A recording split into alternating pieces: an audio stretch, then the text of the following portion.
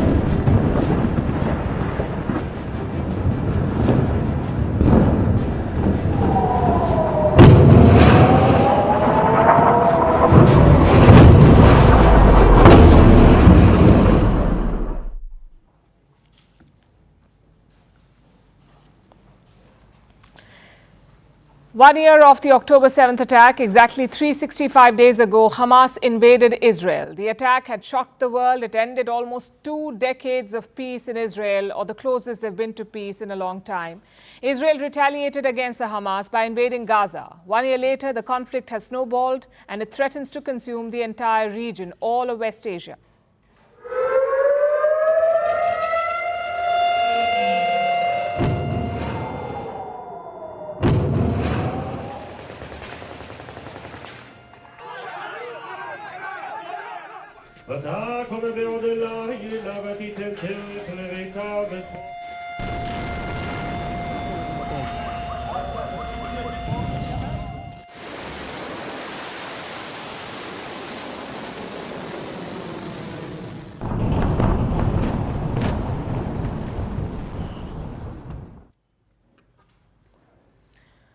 Now it appears that Israel will remain at war for the foreseeable future. It is fighting adversaries on multiple fronts and planning a direct strike on Iran, its biggest rival and sworn enemy. Israel is facing assaults from both the north and the south. In the north, it's Hezbollah. In the south, it's Hamas. Both launched attacks today. Air sirens rang out in several parts of Israel, including in Tel Aviv. Look at these pictures. This is a hotel building in Israel's Holon. A rocket attack by Hamas shattered its windows. Hamas fired at least 5 projectiles and left 2 people injured. This comes after Israel conducted airstrikes in Gaza yesterday. They struck 2 locations in central Gaza, a mosque and a school, which was being used as a shelter. Israel says these were Hamas command and control centers, and that is why they were attacked. The Israeli Defense Force, or the IDF, has no plans to go easy on Gaza. Today it issued fresh evacuation warnings, asking people living near Khan Yunis to leave. Khan Yunis is a city in southern Gaza. Similar orders were issued in the north as well. Fighting is intensifying in Lebanon too. Israel has struck more targets, more Hezbollah targets, and the other side is firing back. Yesterday, they shot more than 100 rockets across the border into Israel. And today, the Hezbollah conducted a fresh round of strikes. They damaged at least 60 apartments. They also targeted Haifa. Haifa is an important port city. Israeli forces have a base there in Haifa, and that's where the Hezbollah fired at, the military base. Now, reports say that they were successful. The rockets, the Hezbollah rockets, breached Israel's air defenses. According to reports, at least 10 people were injured. We don't have reports of any damage to the military base yet. Irrespective, the Israeli Prime Minister remains undeterred. He has vowed to keep fighting. A year ago, we suffered a terrible blow. For the past 12 months, we've been changing reality from end to end. The whole world is astounded at the blows you inflict on our enemies, and I salute you and tell you, you are the generation of victory. Together we will fight, and together we will win. We are changing reality. That's what Netanyahu said yesterday. He was visiting his troops in the north, where he's also deploying more troops in the north. Today, a new division of soldiers was sent to the north, taking the total number to 3 divisions, meaning 3 divisions of Israeli soldiers are stationed on the border with Lebanon. One division has anywhere between 7,500 to 10,000 soldiers. So going by this latest figure, Israel could have at least 20,000 troops fighting in the north. And that's not all. These ground troops are getting aerial support with the IDF's relentless barrage of airstrikes.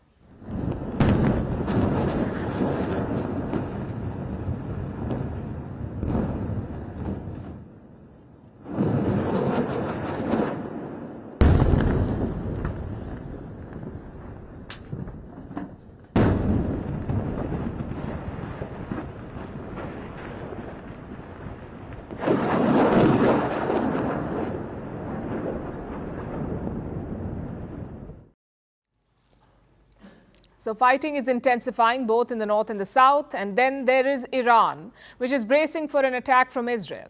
Over the weekend, Israel's defense minister spoke about this. His name is Yoav Gallant, and he had a message for Tehran. If you harm Israel, you'll end up looking like Gaza or Beirut. That's what he said. The Iranians did not even scratch the capabilities of the Air Force. No squadron has been damaged. No plane has been damaged. There is no runway that doesn't allow takeoff. And there is no damage to our continuity. Whoever thinks that by trying to harm Israel, they will deter us from reacting, they only need to look at what is happening in Gaza and Beirut.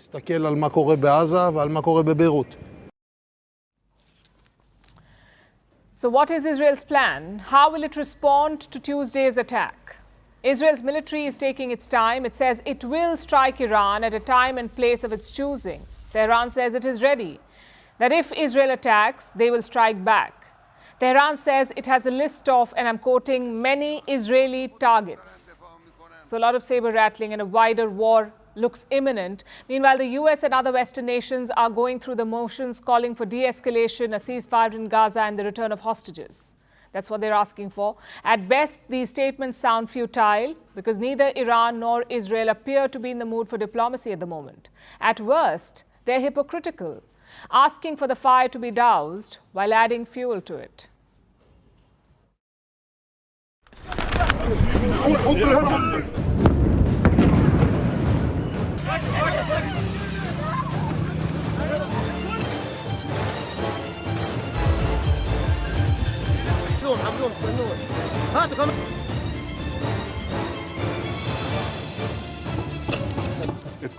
We'll turn them into rubble.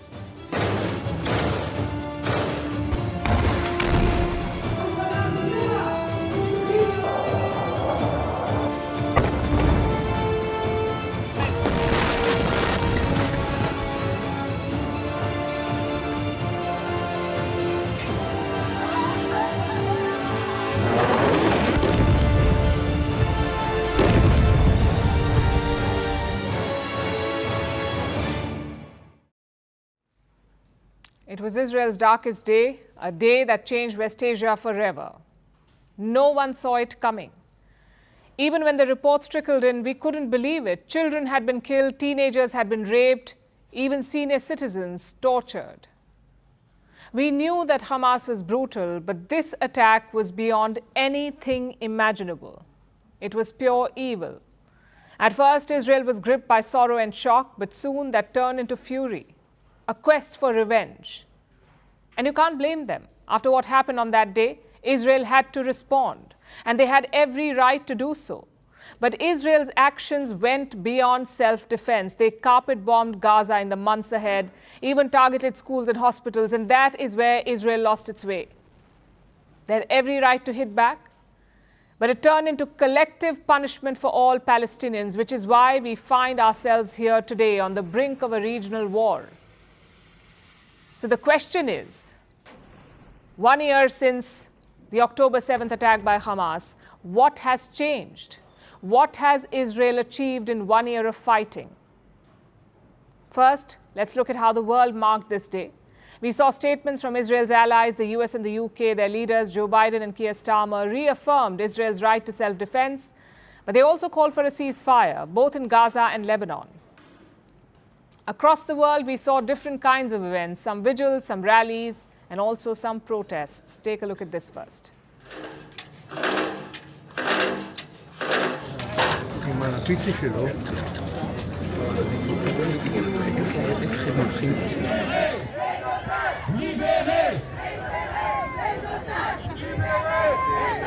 Everyone for come here, we already have the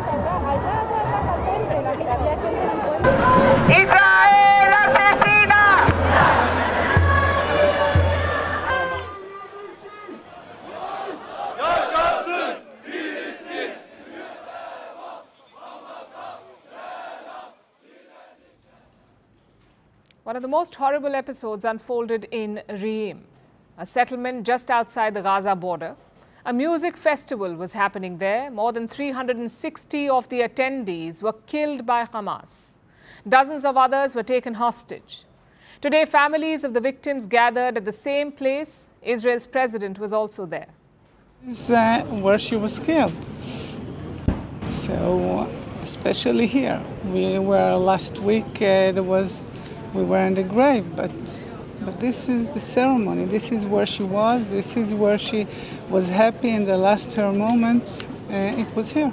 We lost our son here. He was at the party. He was murdered in 9 o'clock and 20 minutes. And we are here. We don't know. It seems to be like yesterday was the last day we saw him. For us, yesterday was the last day of the old life before we start 1 year in the new life. And we are here. Nobody can make these families whole again, and we should remember that. What Hamas did last year was not resistance, it was terrorism. And they're still holding Israelis hostage. Hamas took around 250 people hostage on that day. Reports say 97 of those people are still in their custody. Most others have been killed, some others haven't returned. Today, Prime Minister Benjamin Netanyahu visited a memorial for October 7th. He promised to bring the hostages back. On this day, in this place and in many places in our country, we remember our dead, our hostages whom we are obligated to bring back, and our heroes who fell in defense of the homeland and the country. The thing is, he's been saying that since last year, that he'll bring these people back, but he has rejected deals for exchanging hostages. Why is that? Because those deals require a ceasefire. Families of the hostages are putting pressure on Netanyahu. Even today, they protested outside his home. But the Prime Minister is not budging. He is, in fact, expanding the war. He's moved on from Gaza. Now he's focusing on Lebanon and Iran. Of course, the people of Gaza do not have that luxury. They're stuck in a spiral of war. October 7th marked the beginning of their death, displacement, and tragedy. Before October 7th, one had dreams.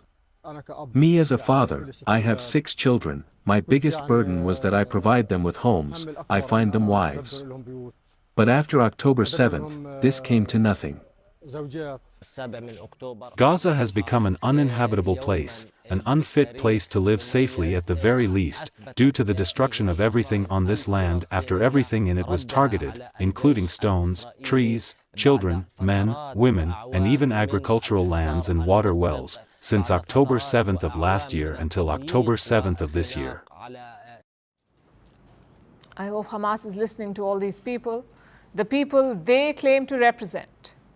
Around 42,000 people in Gaza are dead. Nearly every Gazan is displaced. Is this what Hamas wanted for its people? Death and displacement? If yes, well done.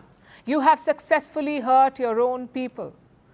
But let's keep the emotions aside for a moment. Let's look at the strategic landscape. What has Israel achieved since last year? Broadly, 3 things. Number 1, they have managed to weaken Hamas. Weaken, not eliminate. Hamas had nearly 25 to 30,000 fighters before October 7th last year. Israel claims to have killed 17,000 of them. Even top commanders have been taken out, including their chief Ismail Haniyeh. Israel killed him. But Hamas is only down, not out. Today they fired rockets at the city of Tel Aviv. No casualties were reported, but some residential buildings were damaged. What does that tell you? That Hamas retains the ability to strike Israel. It's a direct challenge to Netanyahu because he said that his war goal was to eliminate Hamas. Yet Hamas is firing rockets at Tel Aviv. Number 2, Israel finds itself isolated on the global stage. What happened at the United Nations sums it up. Netanyahu walked up to address the General Assembly. Immediately, dozens of delegates walked out, which shouldn't have been the case. Remember, Israel was the victim last year. The whole world was mourning with them. But Netanyahu's tactics put them off. He basically squandered the moral high ground. Which brings us to the third point. The future looks very unstable. Israel was on a path to normalization with the Arab world. I'm guessing that'll have to wait. Same with the two-state solution. The trust deficit between Israelis and Palestinians has widened. In 2012, 61% Israelis backed a two-state solution. But after October 7th, that number is less than 25%. So the sentiment has clearly shifted, not just on the Israeli side, but across the region. For hawks like Netanyahu, this is good. He's never liked the two-state solution. Plus, he's always wanted a direct face-off with Iran. But in the long run, it could quash the hopes of a stable West Asia. Israel's wars are in full swing. Netanyahu already has his hands full. But he has decided to pick another fight, this time with an unlikely opponent, French President Emmanuel Macron. The latest tiff started because of Macron's comments on Saturday. Néanmoins, nous essayons aussi d'être cohérents. We also try Et to be lorsque nous consistent. demandons des And when we cessez-le-feu, call for c'est le cas pour ceasefires, Gaza, ça a this is aussi the été le case cas for Gaza. pour This was le also Liban the la semaine case for dernière. Lebanon last week. Eh bien, nous tâchons we try not to de ne call pas for a demander un ceasefire cessez-le-feu while tout en continuing to continuant à livrer deliver les armes de la guerre. And I think it's just Et consistency. je pense que c'est simplement de la cohérence. La semaine dernière, à New York, Last week, in New York, President Biden, like myself, endorsed a ceasefire text for Lebanon that the United States was in favor of. In finalizing this text, it had been discussed with both Lebanese actors and Israel. And I regret that Prime Minister Netanyahu made another choice and took on this responsibility, in particular land operations on Lebanese soil. And so, yes, if we call for a ceasefire, what's consistent is not to provide weapons of war. And I think that those who supply them cannot call for a ceasefire every day and continue to supply them. cohérence, c'est de ne pas fournir les armes de la guerre. Et je pense que ceux qui la fournissent It seems logical enough. It's hypocritical and frankly absurd to call for a ceasefire while fueling a war, while supplying weapons being used in the same war.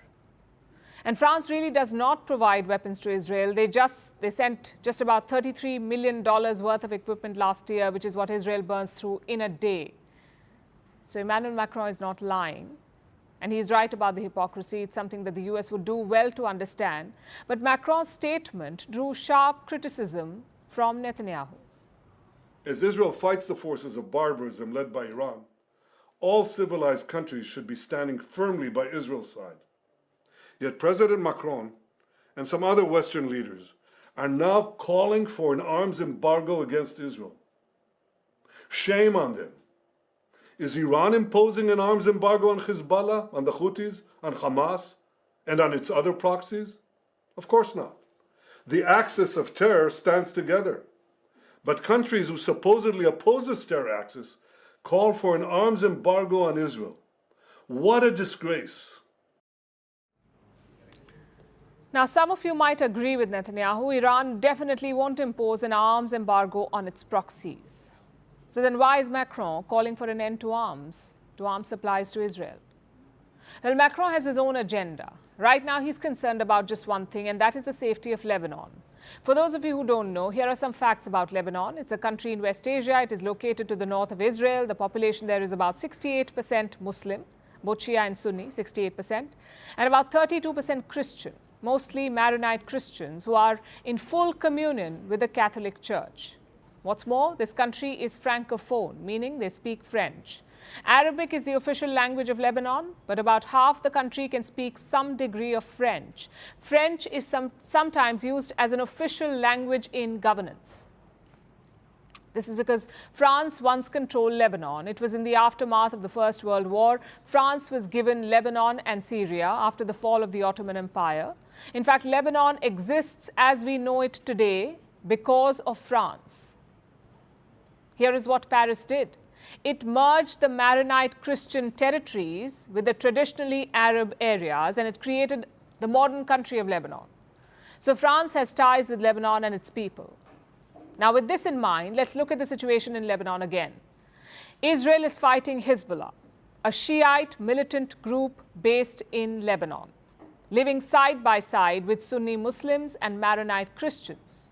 Israel is bombing Lebanon, and the bombs do not differentiate between the Hezbollah fighter and the Lebanese civilian. So a large proportion of the people getting killed are French-speaking Maronite Christians. This would be enough to bother any French president, and Emmanuel Macron has always seen himself as something more, a new unifier of the French-speaking world. His achievements on that front can be doubted, but his ambition cannot. Macron has always wanted to be seen as a leader of Europe and of French-speaking countries. And that is why he spoke out this weekend while his country was hosting a summit of Francophone nations. It was another attempt to take the leading role in the French-speaking world, and it's something that Lebanon is counting on. Frankly, we're counting on France a lot, much more than other countries. We are also counting heavily on the Franco-American initiative, which was prepared in New York. So will Macron's support change anything, or will it just make Netanyahu more aggressive? Yes, we'll find out in the days to come.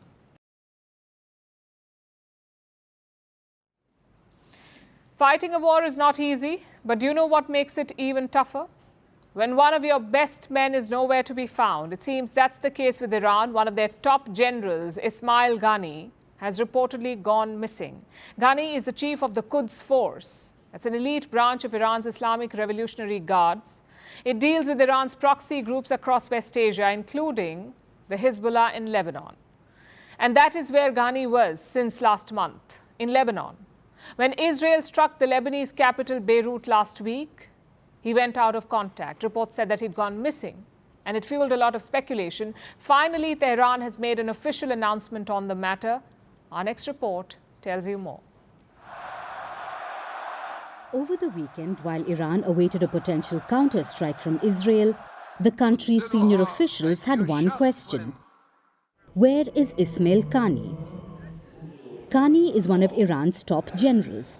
He is a veteran of Iran's Islamic Revolutionary Guard Corps and became the commander-in-chief of the Quds Force about 4 years ago. Quds is an elite branch of the Revolutionary Guards. It is tasked with operations which deal with Iran's proxy groups across West Asia, like the Hezbollah in Lebanon, Houthis in Yemen, Hamas in Gaza, as well as groups in Iraq and Syria, which Iran called its axis of resistance. It has received one blow after another as the war with Israel intensifies and spreads. Israel has hit multiple targets in Lebanon. It has killed much of Hezbollah's military command. Last month, an Israeli airstrike on Beirut killed Hassan Nasrallah, the leader of Hezbollah, along with Iranian Revolutionary Guards commander Abbas Nilfurushan. So the Quds commander Ghani traveled to Lebanon. And last Thursday, Israel struck Beirut again. This time reportedly targeting Hashim Safedini, who is seen as the potential new leader of Hezbollah. Now, Safedin has been missing since the attack. But apparently, so is Ghani, who is in the same vicinity of Beirut's southern suburbs of Dahir. Over the weekend, reports claimed that Ghani has not been heard from since last Thursday's strikes. Iranian officials have reportedly claimed that Ghani is out of contact. Meanwhile, Turkish and Israeli media claim Ghani could be dead, that he could have been killed by the Israeli strike. While there is no proof, the sentiment in Iran has been one of growing anxiety. Ghani was last seen in public in Iran at the Tehran offices of Hezbollah last month. More importantly, he was absent last Friday when Iran's supreme leader Ayatollah Ali Khamenei led a rare prayer service. As speculations mounted, Iran was forced to respond. Today, the deputy commander of Quds, Iraj Masjedi, said, "He is in good health and is carrying out his activities. Some ask us to issue a statement. There is no need for this." But is Tehran's two-sentence explanation enough to quell fears? After all, according to reports, search and rescue operations are not complete at last week's attack site in Beirut. Hezbollah accuses Israel of hindering the operation. So the potential successor of Hezbollah is still out of contact, and Quds claims their chief is alive and well, but without any proof, while reports claim that both may be dead. If these rumors turn out to be true, this would be another big blow to Hezbollah and its patron Iran. Not only will it leave the issue of succession in question, but further cut off Iran's remaining limbs across West Asia.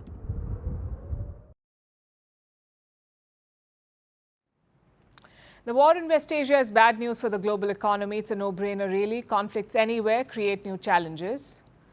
And this is an oil-producing region, West Asia. So conflict here creates multiple uncertainties, especially for oil-importing countries like India. So how is India faring? Is the war hurting our growth story, or is India showing resilience? Leading economists have been weighing in on this subject, and they remain optimistic about India. One of them is Larry Summers, former US Treasury Secretary and now a professor at Harvard. Last week, Larry Summers was asked about the Indian economy and he was bullish. Listen to what he said, I'm quoting, "I'm optimistic about India's prospects to increase its GDP sixfold by the century of independence and be the most rapidly growing economy in the world over the next 5 years, the next decade and the next generation among major economies." So by 2047, India would increase its GDP by 6 times. That is what Summers says. He also hailed Indian Prime Minister Narendra Modi and his economic policies. According to Summers, Prime Minister Modi has, quote-unquote, energized the Indian economy. He praised India's progress in building both physical and digital infrastructure. And Summers is not the only one saying this. Alvaro Santos Pereira is also bullish on India. He is the chief economist of the OECD, the Organization for Economic Cooperation and Development. It's an intergovernmental organization, sort of like a club of rich countries. It has 38 members, OECD, and it works to promote global trade. India is not a member of OECD, but it works closely with this group. And this is the OECD's assessment of India, that recent reforms will benefit the Indian economy. Again, I have a quote. It's exactly this reformist attitude that you can see prevailing and across all levels of government. Every time that I come here, I see progress. The country is moving very well. India will continue to do really well in the next few decades. Which reforms is Pereira referring to? Broadly two. First, how we deal with bankrupt companies, and second, how we get foreign investments. These are the two things that he's talking about. Let's take this one by one. The first reform is the insolvency and bankruptcy system. What is an insolvent company? It is one that cannot repay its debt, basically a company that has run out of cash. Earlier, India lacked a mechanism to deal with such companies. So it took years for a failed business to wind up. It was very hard to shut a business in India, but that's not the case anymore. The government introduced a reform. It sped up the liquidation of failed businesses, meaning you can now quickly wrap up and move on. According to the OECD, that's the first big positive. The second is the easing of restrictions in FDI. FDI, as you would know, is foreign direct investment. It's easier to get it now, so there are fewer hoops to jump through. Pereira says these changes have made India attractive to investors, both foreign and domestic investors. So India's long-term growth story remains intact. What about the short term? Will geopolitical challenges slow down India's growth? Honestly, it's too soon to tell, but Indian businesses are not too worried. The CII recently conducted a survey, that's the Confederation of Indian Industry. This survey revealed some interesting insights. Businesses are confident about India's growth. And where does this optimism stem from? For starters, consumption activity. Businesses feel that it is going to rise in the coming days, including the demand from rural India. They expect it to rise. It's expected to strengthen. What else? Fresh private investment and the government's continued focus on reforms. All these factors together are being seen as positives for the Indian economy. So the momentum is clearly in India's favor. The challenge now is to turn it into long-term sustainable growth.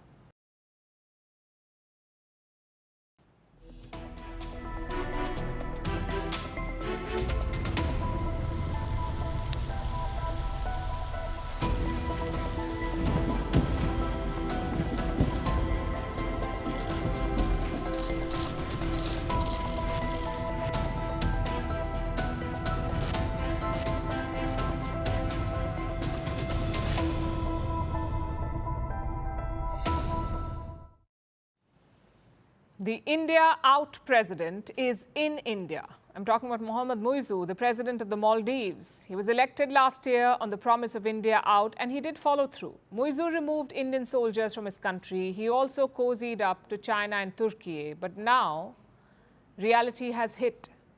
Muizzu is on a 5-day state visit to India. Today he was in New Delhi. First he received a ceremonial welcome in the Rashtrapati Bhavan. Then he held talks with Prime Minister Narendra Modi. And finally he signed some deals. Of course, everyone is asking the same question. Is this a U-turn? And if it is, then why? Well, the first answer is yes. It is a U-turn, a classic one. Muizzu had called India a bully. He said his country was not anyone's backyard. Compared to that, his tone has certainly softened. Listen to this.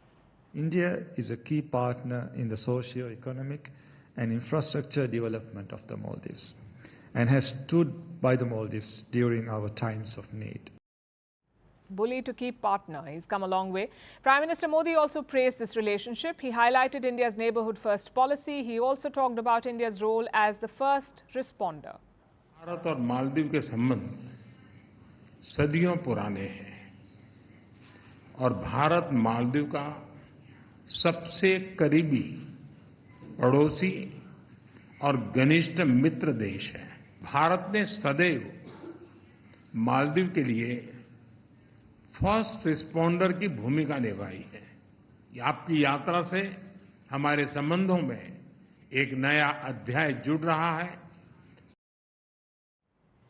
So great optics, very warm statements. Finally, we come to the deals. India and the Maldives have elevated their ties. It is now a comprehensive economic and strategic partnership. India has also extended some financial help. 2 currency swap deals. One is worth $400 million. The second is 30 billion rupees, which is about $360 million. These will boost the Maldives' forex reserves. A few initiatives were also announced, like the launch of the RuPay card in the Maldives and the handover of some 700 houses, all built using Indian lines of credit. And Muizzu's trip is not over yet. He will also be traveling to Agra, Mumbai and Bengaluru, and he will only return home on Thursday. So quite a long stay for Muizzu, and that too in a country that he villainized not very long ago. What explains this change of heart? Mainly the economic condition of his country.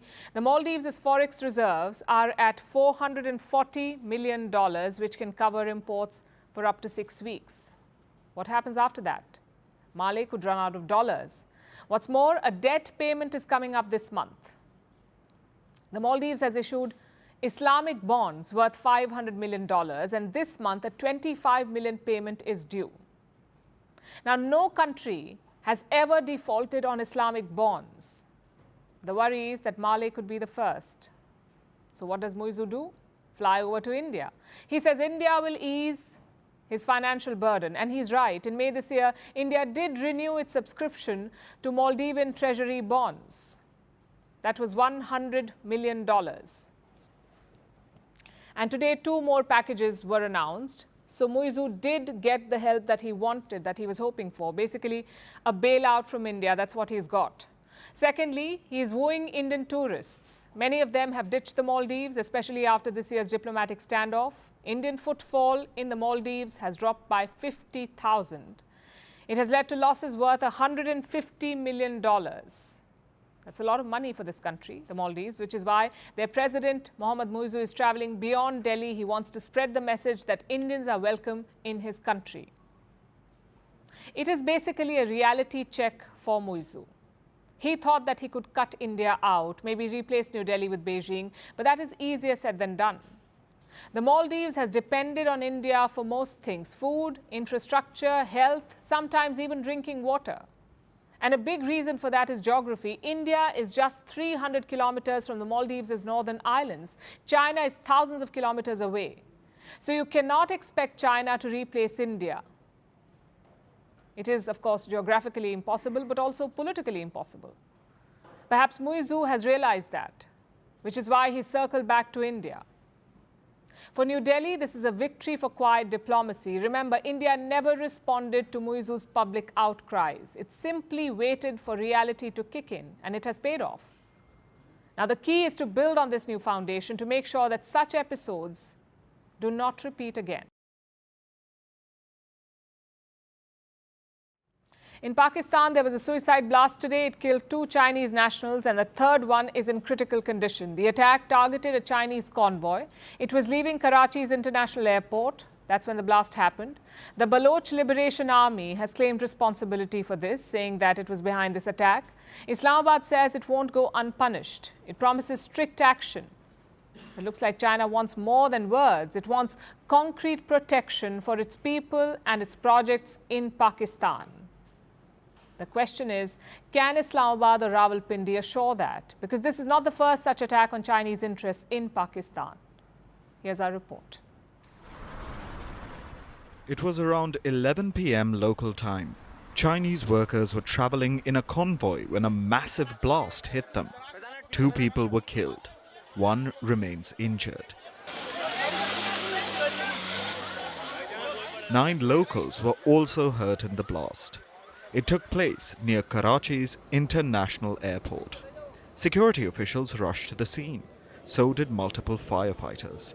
Several charred vehicles were found at the site. जो initial इतला हुई है वो एक oil tanker जो है उसके आग लगने से जो मुतअद्दिद गाड़ियां जो है वो उसकी जद में आई हैं और उससे बहुत सारा कोलैटरल डैमेज हुआ है उसको हम अभी मज़ीद असर्टेन कर रहे हैं कि इसमें दहशतगर्दी का एलिमेंट या कोई और एलिमेंट जो है तखरीबकारी का वो किस हद तक है जिसको हम अभी रूल आउट नहीं कर सकते. Soon, the element of terrorism emerged. The attack was claimed by the Baloch Liberation Army, a separatist group banned in Pakistan. The perpetrator was a man called Shah Fahad. He was part of the Majid Brigade. That's the Baloch Liberation Army's dedicated suicide squad. They used an improvised explosive device, or IED. The target was a high-level convoy. It consisted of Chinese engineers and investors. They were just leaving the Jinnah International Airport. Pakistan's Prime Minister has called it a heinous act. He offered condolences to China. Meanwhile, Beijing wants more than just condolences. It wants punishment for the attackers. China is calling this a terror attack, and it wants Islamabad to act fast to punish the perpetrators. But this isn't the first for either China or Pakistan. The Chinese officials who were killed worked for the Port Qasim Electric Power Company. It's located around 37 kilometers southeast of Karachi. The project is part of the CPEC, the China-Pakistan Economic Corridor. It's a part of China's multi-billion-dollar Belt and Road Initiative. So thousands of Chinese workers are in Pakistan. They are working on these projects, and Islamabad can't seem to guarantee their safety. In 2018, the Chinese consulate in Karachi was targeted. In 2020, the Pakistan Stock Exchange was attacked because it's partly owned by a Chinese consortium. In 2022, another suicide attack near a Confucius Institute killed 3 Chinese tutors. In March this year, 5 Chinese engineers were killed. This was near the China-backed Dasu hydropower project. But the question is, why is the Baloch Liberation Army targeting Chinese projects? The separatist group believes Beijing is helping Islamabad exploit Balochistan. It accuses both China and Pakistan of unfair exploitation of resources by outsiders in the mineral-rich region, hence the attacks. Beijing has long asked Pakistan to control the attacks, but Islamabad has repeatedly failed to do so. In fact, last year, it even shut down Chinese businesses in the name of keeping them safe. The attack also comes just days ahead of the Shanghai Cooperation Organization or SCO meeting, so this could be a problem for Pakistan. It must keep its big brother China happy while guaranteeing security for the SCO nations. Will Islamabad be able to guarantee that? Well, their track record doesn't inspire any confidence. Now let's turn to Africa, to Tunisia in the north. Tunisia is a country of about 12 million people, and yesterday it held an election. The official result is not out yet, but everyone knows what is going to happen. The incumbent president, Kais Saied, will win a second term. The win is a bit of an exaggeration. Said orchestrated a farcical election and will now continue his reign. This may sound harsh, but here are the facts. Kais Saied became president in 2019 after a real election, which went to the second round, and over half the population had turned up to vote. So far, so good. But then in 2021, Saied dismissed Tunisia's parliament, promulgated a new constitution, giving himself almost absolute power. He appointed his own Supreme Court judges, his own election commission, and he barred other courts from interfering in elections. Does that sound democratic to you? When the election was announced, 16 people wanted to compete against him. 16 people. All but 2 were disqualified. And then one of the 2 other presidential candidates was jailed. And last week, he was sentenced to 12 years in prison. He joined other opposition leaders, critics, and journalists behind bars. All this happened before yesterday's election. So you can understand why Tunisians were not very keen to vote. Exit polls say the turnout was less than 28%, which makes sense. Why line up to participate in a farce? Sadly, this story sounds all too familiar. Before 2011, Tunisia was the abode of dictators. Just 2 men ruled the nation for 54 years. The first was Habib Bourguiba, who ruled for 30 years, until he was overthrown by his own prime minister, Zine El Abidine Ben Ali. Ben Ali became the second Tunisian dictator. He ruled the country for 24 years. But towards the end, something unexpected happened. On the 17th of December 2010, a fruit vendor set himself on fire. He was tired of being harassed by Ben Ali's police forces. He was tired of the repression and humiliation ordinary people went through, so he set himself on fire, this fruit vendor, and his act triggered mass protests. It was dubbed the Jasmine Revolution. The vendor did not survive to see its end. He died on 4th January 2011. And 10 days later, Ben Ali was overthrown. He fled Tunisia and later died in exile. Tunisia's revolution was a success, and it did not stop there. Tunisia inspired revolutions all over the Arab world. It started the so-called Arab Spring. Protests erupted from Morocco all the way to Oman. Egypt's president of 30 years, Hosni Mubarak, was forced to step down. A civil war began in Libya, leading to the assassination of their leader, Muammar Gaddafi. The president of Yemen resigned. The prime minister of Kuwait stepped down. There were upheavals all over the Arab world. But in hindsight, nothing seems to have changed. When the Arab Spring reached Syria, President Bashar al-Assad fought back. Hundreds of thousands of people died. Syria was devastated. 13 years later, Assad is still president. 13 years after Hosni Mubarak's ouster, you have a military general in charge of Egypt. 13 years after Gaddafi's death, there are 2 competing governments in Libya, and 13 years after Tunisia's Jasmine Revolution, you have Kais Saied, a man jailing his opponents, taking billions in loans from Europe and conducting sham polls. As they say, the more things change, the more they stay the same. Speaking of which, corporate bigwigs are also changing things up. They're green targets. That's what they're changing. The latest is BP, the British oil giant. In 2020, BP announced a very ambitious target to cut their oil output by 40% by 2030. The goal was to move towards renewables. Last year, that target was scaled back from 40% to 25%. People did raise some eyebrows, but they thought, well, something is better than nothing. Well, now it is nothing. Latest reports say that BP has abandoned the target altogether. They will not reduce oil output by 2030 at all. In fact, they're doubling down. BP is eyeing 3 oil projects in Iraq, 1 in Kuwait, and 2 in the Gulf of Mexico. But why the change in direction? Well, mainly 2 reasons. One is investor concerns. BP shares are 17% down in the last 6 months. So the company wants to turn things around. How? By focusing on its bread and butter, or in this case, oil and gas. Reason number 2 is geopolitics. You see, Europe is turning away from Russian oil and gas, so there is an energy crunch in the region. Renewables alone cannot solve it. And it's not just BP. Shell is doing something similar. They planned a 45% cut in carbon emissions by 2035. That target has been removed. And why just firms? Why just companies? Why just oil firms, in fact? Other companies are also doing it. Consider the auto industry. Toyota was planning to sell 1.5 million electric vehicles by 2026. 1.5 by 2026. Their new target is 1 million. Volvo was planning to go 100% electric by 2030, again cancelled. Ford had set aside 40% of its annual spending on EVs, electric vehicles. It's been cut to 30%. Mercedes-Benz said half of their sales would be EVs by 2025. They have revised it to 2030. Even governments are guilty of the same. Look at what Britain did last year.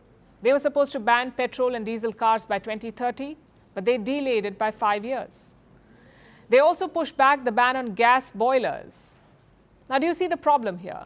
Climate targets are already seen as half-hearted. So the last thing you need is revisions. It erodes public trust in climate action. You see, these targets are mostly self-imposed. Even the UN goals are not binding. You saw the United States leave the Paris Climate Accords under Donald Trump. Any country is free to do that. They can revise, reduce, or cancel their commitments. The question is, why do they do it? And politics, we can tell you, is a major factor here. You need stability to invest in green energy. You cannot do it in the middle of a conflict. Just consider the Ukraine war. The targets were set during peacetime when Russian gas flowed freely into Europe. When that stopped, energy prices increased, and along with it, inflation went up. So European leaders faced a simple choice: continue the green pivot and risk more inflation, or use fossil fuels to cool the prices. And most leaders picked option number 2, which is not surprising at all. Secondly, the clean energy supply chains are vulnerable. You need specific resources to build batteries and panels like cobalt and lithium. Around 70% of the cobalt comes from the Congo. 40% of the nickel supply comes from Indonesia, 55% of mined lithium from Australia, and 25% from Chile. Most of the processing happens in China. They make up 60% of all mass-produced clean technologies like solar cells or windmill systems or batteries. And this sort of a supply chain is not reliable, especially if you're de-risking or decoupling from China. So the problem is quite obvious. World leaders and corporate bigwigs made grand commitments, and they earned a lot of praise for it. But their roadmap was not charted out well, nor did they account for political hiccups. In hindsight, they look like half-baked promises. The fact is, we need some way to enforce commitments, if not on companies, at least on countries to start with. Else, climate targets will mean nothing.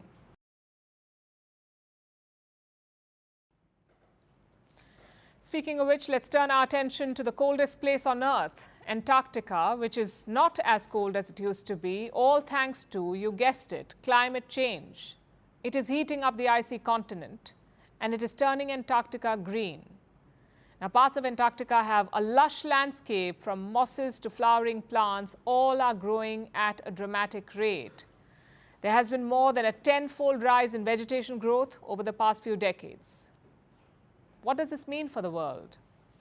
And is alarming greening limited to Antarctica? Here's a report. Looks like an ideal picnic spot, doesn't it? But believe it or not, this lush landscape is none other than Antarctica. Yes, icy Antarctica, the coldest place on Earth. Parts of the continent are turning green.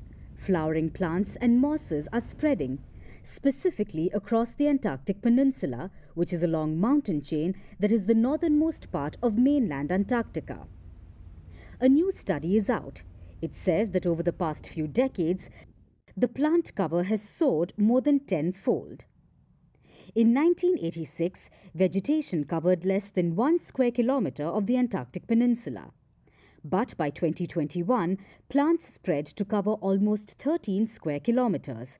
And this process has only sped up with each passing year.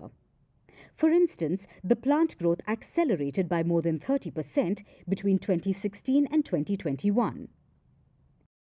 While this may seem like an exciting and even an Instagrammable phenomena, scientists have used satellite images to analyze this vegetation.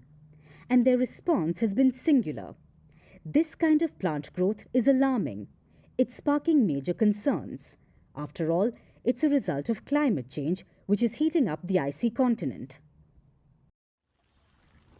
Over the past few years, extreme heat events have gripped the region.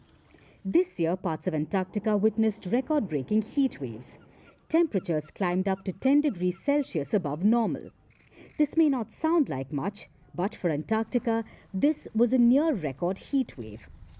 What is the heat record for this part of the planet? It happened just 2 years before, when in 2022, temperatures reached 21 degrees Celsius above normal. And these heat events don't just change the iconic landscape of this icy continent, they cause tremendous harm. The more the region greens, the more soil forms, which means it will become unfavorable for present species and invite invasive species. From seeds and plants to animals who will find their way to Antarctica and become a potential threat to the native wildlife. Plus, Antarctica's ice is very important for the world. It reflects solar radiation back into space. This helps keep our planet cool. If the ice reduces, Antarctica will reflect less heat. Why? Because of Science 101. Darker surfaces absorb more heat. So as the greening increases, Antarctica's ability to do this job reduces, which further warms up the planet. So the risks are obvious. And if this scares you, look at the bigger picture, because what's happening in Antarctica is not limited to the region. Thanks to climate change, greening has also been reported in the Arctic, where in 2021, rain fell for the first time ever and not snow. The Sahara Desert, one of the driest places on Earth, is also turning green thanks to heavy rainfall this year, which has made floods stronger and more frequent. With worsening climate change, our iconic landscapes have turned into a nightmare dressed like a daydream.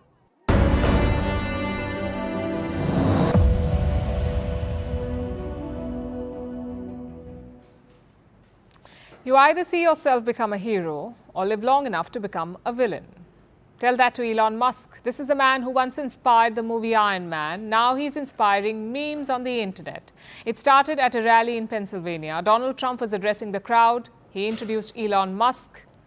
And there came the Tesla CEO, frolicking about on stage like a child on Sugar Rush. He jumped, he screamed, he called himself Dark MAGA, and he left, all while wearing an Occupy Mars t-shirt. If only he would stick to Martian politics.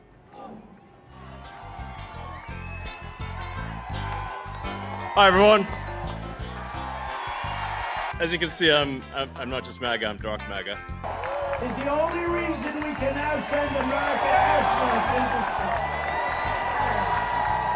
Take over, Elijah.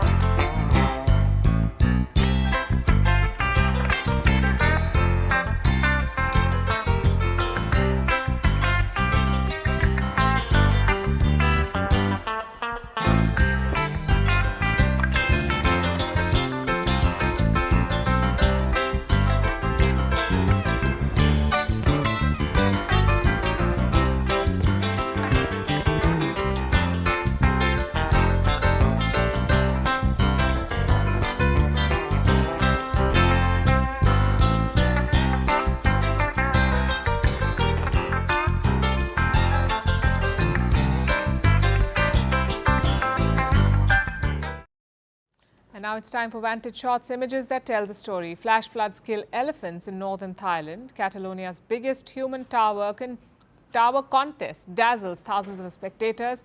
And archaeologists in Peru find remains of 43 children sacrificed in an ancient ritual around 600 years ago.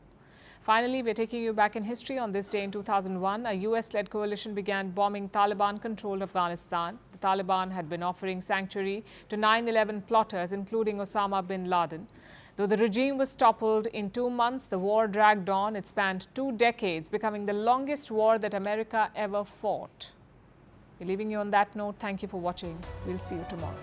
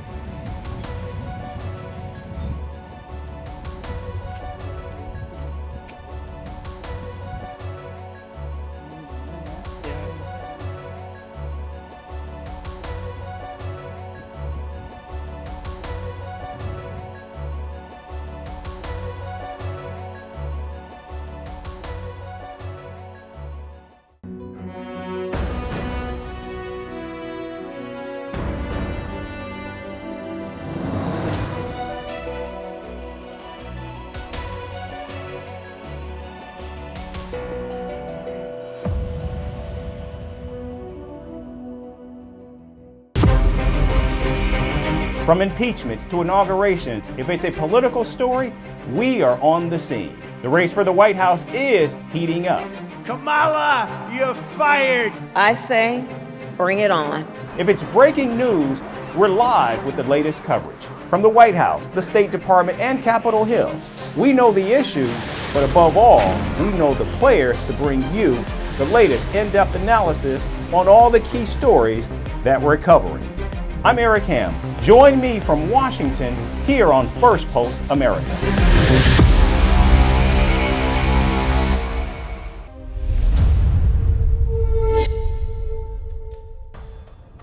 Hello and welcome to the program. I'm Eric Ham in Washington, D.C. Today marks 1 year since Hamas's devastating attack on Israel sent the region spiraling into war and chaos. We'll take a look through the latest in the region and look back on that fateful day.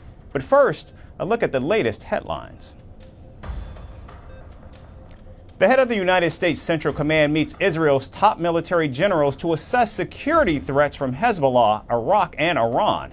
The meeting comes as Washington prepares for an escalation in the region.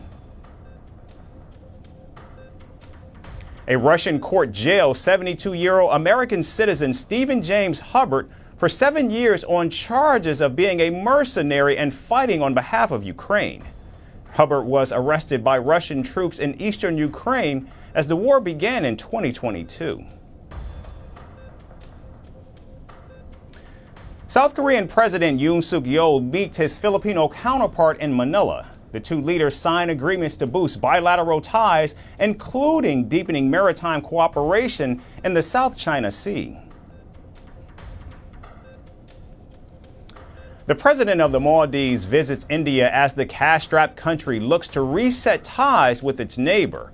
Prime Minister Narendra Modi calls it a new chapter as New Delhi agrees to provide $400 million to the island nation under a currency swap agreement.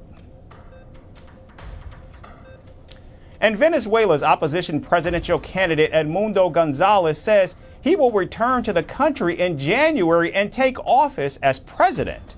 Gonzalez fled to Spain in September after a court issued an arrest warrant on allegations of conspiring to topple Nicolas Maduro's government.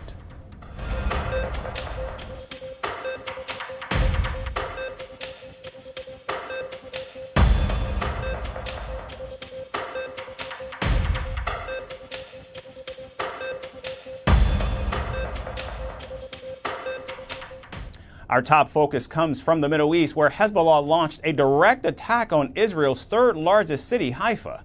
In an unprecedented strike, rockets evaded Israel's air defense systems, hitting Haifa and the northern city of Tiberias. At least 10 Israelis were wounded in both cities, with some receiving hospital treatment. Home, which is like 500 meters from here. I heard a boom, and I heard in the radio of Ichud Hatzala that there is a site here in this junction. I went straight away. Firstly, in the beginning, we didn't find any injuries, and then I saw that this building, showed them this building. There was shreds of glasses of the missile in this building. I went inside, and I found 4 people injured, between minor to moderate. And then I just went out, I called the emergency forces, first responders, to take them, and they take them to hospital. It was like 15 minutes ago. Hezbollah claimed responsibility for targeting a military base near Haifa using short-range missiles.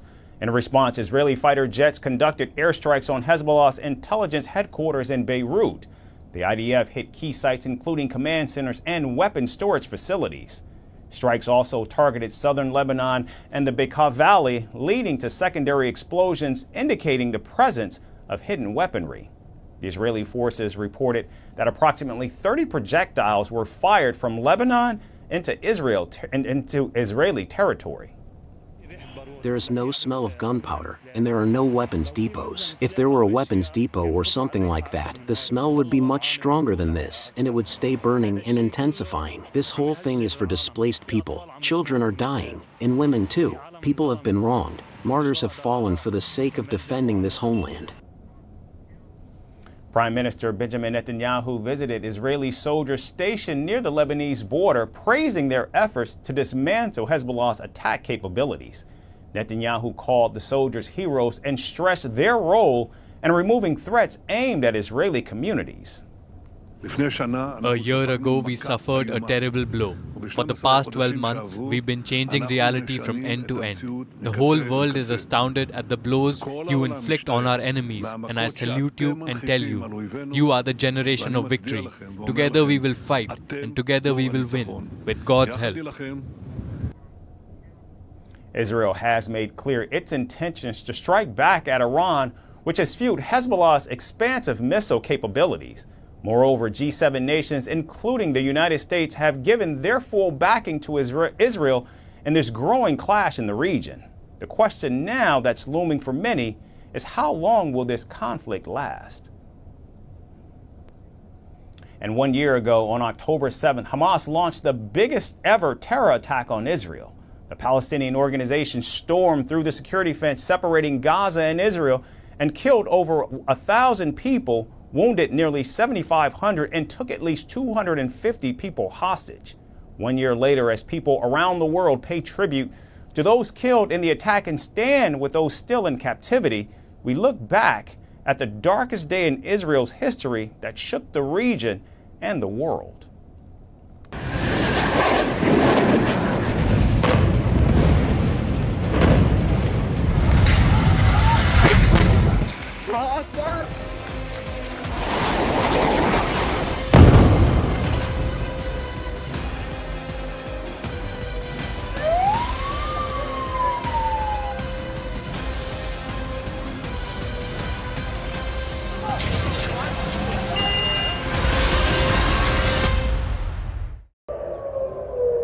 At dawn on October 7, 2023, Israel woke up to a nightmare.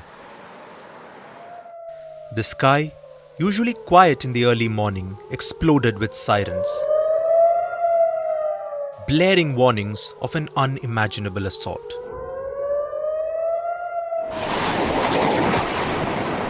Then the rockets came, thousands of them in just minutes.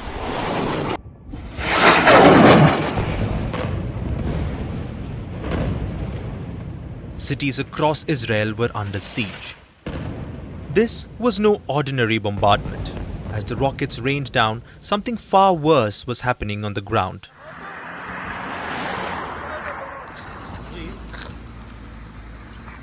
In the chaos, Hamas fighters had breached the heavily guarded Gaza-Israel border. They arrived with precision, on motorcycle, in trucks, by sea, and even from the sky. In Sderot, a town just 1 kilometer from Gaza, Hamas fighters roamed the streets, gunning down civilians without hesitation. Then, further along the border, in the kibbutzim that had once been symbols of peace, the horror was even more profound. In Be'eri, families were dragged from their homes, helpless against the violence that had come to their doorstep. Children, parents, neighbors, none was spared. Suddenly at 6, I heard a siren. Explosions. I checked on the internet and I saw there is a terrorist infiltration. You can see in the background their bodies. I went out, I saw loads of bodies of terrorists, civilians, cars shot up, sea of bodies inside Sderot, along the road, other places, loads of bodies. It is sad, it is tragic. We are at war. I don't know when it will all end. And then, in the heart of this chaos, came one of the most shocking massacres of the day. At a music festival near Reim, where thousands had gathered to celebrate life, the joy quickly turned to terror. Rockets fell and the crowd scattered in panic. But there was no escape. Hamas commandos arrived by road and air, hunting down festival goers as they ran through the open fields, and more than 360 were killed.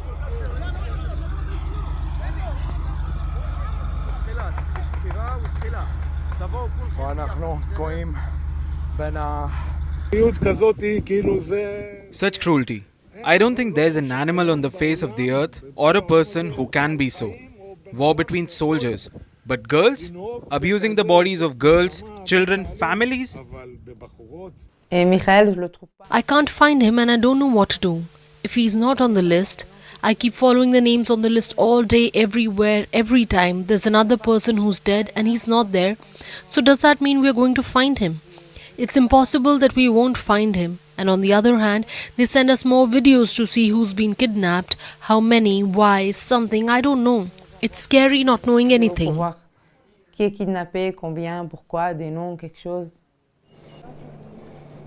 As the hours passed, the Israeli military fought desperately to regain control, and shortly after 9 a.m., Defense Minister Yoav Gallant declared, Hamas made a grave mistake this morning. It started a war against the State of Israel. The State of Israel will win this war. And by midday, Israel retaliated, launching airstrikes on Gaza in a show of force, flattening buildings and sending shockwaves through the entire region.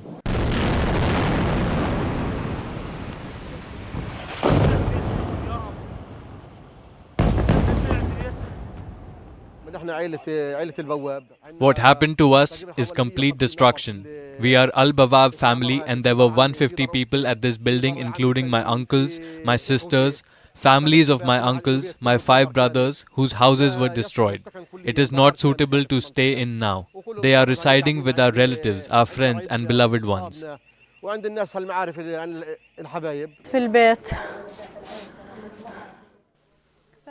They bombed us suddenly without any warning. We suddenly felt that everything has fallen on us. We were shocked, and the people who they pulled out were dead or injured. But thank God, my children are martyred. My son Asef and Hassan are missing, and Shaima and her children died. As the clock ticked closer to noon, Israeli Prime Minister Benjamin Netanyahu addressed the nation by a video. Citizens of Israel, we are at war, not in an operation or in rounds, but at war. This morning, Hamas launched a murderous surprise attack against the State of Israel and its citizens. We have been in this since the early morning hours. The Prime Minister said that Hamas would pay an unprecedented price. He added, "We are at war and we will win." The narrative of "we will win" quickly caught on.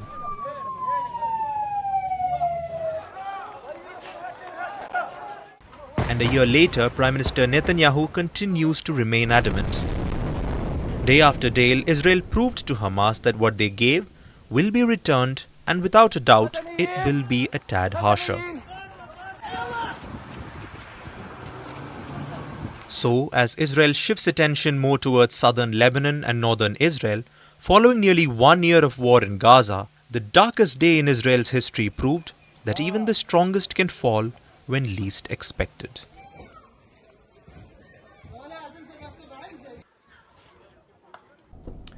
And here in the United States, former President Donald Trump held 2 major rallies in the key battleground states of Pennsylvania and Wisconsin over the weekend. Meanwhile, Vice President Kamala Harris leads Trump across nationwide polls. The Democrat has also a slight lead in 4 of the 7 swing states. Experts, in fact, are predicting that an October surprise could be around the corner, which could change the course of this election. We'll bring you more on the race for the White House.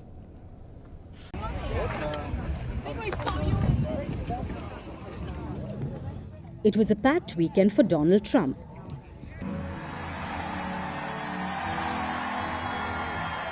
The former US president was busy on his campaign trail.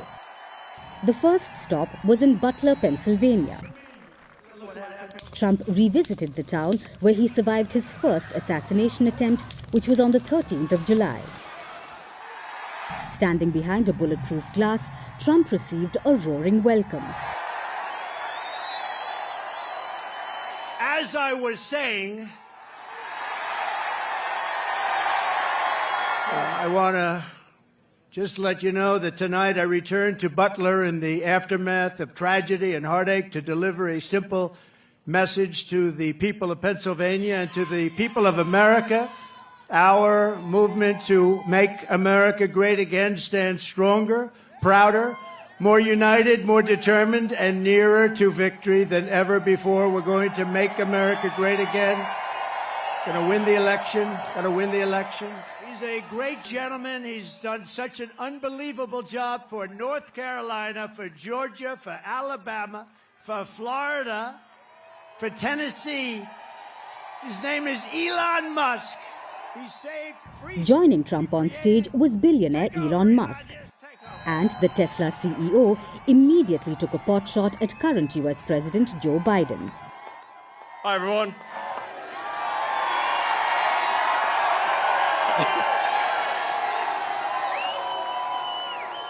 As you can see, I'm not just MAGA, I'm dark MAGA. Well, first of all, I want to say what an honor it is to be here. And, you know, the true test of someone's character is how they behave under fire. And we had one president who couldn't climb a flight of stairs, and another who was fist pumping after getting shot. Fight, fight, fight! Blood coming down the face. Now, America is the home of the brave.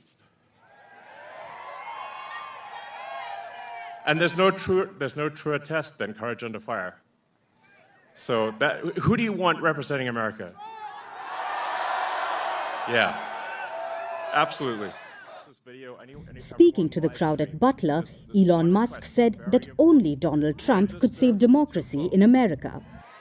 President Trump must win to preserve the Constitution. He must win to preserve democracy in America. This is a must-win situation. Must win. Donald Trump's campaign also shared aerial footage from Butler showing thousands of attendees, squashing claims made by rival Kamala Harris that Donald Trump's rallies don't have big numbers.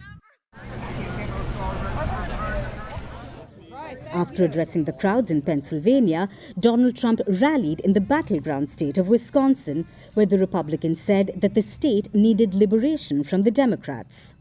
Today I make you this promise: I will liberate Wisconsin and our entire nation from this mass migration invasion of murderers, child predators, drug dealers, gang members, and thugs.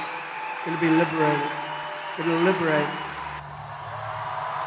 Meanwhile, Kamala Harris and her running mate Tim Walz have begun a week-long media blitz where they will be interacting with media organizations and social media influencers across the country.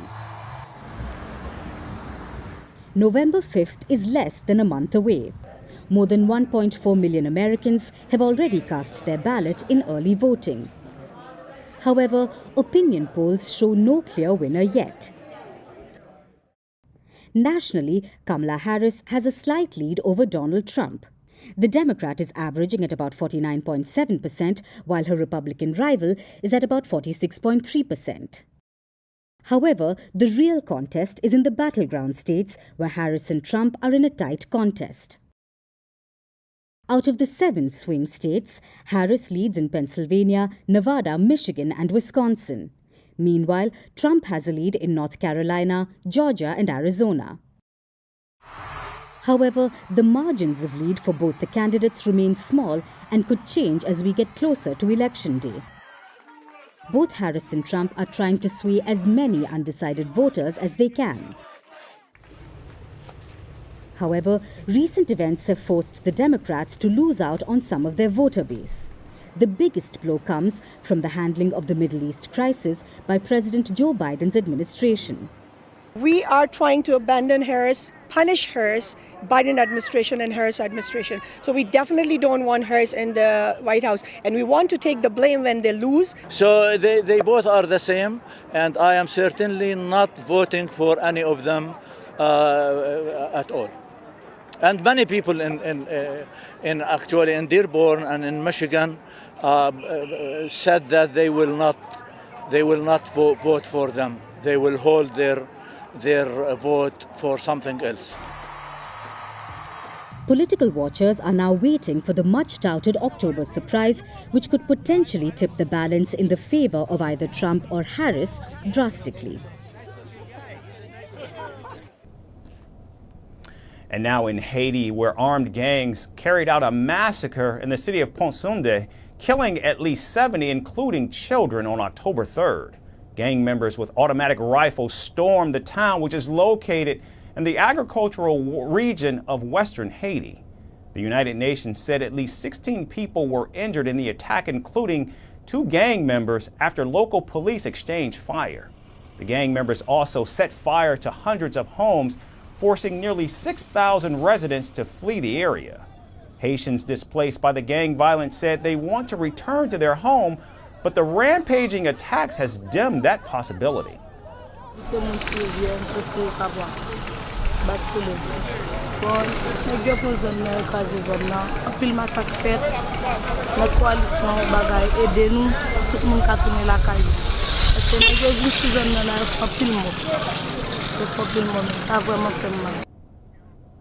In the aftermath of the attack, Prime Minister Gary Conille embarked on a trip to the UAE and Kenya to seek security assistance. Before leaving the country, the Haitian leader pledged to deploy additional police personnel and promised swift justice for the victims of the massacre. We're making good arrangements. Police units are coming out of Port-au-Prince. They've traveled by road to bring in reinforcements. My government is providing resources such as helicopters to continue to strengthen our capabilities. But the first thing is to continue to strengthen the police so they can come and do their work. For them to find the criminals, track them down and bring them to justice. Gang violence in Haiti has become an international concern in recent years. According to the United Nations, over 3,600 people have been killed in gang violence since January of this year.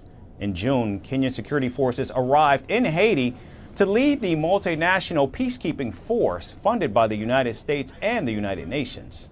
But with just 400 Kenyan troops, the international security force has not been able to control fighting in the Caribbean nation. As armed gangs launch fresh attacks across Haiti, questions arise as to whether the international troops can in fact bring an end to the violence. And finally to Russia, where Vladimir Putin turned 72. From spy to politician, Putin's career has been cemented over his 25-year reign, but not without heavy criticism. From facing global isolation over the invasion of Ukraine to clamping down on political dissent at home, Putin's rise has been contentious, to say the least. The West and Russian dissidents have often called out Putin's authoritarianism. Our final report looks back. God save the Tsar. What a fitting start to Vladimir Putin's birthday. At 72 years young, the Russian president continues to bask in the adoration of loyal followers, reminding the world that his reign isn't just about politics. It's a legacy in the making. Tsar, of course, was the title of Russia's supreme male monarch until 1917. And if today's Russia had to crown someone with that title, who else but Putin himself?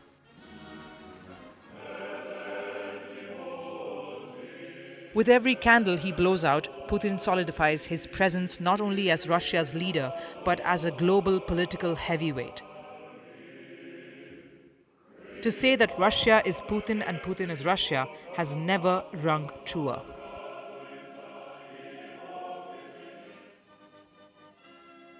For nearly 25 years, he's navigated the turbulent waters of global power struggles, with one unflinching ambition: the resurrection of the Soviet Union's glory days. Make no mistake, as Putin's dreams aren't small. He envisions Russia towering over the world stage, leaving even the most powerful nations in awe.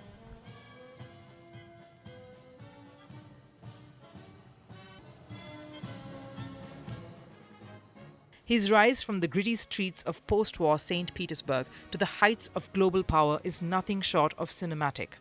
Born in 1952 to a modest family, a young Putin didn't exactly have the world at his feet.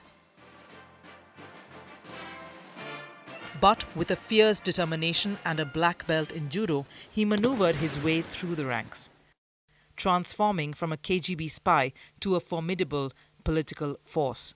In 1991, the Soviet Union had collapsed.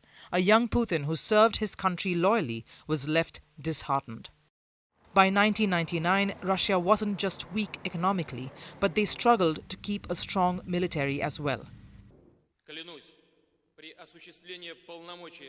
But then things changed. Putin took Russia's political scene by storm, ready to rewrite history. Fast forward to 2022, the year Putin decided to wage war against Ukraine. Putin also won the presidential elections in a landslide victory. His victory in the post-Soviet landscape wasn't just a political achievement. It was a masterclass in consolidating power. Putin didn't just win an election, he won over an entire nation, making them believe that his desires were theirs. His decision to stand up to the West and invade Ukraine, though controversial, solidified his iron grip on Russia's future. At 72, the West may call him an autocrat, even a killer. But none of that seems to faze him. Putin stands defiant, portraying his war in Ukraine as a continuation of an age-old battle against a declining West. For him, the West humiliated Russia after the Cold War. As NATO expanded closer to Russian territory, Putin decided to turn the tables. He launched the special operation on territories Moscow held dear. Of course, Kiev and its allies call it an imperialistic land grab. But for Putin, it's about restoring Russia's pride and power. Despite the chaos and the headlines, here he is, still towering over the world stage. His birthday brings not just greetings, but reaffirmations of loyalty from allies far and wide. Chechnyas Ramzan Kadyrov, Putin's loyal foot soldier, hails it as a day of significance for all of Russia. Belarus too sent its warmest regards, with President Alexander Lukashenko commending Putin for his unwavering commitment to Russia's historical mission and his personal sense of duty to the nation. And so as Putin celebrates another year, the world watches with bated breath. Russia's modern-day Tsar, whether in title or in spirit, shows no signs of stepping down from the throne. His reign continues, with no clear end in sight. And if today's birthday wishes are any indicator, Putin's legacy is firmly rooted in the minds of his people. That's our show for today. We certainly thank you so much for tuning in. We hope to see you right back here again tomorrow. Thanks again, everyone, for watching.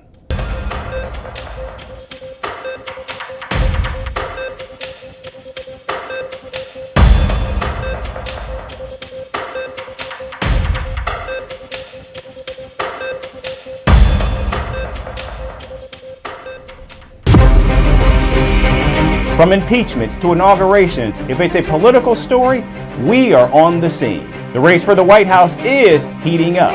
Kamala, you're fired! I say, bring it on.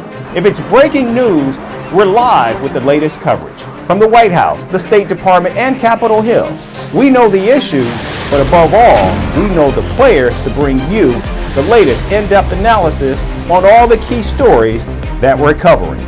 I'm Eric Ham. Join me from Washington here on Firstpost America.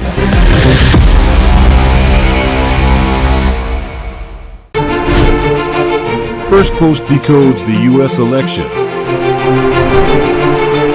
explains how America chooses its president. Your primer on the race to the White House. Everything you need to know about how America votes and its global implications. U.S. Election Explained, every Monday and Thursday only on Firstpost.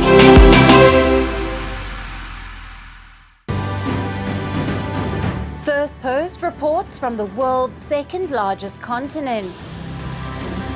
Hello, I'm Alison Lagrange. A very warm welcome from Durban, South Africa.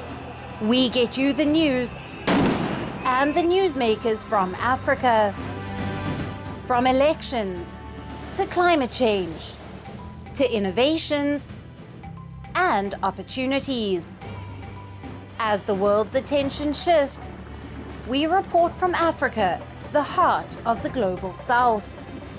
Join me every weekday live on First Post.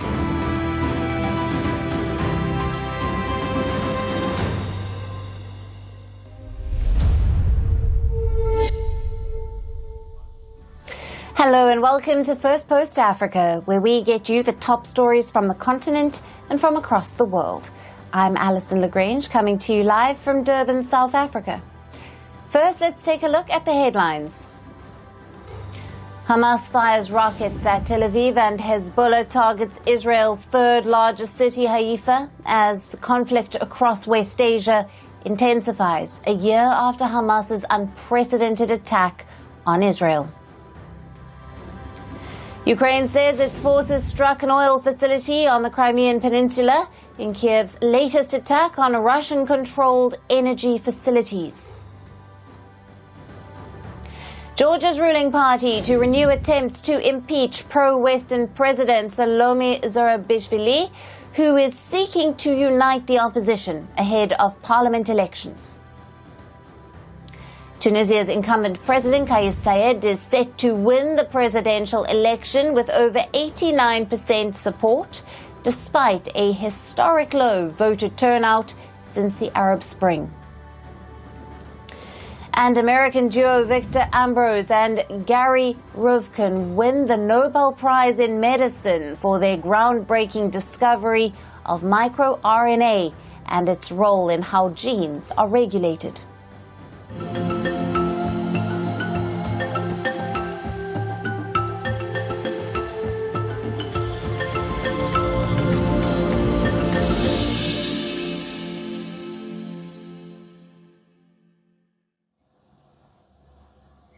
Hello and welcome. It is October the 7th, 2024, which means it has been a year since Hamas's attack on Israel, and almost a year since death, devastation and destruction has gripped Gaza. It's been 365 days since the unprecedented Hamas attack on Israeli territory, which was followed by Israel's daily bombardment of the Gaza Strip. The war in Gaza is not just far from over. It has, in fact, snowballed into a larger conflict across West Asia. And nearly 1 year on, its impact has been echoing all across the world. Cities across the world have been witnessing protest rallies calling for an end to the Israel-Gaza war. These protests were also held in South Africa. Thousands hit the streets in major cities across the country, including Cape Town, Johannesburg and Durban, to mark support for Palestinians. People were seen waving Palestinian flags and chanting anti-Israel slogans. South African protesters accuse Israel of genocide and racism. In Cape Town, protesters walked to Parliament, where they handed over a memorandum calling for the government to isolate Israel through sanctions and boycotts. Protesting the illegal occupation of the Palestinian land, and we are protesting what is happening in South Africa with our own people here as well. So there's the occupation in Palestine, there's the current bombing in Lebanon, there's the illegal occupation and siege in Syria, in Iran, in Yemen.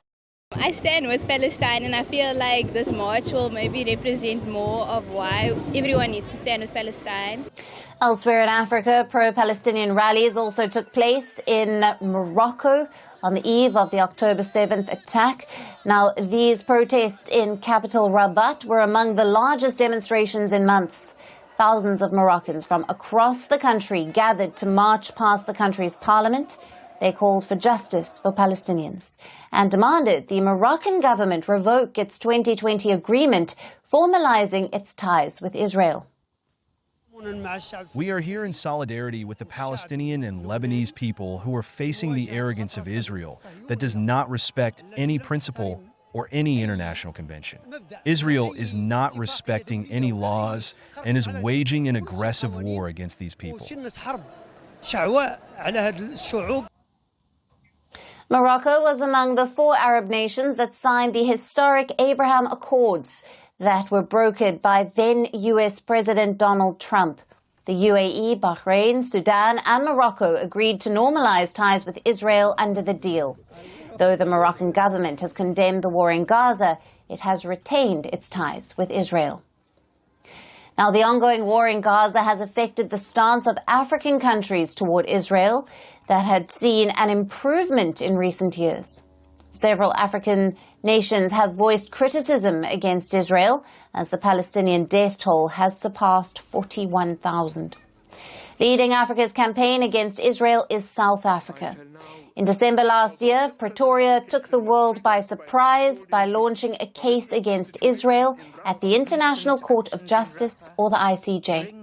It asked the World Court to rule on whether Israeli aggression in Gaza amounts to genocide.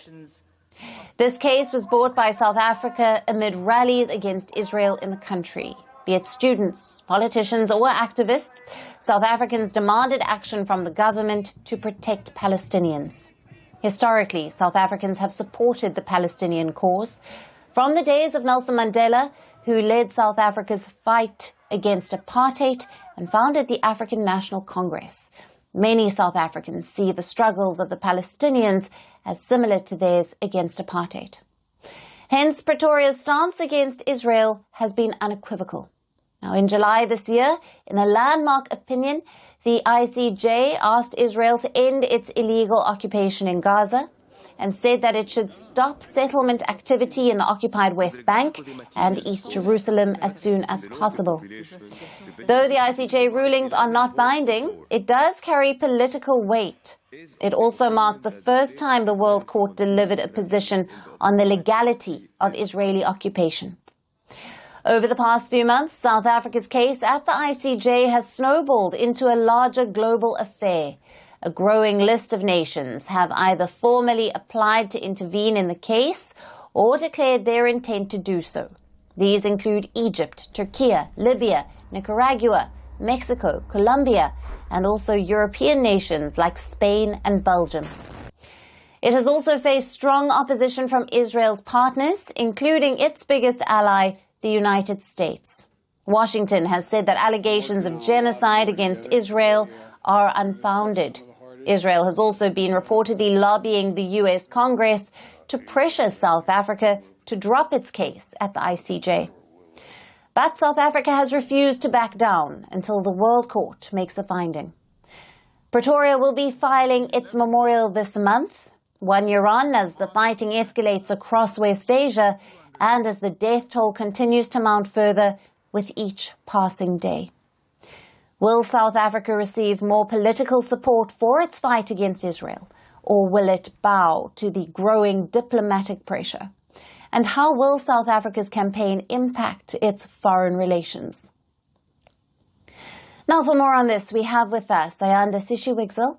She is a political commentator and journalist, joining us live from Johannesburg. Thanks for being with us, Ayanda.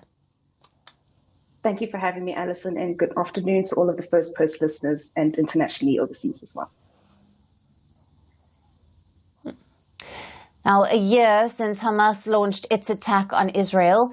With the anniversary, South Africa has witnessed huge protests in support of Palestinians. What are the historical and political contexts that have led to South Africa filing their case against Israel at the ICJ? South Africa suffered from a horrific history of the separation of races, which was a institution known as apartheid. And what apartheid basically did was that it separated people according to their race and their class. And so if, for example, what's happening in Palestine, there are certain places that Palestinians are not allowed to enter. Also here in South Africa, there are certain places where if you're a Black person, you are not allowed to enter. There was job reservation. So there are certain jobs that Black people are not allowed to enter into. Similar thing is happening in Israel. There are certain jobs that Palestinians are just not allowed to enter into. And there are certain jobs that are reserved only for Israeli people. There's also the issue of occupation. So here in South Africa, we had a system known as Bantu stance, where basically it rendered Black people to be stateless. It meant that we did not belong to the state of South Africa, that we were just here living on the permission of the white state.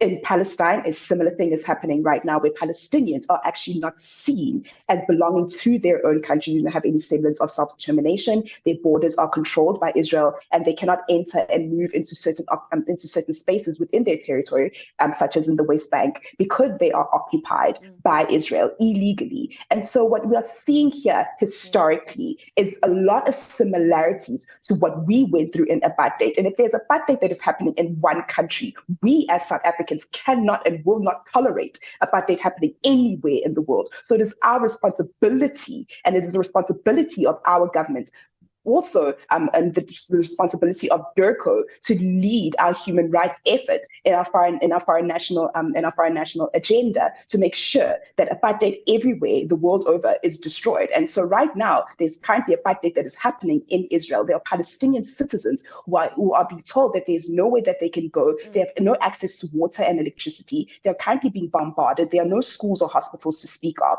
and the horrors just continue to grow. And so we need to make sure that us as South African citizens, we stand up for human rights of all Palestinians, including all people around the world, but including Palestinians as well.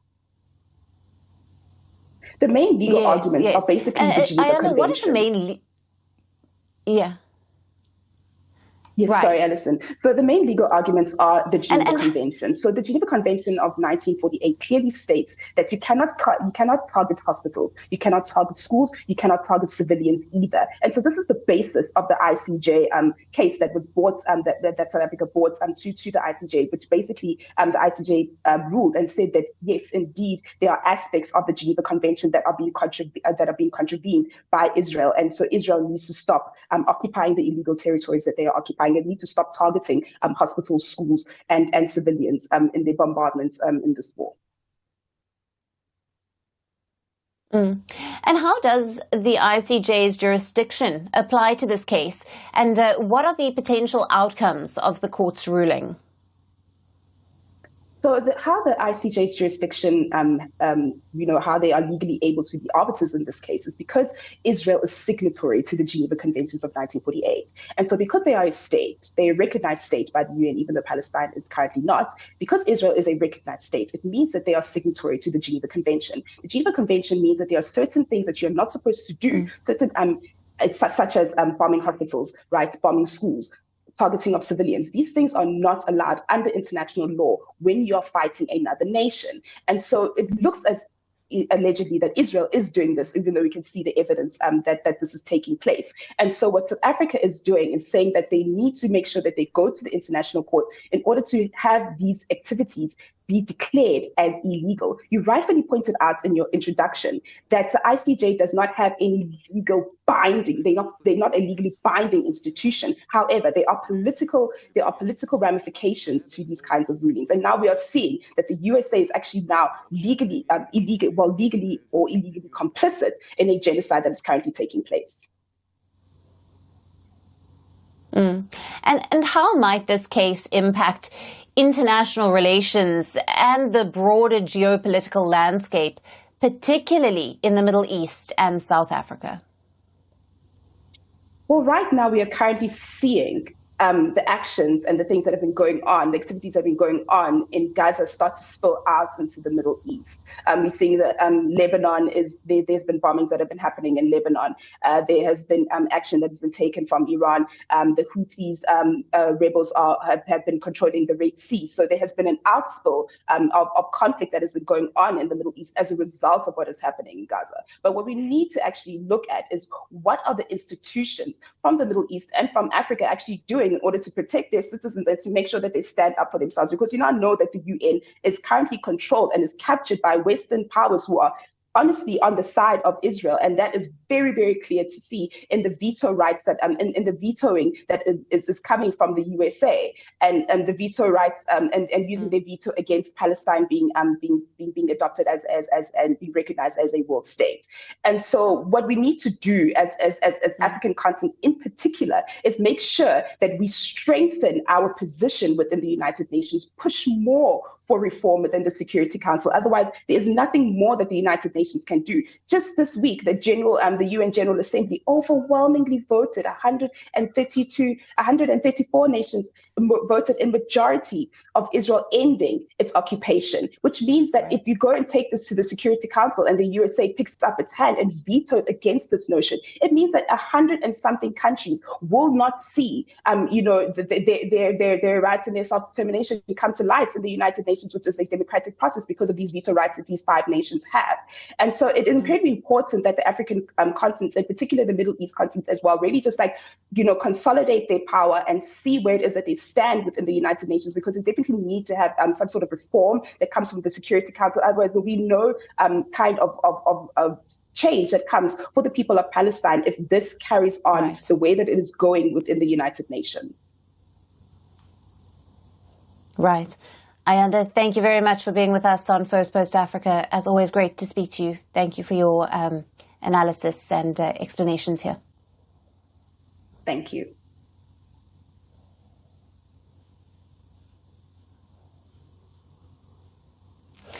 Moving over to Uganda now, where trouble seems to be brewing for the United States. Uganda's military chief, General Muizzu Kainerugaba, who is also the son of the long-serving President Yoweri Museveni, now has issued an ultimatum for the U.S. ambassador in the country. He has asked the U.S. envoy, William Popp, to either apologize or face expulsion, spewing up diplomatic tensions between the two countries. Kainerugaba took to social media platform X on Friday and said that the ambassador had disrespected the president and undermined the country's constitution. Now, the Ugandan military chief, who abandoned his plans to run for the 2026 presidential elections in September this year, has praised Russian President Vladimir Putin on social media, said that the issue between him and the U.S. ambassador was not personal, rather a national issue. He, however, did not give out much detail. He also added that he would ensure that no foreign country dominates Uganda ever again. But what triggered this face-off between Uganda's military head and the U.S. ambassador? Now, Kainerugaba's post comes just days after the U.S. State Department designated 4 members of the Uganda Police Force for their involvement in the gross violations of human rights, including torture, inhuman treatment, and cruelty. In 2023, monitors in Uganda recorded 1,235 cases of torture, with the Uganda People's Defence Forces and police as top perpetrators. Now, Matthew Miller, the spokesperson of the State Department, said by publicly designating these individuals, the U.S. was reaffirming its commitment to advancing human rights for all Ugandans. Now, this is not the first time that the U.S. has landed itself in trouble for placing sanctions on a country, its assets and individuals. Now, earlier in 2024, the government of Paraguay had also asked the U.S. ambassador to leave the South American nation, and this was after the Biden administration had imposed sanctions on a tobacco company linked to Paraguay's former president, Horacio Cortez. While Uganda's Kainerugaba, who by many is seen as a successor to his father's, said that Kampala has no issue with Washington. He added that recent evidence had shown that the U.S. was working against the interests of the Ugandan government. Local media outlets have reported that the U.S. Embassy in Kampala has been engaging with local NGOs and opposition groups, undermining the current government. But can a country, in this case Uganda, expel a representative of another country? The answer is yes, it absolutely can. Article 9 of the Vienna Convention states that a receiving state may at any time, without having to explain its decision, declare a diplomatic staff of sending state persona non grata. Once declared persona non grata, the staff usually has 24 to 48 hours to leave the country. Now let's look at how long Uganda's relation has been with the United States. Now, the U.S. had established diplomatic relations in October of 1962 with Uganda. However, in 1973, it shuttered its embassy in the capital city of Kampala due to internal security problems and threats to operations. During this period, the U.S. interests in Uganda were being represented by Germany. The North American country had re-established its embassy in 1979, though the US has looked to promote economic development of Uganda's abundant natural resources, such as copper, gold, iron and limestone, and helped to combat HIV/AIDS disease. It has also been trying to sanction individuals involved in corruption or torture and to champion fair human rights for Ugandan citizens. Now, in May, Washington had designated 5 current and former Ugandan officials, including the Speaker of Parliament, Anita, for their involvement in significant corruption or human rights violation. Now, while the military chief had given Ambassador Pop, who took over the position in September of 2023, until today to apologize, the U.S. mission in Uganda said on Monday that neither the embassy nor the ambassador had received any formal requests for an apology from the government. The embassy also added that the envoy has not apologized. Now, with the situation continuing to develop in Uganda, it is yet to be seen whether the government now formally asks the U.S. envoy to apologize or declare him persona non grata, or to ask the military chief to withdraw his accusations on social media.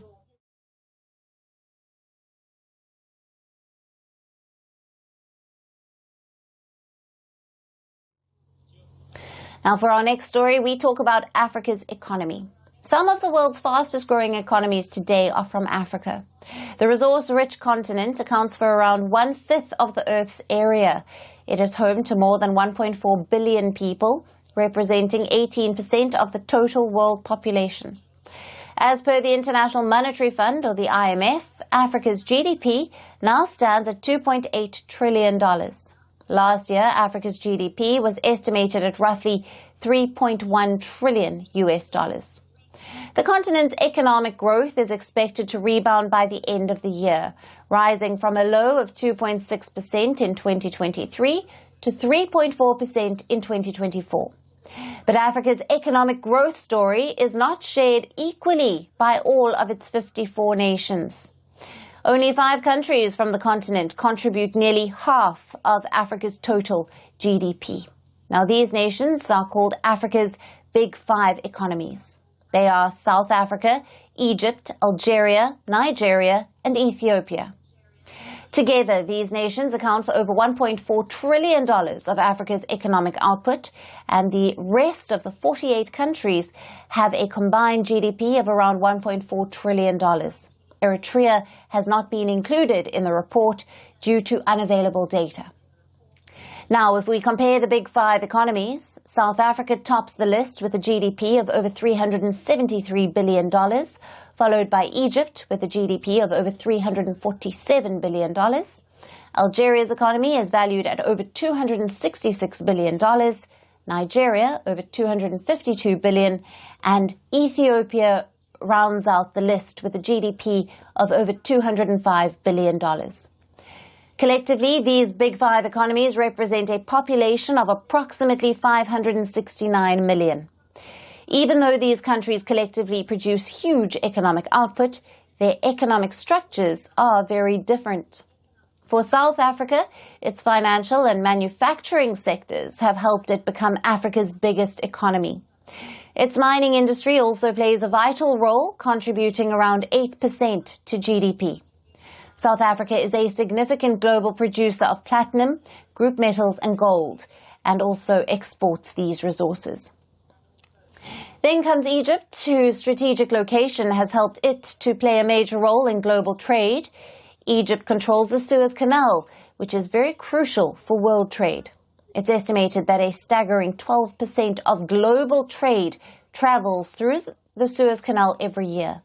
Now, Egypt charges fees from ships passing through the canal, which generates huge revenue for the nation.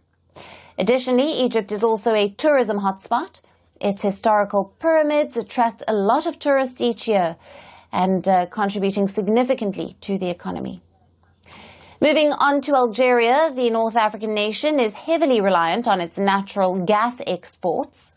The country is one of the leading exporters of natural gas globally. The economic growth in Nigeria in the west is also largely from its energy sector. but the country focuses on crude oil. Nigeria is Africa's largest crude oil producer. And lastly, Ethiopia's economic growth is driven by agricultural sector. Unlike the other big economies, Ethiopia is the world's 5th largest coffee exporter. Even though the East African nation has seen significant industrial development, agricultural activities support the livelihoods of a large portion of the country's population. With the biggest, youngest population, Africa is expected to see significant economic growth in the coming year. But currently, the pace has been slow. Political and social instability, along with the rising conflicts, have resulted in an uneven economic growth in Africa. With many nations still devoid of significant investments, can Africa turn around the stark economic disparity?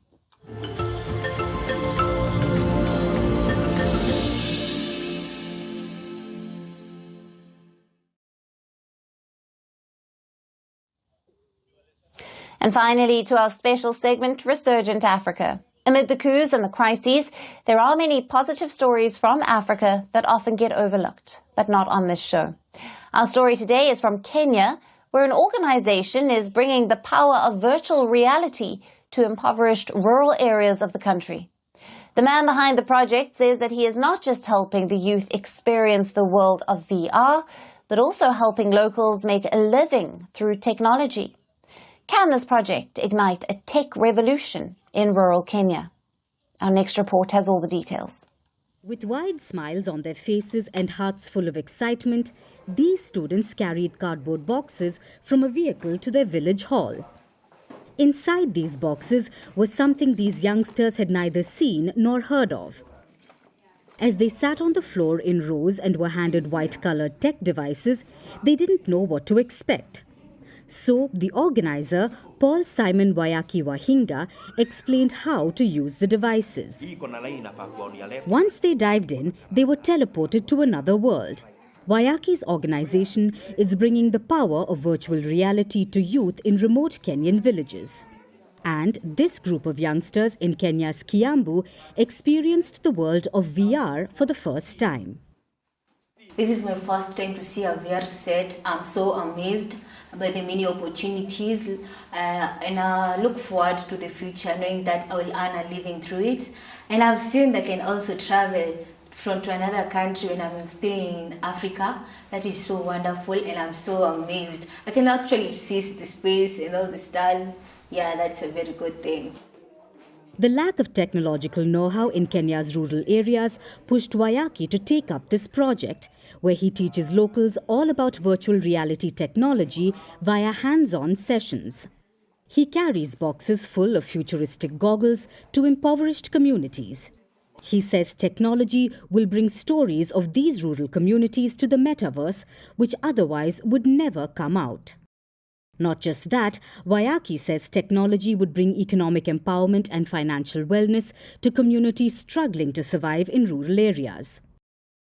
Africa VR Campus and Center is an organization that is dedicated to training VR, XR, AR, but not in shiny workshops and urban areas, but in the grassroots rural Africa, where we come with our gadgets, internet solutions, and we connect the community and train them what is VR, XR, AR. And the reason why we do so, of course, is for socio-economic empowerment, because they too have stories to tell in the metaverse. They too have got their own local grassroots industries that can be, incorporated in the metaverse, and that brings economic empowerment and financial wellness to them. Sort of bringing the Sustainable Development Goals closer to them using the power of VR, XR, and AR. But Wayaki's path has many hurdles. Some villages don't have the infrastructure or internet coverage to host his sessions.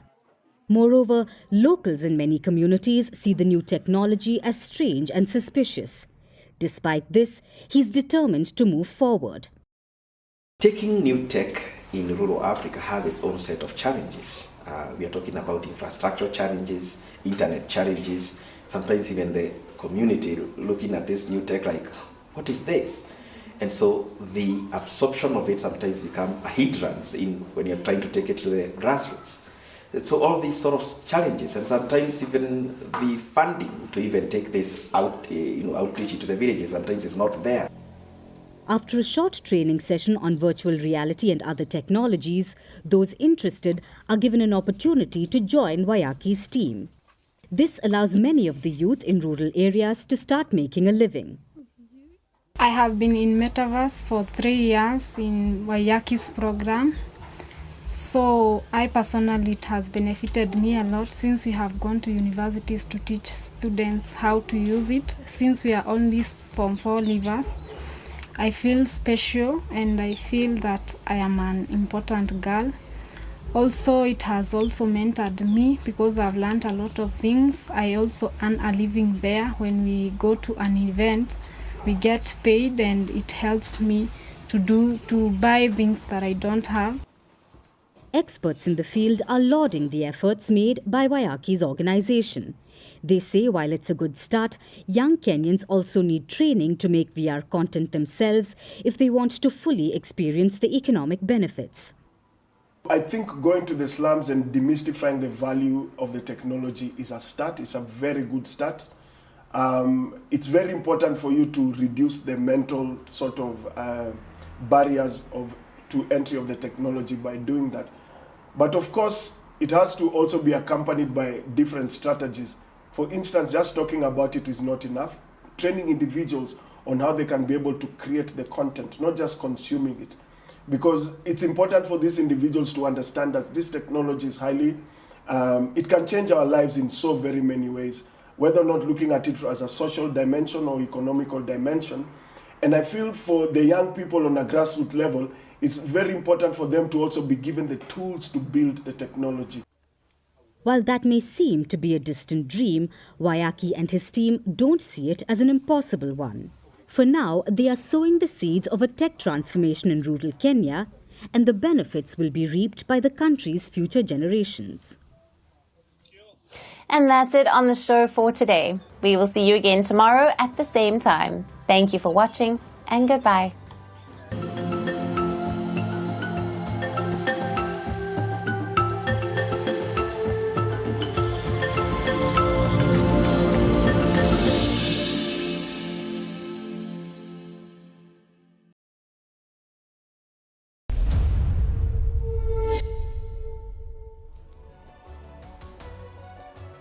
Hello, Namaskar. This is Firstpost and you're watching Vantage with me, Palki Sharma.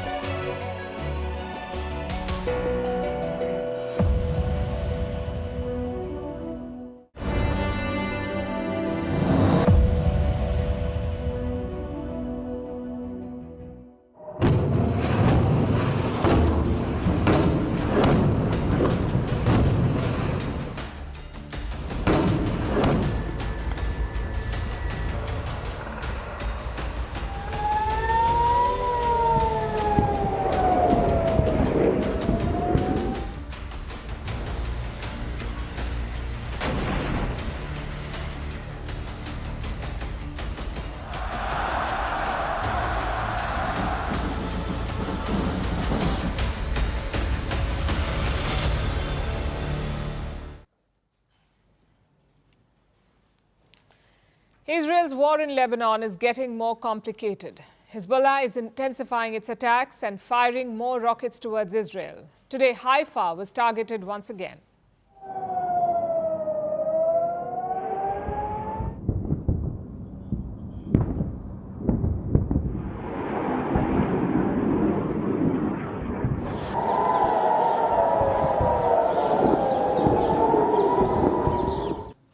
Hezbollah launched a major strike. It fired more than 100 rockets at Haifa and nearby areas. It lasted for about 30 minutes, meaning Hezbollah fired over 100 rockets in half an hour. And this is quite significant.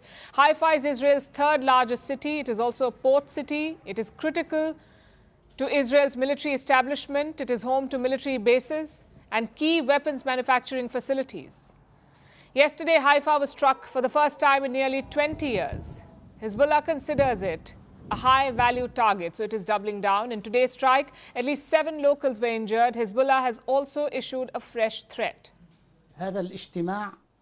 This big consensus by the Israeli enemy, along with the US and Western countries, they are all trying to pressure us in order to be fearful and to be afraid. But we will not be afraid. We will not be fearful. I would like to reassure you. Our capabilities are fine, and what the enemy said about our capabilities being affected is a delusion. That was Sheikh Naim Qasim, the deputy chief of Hezbollah. He said that despite the recent attacks, their military capabilities are intact. So how is Israel responding to all of this? It is expanding the battlefield in Lebanon. The IDF, or the Israeli Defense Force, is deploying more troops, targeting more villages in Lebanon. Today, more soldiers were sent to the Lebanon front. The 146th Reserve Division of the Israeli Defense Force, it has joined the fight in Lebanon. So Israel now has as many as 4 divisions deployed there on the border with Lebanon. 4 divisions. How many soldiers is that? Israel has not officially released a number, but most estimates say it's more than 15,000 troops.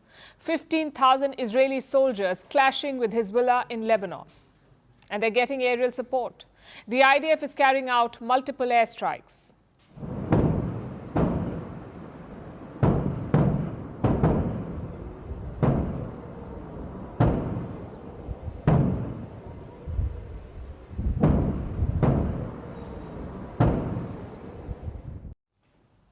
Israel says it is making progress. It claims to have taken over a Hezbollah base in southern Lebanon. Israel says that this was used by Hezbollah as a combat compound. But these gains are coming at a heavy cost. The casualty count is mounting. At least 11 Israeli soldiers have died during this operation. But there's nothing to suggest that Benjamin Netanyahu will slow down. On the contrary, he's ramping it up. He's intensifying the IDF operations in Gaza as well. There were fresh airstrikes today. At least 25 Palestinians were killed. And just like Hezbollah, Hamas is firing back. An Israeli soldier was killed in northwest Gaza today. The Qasim brigades claimed responsibility for this one. This is the armed wing of Hamas, the Qasim brigades. Israel is yet to respond to this claim. Meanwhile, the warnings from Iran are also getting louder. The Islamic Republic of Iran does not want to increase tension and war. Although we are not afraid of war, we are fully prepared. If they want to test our will, as I said, they can. We are ready for any scenario, any situation. Our armed forces are fully and 100% ready, and they have identified all the necessary targets. That was the Iranian foreign minister. He says Tehran is fully prepared for war. Remember, Israel has been talking about an attack, a retaliation for last week's missile strikes from Iran. But it's not clear when Netanyahu will strike and where he will strike. The Israeli defense minister is traveling to Washington to hold talks with the US leadership, possibly to discuss Israel's retaliatory options. And apparently the US is advising them to avoid attacks on Iran's nuclear or energy sites. Instead, they're pushing Israel to strike the Iranian military. It appears Israel has not yet narrowed down on a plan, and frankly, there are no good options here. Whichever path Israel chooses, Iran is bound to retaliate. What remains to be seen is how far each side is prepared to go.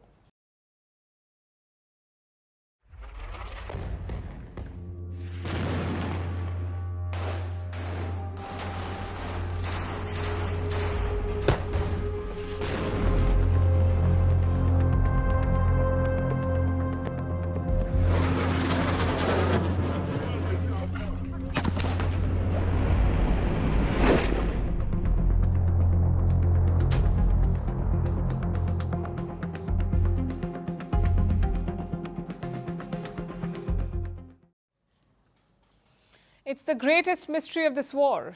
Some 66% of Gaza's buildings have been destroyed. Some 42,000 people are dead, but Yahya Sinwar lives. And nobody knows how. Sinwar took over as the Hamas chief in July this year. Before that, he was their military head in Gaza, and he is the one who plotted the October 7th attack. Since then, Israel has been hunting Sinwar in Gaza. They have bombed Hamas tunnels, raided his hideouts, and eliminated his deputies. Then last month, Yahya Sinwar went silent. Israel had struck a school in Gaza on the 21st of September. They said it was housing a Hamas command center. And after that strike, Sinwar went silent. No radio contacts, no reports of meetings, no couriers. Not even after Israel killed the Hezbollah chief. So Israel began investigating the strike. They wanted to know if Yahya Sinwar had been killed in that attack. We don't know the probe result, but some reports said that he was presumed dead by Israel. Now it turns out that he isn't, or so it appears. On Sunday, Israeli officials said that Sinwar was active again, that he made contact with Qatar. Now, Qatar, as you would know, is a mediator in this war. They've also been hosting a number of Hamas leaders, so the logic checks out. Sinwar has been communicating with and via the Qataris. But this time, Doha has not confirmed it. They say no direct contact was made. The truth is we cannot be sure because Sinwar has been a slippery customer. Israel has come close to eliminating him multiple times, but each time he escaped. Sometimes by surrounding himself with hostages, basically human shields. It's a ruthless but surprising feat. Just think about it. Israel managed to kill Ismail Haniyeh in Tehran. They managed to kill Hassan Nasrallah in Beirut, but they have not been able to take out Yahya Sinwar, that too in territory that they, the Israelis, occupy. So what's the secret here? Well, the tunnels are a major reason. Hamas has basically built an underground city in Gaza, a tunnel network that is 500 kilometers long. It's like a maze down there. Very hard to track down and raid. And Sinwar has used it to his advantage. In February, Israel's military released this video. It is said to show Sinwar fleeing through a tunnel.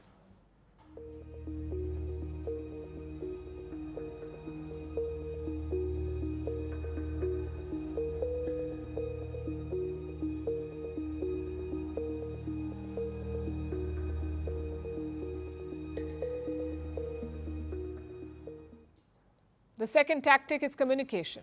Sinwar is largely off the grid. He does not use mobile phones, he does not use pagers. He is relying on ancient methods like handwritten notes and human couriers.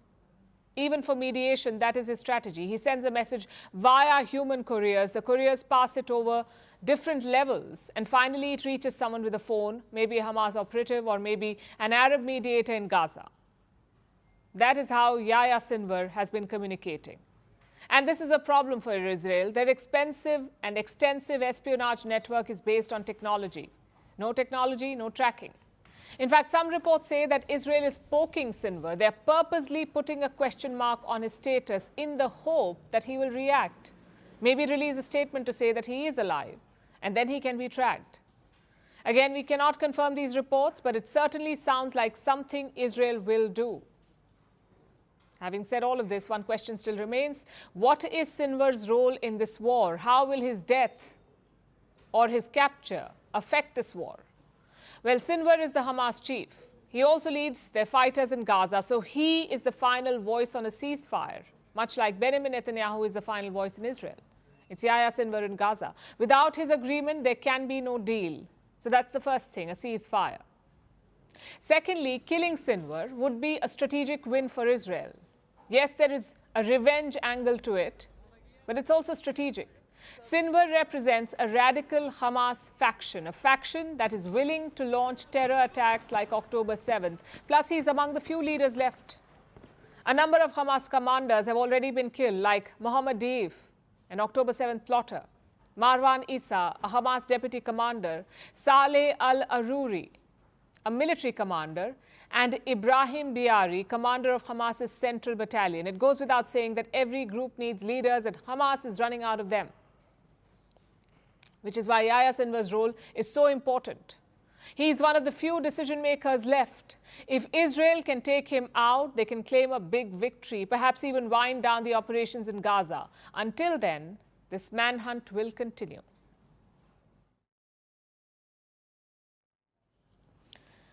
Let's turn to India now. The top headline is election results. These were regional elections for legislative assemblies, one from Jammu and Kashmir and the other from Haryana. And what's the verdict? In sporting terms, it is 1-all. The Congress and the National Conference have won in Jammu and Kashmir, and the BJP has won in Haryana. It's their third victory in a row. And within this scoreline, there are many stories. So let's take a closer look. This was Kashmir's first election since 2014, also the first since Article 370 was removed, the article that gave Jammu and Kashmir special powers. It was scrapped in 2019. So the election campaign this time was framed around that issue. The BJP said it was a masterstroke, scrapping Article 370. The opposition called it a betrayal. Let's look at the numbers now. The National Conference has won 42 seats. That's the party of Omar and Farooq Abdullah. They were allied with the Congress Party and the Communist Party. The Congress won 6 seats. The Communists got 1 seat. So put together, this opposition bloc has got 49 seats. Now, to put that in context, the Jammu and Kashmir Assembly has 90 seats. The majority mark is 46. They've got 49. It should be smooth sailing for the NC and the Congress. Omar Abdullah is expected to be Chief Minister again. And what about the BJP? Well, they have won 29 seats, all of them in the Jammu region. But we'll come to that later. You see, this victory is a very consequential one. Just look at the NC manifesto. They have promised to work towards the restoration of Article 370, basically to restore special powers to the state. They also want to modify or cancel laws that were passed after 2019. Of course, 370 is the centre's domain. The state government plays no role or no part in it. But it does set the stage for an interesting period ahead, possibly one of friction. Nonetheless, let's look at the big takeaways. First of all, democracy has returned. We did not see any violence during this election. No one's complaining about the results. And that's what ultimately matters. Peaceful and fair elections. That's a big, big win. Secondly, the hardline elements have flopped. Dozens of separatists had joined the poll fray as independents, including allies of separatist leader Engineer Rashid. He's in jail for a terror financing case. But he was granted bail to campaign. Even the Jamaat-e-Islami had fielded candidates in this election. They were all expected to make an impact, maybe cut into the vote bank of the National Conference, but clearly they did not. Only 7 independents managed to win this time. And the third big takeaway, Jammu and Kashmir is a story of 2 regions, the Kashmir Valley and Jammu. Just look at this map. All of the BJP's wins are in the Jammu region, which is largely Hindu-dominated. All of National Conference's wins are in Kashmir, which is Muslim-dominated. And this was the case in 2014 as well. The BJP swept Jammu and the PDP, or the People's Democratic Party, swept Kashmir. This time the PDP is nowhere. They've been reduced to just 3 seats. Even party chief Mehbooba Mufti's daughter Iltija lost her seat. It looks like their voters shifted to the National Conference. Still, the NC is asking the PDP to join their coalition, sort of like a show of unity. And that is the story from Kashmir. The Abdullahs are back in power. They have traditionally had good relations with New Delhi, but this is post-370 Kashmir, so let's see how it goes. Which brings us to the second state, the state of Haryana. The day began with celebrations at the Congress headquarters. Early trends gave them 60 out of 90 seats. It looked like the Congress may oust the BJP in Haryana, that too after 10 years in power, 10 years of the BJP rule. But close to noon, the numbers changed. The BJP raced ahead of the Congress, and look at the final tally. The BJP has won 48 seats, which is a shade over the majority mark of 46. And the Congress has got 37 seats. It's a remarkable win for the Bharatiya Janata Party. A, because no one really gave them a chance. Most exit polls predicted a Congress win. And B, because it's a victory against anti-incumbency. Like I said, the BJP had been in power since 2014. No party had won 3 consecutive elections in Haryana before this. So the odds were against them. But the BJP managed to improve its tally, not only win, but improve the tally. They won 40 seats in the 2019 election, the last election. This time, they've got 48. Now, the Congress is not happy about the shift in numbers. They're talking about foul play by the Election Commission. शिकायतें आ रही कि कैसे batteries जो machine की थी वो 99% और जिन मशीनों की बैटरीज 99% थी उन मशीनों में नतीजा एक आया, हमें हराने वाला नतीजा आया, और जो मशीनें नहीं जिनको छेड़ा गया, जिनकी बैटरी 60-70% जो स्वाभाविक या होनी चाहिए थी, उसमें हम जीत रहे हैं हमारे candidate. Well, the complaints, I'm sure, will be investigated, but frankly, it's a losing battle. You cannot accept the system in Kashmir and question the same system in Haryana. It's a clear double standard. The Congress should rather introspect. They were set to be in pole position in the state of Haryana. So how did they mess it up? A lot of factors are being talked about, including infighting in their ranks. You see, there were 3 chief ministerial aspirants in the party, in the Congress party: Bhupinder Singh Hooda, Kumari Selja, and Randeep Surjewala. It's a situation that inevitably backfires. But let's also look at the bigger picture. What do the results in Haryana mean for Indian politics? Again, 3 things. 1, it's a speed bump for the opposition. They were flying high after the Lok Sabha elections, despite losing. There was talk of a Congress resurgence. A victory in Haryana may have added momentum to those conversations, but now questions will be asked. The Congress had a direct face-off with the BJP in Haryana. They had issues to capitalize on. And their leader, Rahul Gandhi himself, led massive marches and rallies. Yet they lost. Secondly, it's a big relief for the BJP. In the Lok Sabha, they suffered setbacks in northern India, in states like Haryana, Uttar Pradesh, Bihar, and Himachal. But this result shows that it's not a free fall, that they can still turn it around. And finally, number 3, it sets the stage for elections in Maharashtra. That's the big one coming up. Maharashtra is the richest state in India. It's currently ruled by a BJP coalition. Let's see how that one unfolds.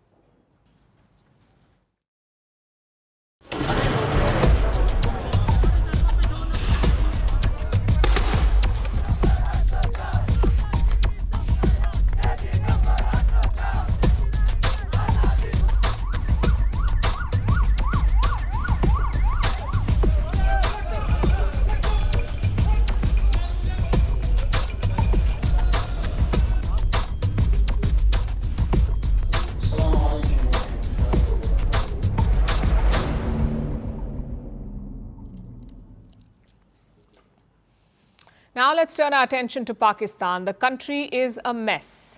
This is a news, it's a fact. There's always one crisis or another that's unfolding in Pakistan. You have terror attacks in Karachi targeting Chinese nationals. There are crackdowns in Islamabad against political rallies. And then there are outright attacks in Khyber Pakhtunkhwa against the Pashtuns. Anywhere you turn in Pakistan, you're greeted with discontent and violence. It is so bad that even the Taliban are concerned. You heard that right. Afghanistan's Taliban regime is worried about peace and stability in Pakistan. We're not making this up. They even issued a statement on Sunday. Here is what it said. I'm quoting the Taliban. The tensions between the government and political opposition supporters in Pakistan has reached an alarming level that could adversely impact the entire region. The best approach to address the legitimate demands of the people is via negotiations and understanding. This is the Taliban saying. The recent events have proven that rejecting negotiations further complicates matters. We are closely monitoring the situation in Pakistan and hope that the Pakistani government and influential institutions will deal reasonably and pragmatically with the growing discontent. That was the Taliban, asking Pakistan's government to get their house in order, asking them to negotiate with the people so that the chaos in Pakistan does not cause regional instability. Can you imagine how bad does a government need to be to draw criticism from the Taliban, to be put on the Taliban's watch list? Islamabad was not amused, of course. They issued a sharp rebuttal yesterday. Pakistan's foreign ministry called the remarks unacceptable interference and regrettable meddling. They added, and I'm quoting, "Instead of lecturing a democratic country, the Taliban government should focus on resolving its internal issues, prioritize inclusivity and meet the needs of its own people, including women's right to education, rather than restricting their rights with misleading interpretations of religion." The second part is definitely true, but calling Pakistan a democratic country seems a bit delusional. Think about what led to the Taliban's remarks. These were the scenes from the streets of Islamabad on Friday. Containers used as barricades, police firing tear gas, desperately trying to stop a protest. The protest was led by the PTI, the Pakistan Tehreek-e-Insaf Party. It's the party of former Prime Minister Imran Khan, who has been in jail for over a year now. Imran Khan has been locked up on a number of charges. The Pakistani government filed more than 150 cases against him. Not one of them has stuck. But whenever Imran Khan gets bail, a new case pops up. Some fresh ones were lodged this weekend because of the protests. The government accuses Imran Khan of fomenting violence, even as he sits behind bars. He's fomenting violence, they say. And today it was announced that visitors have been banned from seeing him. Pakistan really is quite the democracy. And it is amid this chaos that the Taliban issued their statement. It seems Kabul is wary of regional instability and security threats. And that's something a lot of nations should be, in fact, concerned about, especially considering the SCO summit next week. The SCO is the Shanghai Cooperation Organization. It's a Russia and China-led grouping with 10 members, including India and Pakistan. A summit of the SCO will be held in Islamabad on the 15th and 16th of October, and leaders from all the member nations are actually going. Why? Who knows? Perhaps it's been a while since their last near-death experience. Whatever the reason, all the SCO leaders will be there, and so will India's External Affairs Minister S. Jaishankar. Duty calls apparently. Islamabad knows that it has to put on a good show. New loans and bailout packages may be riding on this summit. So Pakistan has effectively put Imran Khan in solitary confinement. It is banning groups like the PTM, an ethnic Pashtun movement. They want to hold a national Pashtun convention, but the police are literally setting their camps on fire. That is how bad the repression is in Pakistan. Islamabad is stamping out any hint of dissent because it wants everything to be perfect for the SCO. But yesterday's attack proved that with Pakistan, terror is always around the corner.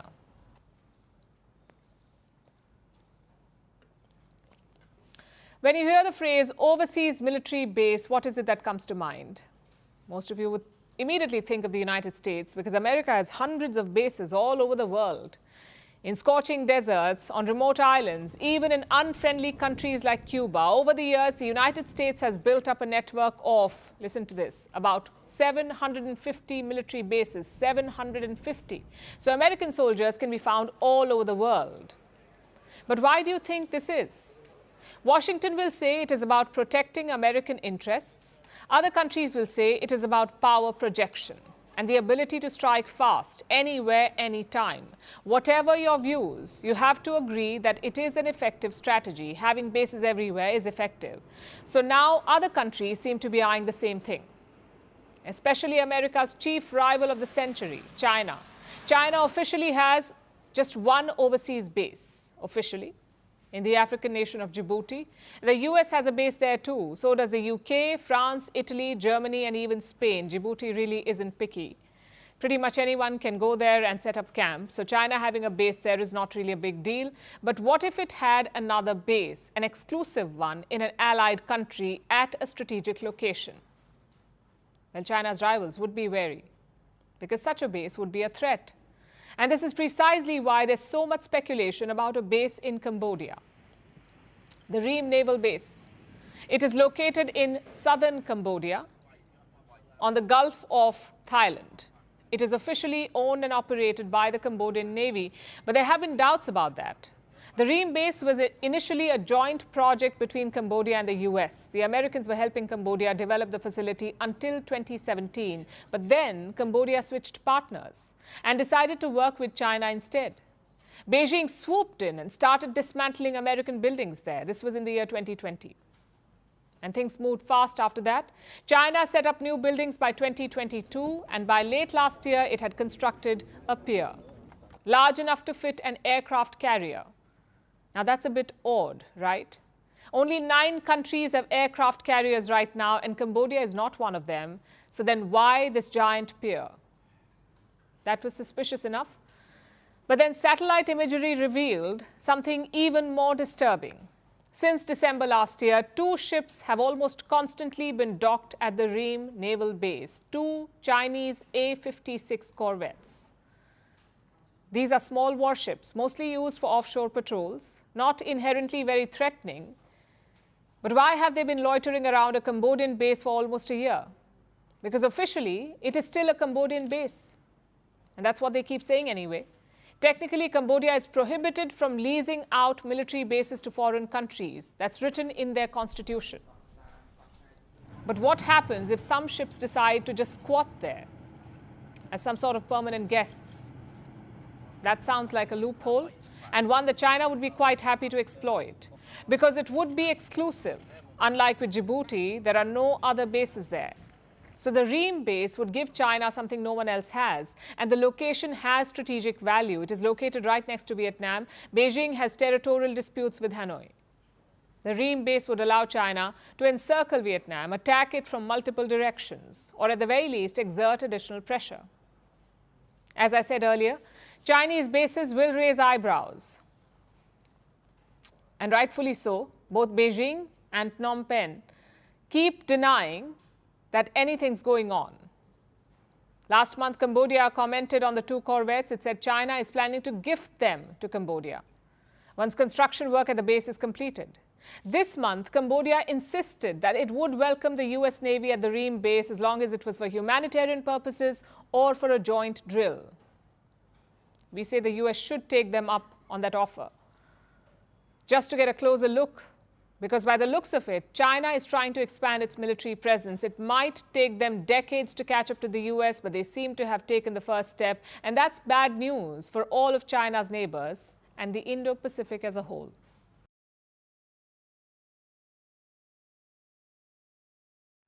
Now to the war in Ukraine. Last week, Ukrainian missiles struck Donetsk. The attack killed a few soldiers. But here's the catch. They weren't Russians. In fact, new reports suggest that they were North Korean soldiers. What were they doing in Ukraine? How did they end up in Donetsk? Well, it seems like it's the extension of a military pact that Moscow and Pyongyang signed in the month of June this year. They pledged to extend military ties. North Korean weapons are already being used in Ukraine by the Russians. And now it seems that Pyongyang soldiers have also joined Russia's war. But will it change anything? Our next report tells you. It was Vladimir Putin's birthday yesterday. The Russian leader turned 72. And of course, messages poured in from across the globe. One such special message came from Kim Jong-un, the North Korean dictator. He called Putin his closest comrade, adding that relations between Moscow and Pyongyang would be raised to a new level. Do the deepening ties mean they would fight each other's wars? A new report suggests so. According to South Korea, North Korean soldiers are fighting alongside Russian troops in Ukraine. The revelation came from Seoul's defense minister. On October 3rd, Ukraine struck Donetsk. Seoul says the missile strike may have killed 6 North Korean officers. Ukrainian media has also reported the same. So the partnership is going to new levels, and that's been the case for a while now. In June, Putin landed in Pyongyang. It was his first visit to the country in 24 years, and he got the fanciest red carpet welcome.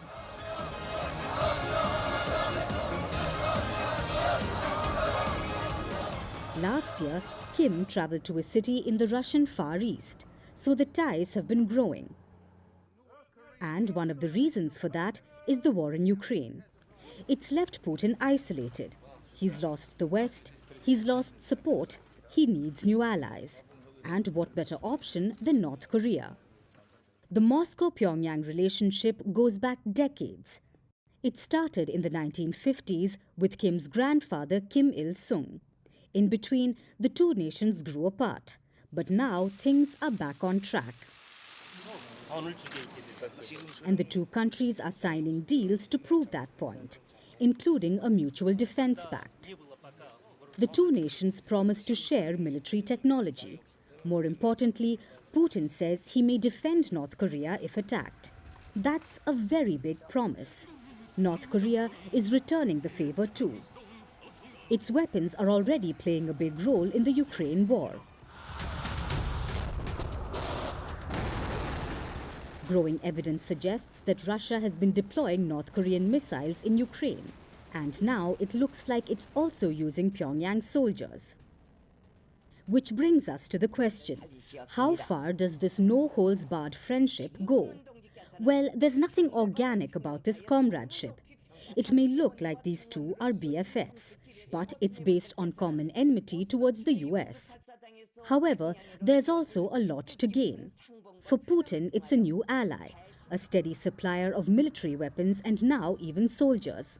Also a deterrent in the Pacific. For Kim Jong-un, Russia can help upgrade its military technology. It can also help in providing food and fuel. So both sides have a lot at stake here. For the West, this new partnership spells danger. Kim's weapons are already impacting Ukraine, and now his soldiers could tip the scales in Putin's favor in this war. It is rare for multi-billion-dollar companies to apologize, especially when they're among the world's biggest conglomerates. The bigger they are, the harder it is for them to admit mistakes. But today, Samsung is saying sorry. The company, in fact, has issued a formal apology to its investors. Why? Because of its disappointing results, so much so that its executives are warning about a crisis. Samsung has reported its quarterly numbers. It made a profit of $6.8 billion, a profit, which should be good news. But according to experts, it isn't. They were expecting better numbers. And Samsung failed to deliver because of its semiconductor business. In fact, the head of Samsung's semiconductor division has said as much. He's admitted that they fell short. I have a statement from him. Listen to this. These are testing times, he says. We have caused concerns about our technical competitiveness, with some talking about the crisis facing Samsung. So what is this crisis facing Samsung? It's not being able to churn out enough chips. That is the problem. Samsung makes a special kind of chip. It is used to train AI models. Companies like NVIDIA depend on this chip. They use it in their AI products. Now, NVIDIA would like to buy more of these chips. It is, after all, the world's largest supplier of AI components, including processors, the kind that power popular AI models like ChatGPT. NVIDIA's processors are made using Samsung chips. So in an ideal scenario, Samsung would have benefited immensely from the AI boom. NVIDIA's products are in high demand the world over. The more processors they produce, the more money Samsung should be making. But that's not the case, because Samsung is not being able to provide enough chips, forcing NVIDIA to turn to a competitor, a company called SK Hynix. This company is filling the gap for NVIDIA, and Samsung has admitted to this. It has confessed that deliveries are running late on their part. And that's the first problem. Samsung is also falling behind TSMC, Taiwan Semiconductor Manufacturing Corporation, TSMC. It's the world's largest chip maker. It competes with Samsung. Both these companies can make customized chips for clients. Samsung has the resources and the heft to challenge TSMC. But on this front too, it has fallen short. Its shareholders are unhappy with this. The stock has been falling steadily. This year, it has lost over 20% of its value. Long story short, Samsung needs to get its act together. It is one of the biggest tech and electronics companies in the world. But in South Korea, it's much more than a company. Samsung is what they call a chaebol. What's a chaebol? It's a term for large South Korean conglomerates, usually controlled by a single family. These chaebols dominate the country's economy. They hold outsized wealth, and they're also among the biggest employers. Companies like LG and Hyundai, they're all part of this club. But Samsung is by far the biggest of them all. It accounts for around 15% of South Korea's economy, this one company. So Samsung is critical for the country and for its economic stability. But it has been going through a rough patch. Its financial results have failed to impress investors. There have been protests. Workers have gone on strike, first in South Korea and then recently in India as well, demanding better pay and working conditions. Last month, Samsung also announced sweeping layoffs, impacting up to 30% of their workers overseas. The thing is, this company is struggling with AI, the biggest tech breakthrough in recent history. And the company is also promising to course correct, to overhaul its setup. But it won't be easy because market demand is also slowing down. Big tech is becoming more cautious with their AI investments. Their previous bets are yet to pay off. They've already spent billions of dollars on AI. Now they'll have to tread with caution. While the technology does hold promise, the timeline for the returns is hard to predict. So tech giants are expected to go slower or to stagger their investments. And that's bad news for companies like Samsung, because less investment means less demand for Samsung chips. You could say it's the perfect storm for them. It has fallen behind competition and new business is shrinking. Samsung needs to course correct urgently. Its future may depend on it. A strange war is sneaking up on us, a sneaker war, where the usual frontrunner, Nike, seems to be on the back foot. The giant has witnessed its biggest drop in sales since the pandemic. In the latest quarter, Nike's revenue fell by 10% and profits fell by 28% from a year ago. Meanwhile, Nike's rivals, Adidas and Asics, are enjoying boosted sales. And sneaker upstarts are grabbing more market share. Why? Because in this battle for the $84 billion sneaker market, innovation is key. Here's a report. Maybe George Orwell had a point. 1984 was a tough year, especially for Nike, the US athletic footwear company. Nike's profits were down. Its growth had stalled. Unsold inventory was backing up. So in 1985, Nike birthed a revolution. It released the Air Jordan 1, after a deal with the basketball legend Michael Jordan. Back in 1985, a pair of Jordans was priced at about $65, and Nike expected to sell 100,000 pairs in the first year. Instead, it sold 1.5 million in the first 6 weeks. Today, Air Jordan, which has dozens of models, is considered the holy grail of sneakers. It has influenced people, pop culture, and businesses everywhere, helping make Nike the world's largest sportswear company. Everyone wants a pair of Jordans, and Nike has been happy to oblige. But over time, this has become a problem for the company. It has become too easy to score a pair of Air Jordan 1s. Not only those, but also Air Force One and Dunk. These are the 3 largest multi-billion-dollar footwear franchises in industry history. Nike oversold them and diluted their limited edition sway. And this has hit the sneaker giant's finances. Traffic is declining across Nike-owned stores and websites. There is an inventory backlog. Despite higher promotions, sales are down. In the latest quarter, Nike witnessed its biggest drop since the pandemic. Revenue fell by 10%, and profits fell by 28% from a year ago. This has unnerved investors. This month, Nike executives warned that its sales could fall another 10% in the current quarter. So the company declined to provide a forecast for the next fiscal year ending in May 2025 and postponed the investors' meeting. What are they waiting for? Actually, the correct question is, who are they waiting for? Elliott Hill. Nike is replacing their current CEO, John Donahoe, with their former CEO, Hill. And he will have one job, to make Nike cool again. Which is going to be tough. It won't be as simple as regaining the air of exclusivity for their Air Jordans, because the company is already on it. Nike is reducing the release of Jordans by 35% this year. And this is not 1984. This time, the landscape is different. The sneaker market is booming. It stands at a whopping $84 billion globally, and it's expected to grow at about 5% annually. Because sneakerheads are fashion-forward customers. They already have shoes. They're looking for something more. Nike is tumbling in this area. It's failing to innovate. And upstarts are grabbing the market share, like Decker's Hoka and the Roger Federer-backed On.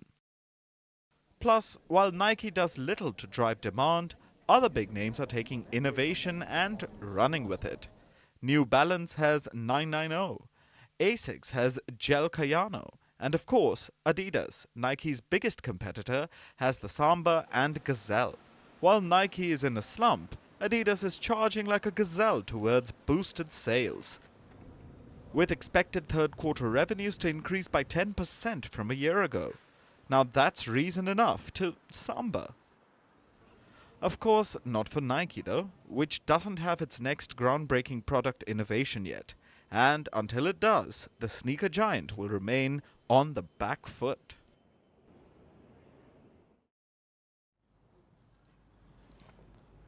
We live in a digital age. Our lives ruled by our phones, our days shaped by the apps we used.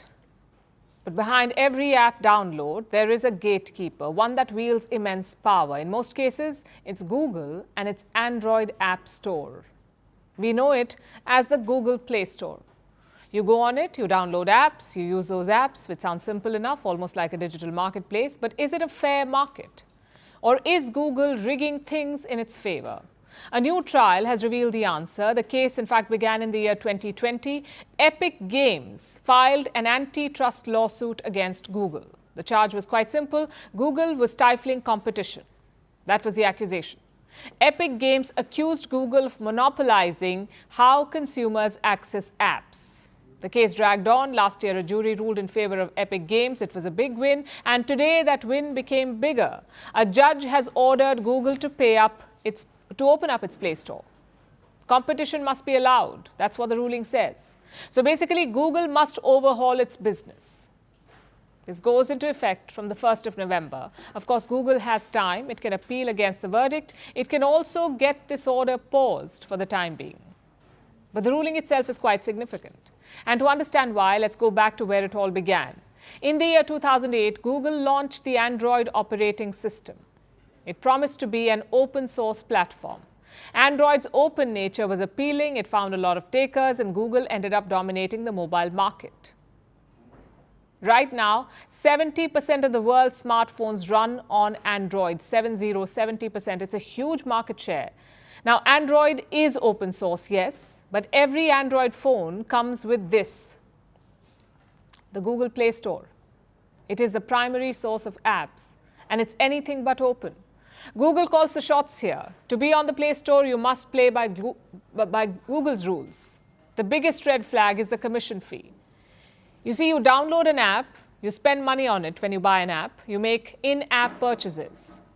You assume that this money goes to the developers, the people who made the apps that you buy. But here's the twist. While the developers do get some money, Google takes a cut, a 30% cut.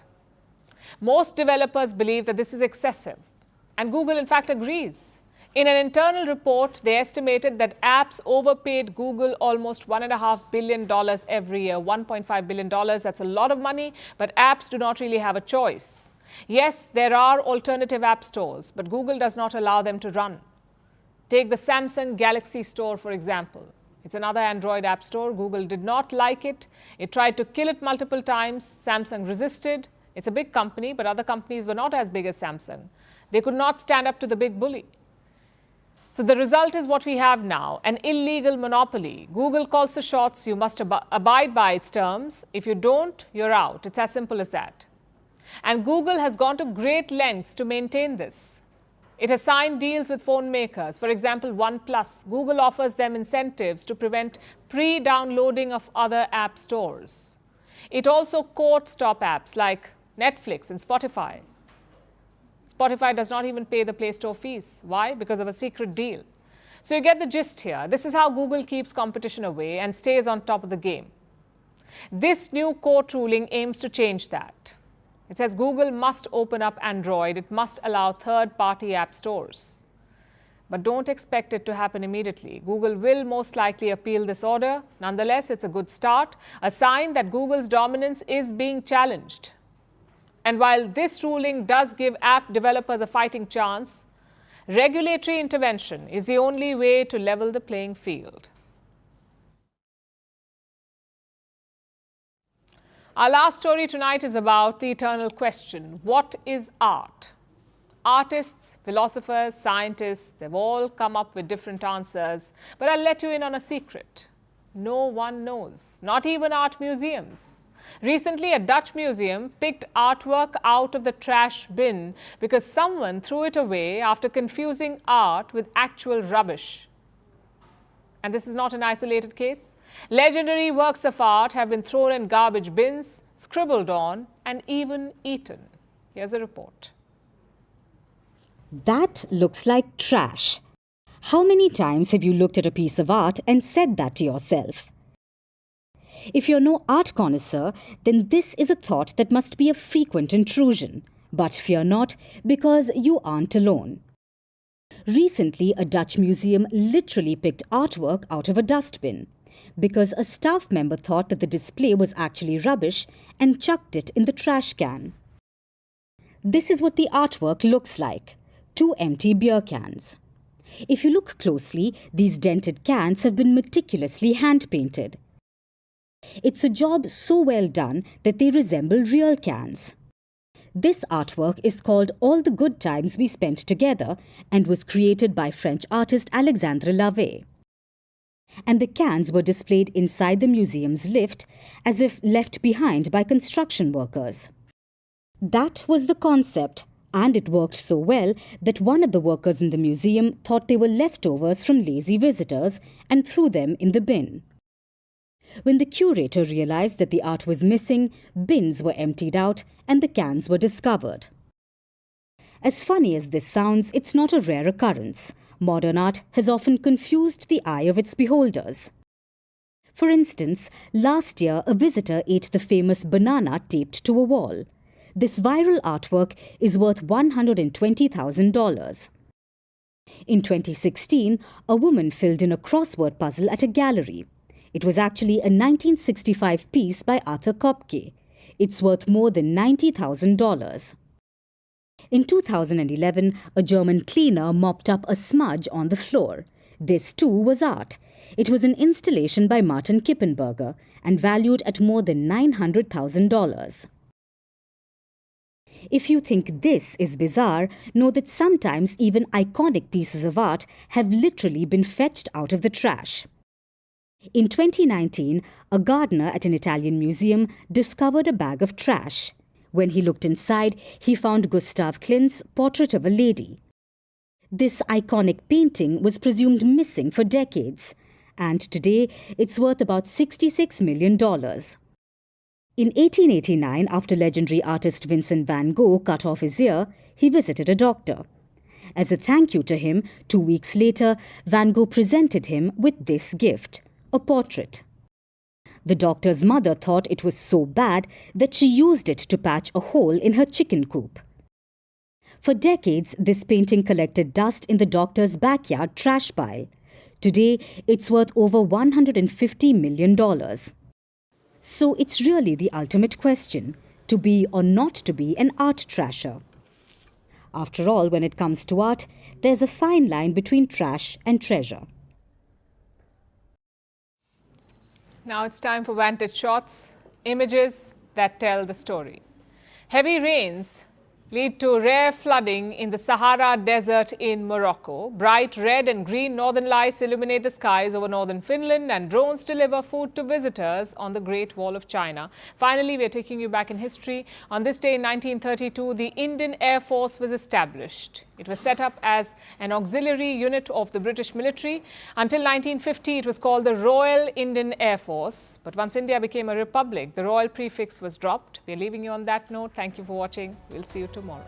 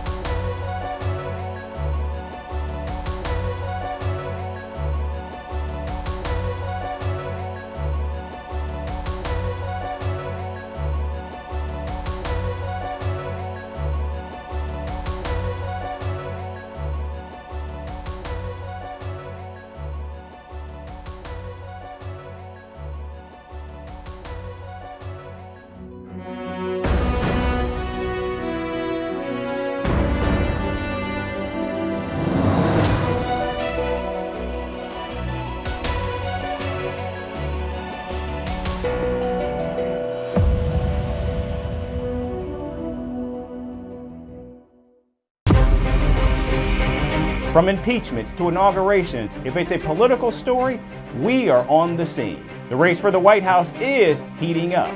Kamala, you're fired. I say, bring it on. If it's breaking news, we're live with the latest coverage. From the White House, the State Department, and Capitol Hill, we know the issues, but above all, we know the players to bring you the latest in-depth analysis on all the key stories that we're covering. I'm Eric Ham. Join me from Washington here on Firstpost America.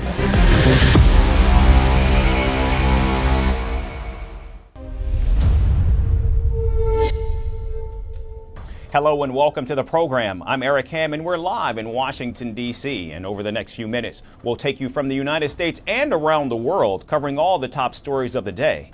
But before that, here's a look at the latest headlines. Navies of Russia and China begin maritime patrols in the waters near Japan. Moscow and Beijing say they're carrying out navigation drills in the Pacific Ocean. South Korea claims that some North Korean soldiers have been killed fighting on behalf of Russia and Ukraine. Ukrainian media reports that 6 North Korean officers were in fact killed in a drone strike in the Donbas region. President Joe Biden will travel to Germany on Thursday, where he'll meet German Chancellor Olaf Scholz, French President Emmanuel Macron, and British Prime Minister Keir Starmer in Berlin. Kenya relocates its troop station in Haiti's capital Port-au-Prince to the agricultural town of Pont-Sunde for operations. The move comes after gangs killed at least 70 civilians in the town last week, leaving over 6,000 homeless. And Taiwanese electronics company Foxconn will set up the world's largest NVIDIA superchip manufacturing facility in Mexico. Foxconn has already invested $500 million to create a large manufacturing presence in northern Mexico.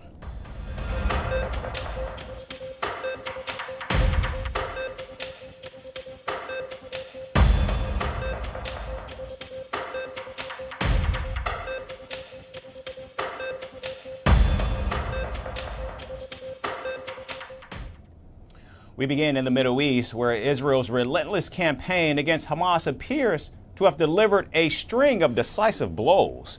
In the past year, Israel has picked off the group's leadership one by one and eliminated figures once thought to be untouchable. Mohammad, the shadowy head of Al-Qassam brigades, was killed in a Gaza airstrike. Ismail Haniyeh, the political wing's leader, was blown apart in Tehran, and Saleh al-Ahuri, a founding commander, was eliminated in a Beirut explosion.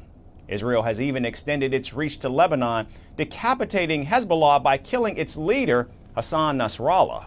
But for all of Israel's successes, one target continues to slip through their fingers: Yahya Sinwar, the mastermind behind the October 7th attack.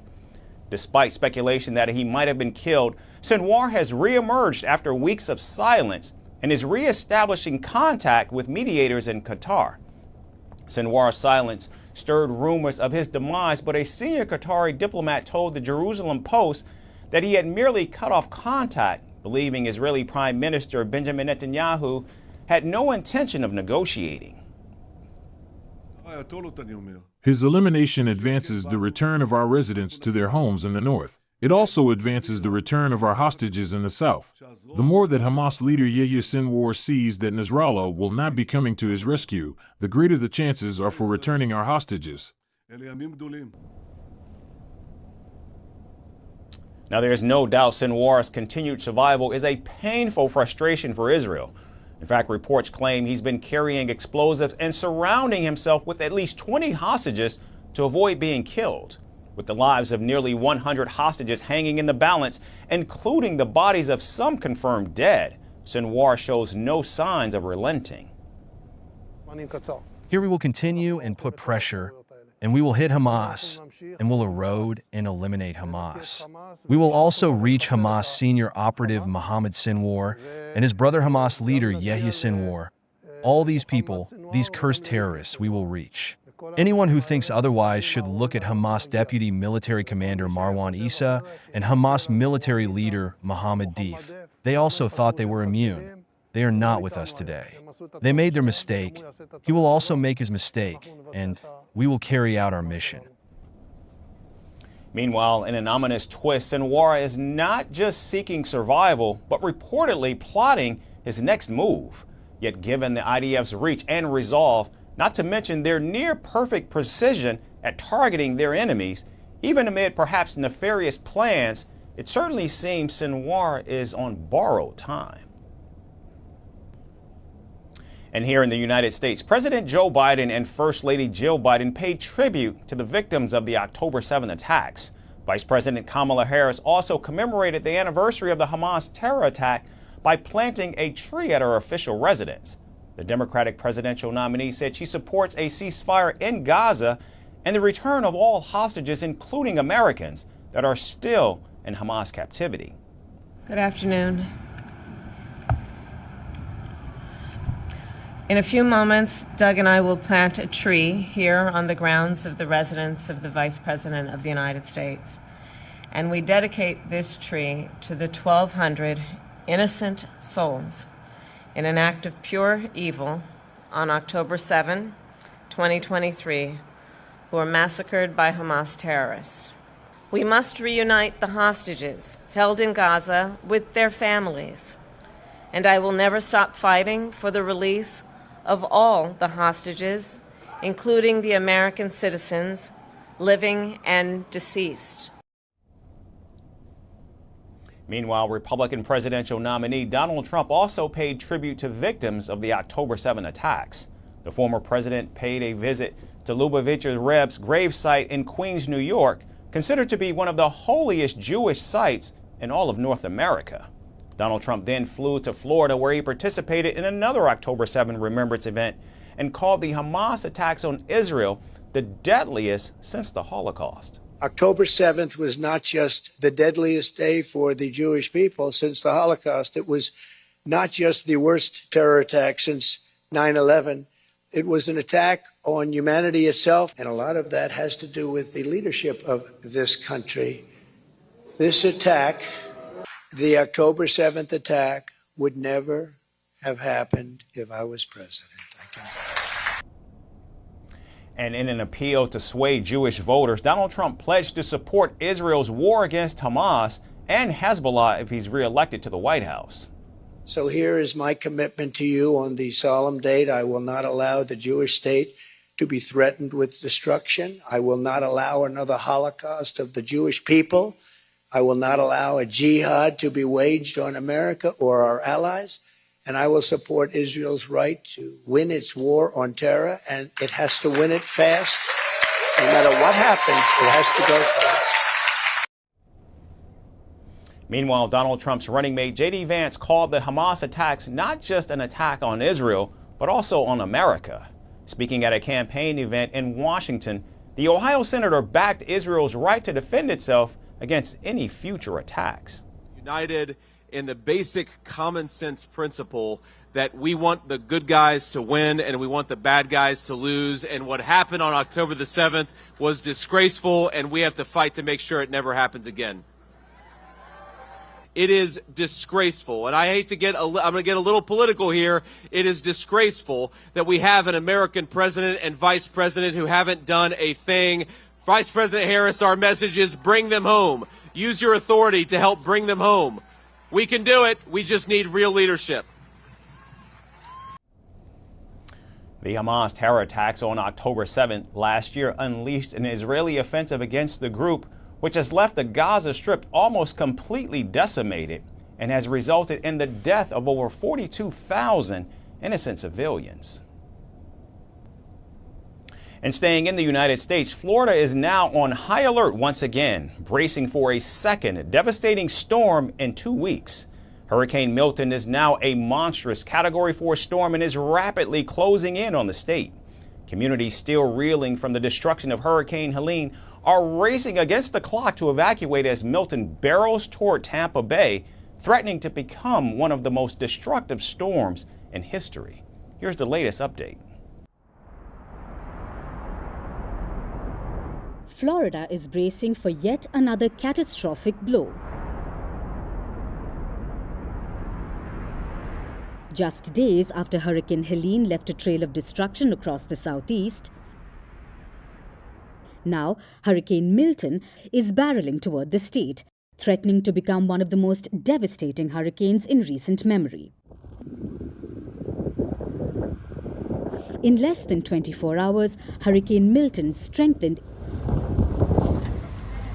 as Florida scrambled to recover from Helene's deadly impact. I'm out here to fill up my sandbags.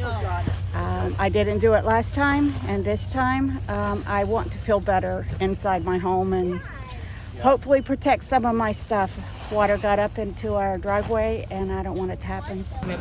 I prepared for Hurricane Milton by disconnecting cables, preparing my important documents in a waterproof portfolio. I will close my windows. I already bought food and water in case there is scarcity. I also bought some candles in case the power takes a while to come back.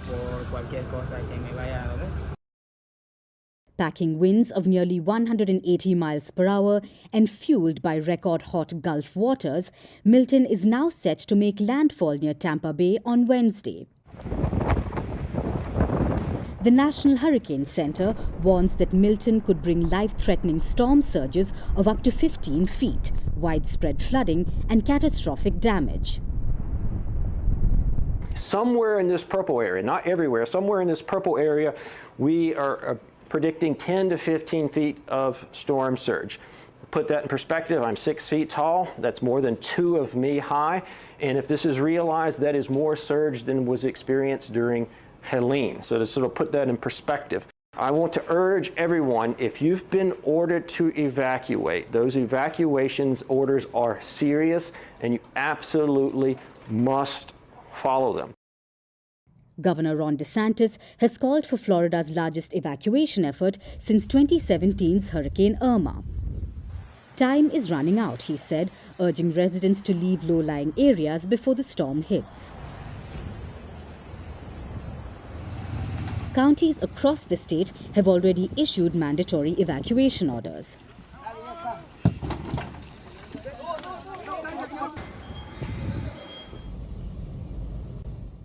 While schools are closed, hospitals are evacuating patients and airports like Tampa International are halting flights. It is expected to make landfall on the west coast of Florida sometime between Wednesday evening or perhaps even very early on Thursday. This has gone slower than the projections were in terms of the how it's moving towards Florida. And if that continues, it's going to push back when landfall will happen. If you're in the Tampa Bay area, you need to evacuate. If they have called for your evacuation order, I beg you, I implore you to evacuate. Drowning deaths due to storm surge are 100% preventable if you leave. The situation is especially dire for those who are still recovering from Helene, which claimed over 225 lives across 6 states. In Florida alone, Helene left behind 12,000 cubic yards of debris, damaged roads, and left millions without power. Despite round-the-clock cleanup efforts, Vice President Kamala Harris warned that Helene's devastation will only be compounded by Milton's arrival. So I just got off the phone with Administrator Criswell at FEMA, and I cannot stress enough to all the folks in Florida, in the Tampa area, please listen to evacuation orders. Please listen to your local officials, because I know a lot of folks out there have survived these hurricanes before. This one is going to be very, very serious. And I urge you to please just grab whatever you need. Listen to the orders you're getting from your local officials. They know what they're telling you, and they know what Milton is about to be. So please do that. President Joe Biden has declared a state of emergency in Florida.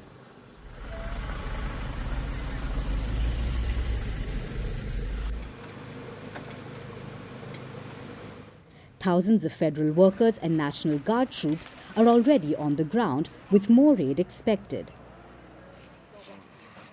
Yesterday and again today on the potential impacts of Hurricane Milton.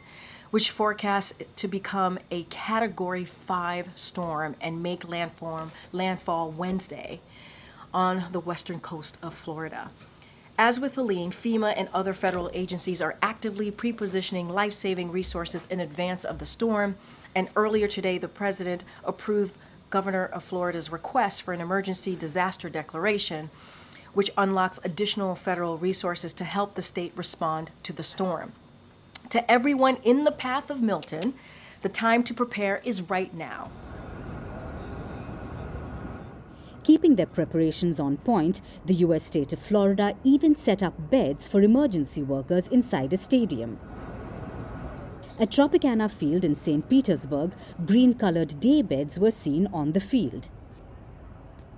An update posted on the website of Florida governor said a 10,000-person base camp was being established at the stadium to support operations and first responders. So, as Florida braces for impact, preparations before Milton's landfall have been fast-tracked. Yet, amid the chaos, the message is clear. Get out while there's still time. Milton could be the storm that tests Florida's limits like never before.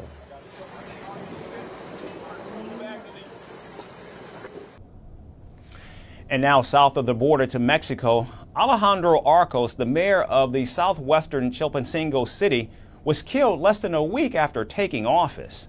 Chilpancingo is the capital of Mexico's Guerrero state, which has become one of the deadliest states in the country for aspiring elected officers. State officials confirmed the killing after graphic images on social media showed the newly elected mayor's decapitated body with his head left on a pickup truck for everyone to see.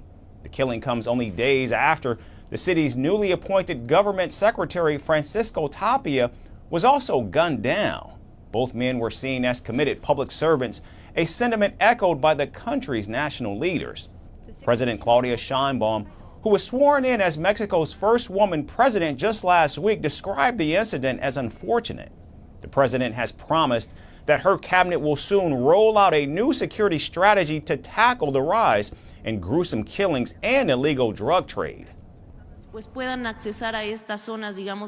Regarding the unfortunate incident with the mayor of Chilpancingo, the case was reported to me this morning.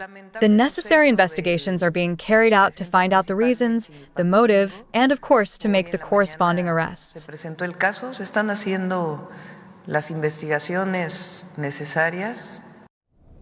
The slain mayor city has long been the scene of turf battles between two drug cartels. Drug violence in Mexico continues to impact the lives and livelihoods of millions of residents. Recently, the residents of the Sinaloa state called upon President Sheinbaum to address the escalating violence in the region. We are asking the government for peace and tranquility in Culiacan because the violence events that are happening should not be happening. The organized crime is on top of the government. Crime is controlling the government and not the government controlling crime. They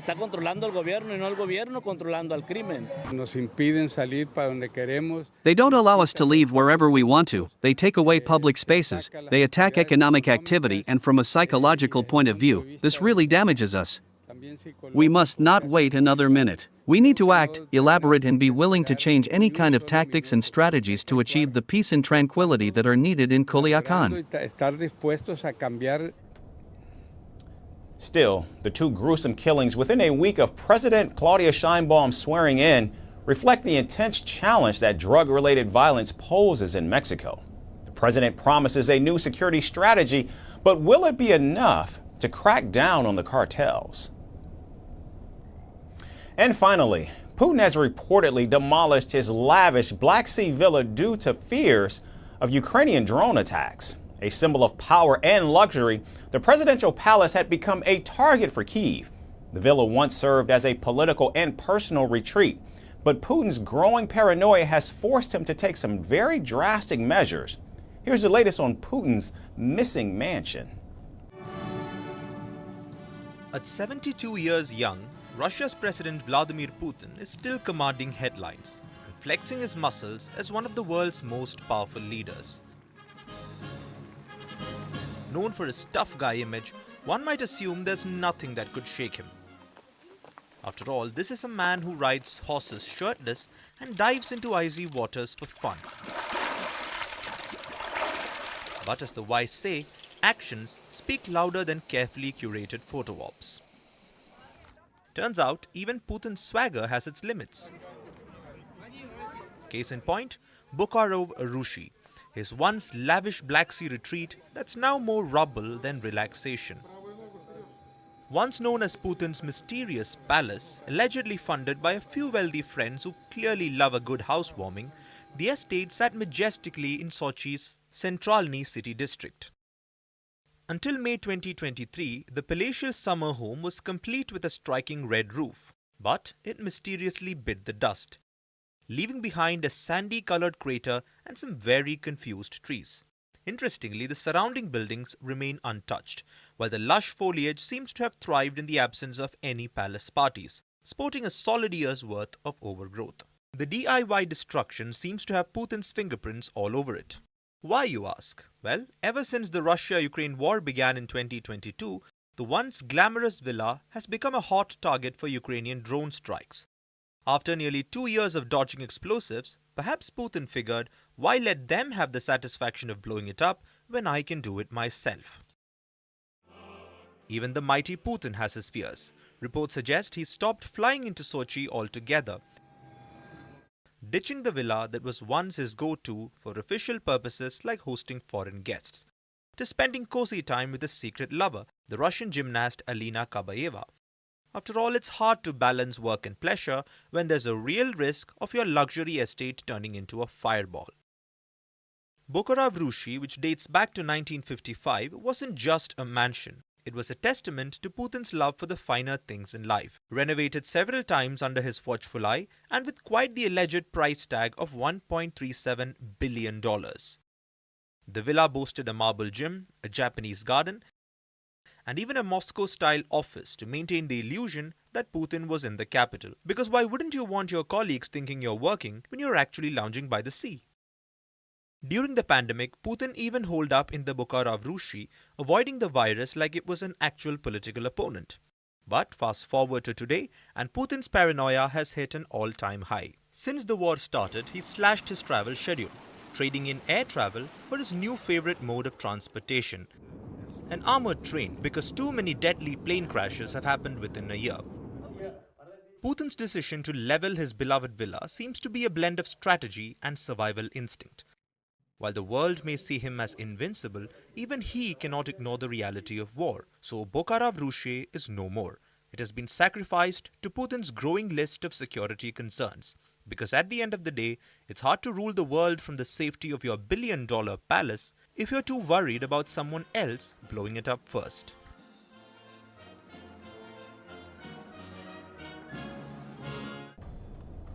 That's all we have time for today. Thanks so much for tuning in. We look forward to seeing you right back here again tomorrow. Thanks again for watching.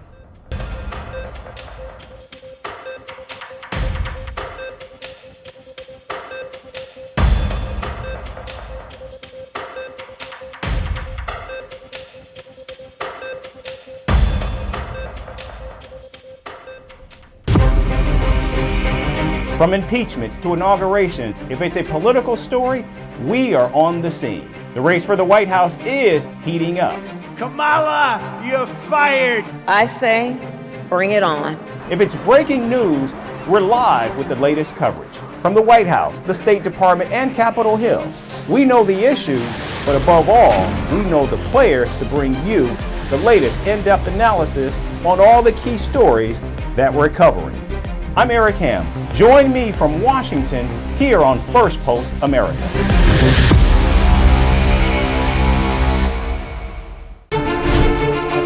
Firstpost decodes the U.S. election, explains how America chooses its president. Your primer on the race to the White House. Everything you need to know about how America votes and its global implications. U.S. Election Explained. Every Monday and Thursday only on Firstpost.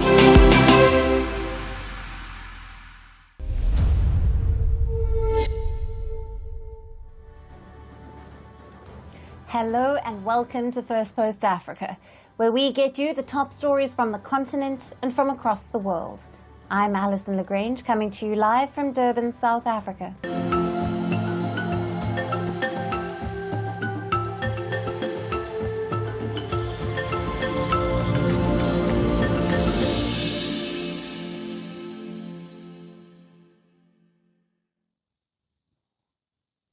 Hello and welcome. Let's take a look at our top story.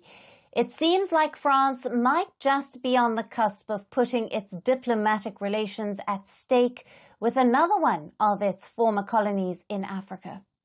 The already fraught relations between France and the Democratic Republic of Congo could possibly be hitting a new low. In what was seen as an embarrassing moment for French diplomacy, the Democratic Republic of Congo's President Félix Tshisekedi staged a walkout from the French-speaking country's summit held over the weekend in Paris.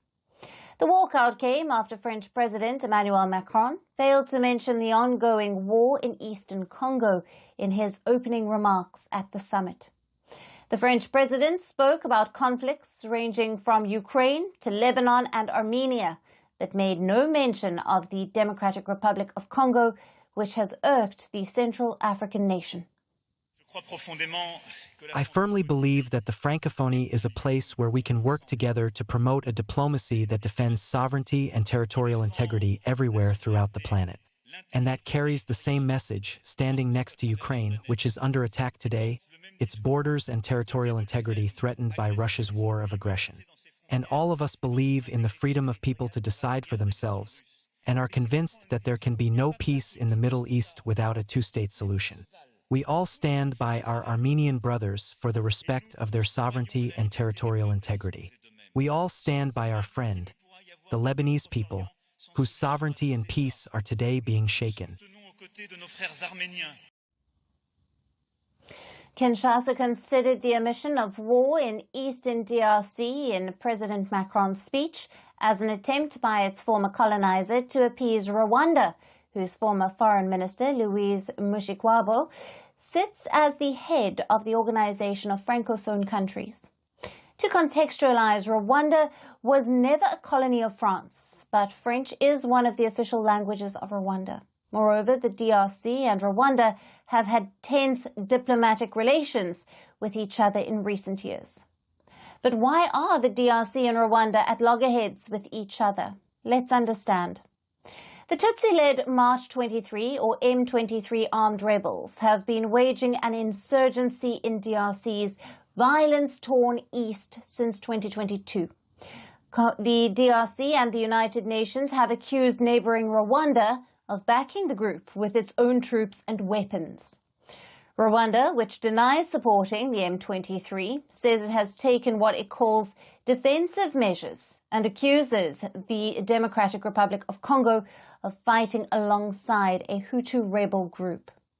Now, the Democratic Forces for the Liberation of Rwanda, or the FDLR, which has attacked the Tutsis in both countries, now both countries have participated in several rounds of negotiations, with the most recent one being in late August, which was aimed at easing the conflict that has displaced over 1.7 million people. But media reports say that Rwanda claimed at the Francophone summit that the DRC refused to sign a deal on M23 conflict. Congo did not respond to those claims. Angola, the mediator appointed by the African Union, has also been trying for months to make progress on this sensitive issue. Despite French President Macron's proposal for a three-way meeting to resolve the issue, both countries' leaders held separate bilateral talks with France on the issue at the Francophone summit. While they were standing just a few meters away from each other, DRC's President Félix Tshisekedi and Rwandan President Paul Kagame did not even exchange a glance. At the group photograph that took place during the opening of the summit, the local media reports also suggested that President Tshisekedi skipped a luncheon organized by the head of the Organization of Francophone Countries on Saturday. Sensing that the walkout by the DRC's president might overshadow France's efforts to revive its lost colonial influence after several coups in Africa. President Emmanuel Macron called for Rwandan troops and M23 rebels to withdraw from the east of the Democratic Republic of Congo at the closing ceremony of the summit. Now, President Macron also called for dismantling of all armed groups in the mineral-rich conflict-torn region, while he said that any political processes should include M23 and all other political compositions. He later told the media that France was not taking any sides and encouraged both countries to reach an agreement in talks mediated by Angola. With the situation between the DRC and Rwanda continuing to remain tense, it is yet to be seen how much will France balance out between the two French-speaking countries, which are resource-rich. One will also be watching out for whether France is able to host a three-way summit to ease the conflict or not. To discuss more on this, we have with us today Espoir Ngalukie, a political activist and security expert, who is joining us live from Goma, the Democratic Republic of Congo. Thank you for being with us. Thank you so much. Now, Espoir, in your view, what are the main reasons that President Tshisekedi has decided to walk out of the summit? Yes, the main reason is because when the president of France, Emmanuel Macron, when he was speaking on the open ceremony, he didn't emphasize about the war that is happening now in Congo, because Congo is a victim of the war caused by Rwanda and Uganda. And for the Congolese opinion, and for the Congolese president, he would like to hear that the president of France is emphasizing by condemning Rwanda to aggress Congo. As Emmanuel Macron didn't condemn Rwanda, the Congolese president Tshisekedi was angry. Only that. Right. And how has this action affected diplomatic relations between the Democratic Republic of Congo and France? Yeah, for now, I think that attitude, I don't know if it will have an impact on the Congolese and France relationship in diplomacy. Congo is like a poor country led by people who sometimes they look like people without vision. And France is giving opinion, is giving order to some Congolese leaders who are leading Congo currently. And what happened, I don't know for real if it will have any impact on the Congolese and France relation, because it's not the first time. When the president of France, Emmanuel Macron, came in Congo, I think 2 years ago, Congolese President Tshisekedi had the same attitude. And, France is helping Congo on many areas, like in health area, in education area, in many areas. And France is supporting Rwanda, military and on many areas. Right. Right. And what impact might this walkout have on the broader goals and unity of the organization of the Francophone-speaking countries? Yeah, now, for now, Congo is like on the top of the biggest Francophone country. And what happened, in normal situation, it could have an impact on the Francophone countries, on countries that speak French. But as Congo doesn't have a biggest, Congo is not strong currently in diplomacy area. And in my opinion, what happened will not have an impact on the organization of the Francophone countries. But in the Congolese opinion, Congolese citizens need, and for now, the voices of many Congolese, they are saying Congo have to leave the Francophone organization. This is the opinion of the Congolese citizens. But Congolese leaders, Congolese authorities, they don't agree for now. Right. And Espa, how do you see this incident influencing the future interactions between French-speaking countries, especially in the context of the ongoing conflict in the DRC? Since 3 decades, Congo is facing, is living in a war situation. And the majority of countries that are supporting rebellions, like M23, it's supported by Rwanda, and Rwanda is among Francophone countries. And the majority, and currently, only Burundi is supporting Congo officially and publicly. But Rwanda is supporting those rebellions, and France is supporting Rwanda military. Now Rwanda is protecting Total in Mozambique, and Total is the biggest French company, and France is protecting its relations with Rwanda, and they don't care. Honestly, France doesn't care with the relation with Congo and other countries that are speaking French around the world and in the African continent. They, as the Congolese diplomacy is not strong, all countries will not support a weakness country that is led by people, with the many, with lack of vision, who are not strong. And another thing is, Congo have to be organized in Congo. Solutions will not come from foreign countries. And as the Congolese leader, the expectation is to have solutions coming from foreign countries. And in my opinion, I don't think that the best solution will come from foreign countries. Right. Espa, thank you very much for being with us on Firstpost Africa and for sharing your views on all the latest. Thank you so much.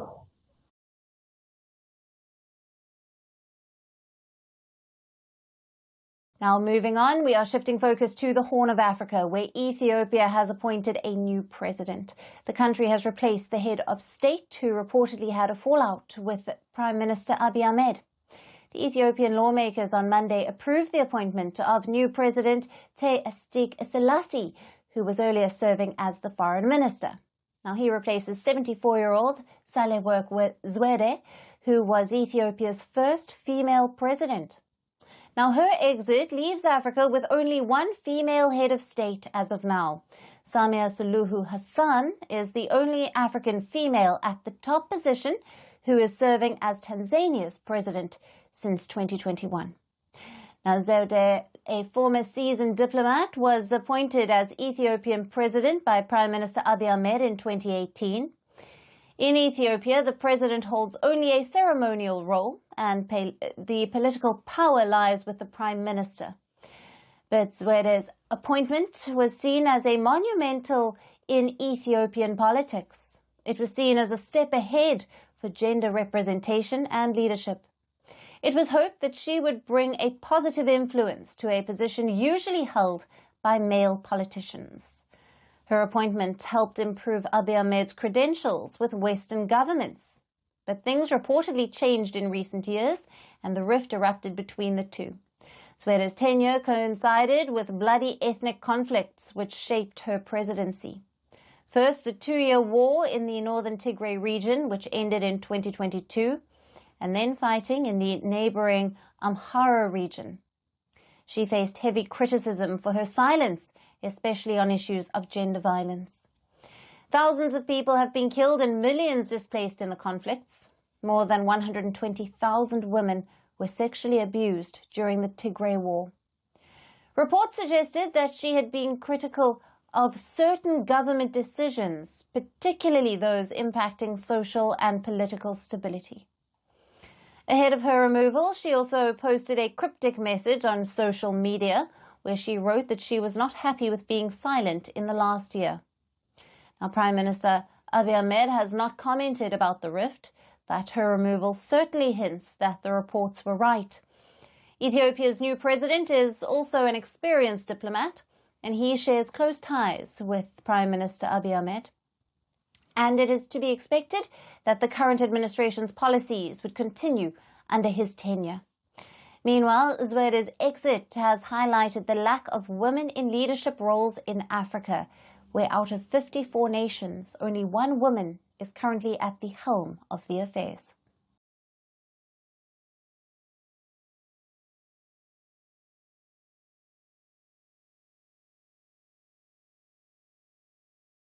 And moving on to Nigeria now, Africa's biggest oil producer has taken a groundbreaking step. Nigeria has decided to ditch the US dollar and sell its crude and refined oil in the local currency, the naira. In a historic move, Nigeria has begun selling its crude oil to the Dangote refinery in the local currency. The Dangote refinery is Nigeria's first private oil refinery. As per reports, Nigerian government is supplying 385,000 barrels of crude oil daily to the refinery. In return, Dangote will provide gasoline and diesel to the domestic market, also paid for in naira. The government says that the move is expected to boost local refining and to reduce dependence on imported fuel through this initiative. Even though Nigeria is a leading oil-producing nation, it does not have enough refining capacity and ends up importing most of its refined products. By refining locally, the country aims to save billions of dollars that would have been spent on fuel imports, thereby stabilizing the dollar exchange rate. Nigeria took the crucial step at the beginning of the month after a directive from the Federal Executive Council. The decision marks a significant shift as Nigeria's oil industry relied heavily on the dollar for decades. While Nigeria is not completely abandoning the dollar, it is taking a significant step toward reducing dollar dependence in its oil sector. The decision comes at a time when many nations in the world are moving away from the US dollar and exploring alternatives to trade. The de-dollarization campaign has gained momentum after the Russia-Ukraine war, with sanctions playing a significant role in the reducing of trust in the currency. Some countries that have launched de-dollarization efforts are the BRICS nations: Brazil, Russia, India, China, and South Africa. Nigeria has also expressed its intention to join the bloc, and it has notably decided to ditch the US dollar the same month that BRICS summit will take place in Russia. Now, Nigeria's finance ministry says the move will improve the growth and stability of the country's economy. With around 37 billion barrels of oil reserves, the country accounts for 3.1% of global reserves. A key economic measure, the move could also impact its foreign policy. Now, could the decision be a clear signal of Abuja's alignment with the global south rather than the west?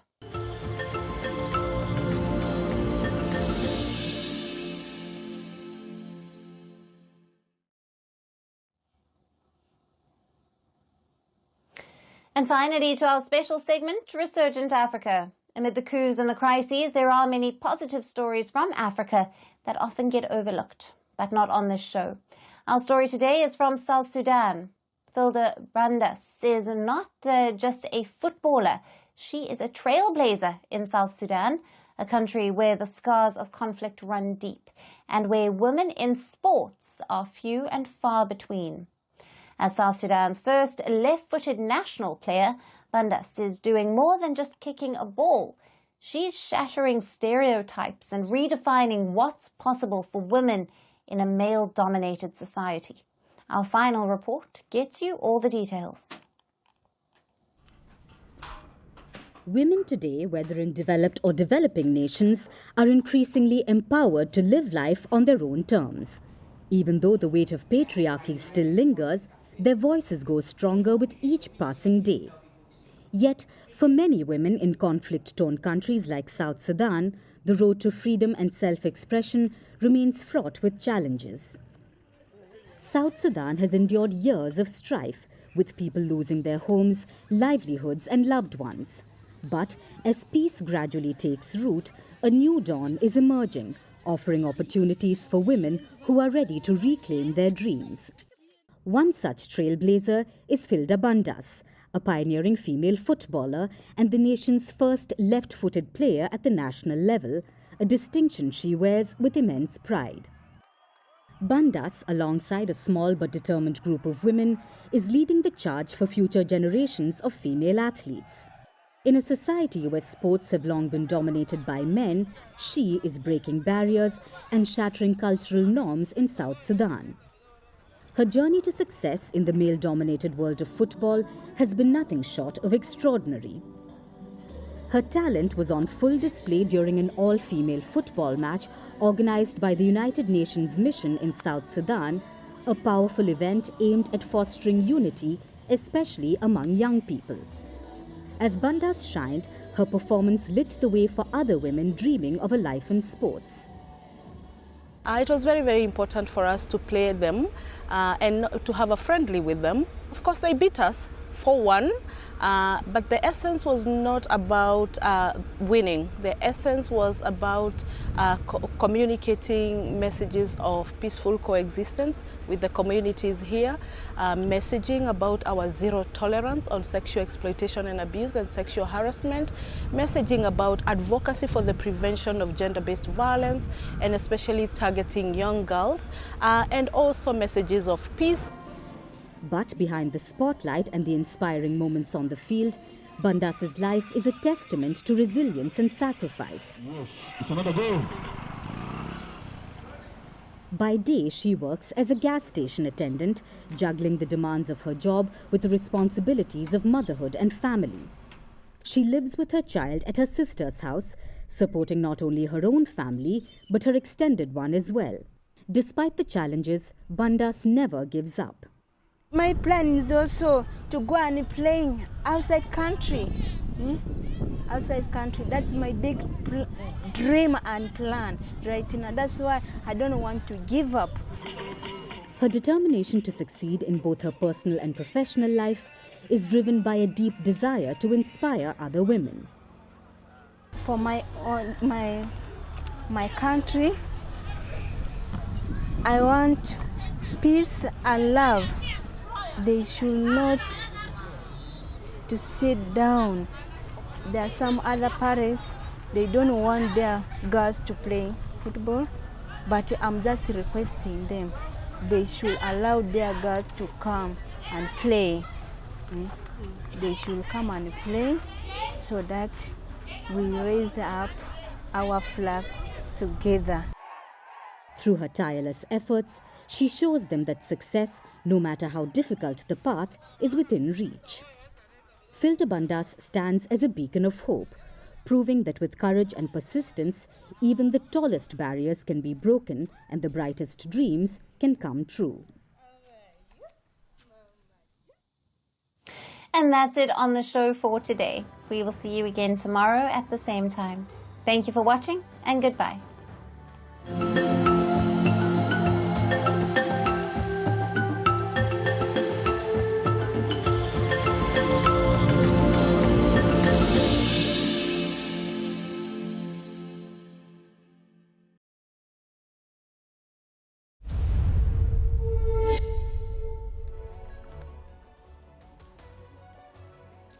Hello, Namaskar. This is Firstpost and you're watching Vantage with me, Palki Sharma.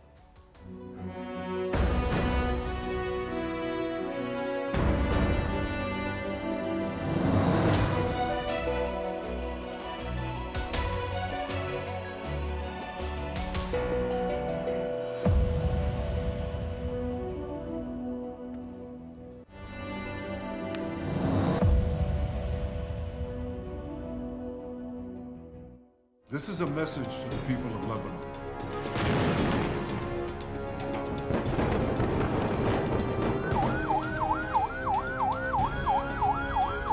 Lebanon was once known for its tolerance, for its beauty. Today, it's a place of chaos, a place of war.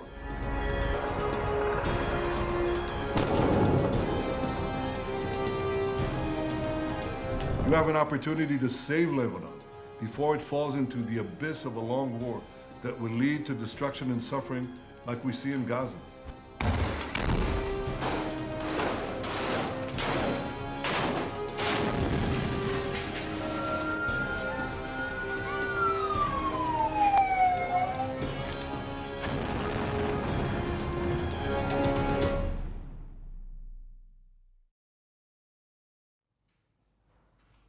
That's the warning from Benjamin Netanyahu. He says the people of Lebanon have a choice: either remove the Hezbollah from power or suffer the same fate as Gaza.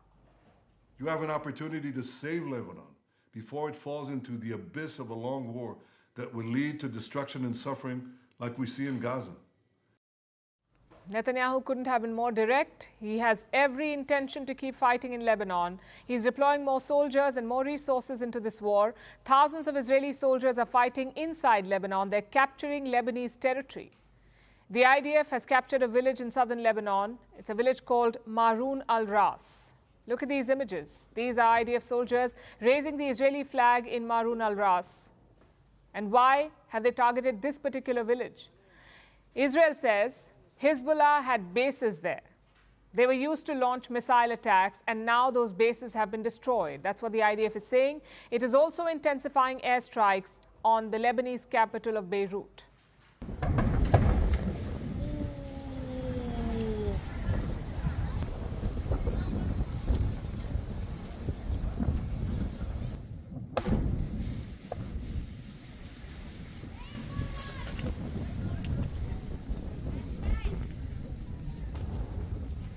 So what's the goal of these attacks? What is Israel after? The Hezbollah leadership, that's what they're after. Israel claims to have taken out 50 members of the group, including at least 6 commanders. Netanyahu says Israel has, and I'm quoting, degraded the Hezbollah. Raided Hezbollah's capabilities. We took out thousands of terrorists, including Nasrallah himself, and Nasrallah's replacement, and the replacement of his replacement. Today, Hezbollah is weaker than it's been for many, many years. Israel is targeting Hezbollah's chain of command, hitting their strongholds in Lebanon and killing their leaders. Netanyahu says they've been successful. The biggest prize was the group's top boss, Syed Hassan Nasrallah. Netanyahu says the IDF has also killed his replacement, Hashem Safiuddin. But a few hours ago, there was a twist. The IDF released a statement. It said it does not know if Safiuddin is dead or alive. We struck the intelligence compound in Beirut in Al-Dahin neighborhood. This is the command center of the head of intelligence, Abu Abdullah Murtada, and we know that Hashem Safiuddin was with him. The results of these strikes are being checked. Hezbollah is trying to conceal information. We will know and update the public. Is the Israeli military contesting Netanyahu's statements? The Israeli Prime Minister said that they've killed Safiuddin. The IDF says they're not sure. Netanyahu is yet to respond to this. Irrespective, his forces are going after high-profile leaders of Hezbollah. Yesterday, they said that they'd killed Suhail Hussein Husseini, the head of the Hezbollah headquarters in Beirut. Husseini was an important figure in this group. He played a key role in weapons transfers from Iran. He was also involved in sensitive projects like planning attacks against Israel. Husseini looked after budgeting and logistics for such operations. Israel says that he was killed in an airstrike in Beirut. On the same day, the IDF conducted another operation. This was in Syria. It blew up a building in Damascus, near the Iranian embassy, in the highly fortified neighborhood of Mezeh. This district has many foreign missions. Israel dropped 3 missiles there. It says the target was a high-ranking leader of Hezbollah. It is not clear if they were successful in this attack, but we can tell you that there were civilian casualties. At least 7 civilians have died, including children. We were sitting safely at home when we heard the sound of a very loud explosion. It was very strong. We did not know its source at first. Then we heard 2 other explosions. There were 3 explosions. My kids were terrified. I calmed them and went out to watch from the balcony. I saw dust all over the area. I looked from the balcony and all I could see was dust. So Israel is escalating its fight against Hezbollah. It is taking this conflict beyond its immediate borders. And the other side is responding in kind. Yesterday, they fired at least 180 projectiles into Israel. Today, they targeted the port city of Haifa again. At least 12 people were injured there. Plus, there were several explosions in northern Israel and intensifying clashes at the border. Hezbollah is exchanging fire with the Israeli military. They're using rocket-propelled weapons in an attempt to repel the Israeli advances. So the next few days will be crucial. Israel's defense minister was supposed to be in Washington today to meet his American counterpart and to discuss Israel's plans to attack Iran. But the trip was called off at the last minute. Apparently, there are disagreements over the plan. The US wants Israel to break this cycle of violence to avoid triggering a wider regional war, but Netanyahu has made his position clear. He will not slow down, neither against Hezbollah nor against Iran. Later tonight, Netanyahu will speak to US President Joe Biden. Safe to say, it won't be a pleasant conversation.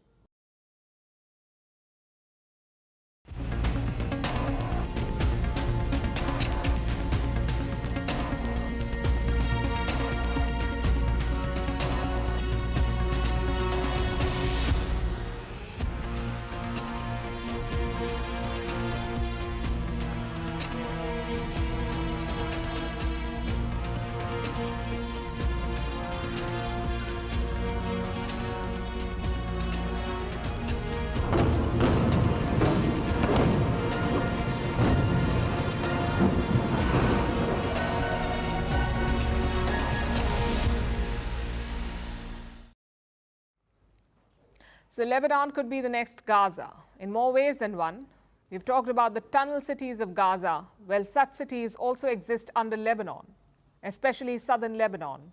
Hamas built the tunnels in Gaza and Hezbollah built the tunnels in Lebanon.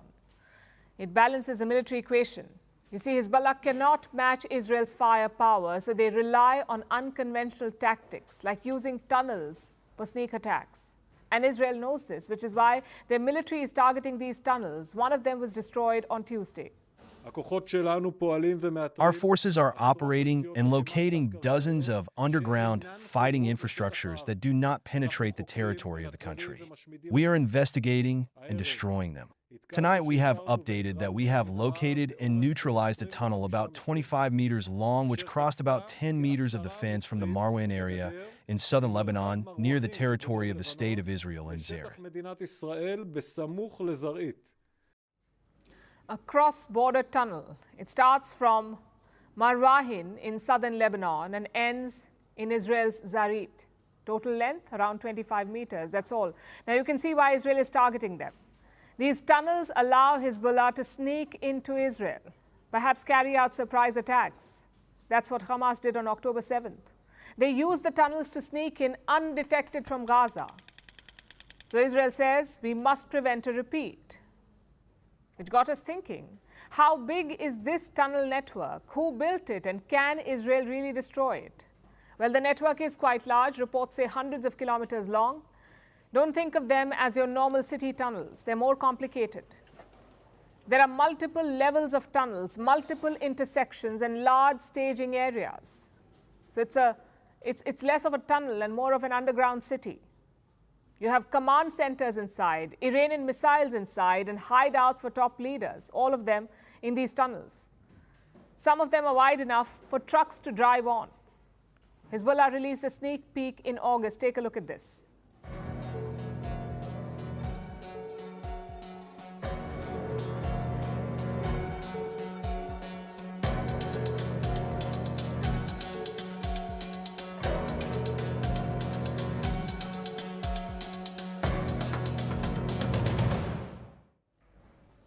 Most of these tunnels are in southern Lebanon, like we said, which is Hezbollah's stronghold. It allows them to be close to their main enemy, Israel. But these are the new tunnels. The old ones are more basic, barely wide enough for fighters to walk through. And what do they look like?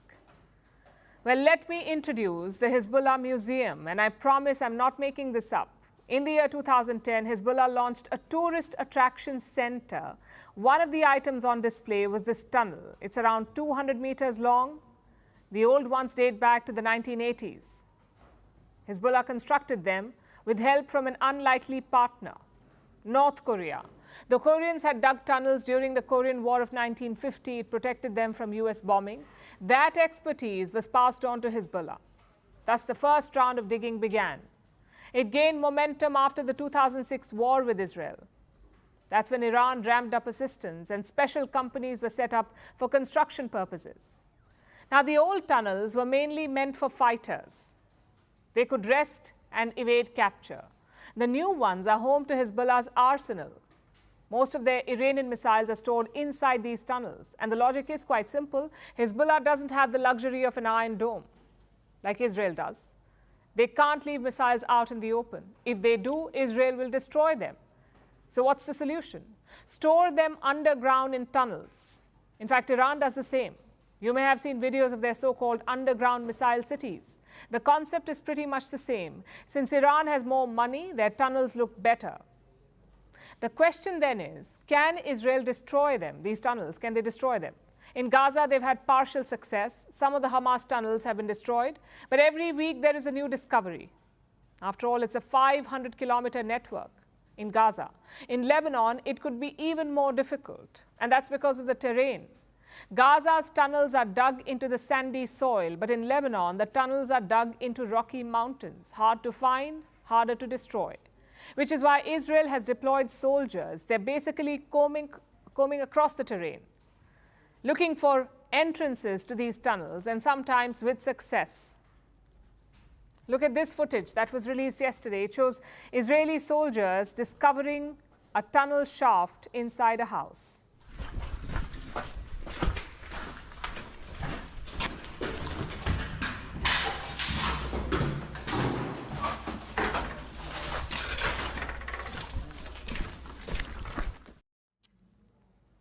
Tunnel warfare is not new. It emerged in the 9th century BC. In modern times, it's been used to great effect. In Vietnam, the communists used tunnels to beat the Americans. In Korea, too, tunnels again kept the Americans at bay. In West Asia, this is just the latest theater. It's a tactic used to level the playing field, especially against a far superior enemy. The difference is that Israel knows what to expect. And they're not taking prisoners. In Gaza, Israel tried to find the tunnels first, but when they could not, they simply bombed the entire buildings. Will they do the same in Lebanon?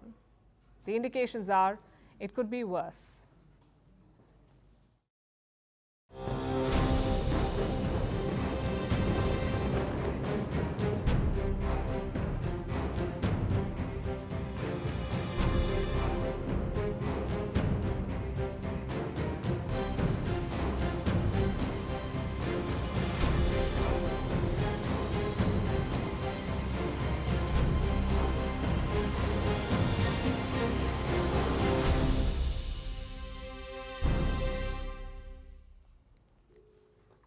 Months of fighting, tens of thousands dead, and finally the Arab states are entering the picture. Not militarily, of course, but diplomatically. Israeli media reports mention secret talks. Between whom? The United States, the Arab states, and Iran. And what are they hoping to achieve? After all, the US and Iran don't even have direct relations, so why are they talking? To end the fighting once and for all. Not just in Gaza, but everywhere in West Asia. Basically, one deal to end all wars. Now, the details are not yet clear. Reports say that Israel has been informed about this initiative, but they're not involved in framing it. Of course, such a deal involves hectic diplomacy, and last week we saw it. Iran's president visited Qatar. While there, he met Saudi Arabia's foreign minister. Today, Iran's foreign minister was in Saudi Arabia. He talked about ending the suffering in Gaza and Lebanon. Before that, he visited Beirut and Damascus. Basically, it's been a lot of diplomacy. But will the outcome be any different? We ask because we've seen so many peace deals in the last 1 year. All of them have failed. So why is this one different? Because of two reasons. One, it's being discussed on the brink of a regional war. So the urgency is a lot more. And two, because Arab states are involved. They can offer Netanyahu something that no one else can. And that is a normalization deal. So maybe he'll be more interested, especially if Saudi Arabia is on board. Riyadh was part of the Lebanon ceasefire call last month, but Netanyahu rejected it. he has the upper hand on the battlefield. So he won't settle on the negotiating table, not unless Hezbollah agree to pull back. And who can make that happen? The Iranians. Which is why Riyadh and Tehran are talking things out. For the Arab world, the priority is quite clear. They want to avoid a regional war at all costs, because the cost would be too high. Israel has talked about attacking Iran's oil facilities. If that happens, Iran has vowed to hit back, not just at Israel, but at Arab oil sites, like those in Saudi Arabia and the UAE. And the kingdom is keen to avoid that. They normalized relations with Iran last year, and they're in no mood to disrupt that. But Tehran is game. They've issued a new threat to the Arab Gulf states. Don't allow your bases or airspace to be used against Iran. If you do, we will retaliate. That's what Iran's ambassador in India said as well. We asked him about the role of Gulf states. He said American bases in the region would be attacked irrespective of their location. Hope that they play a neutral role. If the tension be between Iran and United States, all military bases of United States, despite of their geographical location, will be Iranian targets. Including in Qatar? It doesn't make any places. That's why the Arab states are worried. Many of them host American military bases, including Saudi Arabia and the UAE. So they don't want to be dragged in. That may also explain their sudden interest in mediation. They wax eloquent about Palestine. At the same time, they were absolutely fine letting Gazans die. But now, their own oil facilities and military bases are on the radar. So suddenly, Arab states are willing to talk.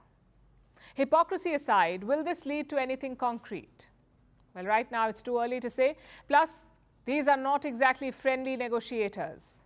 Saudi Arabia has long wanted to reduce Hezbollah's influence in Lebanon. So the Iranians will be wary. In Gaza, things are even more complicated. Suppose Hamas agrees to release all hostages. Even then, Netanyahu may not stop.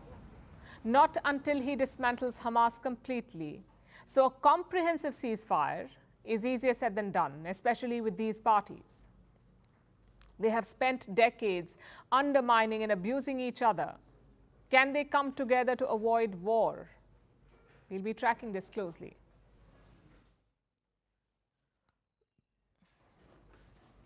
Now let's turn to the other side of the world, to the Pacific Ocean, where Russia just held a drill with their dear old friends from China. The latest exercise apparently involved anti-submarine maneuvers, and Beijing was extremely interested. Why do I say this? Because they went all out. They sent their most powerful warship, the Type 055 destroyer. You can see it here, cruising around in the Pacific. That is the Wuxi, one of China's 8 Type 055 destroyers. China has been adding these ships into service since 2020. The Wuxi itself achieved operational capabilities only last year, so it's brand new, state-of-the-art. Beijing also sent out 2 other vessels. One Type 052D destroyer called the Xining. This is also fairly new. It was commissioned in 2017. And the last Chinese ship is the Linyi frigate. It's been around for a while. It focuses on anti-submarine activities. These 3 Chinese ships took part in the drills with Russia. And what did Moscow send? Well, not their latest warships. Russia sent out 2 strong and sturdy vessels. The Admiral Tributes, commissioned in 1985, and the Admiral Panteleev, commissioned in 1992. So not exactly state-of-the-art, but they are specialized vessels. Both the Russian ships are Udaloy-class destroyers, which are large anti-submarine ships. That's the official designation. This class of destroyers carries helicopters to track submarines from the air. Most of the footage you've seen was shot from one of these choppers, a Kamov Ka-27PL, better known as a Helix. We have these in India too. India bought them from Russia years ago. So we know that it's a solid, if slightly old machine. It specializes in both tracking and defense. They can deploy portable sonar to pinpoint a submarine's location and then fire torpedoes or depth charges to take them out. Again, these have seen a lot of action, making them ideal for training. All the Russian machines you saw have been around for decades, since the Cold War. They're tried and tested, which is more than we can say about the Chinese vessels. Even though the Russians did not bring their latest gear, China won't be upset. After all, it's experience that they want. That is Beijing's primary goal. China has often been called a paper tiger. It has a massive military, but no battlefield experience. Chinese troops know how to attack and harass neighboring countries. But there's more to fighting a war than that. And this is why Beijing is reliant on Moscow. The Russians have real war experience. They have fought both conventional wars and low-intensity conflicts, like the Cold War with the US. Therefore, the Russians have battle-tested ships and choppers and battle-hardened soldiers. You can't buy that kind of expertise, no matter how many billions you spend on fancy ships. So China is going to Russia for mentorship. This latest anti-submarine drill took place within the last few days. Russia did not specify the dates, but we know it took place right after another major exercise, the Babu Interaction 2024. That drill took place just last month, and Beijing is already keen on more exercises. It makes sense when we look at the big picture. China is now preparing to take over from Russia as America's chief antagonist. So who better to learn from than their predecessors?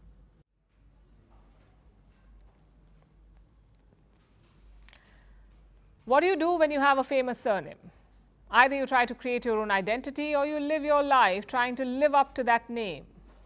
But what happens when that surname is bin Laden, like Osama bin Laden Laden, the world's most dreaded terrorist?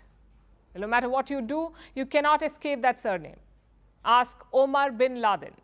He's one of Osama's 24 alleged sons. And he was living in France until 2023. He was a painter, but last year Paris banned him from the country, and now they say he cannot return. Why is that? What prompted France's actions? Our next report tells you. Omar is 43 years old. Since 2016, he was living in Normandy with his wife. During the pandemic, he was stuck at home. He didn't have much to do. So one day, he saw his wife painting.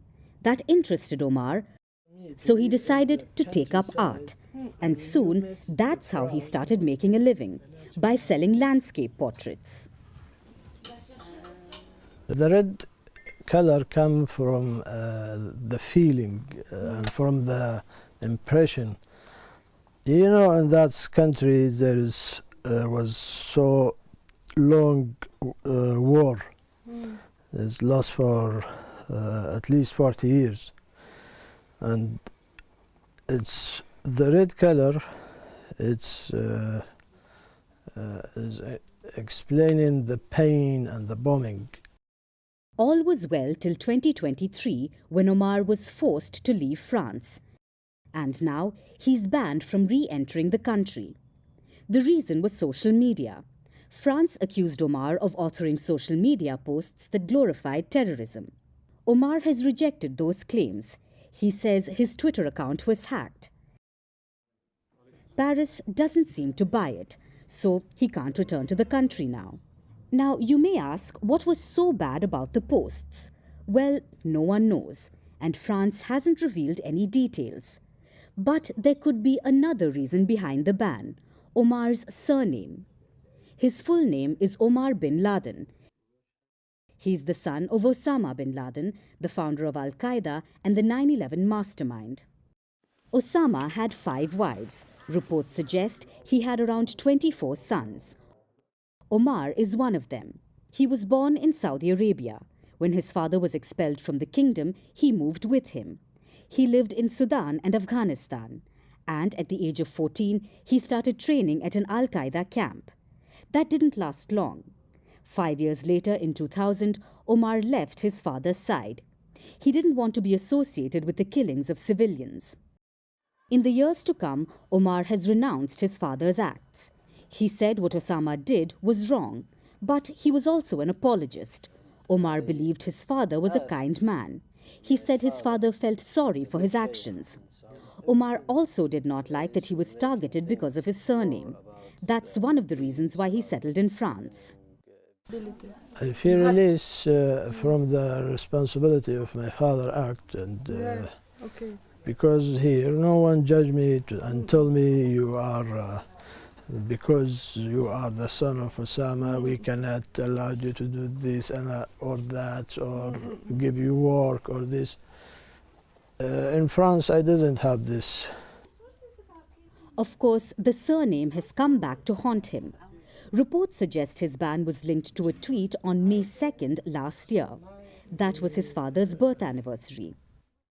Last July, authorities raided his house. He was put under investigation. He then left the country. And now, the Interior Minister says he can't come back. Omar now lives in Qatar. He may have tried to redefine his life, but some surnames are larger than life, especially when it's Bin Laden.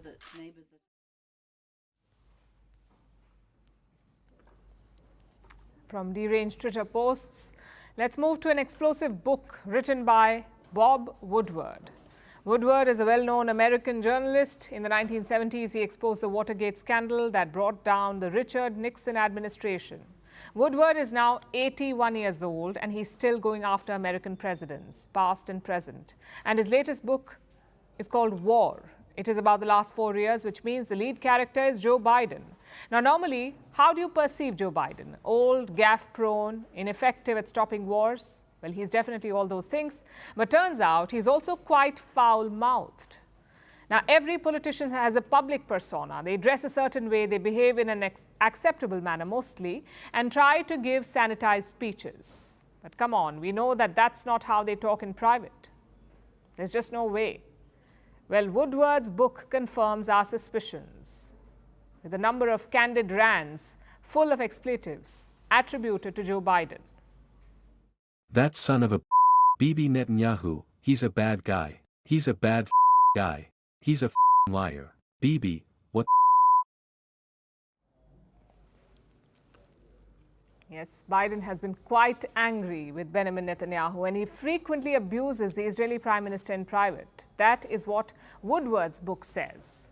Now, before I go further, a quick clarification. Bob Woodward has not been tapping Joe Biden's office. He got all this information from sources. He interviewed dozens of people with access, White House aides who say that they heard all of this in person. Woodward, of course, has not revealed his sources, so Biden could just deny all of what he's written. Most of the people in the book can. So don't expect anything to change. The politicians will continue to don their well-rehearsed public personas and ignore everything in this book. Now, with that disclaimer out of the way, what does all of this mean? Why has Biden been swearing at Netanyahu? Well, it's obvious, really. Biden has been trying to prevent an all-out war in West Asia, but Netanyahu doesn't seem to care about that. According to Biden, Netanyahu only cares about his own political survival. Same with his staff, Netanyahu's staff. Here's what U.S. Secretary of State Antony Blinken allegedly thought of Yoav Gallant, Israel's defense minister. According to Blinken, and I'm quoting, Gallant's approach was, "It doesn't matter how many people die. I have a mission to eradicate Hamas, and it doesn't matter how many Palestinians die. It doesn't matter how many Israelis die." Let's face it, if Blinken is asked about any of this, he will probably deny it. Israel will definitely deny it. But what have we seen over the last year? We've seen the leveling of Gaza with our own eyes. American officials have seen it too, so they probably know exactly what Israel is doing, and Biden's private frustration makes sense. So that's one war covered in Woodward's book. Then we have anecdotes from the war in Ukraine. They f***ed up in 2014. That's why we are here. We f***ed it up. Barack never took Putin seriously. We did nothing. We gave Putin a license to continue. Well, I'm revoking his license. Biden apparently said all that before Russia began its invasion of Ukraine. Before. According to the book, the U.S. knew about Russia's invasion months in advance. They knew by October 2021. They had a source inside the Kremlin. Apparently, the U.S. tried to warn Ukraine. They even sent Kamala Harris to talk to Zelensky personally, and she apparently even told him to come up with a succession plan in case he were captured or killed. But perhaps the biggest claim in the book is about Russia wanting to nuke Ukraine back in late 2022. Putin apparently wanted to use tactical nuclear weapons, and Russia was laying the groundwork, saying that Ukraine was planning to use a quote-unquote dirty bomb. When the US found out, they called Russia directly. If you did this, all the restraints that we have been operating under in Ukraine would be reconsidered. This would isolate Russia on the world stage to a degree you Russians cannot fully appreciate. I don't take kindly to being threatened. Mr. Minister, I am the leader of the most powerful military in the history of the world. I don't make threats. Well, Russia hasn't used a nuclear weapon yet, thank God. Either the US was successful or none of this ever happened. Woodward isn't considered some infallible source. In fact, he has a lot of enemies, especially Donald Trump. Woodward has written multiple books about Trump, and Trump has sued him over this. There's a bitter feud there. Woodward took jabs at Trump in his latest book as well, accusing him of sending COVID testing machines to Putin. Trump sending COVID testing machines to Putin. Trump allegedly did this during the peak of the Wuhan virus pandemic, when there was a shortage of detection machines. And apparently Putin tried to protect Trump. This is an exchange mentioned in the book. Please don't tell anybody you sent these to me. I don't care, fine. No. I don't want you to tell anybody because people will get mad at you, not me. They don't care about me. Trump has vehemently denied that this incident took place or this conversation took place. But Woodward did not stop there. He says that Trump continues to talk to Putin regularly. But again, he doesn't have any concrete proof, or he hasn't provided in the book. Whatever you think about these allegations, the new book paints quite a picture. One very different from the prim and proper facade that we're used to. Now let's turn to East Asia, to the Korean Peninsula, where tensions have just escalated. North Korea has upped the ante. It has begun severing all ties with the South. Quite literally, the North Korean military has begun cutting off road and rail connectivity with South Korea. They may not have been in use, but they've existed for years. Now North Korea is severing them. They're also erecting barricades, fortifying border posts, installing landmines, and creating a wasteland between the two nations. It is quite the escalation. Why is Kim Jong-un doing this? What has he planned? And should the world get ready for another war? Here's our report. North and South Korea are still technically at war. Yes, even today. The two sides last fought between 1950 and 1953. In July 1953, they signed an armistice to pause the fighting. It was not a peace treaty, but a temporary reprieve. So technically, both the Koreas have been at war for over 74 years. But thankfully, they don't actually fight. It's mostly metaphorical fist-shaking these days. North Korea keeps testing missiles and sending over balloons filled with feces. South Korea conducts joint drills with the US and blasts K-pop music towards the north using giant speakers. This is the reality along the DMZ, the demilitarized zone separating the two Koreas. On Monday, North Korea's supreme leader Kim Jong-un made a threat. He said he may use nuclear weapons against South Korea and the US. Washington and Seoul held joint drills recently in the East Sea, so Kim was upset, and he threatened nuclear retaliation. Now, normally this wouldn't be unusual, since Kim threatens to use nukes every few months. But today, something unusual happened. North Korea announced that it would start cutting off roads and railways linking it to the south. This was announced by the North Korean army. The army has been active at the border lately, installing landmines and clearing tracts of land. But cutting road and rail access is new. It was broadcast all over North Korean state media. Now, to be clear, it's not that you have a lot of traffic along the roads and railways. Remember, the two nations don't get along.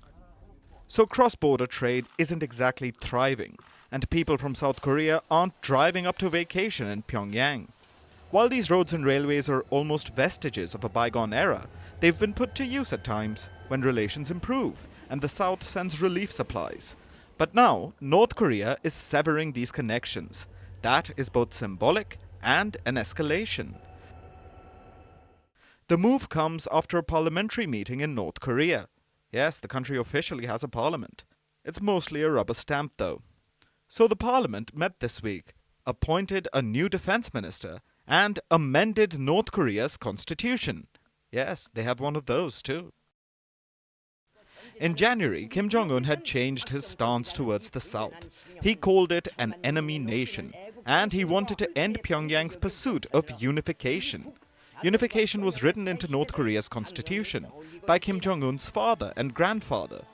North Korea hasn't confirmed whether their unification dream is dead, but the severing of roads and rails doesn't really bode well. Does this mean Kim is preparing for some all-out war? Does he plan to level South Korea? It's unlikely.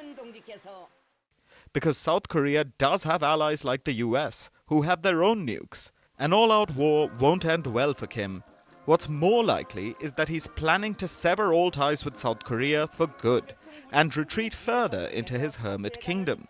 The isolation may work out well for Kim's regime, but it will further divide the already separated Korean people.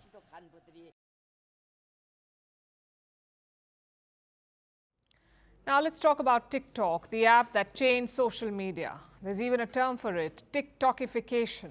What that means is that TikTok changed the way that we view social media. It introduced short videos. It brought vertical content. The algorithm was addictive. Our attention spans reduced further. Soon, everyone jumped to replicate this model. Instagram got Reels, YouTube launched Shorts, Snapchat introduced Spotlight. So TikTok was a game changer. It changed the way we consume content. But was it all for good? The US doesn't think so. 13 American states are suing TikTok. They say its addictive nature is harming the mental health of children. The lawsuit was filed in New York. It highlights TikTok's addictive features. The first is notifications, which can come at any time and disrupt the sleep of children. The second is autoplay. If you're watching a video, you don't need to scroll to the next one. It starts playing automatically, autoplay. That gets kids stuck in a loop, and they end up spending hours on the app. The third problem is the beauty filters. They're all over TikTok. Children use them too, of course, and that lowers their self-esteem. They believe that they need filters to look better. And the last one is challenges. TikTok is full of them. Some of those are harmless, but some can be very dangerous. In fact, children have died or been injured trying to take part in these TikTok challenges. So America wants to stop all of this. It wants to hold TikTok accountable. This app came about in 2016. Today, it is the fastest growing social media platform. It has over 1 billion active users. 170 million of them are in the US, which is more than half of the country's population. Users spend an average of 95 minutes on TikTok every single day. That's 1.5 hours a day, every day. And all of this is because of the algorithm. It can almost read your mind. It shows you what you want to see. And that creates a predatory loop. You see something that you like, you watch it, more such content appears on your feed, you scroll more, and you get stuck in this cycle. In fact, this has been compared to substance abuse. And I'll explain why. Imagine you see a video that you like. It makes you happy. Your brain releases the neurochemical dopamine. It's like an instant hit. It gives you a feeling of pleasure. Now, TikTok videos are short, so the more videos you watch, the more dopamine is released. It's like a sense of high. So you keep scrolling. And what happens when you stop? Your dopamine levels go down, the high wears off, and soon you start craving for it. And what do you do then? You open TikTok again and you start scrolling again. It is bad for everyone, but it's especially bad for children. TikTok says that users must be at least 13 years old to sign up. But data suggests otherwise. In the US, 1/3 of the users are under 14 years of age. In the UK, 30% of users are between 5 and 7 years of age, 30%. Globally, children spend 75 minutes on the app every day, so you get where the problem is. TikTok makes itself addictive, children get addicted, and there are no remedies, hence the lawsuit by the American states. It is a good move. TikTok must be held accountable. But why just them? These problems are not unique to TikTok. It's the story of most social media apps. They're addictive and they're bad for mental health. Look at this report from 2021. It shows how Instagram leads to eating disorders in teenage girls. Then there is Snapchat. There's been a rise of online grooming crimes against children on the app. So why just drag TikTok to court? The answer lies in the origin of the app. TikTok is owned by a company called ByteDance. It's a Chinese company. It has been accused of spying and interference. It is banned in many countries, including here in India, and America too wants to ban it. They've expressed national security concerns over TikTok. At the same time, in the run-up to the election, their presidential candidates opened TikTok accounts to reach young voters, and it shows you their dilemma and their double standards. There is no doubt that TikTok is problematic, not just for children. So American leaders must walk the talk and get off the app themselves first. Also, if they really care about children's mental health, they should take similar action against American-made platforms like Instagram and Snapchat too, because selective action and hypocrisy will not protect children. Now let's talk about the International Space Station. It is aging, and this has invited an array of problems, about 50 of them. Problems, including the fact that the space station is leaking air. So NASA has gone into crisis mode. They're calling the leak the highest level of risk and drawing up an evacuation plan for the people on board. But the risky bit is this. NASA does not know why the space station is leaking or where it is leaking from. Here's a report. This is the International Space Station. This is where thousands of scientific experiments were conducted. From finding out why humans age to the discovery of new materials. ISS is the largest space station ever built. It circles the Earth every 90 minutes. And the space station has done this for a very long time. It was launched in 1998. And its crewed operations began in 2000. That's more than 2 decades of work experience. It would surely tire anyone out. And that's what's happening with the ISS as well. It's aging. So, like with any aging body, the ISS too is encountering problems, about 50 of them. The International Space Station is jointly run by a number of countries. This includes NASA, that's the US Space Agency, Roscosmos, the Russian Space Agency, and an international coalition which includes the European, Japanese, and Canadian space agencies. These agencies monitor different sections on the ISS, and Roscosmos has discovered a number of problems in its section. There are about 50 quote-unquote areas of concern. Among these, there are 2 main problems. First, air leaks. About 1.7 kilograms of air leaks per day. But do you know the best part? Nobody knows why the air is leaking or where exactly it's leaking from. Just that it's leaving the space station. The second problem is cracks, about 4 of them. For now, Roscosmos has patched up the cracks. But NASA is in crisis mode. They are so concerned that they have negotiated a deal with their Russian counterpart. They want to seal off a small segment of the space station and only use it during critical operations.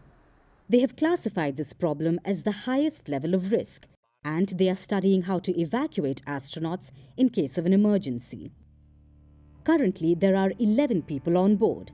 NASA says that the station is safe for now, but they need options for rapid departure. So this year, NASA awarded SpaceX. SpaceX is controlled by tech mogul Elon Musk, and NASA has paid them $266,000. Why? To come up with a contingency plan. But that's not the only deal NASA has signed with SpaceX. ISS has been in the orbit for 10 years longer than planned. Due to its rapid aging, it needs to be pulled out of the orbit. It needs to be disposed of in a few years. So this year, NASA signed another deal with SpaceX. They will give SpaceX $843 million. Why? To kill the International Space Station. SpaceX will devise a craft. It will latch on to the 430-ton ISS. Then the vehicle will guide the craft and pull it out of Earth's orbit. If this is not done properly, the laboratory can fall back to Earth. So NASA and SpaceX have a big task on their hands. Together, they will force the International Space Station into retirement, which seems to be a tradition in the United States at this point.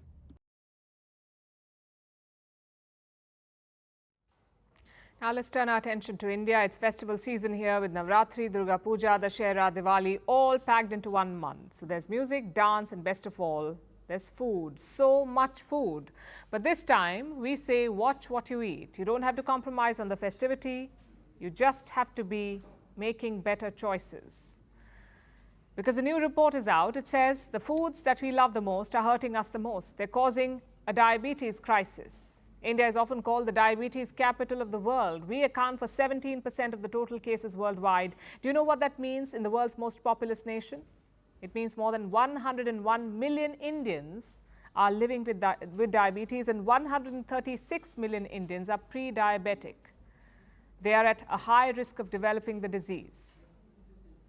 That's what being pre-diabetic means. Now, let me put this in context. The total number of Indians struggling with diabetes is more than the entire population of Brazil. And the Indian Council of Medical Research, or ICMR, knows exactly why.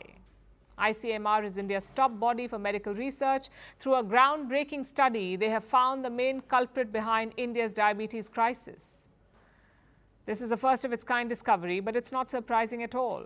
It's the food that we eat. More specifically, the real villain is the food that is high in AGE. That's an acronym. AGE stands for Advanced Glycogen End Products, AGE. The name itself is scary, needless to say. It is a harmful compound. It forms when proteins and sugars combine, usually under high heat, like with food that is fried or roasted or grilled. And you know what falls in this category? Most junk food, especially the ones that are fried, like samosas, pakoras, French fries, chips, even baked products like cakes and sugary treats.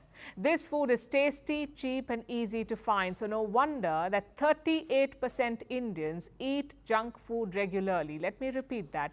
38% Indians eat junk food regularly. But this also explains why diabetes is no longer linked to aging.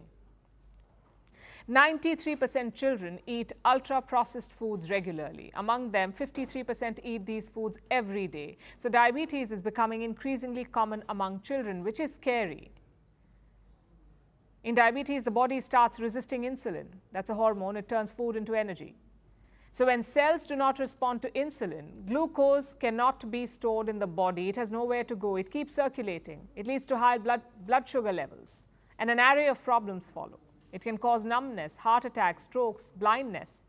Living with diabetes means round-the-clock monitoring, keeping sugar levels in check, taking insulin injections, and dealing with the constant threat of complications. The situation is quite bad.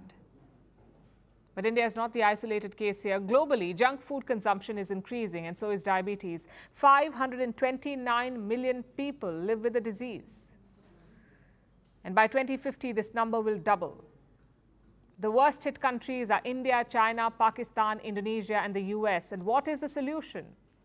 We can keep our own diet in check. That's the bare minimum. It will help. But that's like trying to stop climate change just by recycling paper. We also need to crack down on the big culprits, the fossil fuel companies, in this case, the junk food moguls. We need policy action. Junk food will be, and listen to this carefully, junk food will be a $535 billion industry in India next year. How is this okay? India has been labeled the diabetes capital of the world. We know that it is linked to junk food, and yet we are fueling a processed food boom. It is foolish and deadly.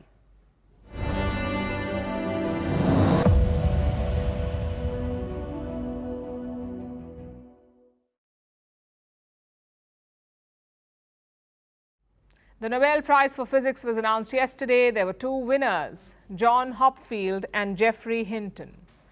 But their victory has triggered the darkest corner of social media, the realm of nerds. You see, Hopfield and Hinton worked on machine learning. They're often called the fathers of artificial intelligence. So physics nerds are not happy. They're asking, since when is machine learning physics? Is it not computer science or mathematics? Many of them challenged the Nobel Committee on social media. They began mocking their decision. I guess this is what happens when you watch too much of The Big Bang Theory. Suddenly everyone is an expert.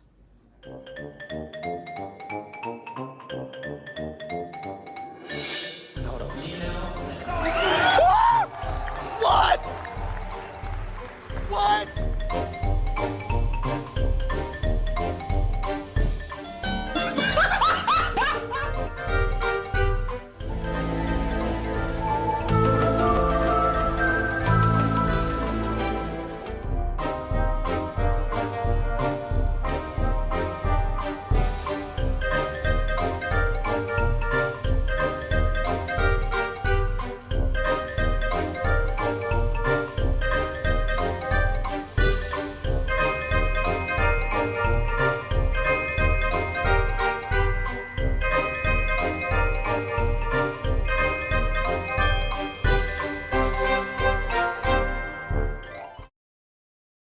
it's time for Vantage Shots, images that tell the story. In the U.S., Hurricane Milton doubles in size as it is set to make landfall in Florida. In Argentina, university students hold classes on the streets to protest against budget cuts.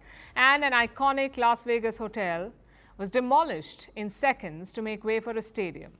Finally, we're taking you back in history. On this day in 2004, the first presidential elections were held in Afghanistan. Nearly 8 million Afghans, including women, voted for the first time. Hamid Karzai was elected as president. Since the Taliban took over in 2021, there has been no election in the country. The Taliban calls them a failed experiment.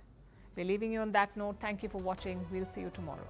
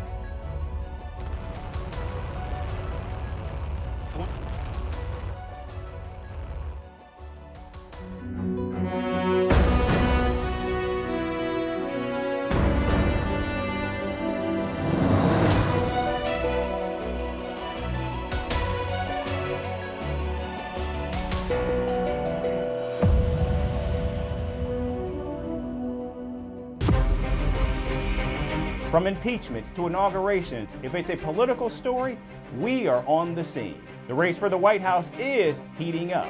Kamala, you're fired. I say, bring it on.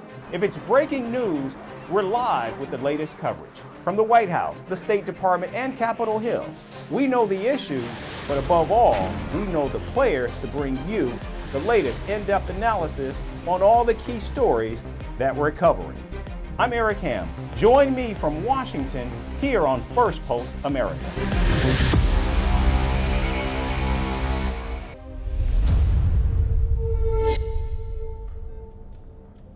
Hello and thank you for tuning in. I'm Eric Ham and we're live in Washington, D.C.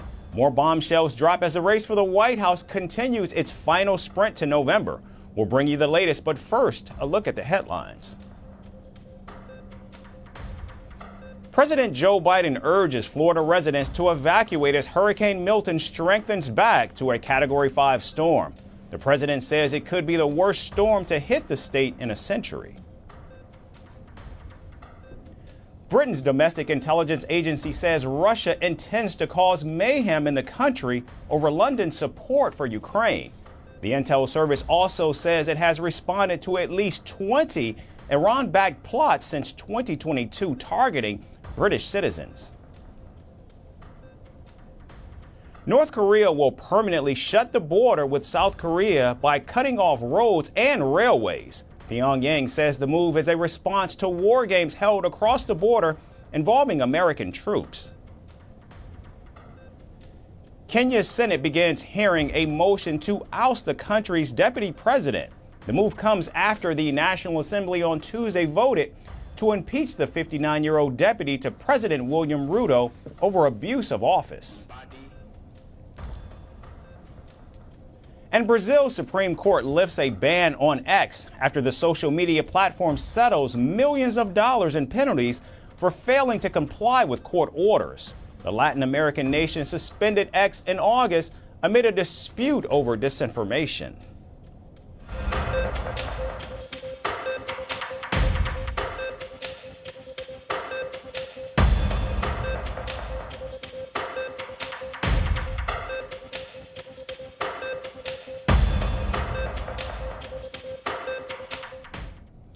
We begin in the United States. Former President Donald Trump may have had as many as 7 phone calls with Russia's Vladimir Putin since leaving the White House in 2021. This shocking revelation has been made in journalist Bob Woodward's new book, War, which gives insight into Donald Trump's life post-presidency. In the book, Woodward says that a former Trump aide was told to leave the room so that Trump could have a private phone call with Putin. Another bombshell Woodward outlined is that during the peak of the pandemic, Donald Trump sent COVID-19 test kits and other machines to Putin for his personal use when they were still scarce and in high demand here in the United States. This aligns with media reports from May 2020 that said the Trump administration sent ventilators and other equipment to several countries, including Russia. Putin reportedly told Trump not to tell anyone about their phone calls because people would politically target the former president. Trump has denied Woodward's claims, and his campaign said the journalist has made up the stories in his book that are not true. However, Vice President Kamala Harris and her running mate Tim Walz have capitalized on these salacious claims made in the upcoming book. There's news reporting that Donald Trump has had as many as 7 private phone calls with Vladimir Putin.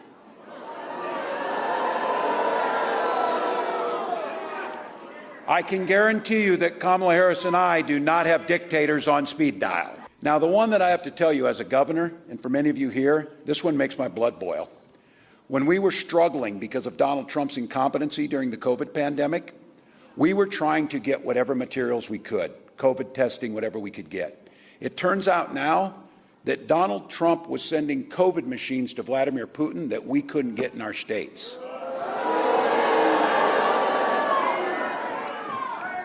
Every day. Now the Kremlin has denied allegations made by Woodward about phone calls between Donald Trump and Vladimir Putin.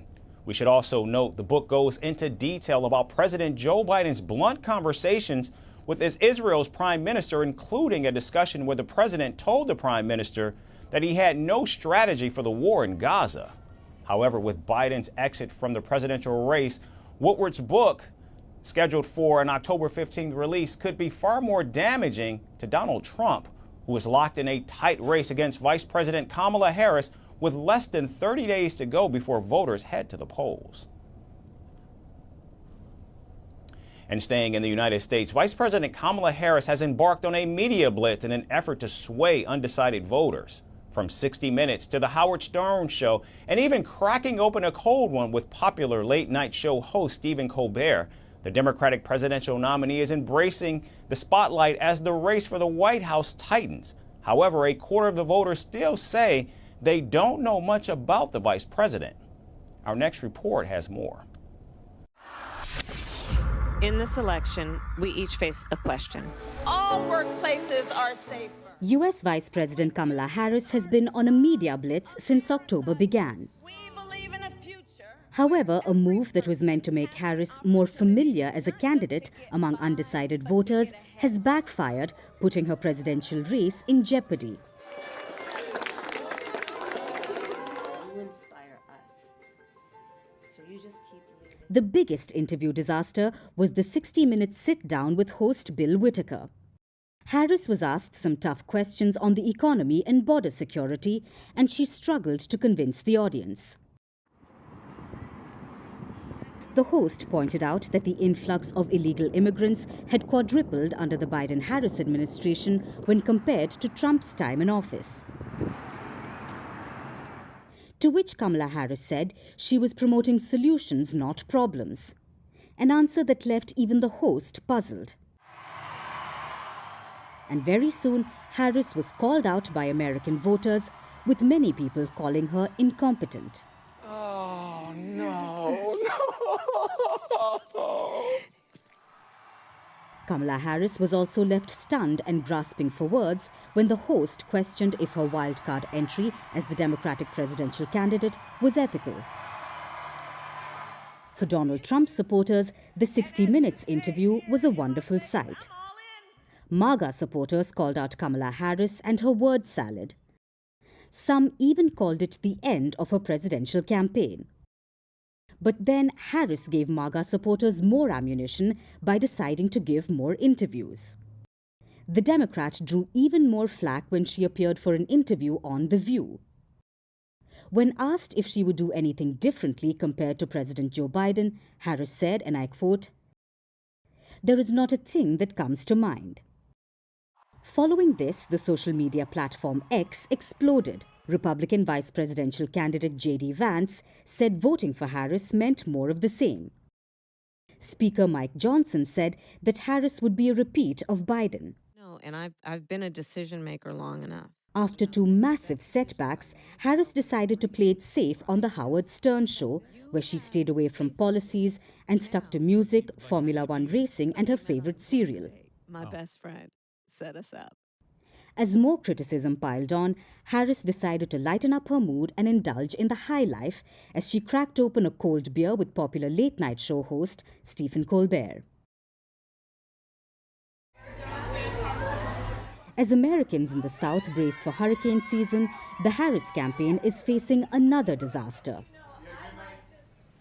Florida Governor Ron DeSantis is taking Harris head-on after the vice president said she was trying to get on a call with DeSantis over rescue efforts after Hurricane Helene and evacuation efforts for Hurricane Milton. The Florida governor called Harris out for her fakeness. She has no role in this. In fact, she's been vice president for 3.5 years. I've dealt with a number of storms under this administration. She has never contributed anything to any of these efforts. And so what I think is selfish is her trying to blunder into this. Harris is not just being called out by Florida's governor. Billionaire Elon Musk is also taking pot shots at the Democrat. Speaking to popular journalist Tucker Carlson, Musk joked that nobody was trying to assassinate Kamala Harris because it was pointless. The Tesla CEO and owner of X also said that Harris would put him in jail on day one if she's elected to the White House. Everyone is aware of the popular saying that goes, "There's no such thing as bad publicity." However, that hasn't applied to Kamala Harris somehow. Her bungled interviews are a clear indicator of that. The vice president has seen a dip in her ratings. Kamala Harris is slowly losing her lead to Donald Trump. She now leads by just 3 points, down from a 6-point lead. With less than a month to go for Election Day, these interviews have done more harm than good to Kamala Harris's hopes of being elected to the White House. Here we go. I'll see you later. And now to the Middle East. Lebanon-based Hezbollah says it supports the efforts to achieve a ceasefire with Israel as the IDF continues to target its top leadership. For the first time, Hezbollah's deputy leader publicly endorsed a truce without mentioning a ceasefire in Gaza as a condition.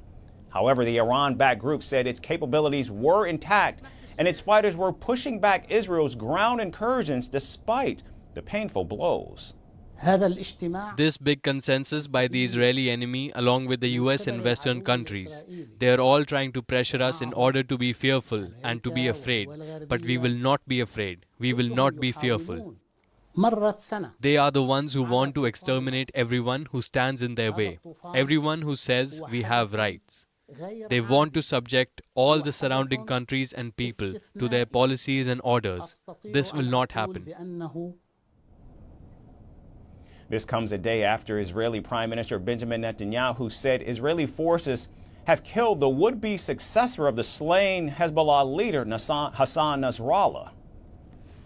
Hezbollah's capabilities. We took out thousands of terrorists, including Nasrallah himself, and Nasrallah's replacement, and the replacement of his replacement. Today, Hezbollah is weaker than it's been for many, many years. Netanyahu also threatened to turn Lebanon into the next Gaza if Hezbollah continues its operations against Israel and its citizens. Opportunity that hasn't existed in decades. An opportunity to take care of the future of your children and grandchildren. You have an opportunity to save Lebanon before it falls into the abyss of a long war that will lead to destruction and suffering like we see in Gaza. It doesn't have to be that way. Each of you can take a step for your future, even a small step. You can make a difference. Meanwhile, the United States says Hezbollah's call for a ceasefire indicates that the Iranian proxy group is on the defensive. So first of all, I did see these reports that Hezbollah now wants a ceasefire, and delinked from Gaza. Yeah, delinked from Gaza. That they just want a ceasefire on its own terms. And I think my initial response to this is, where have they been for a year? For a year, the world has been calling on Hezbollah to stop the attacks across the border into Israel. And for a year, Hezbollah said they would not do it unless there was a ceasefire in Gaza. They linked the two when the international community was saying, stop the fighting. And Israel was saying, if Hezbollah stopped attacks across the border, Israel would stop its attacks in response against Hezbollah. Last week, Lebanon's foreign minister said that Nasrallah had agreed to a temporary ceasefire that was initially proposed by President Joe Biden and other allies at the United Nations General Assembly. However, Israel killed the Hezbollah leader soon after, and since then, the Biden administration hasn't been actively trying to revive that deal. Israel, however, says Nasrallah had not in fact agreed to any truce and that the Lebanese government's claim was ridiculous. And now moving to the Caribbean, where in a bold move to further solidify its global standing, Cuba has requested to join the BRICS nations as a partner country. Cuba's foreign minister revealed in an announcement that the Caribbean nation has submitted an official letter to Russia's Vladimir Putin, who currently holds the BRICS presidency. BRICS, known for its collective of emerging economies, including Brazil, Russia, India, China, and South Africa, have positioned itself as a counterweight to the Western-dominated world order. And this year, the organization welcomed new members including Egypt, Ethiopia, Iran, and the United Arab Emirates, marking its first expansion since South Africa's entry in 2010. We cannot ignore the increasing interest in BRICS from many countries. Today, more than 30 countries, specifically 34, have expressed a desire to join our union in one form or another. Therefore, an active discussion has been initiated among all BRICS participants regarding the modalities for a new category of partner states. Now, Cuba's latest request for a partner country status comes after its unsuccessful bid for full membership back in 2023. Unlike full membership, this status allows countries to collaborate closely with BRICS without becoming a formal member. It's an alternative path for countries in the global south, a group that increasingly sees BRICS as an attractive bloc to align with. I am convinced that the BRICS countries are capable of jointly making a serious contribution to ensuring global security and countering such threats as terrorism, the spread of extremist activity, transnational crime, and the use of information and communication technologies for criminal purposes. The BRICS spirit of mutual respect and understanding, solidarity, equality, openness, inclusiveness, and consensus remains our guiding light as we deliberate today on many crucial issues. For Cuba, the move aligns with the broader geopolitical strategy Ties between Havana and Moscow have deepened in recent years, and the two nations have found common ground amid Washington's efforts to isolate them, whether through sanctions or political opposition. Just a few short months ago, Russian warships made a brief stop in Cuba, signaling their shared defiance toward the United States. This request to join BRICS as a partner underscores Cuba's intent to play a more significant role on the international stage, all the while nurturing its long-standing relationship with Russia. And finally, the Federal Aviation Administration has sounded an urgent alarm over potential safety risk involving Boeing's 737 planes. A critical flaw in the rudder system of certain 737 MAX and next-generation models could lead to limited or jammed control during landings. This announcement comes after a February incident where a United Airlines flight experienced stuck rudder pedals mid-landing. The issue, which is linked to defective parts, will affect carriers worldwide, including Delta, Alaska Air, Qantas, and Turkish Air. Our final report has more. The Federal Aviation Administration has issued a safety alert for Boeing 737 planes, warning airlines of a serious potential risk: jammed or limited rudder movement during landing.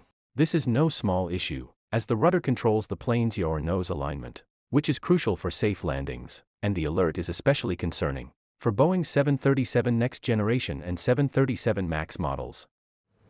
The FAA's action follows an investigation by the National Transportation Safety Board into a scary incident that took place in February. A United Airlines 737 MAX 8, packed with 161 people, experienced stuck rudder pedals while attempting to land at Newark. Thankfully, no one was hurt, but it raised major red flags about rudder control safety in these planes. It turns out the problem lies in a component called the Rudder Rollout Guidance Actuator, manufactured by Collins Aerospace. These parts have a critical flaw, one that affects over 350 actuators delivered to Boeing since 2017. The National Transportation Safety Board discovered that the issue stemmed from an improperly assembled bearing inside the actuator. And now, more than 40 airlines around the world may have these faulty parts in their 737 fleets. In a letter to the FAA, NTSB chief sounded the alarm, expressing concern that some airlines might not even be aware that they have these faulty parts in their planes. India's aviation regulator, the Directorate General of Civil Aviation, has also taken notice.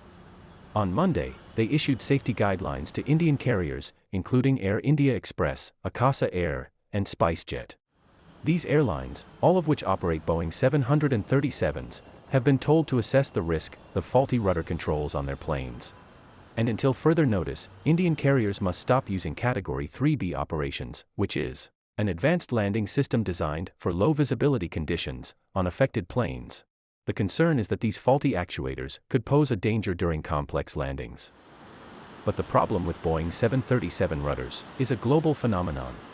Some of the top American airlines also have the aircraft in their fleet, including Alaska Airlines, United Airlines, and Delta.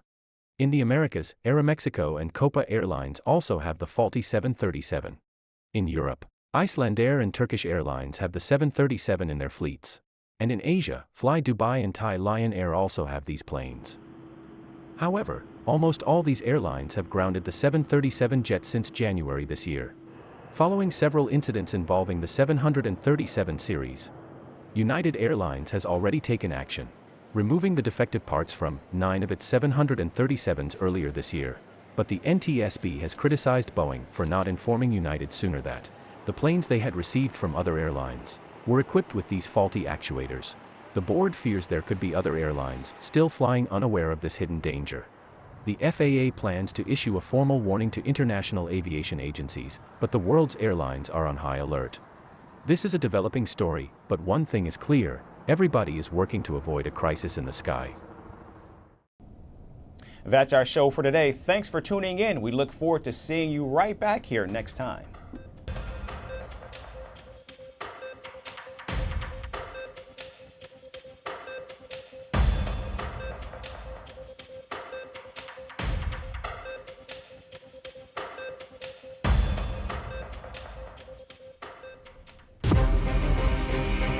From impeachments to inaugurations, if it's a political story, we are on the scene. The race for the White House is heating up. Kamala, you're fired. I say, bring it on. If it's breaking news, we're live with the latest coverage. From the White House, the State Department, and Capitol Hill. We know the issues, but above all, we know the players to bring you the latest in-depth analysis on all the key stories that we're covering. I'm Eric Ham. Join me from Washington here on First Post America.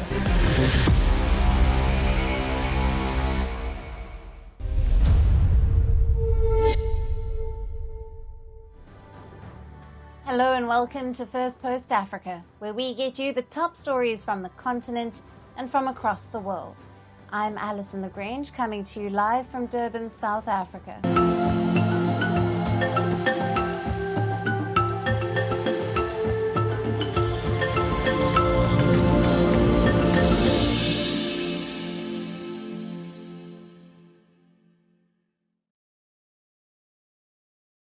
Hello and welcome. We begin with the major political drama unfolding in Kenya. An impeachment campaign against President William Ruto's deputy is gaining momentum. Kenya, for the very first time, could see a deputy president being impeached. Now, this comes amidst tensions within Kenya's ruling party. A rift between President Ruto and his deputy, Rigathi Gachagua, this is now out in the open. And it further accentuates the political tensions in the East African nation that erupted after the recent deadly anti-government protests. Kenyan Senate, which is the upper house of parliament, has begun proceedings on the impeachment motion against the deputy president. Fast-tracking the process, the matter was forwarded to the Senate just a day after Kenya's National Assembly, which is the lower house, in a historic move, overwhelmingly voted in favor of the impeachment motion. High drama unfolded in the National Assembly yesterday. Inside Parliament, lawmakers engaged in a heated argument over the bid to oust the deputy president. These discussions were almost a day long. Now, outside the Parliament, cannons and tear gas. This, as in the past few days, there have been clashes between Ruto and his deputy's supporters. Now, Ruto's allies approved the impeachment motion with a majority vote. 282 MPs in the 349-member National Assembly voted in favor, way ahead of the two-thirds required. For the votes, there were 44 votes against and 1 abstention.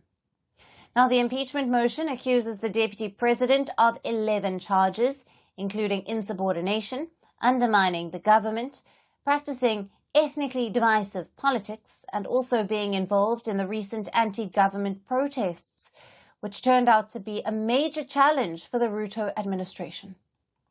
Order, members, order.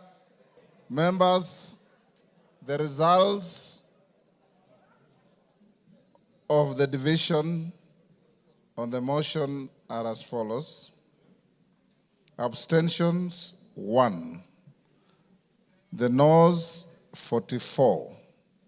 The ayes, 281. So the ayes have it.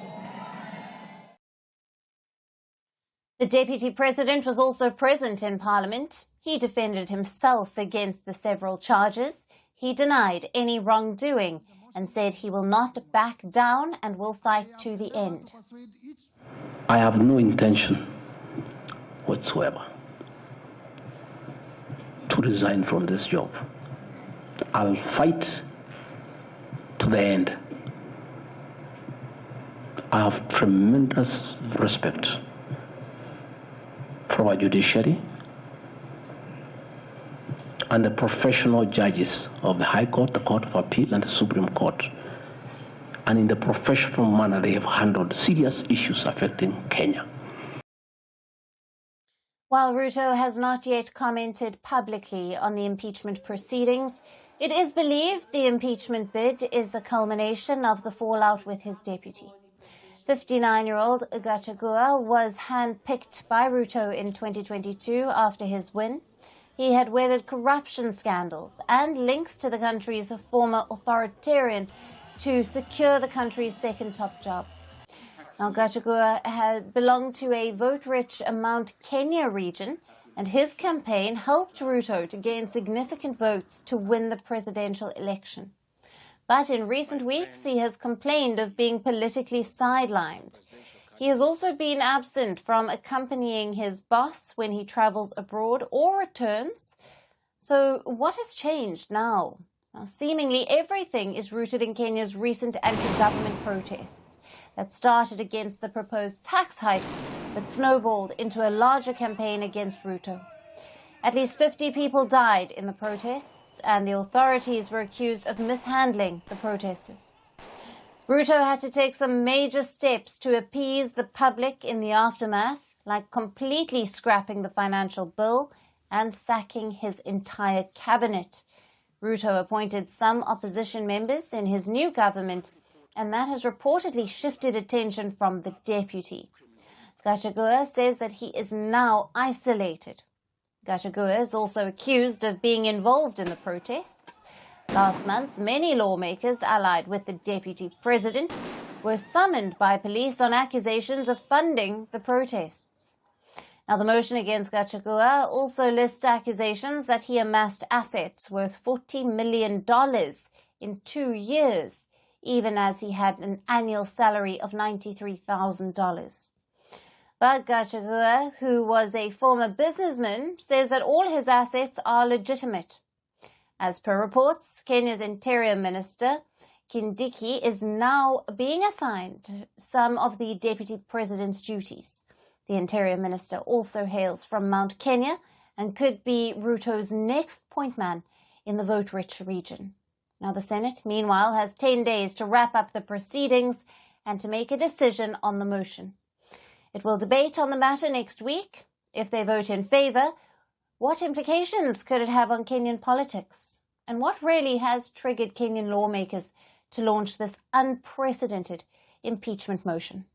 Now, for more on this, we have with us Stella Agara, a governance and security analyst who is joining us live from Nairobi. Thank you for being with us, Stella.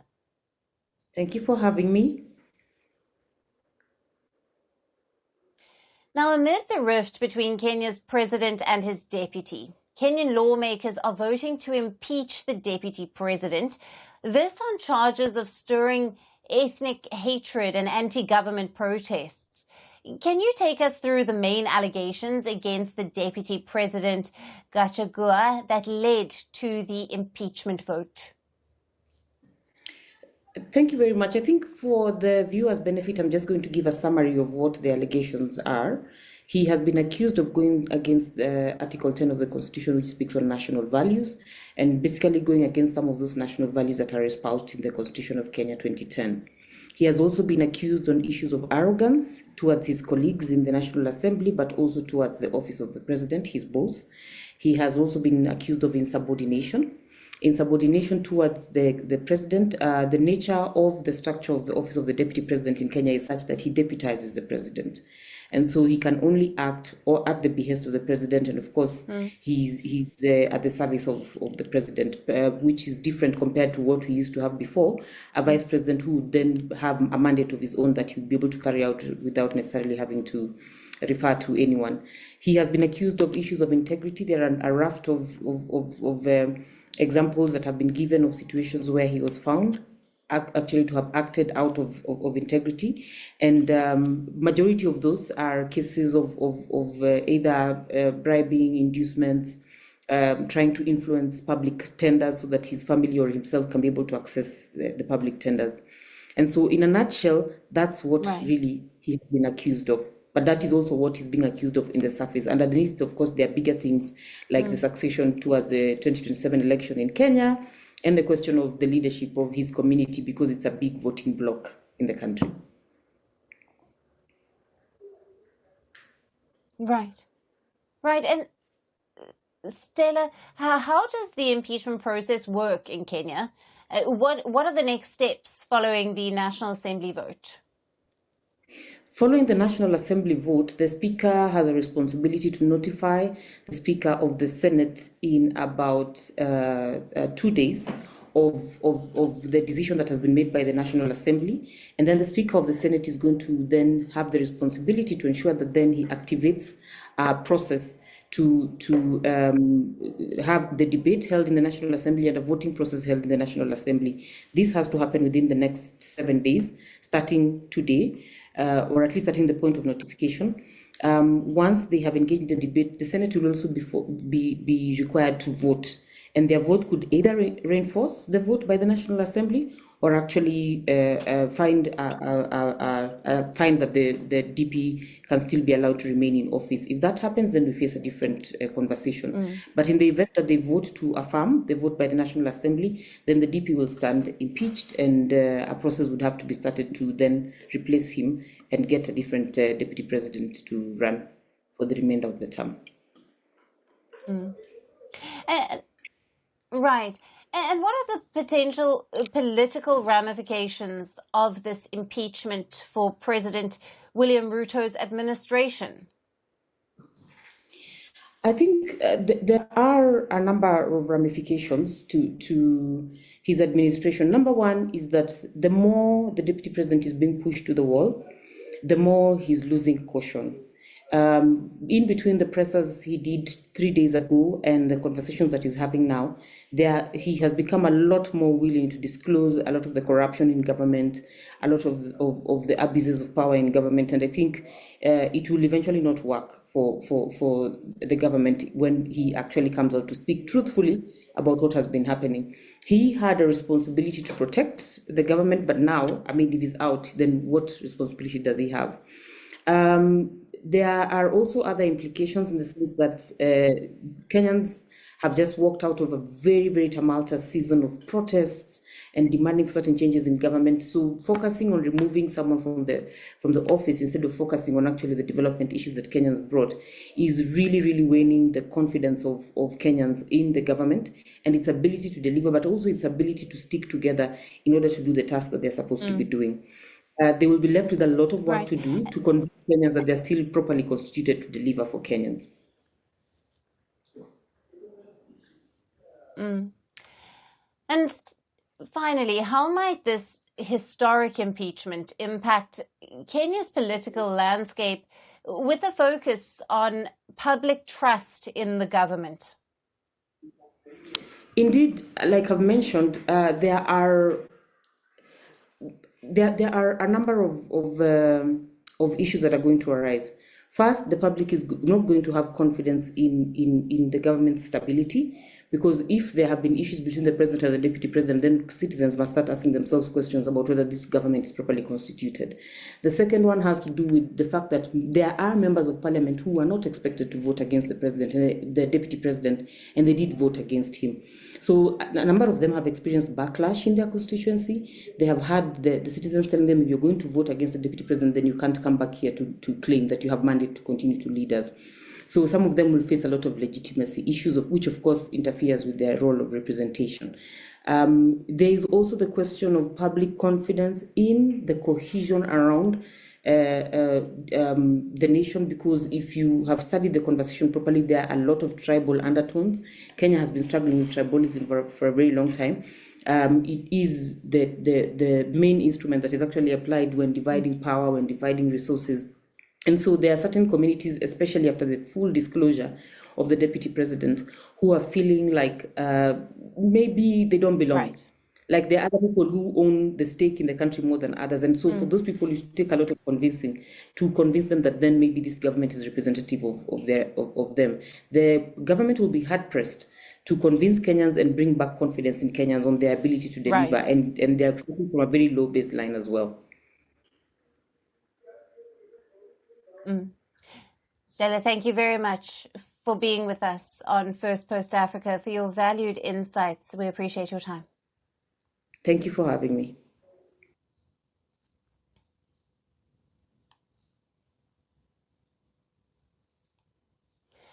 Now in Mozambique, the voting is currently underway to elect the successor of President Filipe Nyusi after the end of his 2 consecutive presidential terms. The East African country is also voting to elect members of parliament and provincial governors. Close to 17 million voters are registered to vote for the next president. The ruling Frelimo party looks almost certain to extend its 50-year grip on power, despite reports claiming that fake voter rolls may decisively impact the final results. The ruling Frelimo party's role is widely acknowledged in Mozambique's freedom from Portugal in 1975. The party has ruled Mozambique ever since. It fought a 15-year bloody civil war against various rebel groups and won the first democratic election in 1994. The Frelimo party has been accused of falsifying past election results by various international observers. Another thing, we are already been ruled for 50 years by the same party, and it has never produced a single kilogram for flour to make bread. But we have enough land and natural resources capable of growing wheat.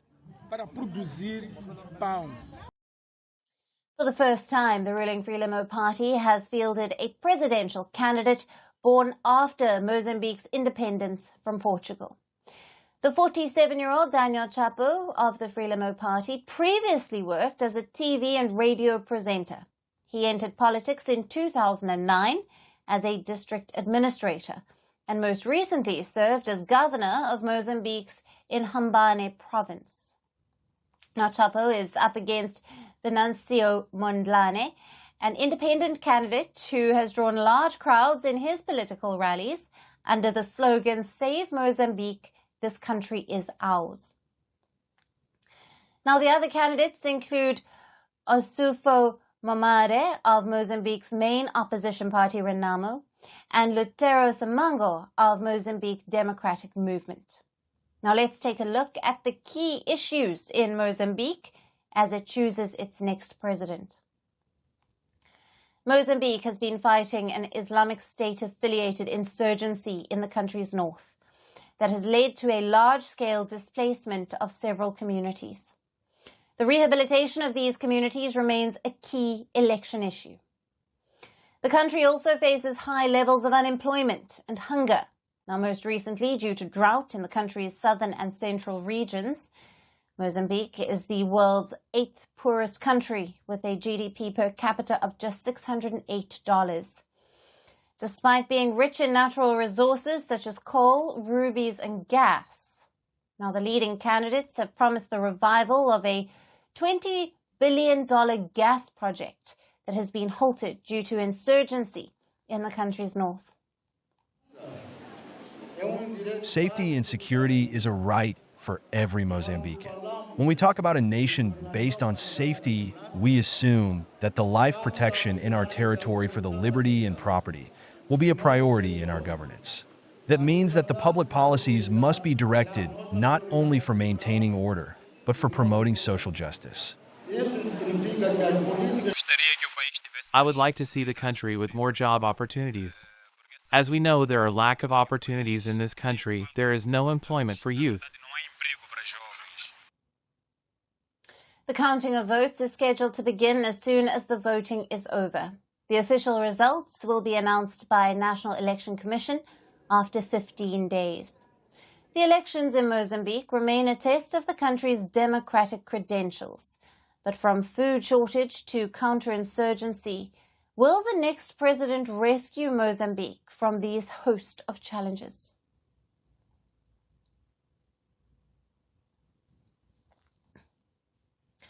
Last month, while the world had its eyes on the all-important United Nations General Assembly to see what global leaders had to say on matters of geopolitical importance, especially on conflicts in Europe and West Asia, Cameroonians were looking for something else.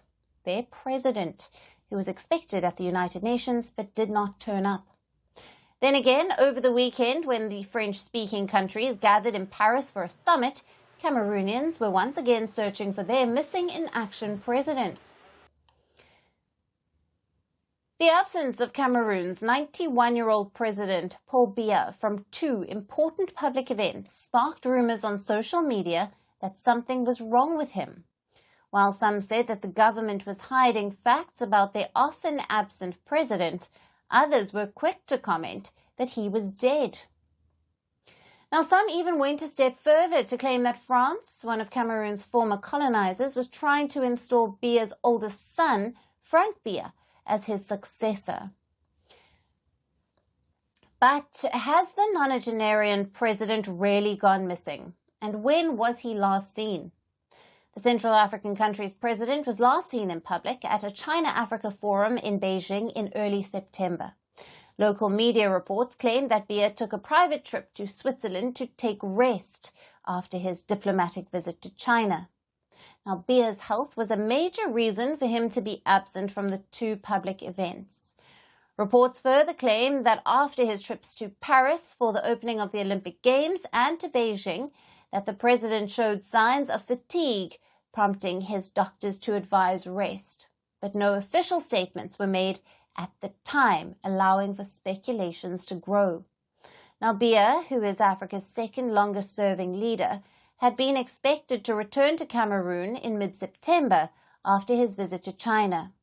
Preparations for his arrival had also been made, but they were later cancelled after his medical team advised him to remain in Switzerland, where President Biya regularly undergoes medical care and takes extended periods of rest.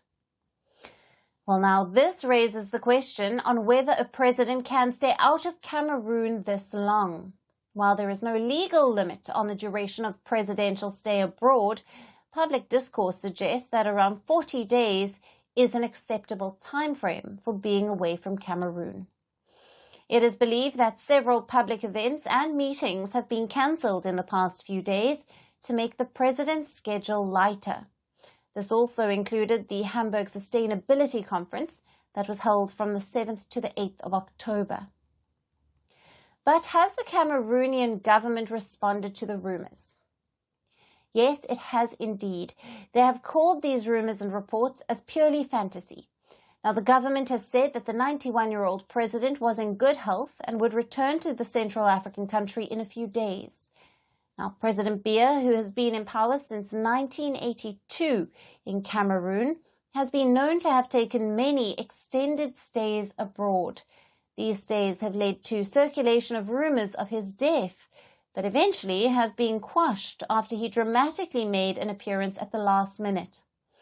With no clear succession plan in place, Biya's death would bring more political turmoil to Western Central Africa, which has seen 8 military coups since 2020. President Biya is the only leader that most Cameroonians know. To contextualize, the cocoa and oil-producing Cameroon has had just 2 presidents since its independence from France and Britain in the early 1960s. It is currently in the grips of a successionist war that has killed thousands, while at the same time grappling with violent Boko Haram insurgency in the north. Despite human rights groups accusing him of intimidating opponents to strengthen his grips on political power, several leaders have called on President Biya to seek another term in the 2025 presidential election. As speculative fire on the president's condition continues to burn, one would be eagerly awaiting a glance of the head of state in public in the coming days. Now, whether he stands for another term or not is yet to be seen.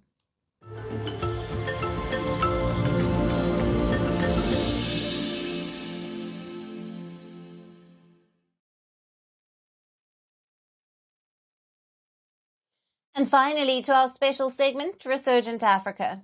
Amid the coups and the crises, there are many positive stories from Africa that often get overlooked, but not on this show. Severe drought and the depleting groundwater has forced people of Western Morocco to turn to the Atlantic Ocean for survival. In the small village of Bedoza, mobile desalination stations called monoblocks convert seawater into drinkable water, providing a lifeline to thousands. 44 stations have been established so far, serving nearly 45,000 people. Our report gets you all the details. In the dusty villages of western Morocco, hope has become as scarce as water. The parched earth cracks beneath the feet of people who are wandering the streets, clutching empty buckets. Their eyes scan the horizon in vain. No clouds, no relief. just the relentless glare of the sun and the harsh reality of drought. In the fishing village of Bedusa, survival has taken on a new meaning. The proverb, "necessity is the mother of invention," rings truer than ever here. Faced with the devastation of their land and the absence of groundwater, the people of Bedusa have turned to the unthinkable, the Atlantic Ocean. Thanks to innovation and desperation, the salty waves that lap at their shores are no longer just a reminder of what they can't drink. Instead, they represent a lifeline. Through mobile desalination stations, small compact units known as monoblocks, the salty ocean water is slowly being transformed into drinkable water. We have had water from Bedusa for 35 years, but for the past 3 or 4 months, the water supply has decreased in our region and in the city of Safi. However, with the seawater desalination process, we have started benefiting from water delivered by tanker trucks. Thank God, things are going well today. Since 2023, Morocco has installed 44 of these portable desalination units. While they can't restore the once fertile lands or replenish the rivers, they do quench the thirst of thousands. These stations have become a beacon of hope in a landscape where desperation was once the only constant. The monoblocks are delivering water not just to Bedusa, but to the remote corners of the country where drought has tightened its grip like never before. The groundwater is gone, the wells are dry, and the only respite comes in the form of tanker trucks delivering the desalinated water. For the residents who receive this liquid salvation, these trucks are nothing short of a miracle. The 3 plants are located in the province of Safi, specifically in the communes of Bedusa, Yir, and Machate. They have a combined daily capacity of 1,800 cubic meters per day, which practically covers the needs of 45,000 residents across all the rural areas of these 3 communes. Morocco's authorities are doing what they can, but with the country on the brink of environmental collapse, plans are underway to build 219 additional desalination stations.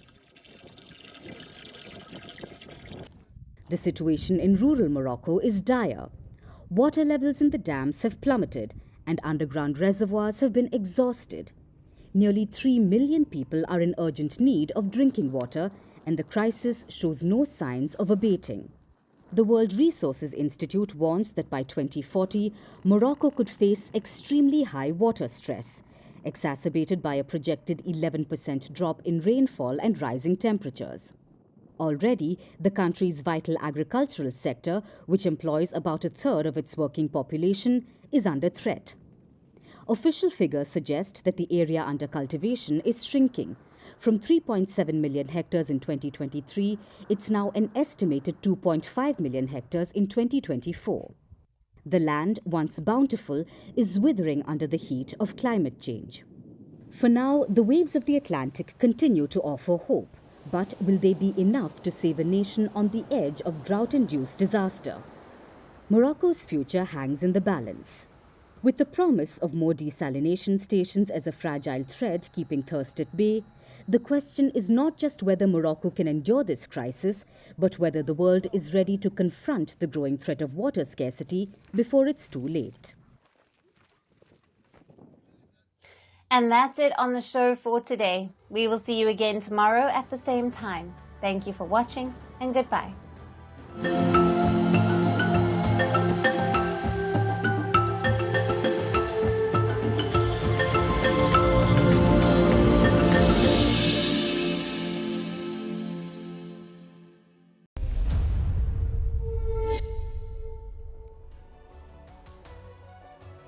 Hello, Namaskar. This is Firstpost and you're watching Vantage with me, Palki Sharma.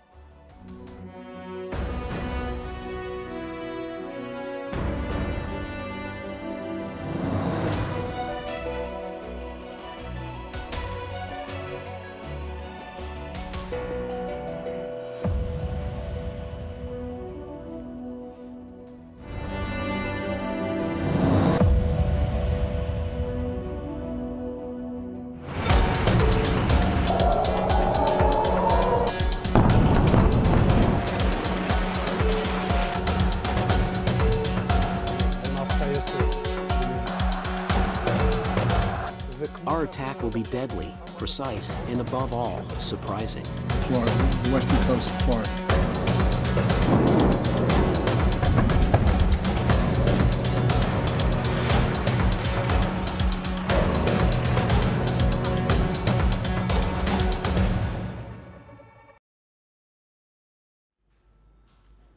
An Israeli strike on Iran. It seems inevitable now. Israel's defense minister has issued fresh threats. He says Israel is planning a lethal attack, one that will surprise Tehran. Whoever attacks us will be hurt and will pay a price. Our attack will be deadly, precise, and above all, surprising. They will not understand what happened and how it happened. They will see the results. Israel's Security Cabinet was expected to meet today to take the final call, to vote on the retaliation plan, to review their strike options, weigh all possibilities, and finally pick one option. So it's only a matter of time. Israel has every intention to go ahead with this operation, and by the looks of it, they want to do it alone, keeping the Americans out of the loop. That is what Netanyahu is doing. For days, the US has been asking Israel about its retaliation plan and how it will attack Iran. The US wanted to shape Israel's response. It has been making suggestions and hoping to avoid surprises. It has specifically asked Israel to not target Iran's energy and nuclear facilities. But these appeals seem to have fallen on deaf ears. Israel has been dragging its feet. It refuses to share its plans, and that's frustrating the Americans. Yesterday, Joe Biden spoke with Benjamin Netanyahu. The call lasted about 30 minutes. US Vice President Kamala Harris joined it too. Now, as you're aware, Biden and Netanyahu are not very friendly. They haven't spoken to each other since August. There's a fair bit of tension between the two, so it's no surprise that the White House is being cagey about sharing the details of yesterday's conversation. This is all they said. Said about 30 minutes. It was 30 minutes long. It was direct. It was productive. The U.S. and the Israeli government have had discussion since last week, certainly since after the Iran attack. And so those discussions continued with the president and the prime minister. It's a classic non-statement. It just goes to show how America's ties with Israel are deteriorating and how Biden's influence in the region is fading. Israel depends on the U.S. for security, but it refuses to share its military plans with them, even when American lives are at risk. So Washington is not taking chances. They're evacuating Americans in Lebanon. As long as the Beirut airport remains open, we will continue to make more airplane seats available daily. To date, the number of seats available continues to exceed demand. The U.S. Embassy in Beirut remains open and can help Americans who need emergency passports or other documentation. We urge Americans to take advantage of these options. The U.S. wants Americans in Lebanon to leave. It has also warned Israel to not strike the airport in Beirut and the roads leading up to it. Here is what the U.S. fears. If Israel hits back at Iran, there will be a counter-strike from Tehran, and in such a scenario, Americans in Lebanon will be sitting ducks caught in the crossfire. In fact, Israel is already intensifying its strikes in Lebanon.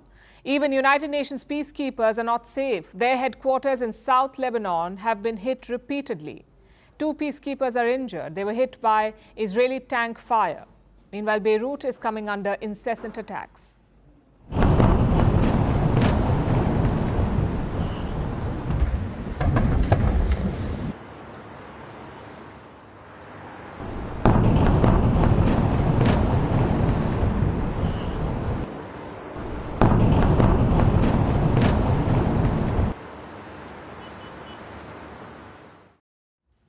In response, Hezbollah is firing more rockets towards Israel. Meanwhile, in Gaza, Israel struck a school shelter today. It killed 28 Palestinians.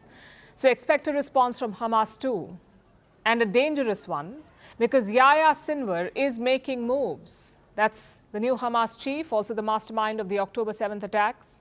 Sinwar has been underground for a while, but reports say that he has issued a fresh directive. He wants to use suicide bombers against Israel. Remember, 2 decades ago, Hamas used to be infamous for this. They carried out multiple suicide attacks in Israel, but then the practice was discontinued because Hamas leaders were worried that they would become political pariahs, so they stopped the suicide bombings.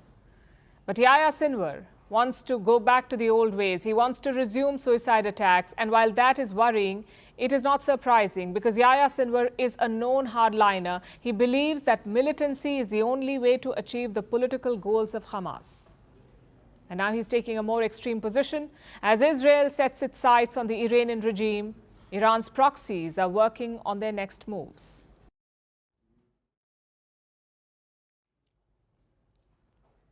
Have you heard the saying, when the cat is away, the mice will play? It means that when the person in charge is out, underlings get up to mischief. It seems this idiom is playing out in Lebanon. The cat is Hezbollah, and instead of being away, it's in utter disarray.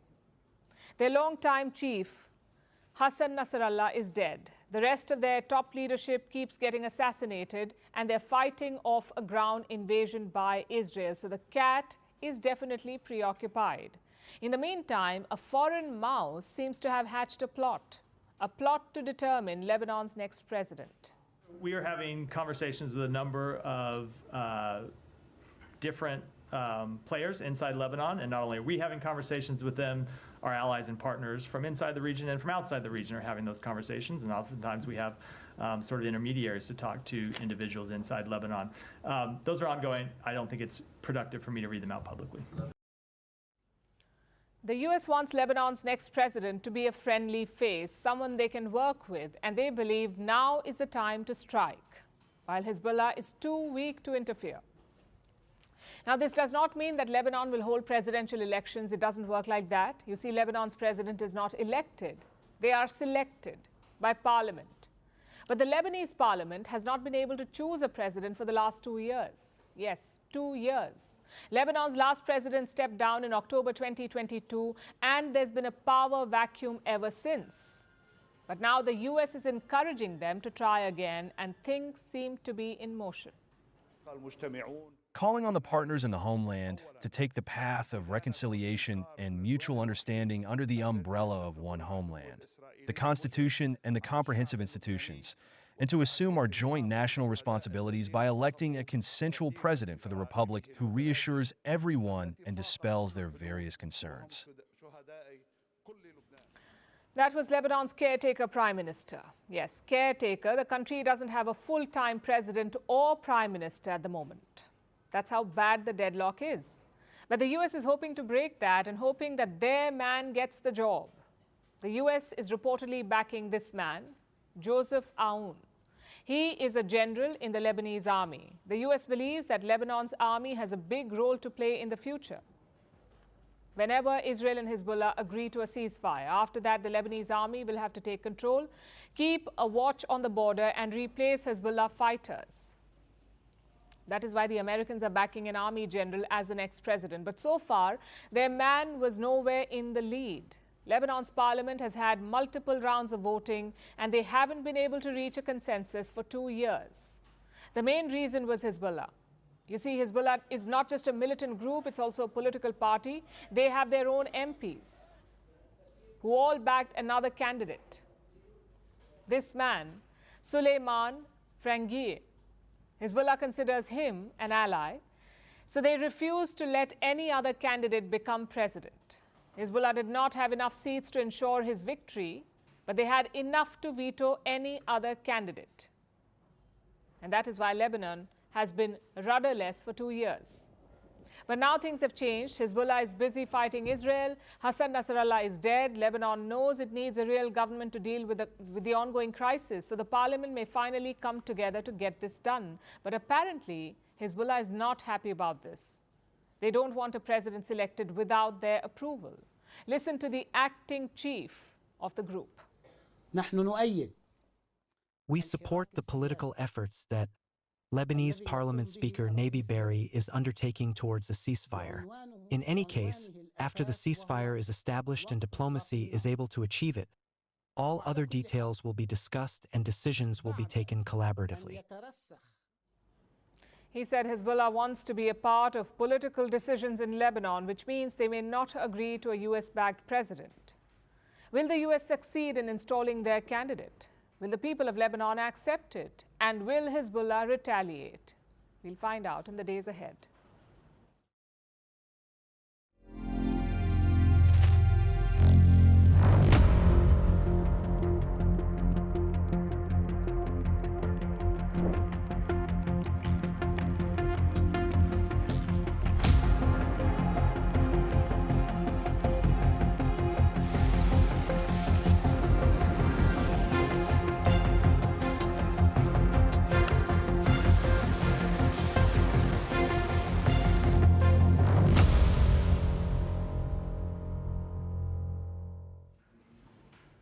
Iran has a lot on its plate right now. Israel is preparing to attack the country. Its proxies are under fire. There are fears of a wider war. So Tehran is dealing with a lot. And amid all of this, an earthquake struck the country last week on October 5th. The epicenter was close to Semnan, a city in northern Iran. It wasn't a very big earthquake. The magnitude was around 4.5 on the Richter scale, so relatively minor, but there were some strong tremors. In fact, it was felt as far as Tehran. So a minor earthquake, some tremors, no damage at all. At any other point in time, no one would care about something like this. But this one is different. And that's because of the timing. It's suspicious. Iran struck Israel last week. Israel vowed to hit back, and suddenly a mysterious earthquake occurs. Was it just another natural phenomenon, or was it the result of some human activity? The internet has made up its mind. They're calling it a nuclear test. Iran's first underground nuclear test that may have led to the tremors. But does this claim hold water? Can nuclear tests cause earthquakes? Did Iran really test its nuclear capability? And where does their nuclear program stand at the moment? Let's look at these one by one. First, do nuclear tests cause tremors? The answer is yes. They do. Any underground nuclear detonation can cause seismic activity similar to an earthquake, but not quite the same.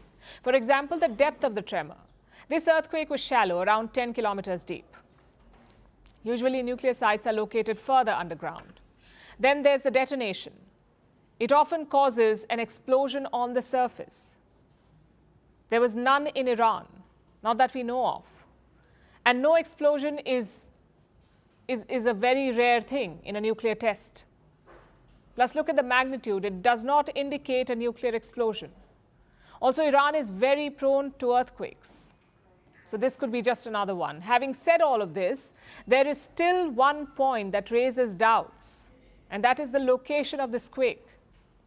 In 2019, a Washington-based think tank released a report. It said that Iran was building underground testing sites. And one likely location was Semnan, very close to the main city.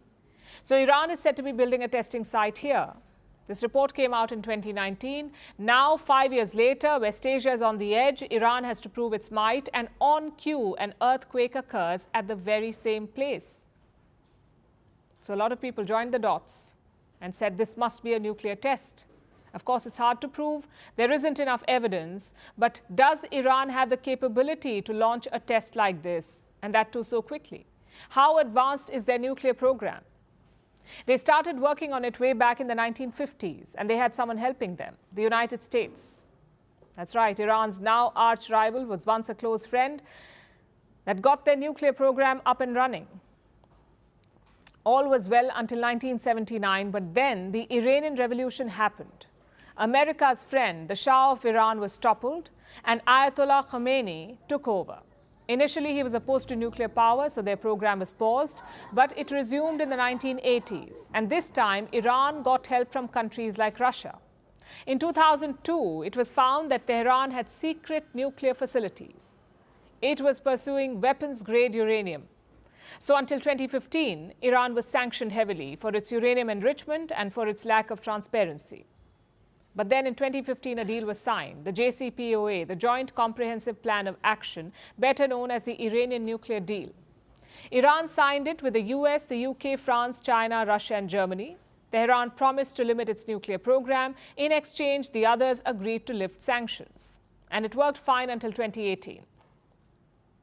But then Donald Trump pulled the plug. He exited the pact, the nuclear deal fell apart. Iran started breaching its commitments and building its nuclear capacity. As of today, it has a few known nuclear sites. This is where they're located. Look at the map. It also has some secret facilities and enrichment capability to build warheads. Experts estimate that Iran can build a bomb in a week. So the big question is, have they done it already? Has Iran built a nuclear bomb? Honestly, we have no way to verify, just like we have no way to know for sure if the tremor was an earthquake or a nuclear test. Tehran will not come clean, but we do know that it does want a nuclear deterrent. And if it has the capability, this would be the best time to build it.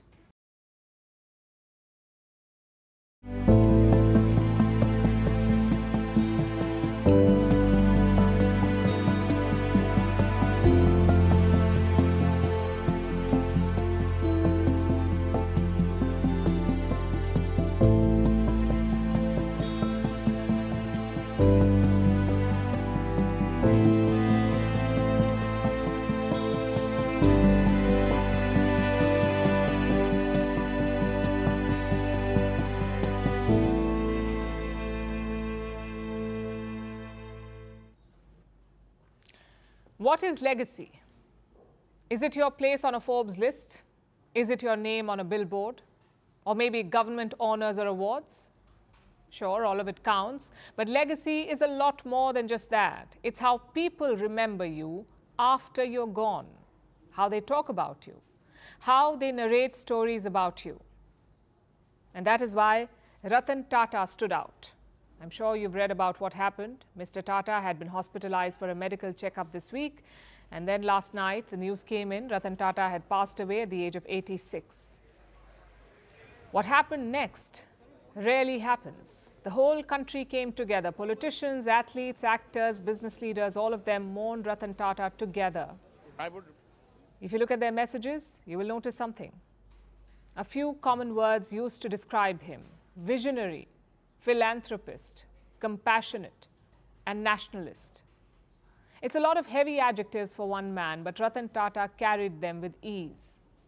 Today, his last rites were held in Mumbai. The Maharashtra government had declared a day of mourning. They also ordered a state funeral for him. Just look at how many people turned up to pay their respects.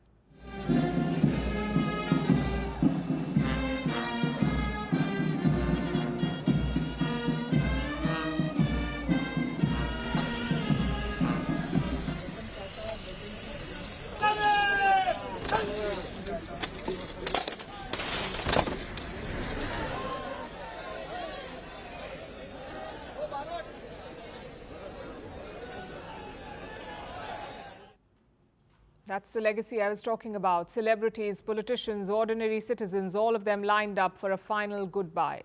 It's a testament to his career, to what he did for his company and his country. So tonight we're looking at the life of India's most respected business leader, starting with his last name. Every child in India knows about Tata. It's a business conglomerate involved in just about everything: vehicles, food, hotels, weapons, software, you name it, Tata makes it. The group has 30 different companies, and their principal promoter is an entity called Tata Sons. Whoever leads Tata Sons is the top boss. That's who Ratan Tata was. But his journey there was interesting. Ratan Tata was born in 1937. By then, the company was a giant in Indian business. When he was 10 years old, his parents separated. After that, young Ratan lived with his grandmother. In 1962, he graduated from America's Cornell University. His subject was architecture. Apparently, Mr. Tata was taken in by the American West Coast. He wanted to settle down in Los Angeles. But fate had other plans. His grandmother convinced Ratan Tata to return to India. Not like he walked straight into the boardroom, though. He had to prove himself first. Back then, another legendary businessman was running the company. J.R.D. Tata, a distant relative of Ratan Tata. Apparently, there was hostility. J.R.D. was not initially fond of his to-be successor. He was posted on the shop floor of Tata Steel and shuttled between departments. Things improved as J.R.D. Tata became older. When he retired in 1991, Ratan Tata took over as chairperson. And what a time it was. India was starting to open up its economy. Free market policies were being rolled out, so Ratan Tata had his work cut out. He inherited a solid group of companies, but they lacked a common vision.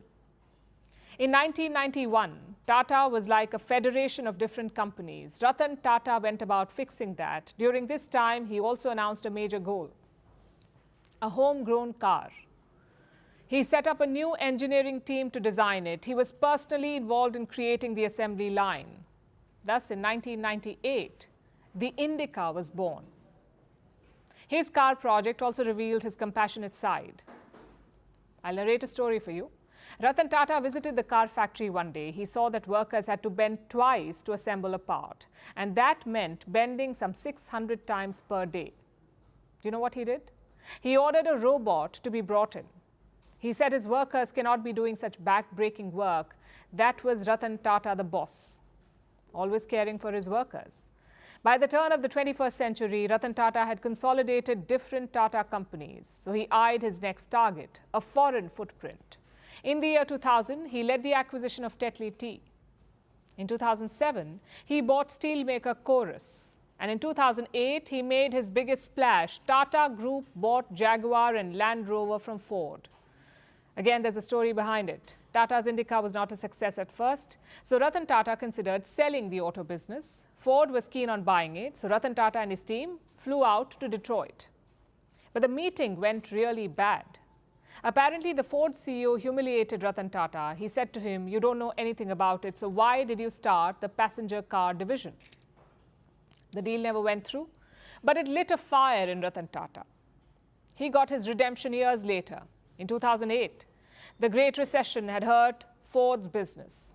They could not hold on to Jaguar and Land Rover. Enter Ratan Tata. He bought them off Ford for $2.3 billion. Basically, he bailed out the company that humiliated him.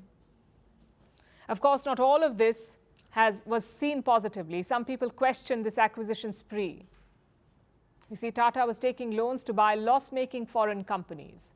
A lot of experts wondered why, but Ratan Tata proved them all wrong. He retired as chairman in 2012, and by then, 2/3 of Tata's revenue came from abroad. It was truly a multinational company. And that's his business legacy. He took Tata to the world, all the while keeping his feet on Indian soil.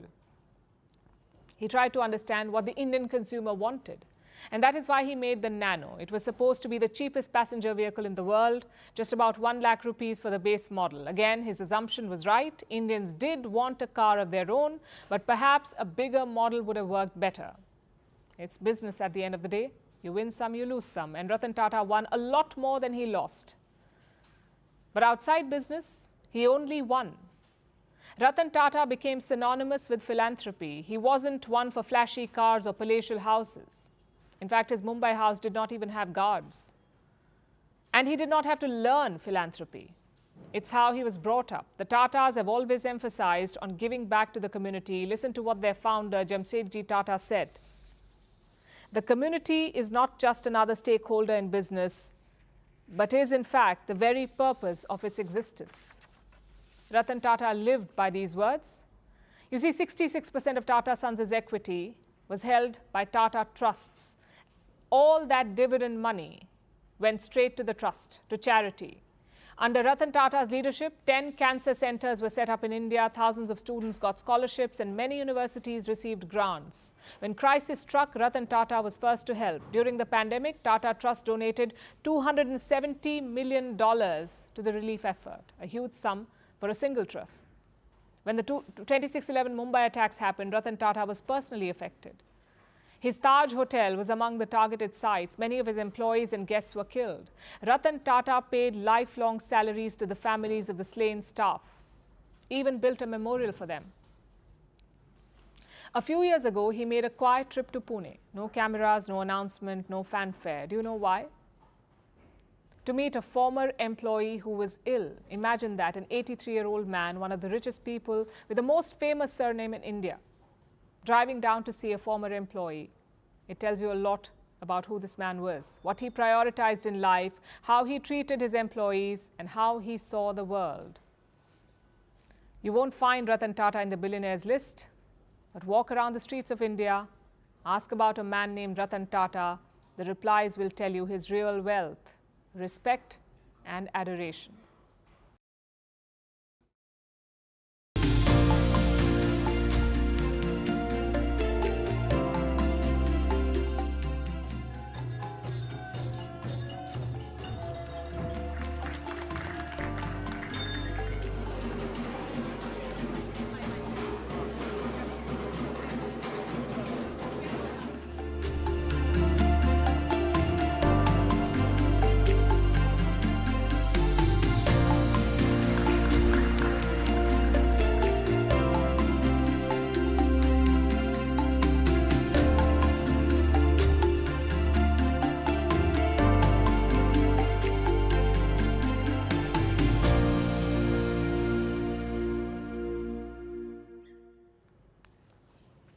Let's turn to diplomacy now. Prime Minister Narendra Modi is in Laos today. It's a country that we rarely cover on the show. So first, some background. Laos is located in Southeast Asia. The population is around 7.5 million. It is surrounded by 5 countries: China, Myanmar, Vietnam, Thailand and Cambodia. And why is the Prime Minister of India there? For the India-ASEAN Summit. You see, Laos is a member of the ASEAN, the Association of Southeast Asian Nations. Sort of like the European Union of Southeast Asia. It has 10 members in all. India is not one of them. Remember, this is the India-ASEAN Summit. And this year, Laos is president of ASEAN. So the meetings are happening in that country. Prime Minister Modi landed around noon today. He was first treated to a familiar experience, a Laos version of the Ramayana. Take a look at this first.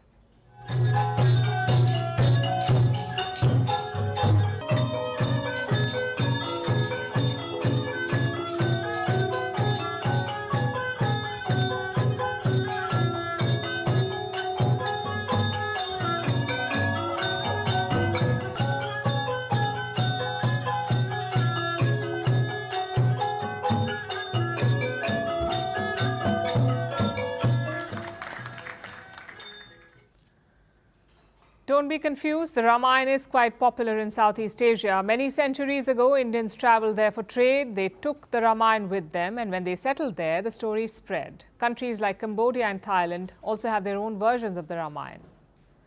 But let's come back to diplomacy for the moment. The Prime Minister of India met the ASEAN heads of state today. He talked about trade and business. He also sent a subtle message to China. He said India and ASEAN states are peace-loving nations, and that they respect each other's sovereignty. हम शांति प्रिय देश हैं, एक दूसरे की राष्ट्रीय अखंडता और संप्रभुता का सम्मान करते हैं और अपने युवाओं के उज्जवल भविष्य के प्रति हम कमिटेड हैं। मेरा मानना है कि 21वीं सदी एशियन सेंचुरी भारत और आसियान देशों की सेंचुरी है। The joint statement also opposes China. It doesn't name Beijing, but the intent is pretty clear. Let me quote. We reaffirm the importance of maintaining and promoting peace, stability and maritime safety in accordance with universally recognized principles of international law, including the 1982 UNCLOS. Now, to give you some context, UNCLOS is the UN Convention on the Law of the Sea, UNCLOS. It's an international agreement that was signed in 1982, and it is the basis of all maritime claims. And how is China involved? Well, China claims most of the South China Sea. They have disputes with some of the ASEAN members like the Philippines and Vietnam. In 2016, an international court rejected China's claims, and that verdict was based on UNCLOS. So by citing this law, India is basically backing ASEAN's position. It is opposing China's maritime claims. And this is recent. When the verdict came out in 2016, India merely noted the decision. But now it is openly supporting it. Basically, India is picking a side, and there are many reasons for this shift. One, because India faces the same challenge as these countries, both in the high seas and the Himalayas. The same problem of Chinese expansionism. And two, because ASEAN has a lot to offer. There are 10 countries in ASEAN. One of them is Myanmar. It borders India. Trade between the two sides is nearly $130 billion. It has doubled in the last decade. Even foreign investment numbers are quite impressive. ASEAN has pumped more than $500 billion into India. That's in the last 2 decades alone. For ASEAN, India is a good friend to have, a big source of tourism, a major player in the global south, and a compelling military power. In fact, military exchanges are the new frontier in this relationship. Last year, India and ASEAN held their first ever joint military drill. This year, India shipped its BrahMos missile to the Philippines. The hope is to sell fighter jets as well. And this is all part of the Act East policy, a plan to tap into the potential of Southeast Asia. We saw an example of that last month too, when Prime Minister Modi traveled to Brunei. It's a sultanate in Southeast Asia, also a member of ASEAN. No Indian Prime Minister had ever visited this country. After Brunei, he also traveled to Singapore, again an ASEAN member. It tells you how the Prime Minister is focusing on this region, perhaps even beyond it. You see, Southeast Asia can be India's gateway to other places, like the Pacific or the Far East. In fact, that too is on the agenda. Prime Minister Modi will attend the East Asia Summit tomorrow. It's basically ASEAN plus 8 states, including India, Japan, South Korea, the US, Russia, and China. Today, he met some of those leaders, like Japan's new Prime Minister, Shigeru Ishiba. and New Zealand Prime Minister Christopher Luxon. Interestingly, US President Joe Biden is not attending. It's the second time that he's skipping this summit. Nonetheless, it promises to be an important one, especially because of the timing. China is stepping up its aggression in the region. They're clashing frequently with Filipino warships, so ASEAN states are looking for reliable partners, countries that will stand by them. As things stand, India fits the bill.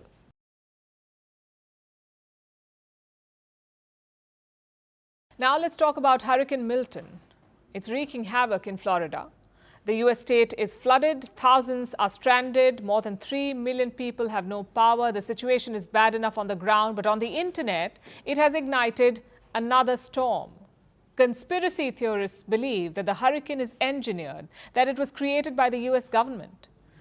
Even top U.S. Republicans have echoed these claims. And what is the government saying?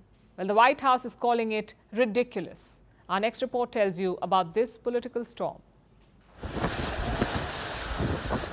It's being called the biggest storm of the century. Hurricane Milton made its landfall in Florida last evening. The Category 3 storm weakened as it cut through the state. At Category 1 right now, it's still wreaking havoc as it moves towards the Atlantic. 4 people have been killed. 3 million are out of power. There have been deadly tornadoes. This is a 1-in-1,000-year event. Roads are flooded, people are stranded, and the state is waking up to massive destruction. I don't know what to say. It's a lot. Born and raised here, never seen nothing like this. So Hurricane Milton is battering Florida. America can agree on that. But if there's one thing the country can't agree on, it's the origin of the hurricane. Common sense would suggest this is freak weather, a powerful hurricane fueled by climate change. But some Americans believe otherwise. They think this is engineered. So let's dive into the swirling eye of this conspiracy. According to some conspiracy theorists, the existence of Hurricane Milton isn't an accident. It's not the result of warm ocean waters or shifting wind patterns. Instead, it's a carefully orchestrated operation by the United States government. They created this dangerous hurricane. Such theories were shared on both X and TikTok. Some were viewed 1 million times. Even Republicans jumped into this. Republican Congresswoman Marjorie Taylor Greene suggested that the Biden government control the weather. And what does the White House have to say? Well, it's rubbished the claims. Over the last few weeks, there's been a reckless and irresponsible and relentless promotion of disinformation and outright lies about what's going on. It's undermining confidence in the people in Florida, and it's harmful to those who most need the help. Quite frankly, these lies are un-American. Now, there's no technology yet that can create or control hurricanes. But when has that stopped the disinformation campaign? They point to satellite images and strange cloud formations as undeniable proof of weather tampering. The reasoning for this is as varied as absurd. Some say the government did it to delay the elections. Others say it's a part of a massive experiment. At least no one's mentioned aliens yet. Now, conspiracy theories linked to natural disasters are not new. People often feel powerless in the face of a natural disaster, so it's easier to believe that someone is pulling the strings, even if that someone is a nefarious cabal of government scientists. Such conspiracy theories are comfort food for a section of society who will do anything to avoid the reality and not talk about climate change. In this digital age, these theories often spread faster than hurricanes themselves. They don't need evidence or logic. Just someone sitting with a mic and creating the perfect storm of paranoia.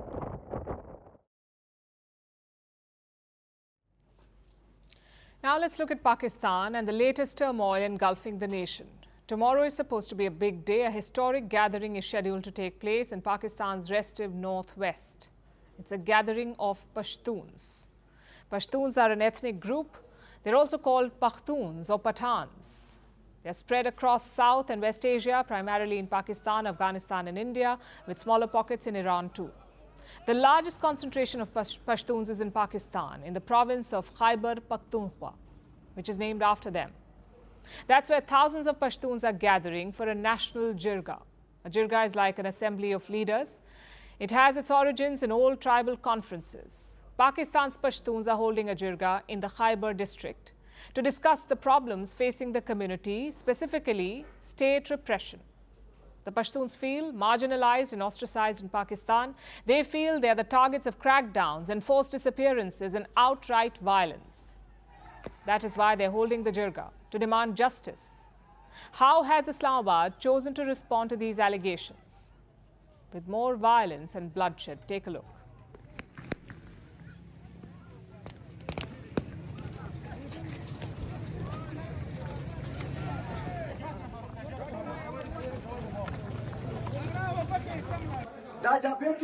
We were protesting peacefully. They opened fire towards us. They fired tear gas. They killed and wounded our colleagues. We were ready for talks, but they attacked us.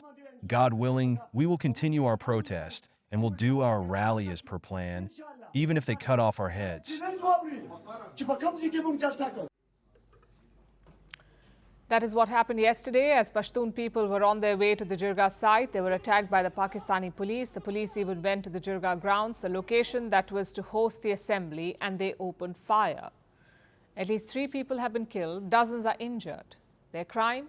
They tried to exercise their right to peaceful assembly. Pakistan's government has a different explanation, of course. They recently banned the group organizing the assembly. It's called the Pashtun Tehaffuz Movement, or PTM. Islamabad banned the PTM on Sunday, claiming that the group was acting against, and I'm quoting, the peace and security of the country. The PTM was also accused of promoting, and I'm quoting again, racial discrimination and using abusive language against security institutions. And that last bit is quite interesting. Have you ever seen a group being banned for using abusive language before? It sounds a bit strange, doesn't it? Well, when you dig deeper, it starts making sense. Apparently, this group, the PTM, was quite critical of one security institution in particular, the Pakistani military. Pakistan is a military dictatorship in all but name. Their politicians exist to serve the army, not the people. The army props up and undermines political parties to maintain control behind the scenes. So every political party must toe the military's line or risk getting ousted. Now, what happens when a group of people start openly criticizing the same military? When they actually start talking about military excesses? That's what the Pashtun group has been doing. They've called the Pakistani government military controlled. They say Pakistan's military oppresses the people, that it orders arbitrary arrests and keeps people in jail even after they secure bail. In fact, the group even went further, saying that Pakistan's generals treat war as a business, that they make profits from the blood of innocents. Pakistan certainly has some wealthy generals, and they won't like people questioning their wealth or the source of their wealth. So perhaps they leaned on their puppet government and got the PTM banned. Whatever the cause, Islamabad is now going after the Pashtuns relentlessly. Pakistan's Interior Minister said that PTM supporters will be dealt with, that their passports and identity cards will be cancelled. You saw the violence being meted out to the jirga attendees and the attack on the venue. Islamabad is doing everything it can to stop tomorrow's event from taking place, but the Pashtuns have vowed to go ahead with it. This sets the stage for a bigger clash where scores of peaceful protesters may get hurt or worse. The world should keep a close eye on the situation unfolding in Khyber.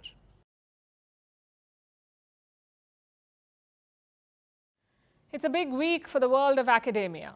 The Nobel Prizes are being announced, and they have stirred some controversy for 2 main reasons. First, the hyper-focus on artificial intelligence, with Nobel Prize in AI being awarded in the physics category. And second, Google's triumph on the Nobel stage. The tech giant makes tens of billions of dollars every year, so it has pursued huge research projects, and now Google researchers are winning one Nobel Prize after another. We know it is hard to make groundbreaking discoveries, but when you're competing with big tech, there seems to be no winning, quite literally. The question remains, is this a level playing field? Here is a report. It's that time of year again. Congratulations are in order. Some of the best minds have been plucked from academic obscurity. They are being awarded the Nobel Prize. So far, in the fields of physiology or medicine, chemistry, physics, and literature. They all have an impressive body of work, obviously. But if we focus on science, most of them are pioneers in artificial intelligence, and they're affiliated with Google. This year, that last bit has stirred a debate. This week, the Nobel Prize in Chemistry was awarded to David Baker, Demis Hassabis, and John Jumper for their work in designing proteins, the so-called building blocks of life. These scientists used AI in their research. Baker is a US biochemist, while Hassabis co-founded DeepMind, which is Google's AI research lab. He won the Nobel Prize alongside his Google colleague, Jumper. So that's 2 out of 3 for Google, and 3 out of 3 for AI. And remember, this is the second Nobel awarded to researchers with links to AI and Google this year. Which brings us to the Nobel Prize in Physics, which has been the most controversial so far.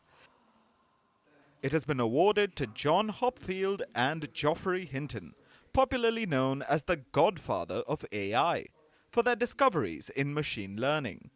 That paved the way for the AI boom. This Nobel Prize is raising eyebrows. First, because an award in physics has been offered for work in the field of machine learning. Experts say that what the researchers did was phenomenal, but was it physics? The jury is out on that. You see, the Nobel Prize has 6 categories: medicine or physiology, physics, chemistry, literature, peace, and economics. There is no category for math or computer science, so an achievement in AI can't really fit in. And Hinton agrees. He said that if there was a Nobel Prize for computer science, our work would clearly be more appropriate for that, but there isn't one. Now, the second frustrating bit for academics is the Google link. Hinton is a former Google researcher.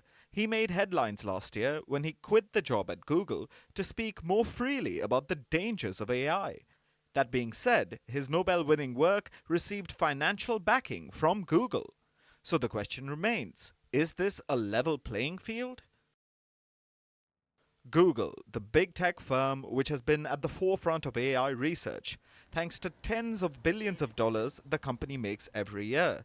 With no dearth of money and resources, Google is pursuing giant research projects. And Google is not alone. Most big tech companies do it. They have outpaced traditional academic institutions. And it's becoming increasingly difficult to compete, both in terms of resources and pace. So, is this the future of research? Scientific discovery dominated by profit-driven big corporations? Until we answer this question, innovation and the recognition of it will be limited to pockets, because the grass is greener where you water it.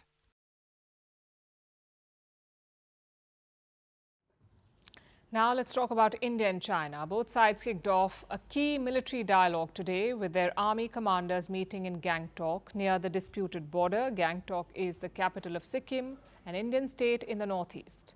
In recent weeks, both India and China have been sending positive signals in an effort to resolve the border standoff that escalated 4 years ago. But even as China is making the right noises, India is not letting its guard down. There are enough lessons from history to tell us why this is a sound strategy, to hope for the best and prepare for the worst. So India is beefing up its defenses against China. The government has announced 2 new defense deals. The first is a drone deal with the US, where India is buying 31 new drones, the Predator drones, built by General Atomics.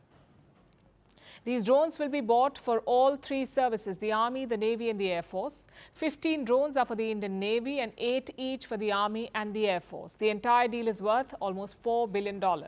This drone, the Predator, is a lethal weapon. It is what experts call a hunter-killer drone. It can fly quietly, identify and pinpoint targets, and subsequently take them out. The US military has the Predator in its arsenal. It uses it for three purposes: surveillance, intelligence gathering, and airstrikes. India plans to deploy these drones for the exact same roles. And Indian forces, in fact, have operated the Predator before. In 2020, India had leased this drone from the US. This was right after the clashes in Galwan. The Predator was deployed for surveillance activities against China. Earlier, this job was done by troops. India heavily relied on human patrolling, but that is beginning to change. India is now building up a large fleet of drones for surveillance. While human patrols remain an integral part of our defense strategy, drones can reach difficult terrains in areas where humans find it tough to patrol. In the past, India used two Israeli drones for this purpose, the Searcher Mark II and the Heron. And now American drones will join this fleet. So that's the first acquisition, the drones. The second one involves submarines. The government has cleared a proposal to buy 2 new submarines, both nuclear-powered. Experts call these submarines SSN. That's short for Submersible Ship Nuclear, SSN. They're known to be small and agile. There's a small nuclear reactor on board that powers the submarine. Earlier, subs ran on diesel, so they had to resurface frequently for refueling to get more diesel. But nuclear-powered subs can remain underwater for longer durations because they do not need refueling. And these vessels come with significant firepower. They can fire torpedoes and cruise missiles. SSNs are crucial for the Navy. Remember, China has the world's largest Navy, and increasingly it is making its presence felt in the waters around India. China has been sending more vessels in the name of research. It has been sending spy ships to the region. So India needs stronger deterrence on the high seas against the Chinese, and it has been trying to fill the gaps. Just like the Predator, India has leased some SSNs too. It had acquired 2 subs from Russia, but one of them had to be returned because of maintenance issues. So the next best choice is to buy our own, and that is what India is now doing. These decisions send a strong message of intent. India is expediting the modernization of its forces. It is adopting advanced tools of deterrence, like drones and submarines. These deals will also help achieve another important goal, that is building our own defense manufacturing capability. I'll tell you how. Both deals have major Make in India commitments. General Atomics will assemble these drones in India. As for the submarines, they will be manufactured in India, most likely in Visakhapatnam with the help of private players. So overall, India's defense establishment is making progress. It is upgrading its forces and strengthening defense manufacturing. More importantly, it is addressing crucial gaps in building deterrence against China, because that is the only language the dragon understands, the language of strength.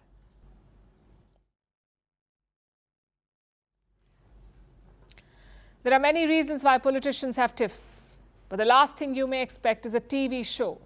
Emily in Paris caused an international diplomatic spat.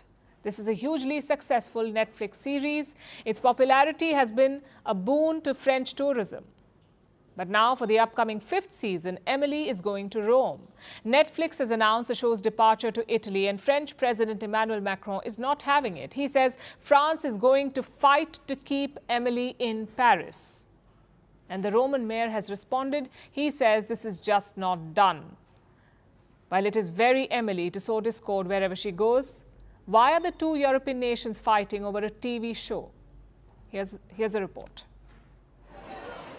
A 20-something trying to make it in the city of love, hopping about in high heels, thriving at her exciting job, and falling in love with someone new and handsome in every season.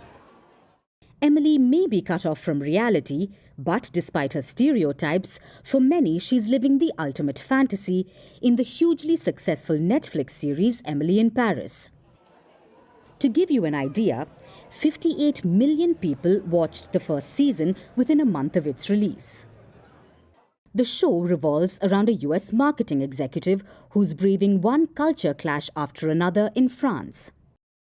But the fantasy is not limited to Emily's life. It extends to the country, thanks to the sanitized version of Paris on the show, where the river Seine is suspiciously blue, where there's no sign of poverty, homelessness or litter. Where cobblestone streets may as well have an Instagram fan account of their own, and where President Emmanuel Macron's wife Brigitte casually bumps into tourists. So when Emily is in Paris, that's where the tourists want to be. In an interview, Macron said, "I think it's good for the image of France. Emily in Paris is super positive in terms of attractiveness for the country." The show has boosted French tourism. This year, 38% tourists cited the series as their reason to visit Paris. The Paris Tourist Office has caught on as well. It suggests 10 key sites where notable scenes from the show were filmed. So it's no surprise that when Emily in Paris announced its departure to Rome for season 5, Macron didn't like it one bit. During an interview, he said, "We will fight hard, and we will ask them to remain in Paris. Emily in Paris in Rome doesn't make sense." Now, that's true. Emily in Paris in Rome doesn't have the same ring to it. But Italy disagrees. The mayor of Rome, Roberto Gualtieri, said in an interview, "You really cannot intimidate or interfere with Netflix production plans for the next season of Emily in Paris. It is just not done." Later, he worded his sentiments better and posted this on X. "Dear Macron, don't worry. Emily is doing very well in Rome, and you can't control her heart. Let's let her choose." If someone can cause a diplomatic spat with her travel plans, it's Emily. But realistically, she may not be at the center of this. It's what the show represents, an economic boost. You see, movies and TV shows can create tourism booms. They can help countries gain global attention. On average, a blockbuster movie increases tourism by almost 31%. In 1996, the action film Braveheart led to a 300% increase in visitors to Scotland. Meanwhile, the Harry Potter film franchise increased tourism by at least 50% to every UK location it was shot at. Another example is The Hobbit movie. It was shot in New Zealand. In 2019, 10% of all tourists visited the country thanks to the movie. They added about $440 million to the country's economy. So no wonder Paris and Rome are fighting over Emily. But in this bizarre love triangle for a change, she seems to have made up her mind.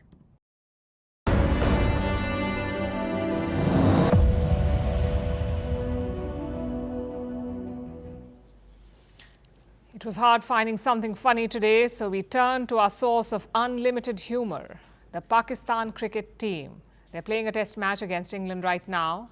It's a home game in Multan. Pakistan batted first and made 556 runs. Impressive, right? But don't forget the age-old saying in cricket, the other side has a bat too, and looks like England came with massive bats. Because guess how much they made? 823 runs. It was embarrassing and humiliating for Pakistan. In other words, a normal Wednesday. Of course, fans are not happy about this thrashing. They're mocking the Pakistan players on social media. Some Indian users have also joined in. I guess it's one thing that both countries agree on: how bad the Pakistan cricket team is.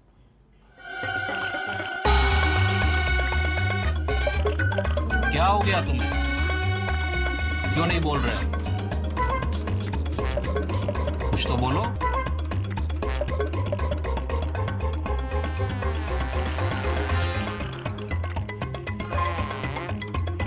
माफ करना, गुस्से में इधर-उधर निकल जाए।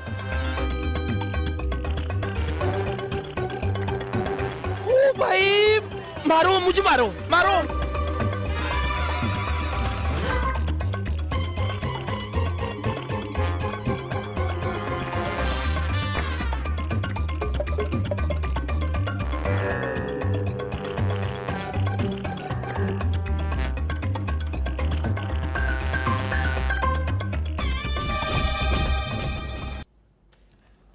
Now it's time for Vantage Shots, images that tell the story. U.S. Secretary of State Antony Blinken was seen twinning with the Malaysian Prime Minister in matching Mao suits.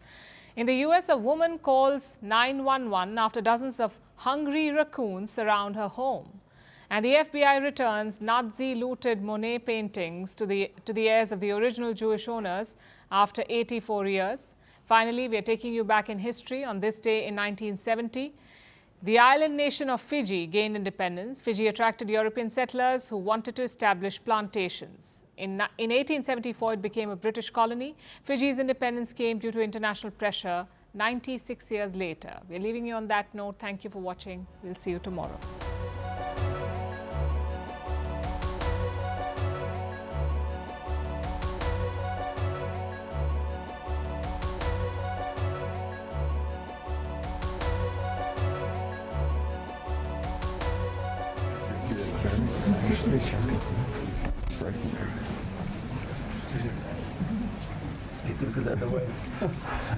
Why am I meeting secretary with a Mao suit? we must know the same tailor.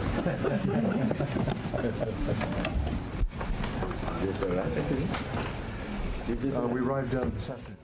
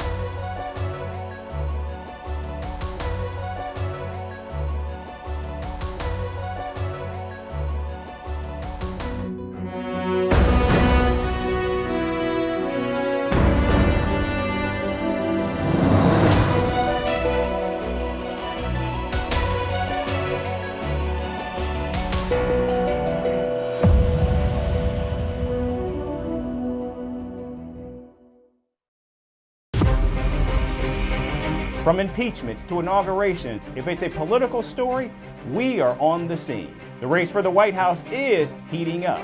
Kamala, you're fired! I say, bring it on.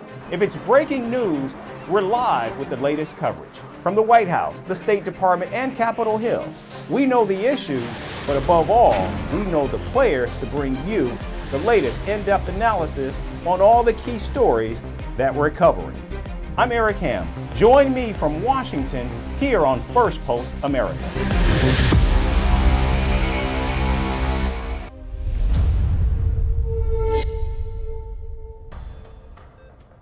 Hello and welcome to the program. I'm Eric Ham, live in Washington, D.C. And over the next few minutes, we'll take you from the United States and around the world, covering all the top stories of the day. But before that, here's a look at the latest headlines.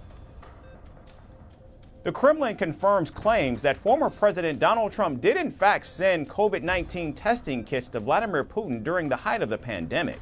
However, Moscow denies the two leaders spoke on the phone, as written in Bob Woodward's new book titled War.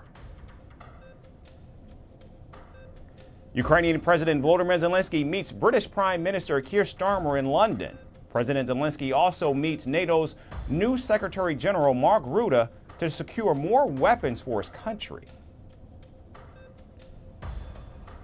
India hosts navies of Australia, Japan, and the United States in a major military exercise of the Quad nations. The drills in the Indian Ocean include anti-submarine warfare and subsurface live fire exercises. Chinese telecom giant Huawei to open a cloud data center in Nigeria by the end of October. This will be Huawei's third cloud center in Africa as a Chinese firm pledges to support 100 Nigerian businesses with the infrastructure push. And Guyana's oil exports increased by 58% in the last year.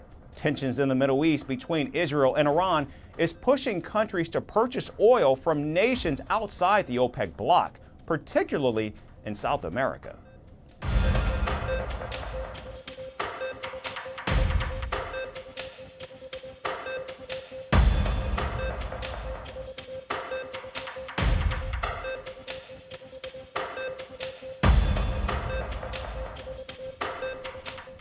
We begin in the Middle East. President Joe Biden held a 30-minute phone call with Israeli Prime Minister Benjamin Netanyahu on Wednesday. Speaking to each other for the first time in 49 days, the two leaders agreed to stay in contact over the next few weeks. Assuring support to Israel and its right to self-defense, President Biden vowed to stay committed to working with Netanyahu. Also joining the call was Vice President Kamala Harris, who's been actively taking part in the Biden administration's interactions with Israel. The White House called the conversation between the leaders direct and productive. Give you a couple of just top lines on the call. It lasted about 30 minutes. It was 30 minutes long. It was direct. It was productive. Obviously, the call that the president had with the Prime Minister of Israel. Now, Biden and Netanyahu did speak about Israel's potential response to Iran's missile attack from October 1st. President Biden said he supports an Israeli retaliation. However, the commander-in-chief warned Netanyahu against striking Iranian nuclear facilities after the Israeli leader put forward a proposed plan of attack.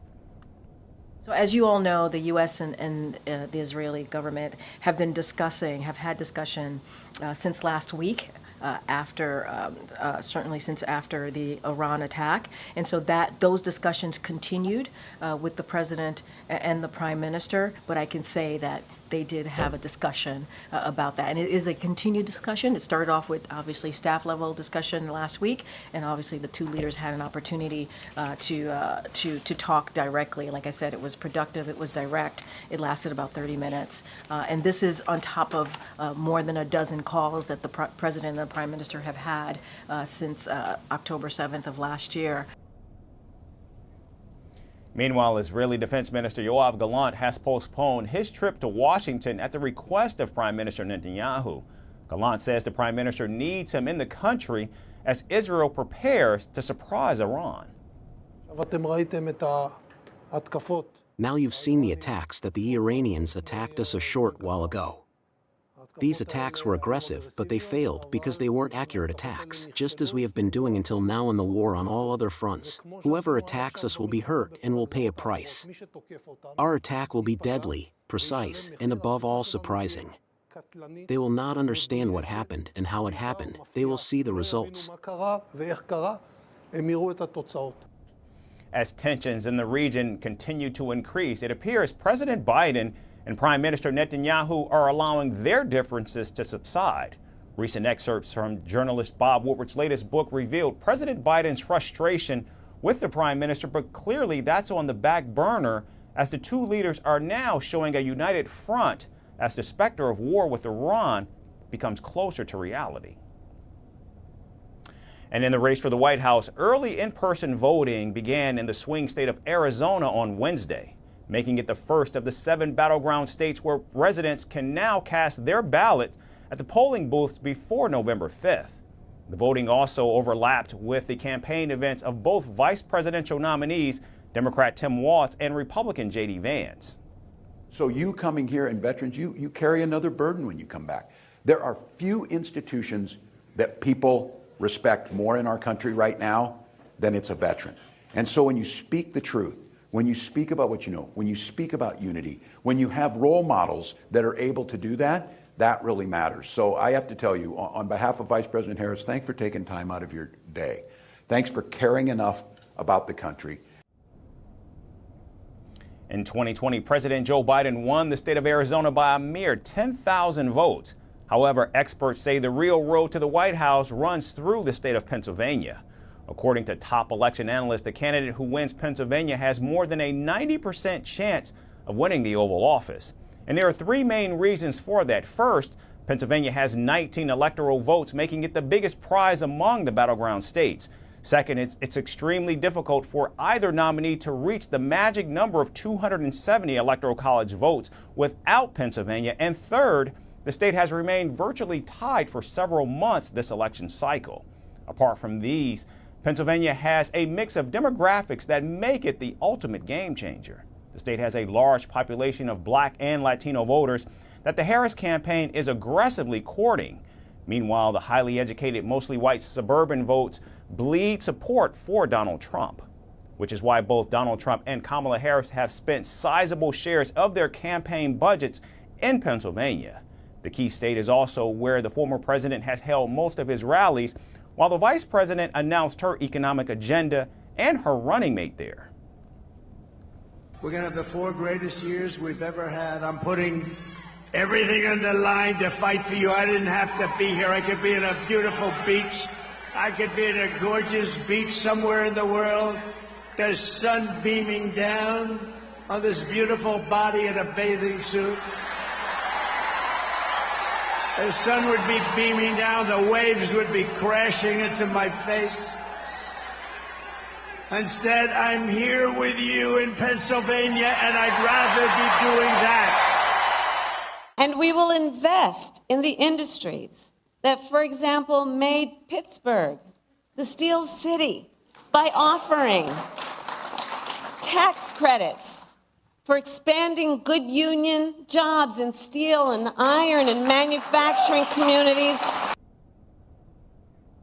Now, data shows that registered Democrats outnumber Republicans in Pennsylvania, but the margin is the smallest since 1998. Moreover, when Donald Trump won the state in 2016, there were around 900,000 more Democrats than Republicans. For a presidential race marked by uncertainty, the one thing that can be counted on is both candidates will be fighting for Pennsylvania right up until Election Day. And staying in the United States, former President Donald Trump heaped praise on Indian Prime Minister Narendra Modi in a recent interview. Calling him a friend, Donald Trump said Prime Minister Modi is the nicest human being and a total killer.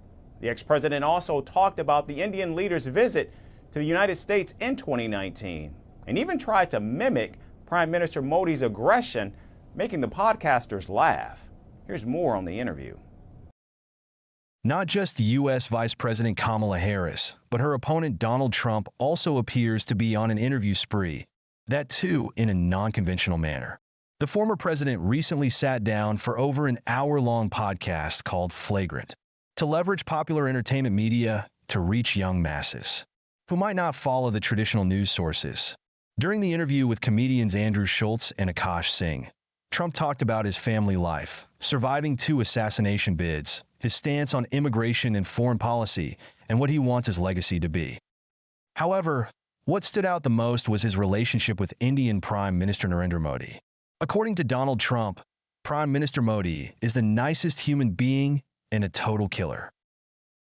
Modi, he's a friend of mine and also the nicest human being. Before him being appointed as the Prime Minister, India was very unstable. On the outside, he looks like he's your father. He is the nicest and a total killer. The ex-president also recalled the iconic Howdy Modi event that was held in 2019 in Texas, where the Indian Prime Minister addressed a large gathering of Indian Americans. They did a thing called Howdy Modi in Houston, Texas. It was me and him, and it was beautiful. It was a gathering of around 80,000 people, and it felt like crazy. We were walking about. Today, maybe I won't be able to do something like that. And at one point during the podcast, Donald Trump also tried to mimic Prime Minister Modi's aggression. On a couple of occasions, somebody was threatening India, and I told Modi, "Let me help as I am very good at it." To which Modi aggressively responded, "I will handle it and would do anything necessary. We have defeated them for hundreds of years." And I said, "Whoa, what just happened there?" It is worth noting that throughout his presidency, Trump maintained close ties with India and Prime Minister Modi. Following Prime Minister Modi's visit to the United States, the former president traveled to India in 2020 for the first time, where he was welcomed by a crowd of around 100,000 people. The aim is to strengthen and deepen. Apart from Prime Minister Modi, another key moment from the podcast was quite an embarrassing one for Donald Trump. The 78-year-old called himself a truthful person while expressing his frustration over the investigation into the Capitol Hill riots and Democratic attacks against him. However, instead of acknowledging Trump's apparent innocence, the podcast host began laughing in his face. Our movement to make Donald Trump also touched upon the hot-button topic of reproductive rights and said he believes in making some exceptions for abortion. These include threat to life of a mother, incest, sexual assault, or if the father is a murderer. With the election day just 25 days away, early voting already started. Both Donald Trump and Kamala Harris are relying on media blitz to sway undecided voters and clinch the historic nip and tuck presidential race. Florida is facing catastrophic conditions after Hurricane Milton made landfall near Siesta Key yesterday. The storm brought deadly gale winds, widespread flooding, and left over 1 million homes and businesses without power. At least 19 tornadoes have been reported with multiple fatalities and extensive property damage. Governor Ron DeSantis has also deployed thousands of National Guard troops for rescue operations as the storm moves across the state. Our next report has more. Florida is facing its second devastating storm in 2 weeks as Hurricane Milton made landfall on Wednesday evening near Siesta Key. The Category 3 hurricane, which sustained winds of 120 miles per hour, unleashed its fury on the Sunshine State, spawning deadly tornadoes, causing catastrophic flooding, and leaving over 1 million residents without power.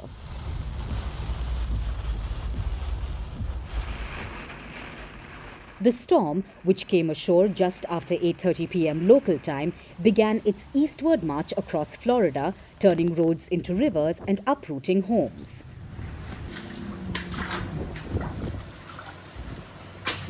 Yeah, it was windy, probably for a good 15 minutes beforehand. And then it just got really bad. It kept getting cold, tornado warning. And then like this, all this happened like instantaneously. Like these windows blew out. I was about probably right here when it happened. My cat over there on the desk, I grabbed the 2 dogs and like run under my bed. But that was it. Probably 1 minute total. Probably less. My biggest fear is that my beautiful town is destroyed, where I've enjoyed living for the past 15 years. I'm also fearful that we will be without power for a good deal of time. That makes things a lot tougher, especially when it's hot and humid out, and the air conditioning is not working, and it's hard to keep food fresh and that sort of thing. So it may be a long recovery process. That's my biggest fear, that it's going to be a long cleanup. In St. Petersburg, the storm dumped more than 16 inches of rain, leading to a flash flood emergency.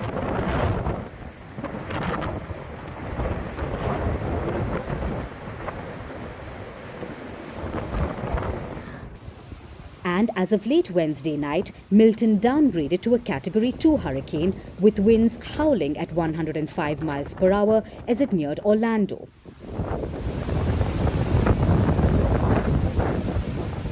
But forecasters warned that the danger was far from over, with a potentially devastating storm surge along Florida's Atlantic coast.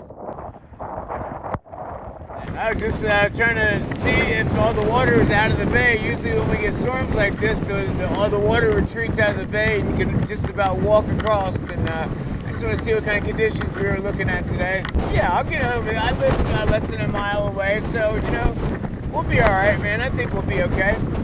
No problem.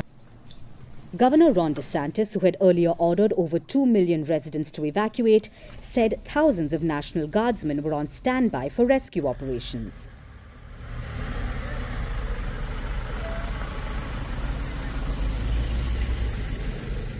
We're going to see a significant amount of rainfall on the northern part of the storm.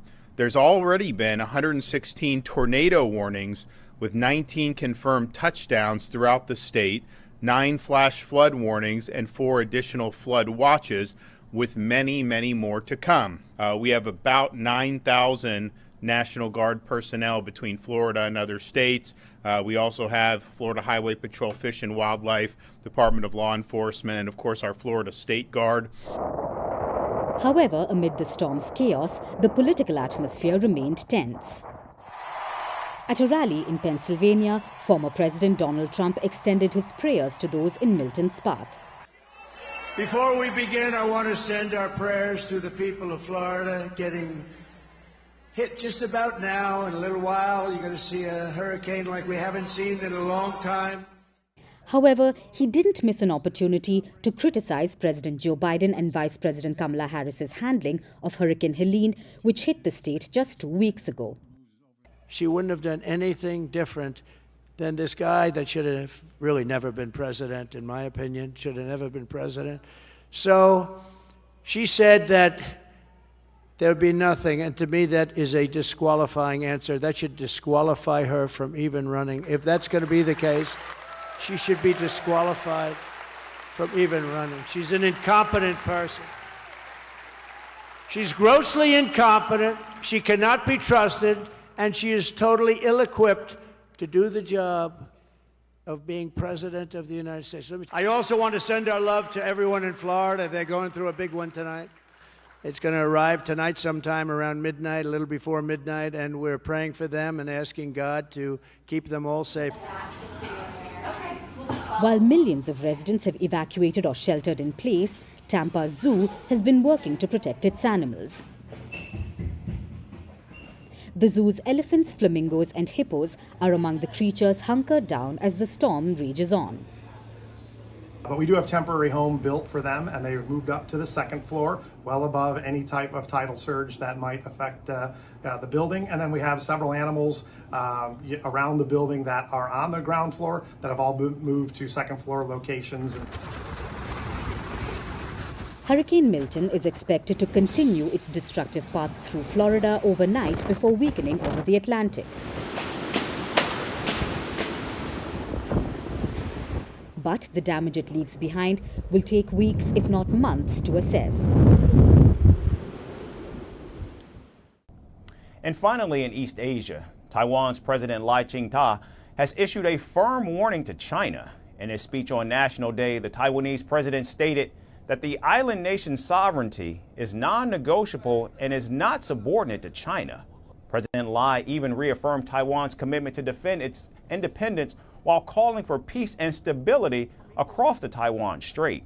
And despite repeated offers for dialogue, Lai said China continues to harass the island both militarily and psychologically. The Republic of China has already put down roots in Taiwan, Penghu, Kinmen, and Matsu, and it is not subordinate to the People's Republic of China. On this land, democracy and freedom are growing and thriving. The People's Republic of China has no right to represent Taiwan. The 23 million people of Taiwan, now more than ever, must reach out our branches to embrace the future. Taiwan is committed to uphold peace and stability in the Taiwan Strait and achieving global security and prosperity. We are willing to work with China on addressing climate change, combating infectious disease, and maintaining regional security to pursue peace and mutual prosperity for the people on the two sides of Taiwan Strait.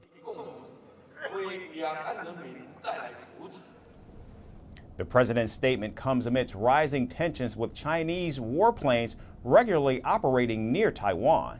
In a related development, Taiwan's Coast Guard seized a Chinese fishing boat and its 9 crew members after the vessel was found in restricted waters near a Taiwanese island. Taiwan's Coast Guard pursued the Chinese boat with water cannons before boarding the vessel. At 10:45 a.m. on October 8th, the Coast Guard patrol ship found a Chinese fishing boat 17.5 nautical miles south of Chime Island. When the Coast Guard ship approached for inspection, the Chinese boat sped away to evade the inspection. The Coast Guard personnel immediately pursued and stopped the boat. However, the Chinese boat's pump was damaged and leaking, so the Coast Guard assisted it with pumps and sealed the water leakage. As it was towed towards Taiwan's Chime port, rough seas caused the towing line to break repeatedly. At 8:20 on October 9th, the Coast Guard slowly brought the boat back to Chime port and repaired it before transporting it to Magong port. Beijing, which views Taiwan as part of its territory, has reacted strongly to President Lai's leadership, branding him a separatist. Chinese Foreign Ministry spokesperson said that the Taiwanese leader is hell-bent on independence for his political self-interest. Taiwan president's speech deliberately severed the historical connection between the two sides of the strait, reiterated non-jurisdiction, insisted on sovereignty, and changed its pattern to sell the fallacy of Taiwan's independence. It again exposed his stubborn stand of Taiwan's independence and sinister intention of increasing tensions in the Taiwan Strait to seek political gain. The government of the People's Republic of China is the sole legitimate government representing the whole of China. The One China principle is the basic norm of international relations and the general consensus of the international community. Taiwan has never been a country, nor can it become one. There is no such thing as Taiwanese sovereignty. Now China continues to increase military pressure around the island and sent 20 aircraft and warships to patrol the waters ahead of the president's speech. Taiwan, on the other hand, remains on high alert as Chinese drills, including joint exercises with Russia, have become more frequent in the region. That does it for us today. Thanks so much for taking time out of your day to spend with us. We hope to see you right back here again tomorrow. Thanks again for watching.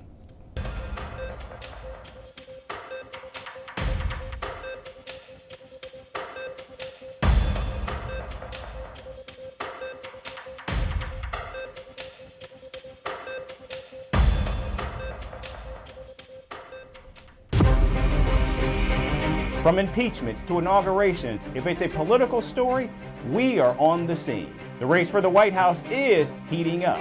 Kamala, you're fired. I say, bring it on. If it's breaking news, we're live with the latest coverage. From the White House, the State Department, and Capitol Hill, we know the issues, but above all, we know the players to bring you the latest in-depth analysis on all the key stories that we're covering. I'm Eric Ham. Join me from Washington here on Firstpost America.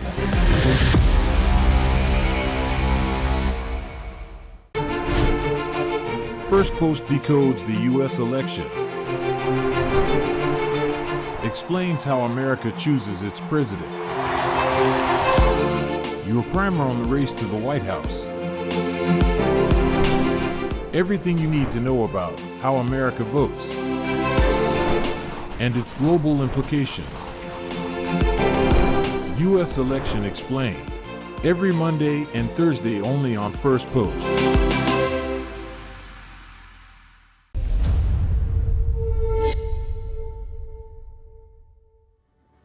Hello and welcome to Firstpost Africa, where we get you the top stories from the continent and from across the world. I'm Alison Lagrange, coming to you live from Durban, South Africa.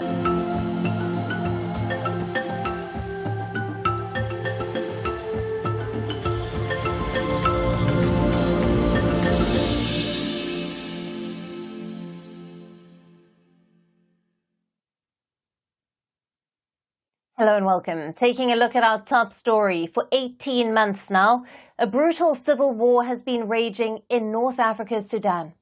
The battle between the Sudanese army and the paramilitary RSF has intensified in recent weeks, with both sides showing reluctance to engage in peace talks.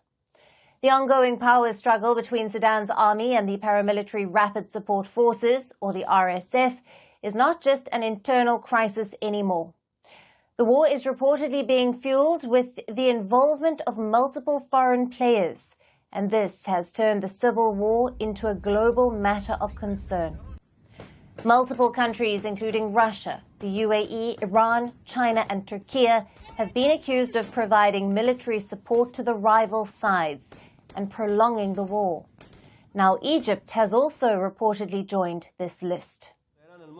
In the latest, RSF leader Mohammad Hamdan Dagalo has accused Cairo of being involved in airstrikes on his troops. He also accused Cairo of training and providing drones to the country's army. The RSF leader went on to say that any support to the army cannot happen without a nod by the US, so the Americans are complicit. A special salute to the heroes of Jebel Moya battle, the lions who were martyred by treachery from the state of Egypt, by the treacherous Egyptian air forces, which looks like the first battle of Karari, which was hit on April 15th, during the first day of the war where the unarmed were hit on their way to the alliance in Saudi Arabia. They were also hit by the Egyptian air forces, but we were silent for so long.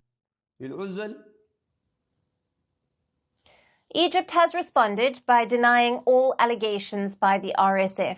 Egypt's foreign ministry in a statement said that Cairo is in fact involved in brokering peace efforts in Sudan, and its only priority is stability in the region. It also called on the international community to examine the evidence to verify the validity of the claims made by the RSF leader. The RSF chief also accused Iran, Eritrea, Azerbaijan and Ukraine of supporting the Sudanese army. On the other hand, the army has blamed countries like the UAE of supporting the RSF, though these nations have denied being involved in the Sudan conflict.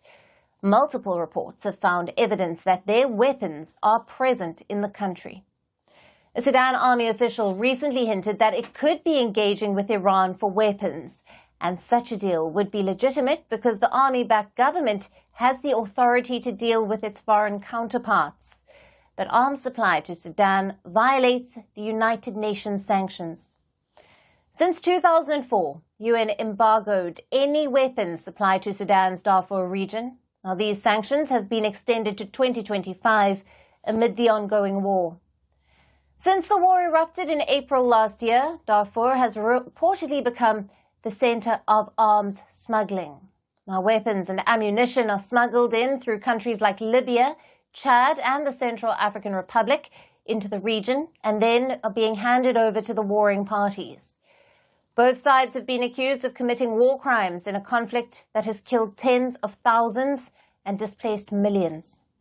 Reports suggest that foreign weapons are entering Sudan through these illicit routes.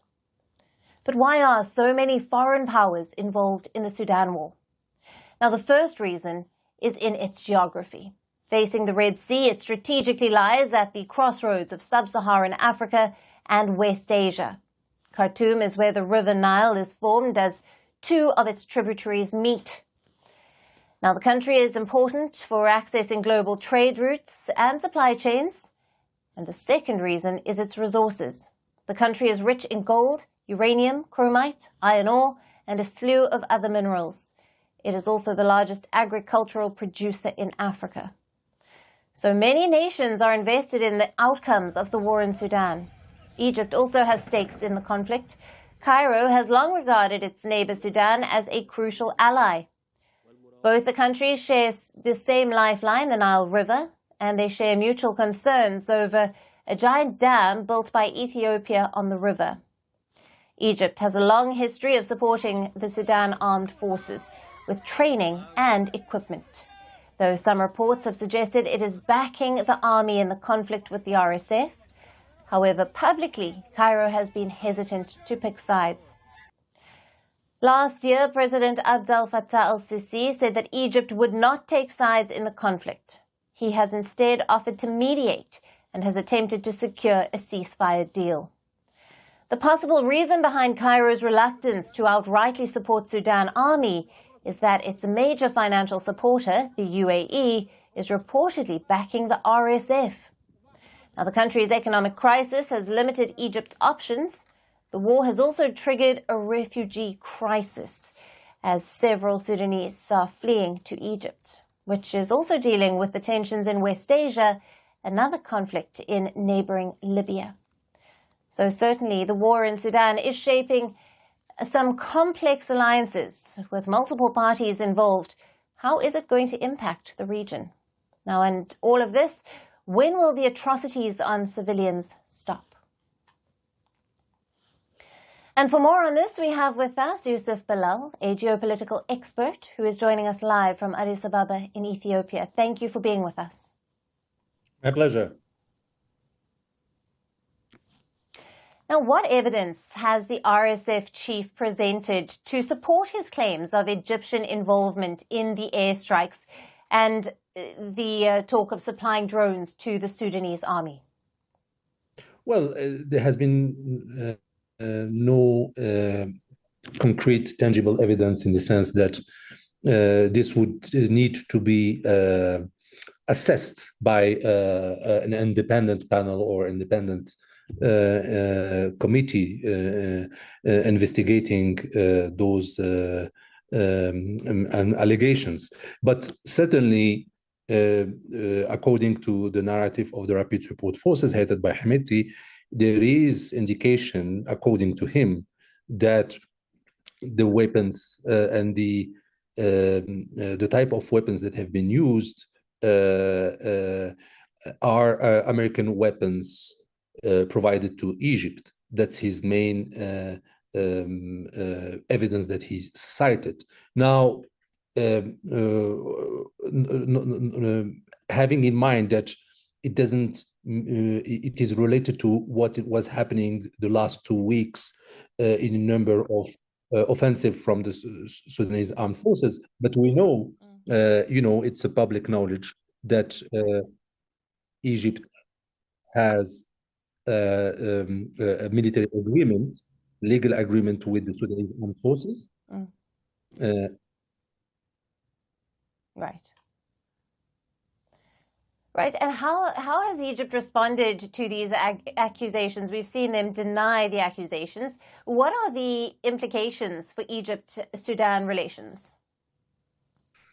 Well, the thing is, Egypt and the Sudanese armed forces have a long history. And so far, the Sudanese armed forces are still representing the government of Sudan and the state of Sudan internationally at the United Nations and other forums. So the fact that you have this strong relationship between the Sudanese armed forces and the Egyptian army has been reinforced following the fall of the former president Omar al-Bashir in 2019, because most of the military officers, Sudanese military officers, have been trained in Egypt. And since the end of the 19th century, there has been strong, links between the new military in Egypt and Sudan. So in that sense, what is really happening is more the Rapid Support Forces who have been supported by the UAE, who are now in a more open opposition to Egypt. Otherwise, the key question then is how both the UAE and Egypt are handling the fact that they are supporting different warring parties. Right. And talking about the region on a broader level, what impact could these allegations have on the ongoing conflict in Sudan and, of course, regional stability? Well, it has the allegations are an indication of already how the conflict is actually internationalized and regionalized since the start. And the countries in the region and Sudan's neighbors that have been the mostly affected by the conflict are Chad, South Sudan, Egypt, and Ethiopia. But those that are the most concerning are obviously Chad and South Sudan, because you already have fragile states. You already have dire humanitarian situations in both Chad and even more so in South Sudan. So with the influx of refugees coming from Sudan, around 500,000 going to Chad and 500,000 in South Sudan. So there is a pressure on access to basic services, health, water, food, and so on. So the humanitarian crisis is already regional. And the fact that we already have multiple actors that are intervening in this conflict, whether Egypt, whether the UAE, whether to more limited extent the provision of weapons from Iran and Russia and so on, these requires a regional and international approach. Yes. And on that, just to go a little bit further, how might the international community, including organizations like the United Nations, respond to these accusations and allegations and the potential escalation of the conflict? Well, first of all, there is a UN panel on Darfur that has been for many years mandated to investigate the role of, among others, the role of external actors in terms of delivery of weapons and so on, because you still have an arms embargo in Darfur. So there is this source of information, and any allegation, whether in terms of the support of foreign actors in terms of weapons and so on, whether at the African Union also 2 months ago mandated a committee to investigate the role of foreign actors. So this is for the factual part of it. But politically, what matters here is the extent to which there is the possibility to have a major conference that will bring together the key actors, whether Egypt, whether in the UAE, in the same room, that would then have a role in understanding what will be the future. Because even negotiating a ceasefire tomorrow will not solve the issue, because then you already have a kind of de facto partition of Sudan between East and West. So the question would be how to have a political settlement that would preserve, to the extent possible, the unity and territorial integrity of Sudan. Otherwise, is the scenario of Libya tomorrow for Sudan, of a de facto partition. Right. Yes. Yusuf, thank you very much for being with us on Firstpost Africa and for your valued insights and analysis on the latest out of Sudan. My pleasure, Alison. Bye. Now imagine being a continent with 54 countries, a landmass with more than 1.5 billion people, a region which is one of the largest voting blocs in the United Nations General Assembly, but on critical matters of security wields very little power or say. Now that is Africa for you in 2024.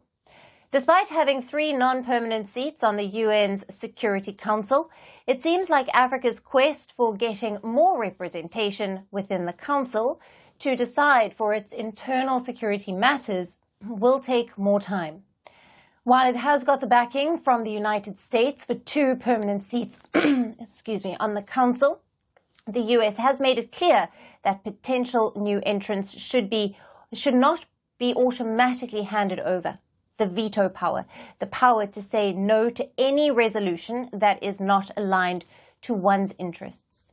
Now, this has been seen as a big blow to Africa. Africa has hoped to get more representation on matters that are directly related to them at the Council, being a region that currently hosts 5 out of the 11 UN peacekeeping missions and accounts for 60 to 70% of the UNSC's agenda otherwise. Now, the United States position has angered Africans and has been described by local media as an insult. Africans question, what is the point of being a permanent member if one cannot even get the veto power? Now, they are sick and tired of the structure and want more than just lip service. Now, what is the permanent membership of the UN Security Council? And why does it matter so much? Let's understand. The UNSC is the most influential arm of the United Nations, which has a total of 193 members.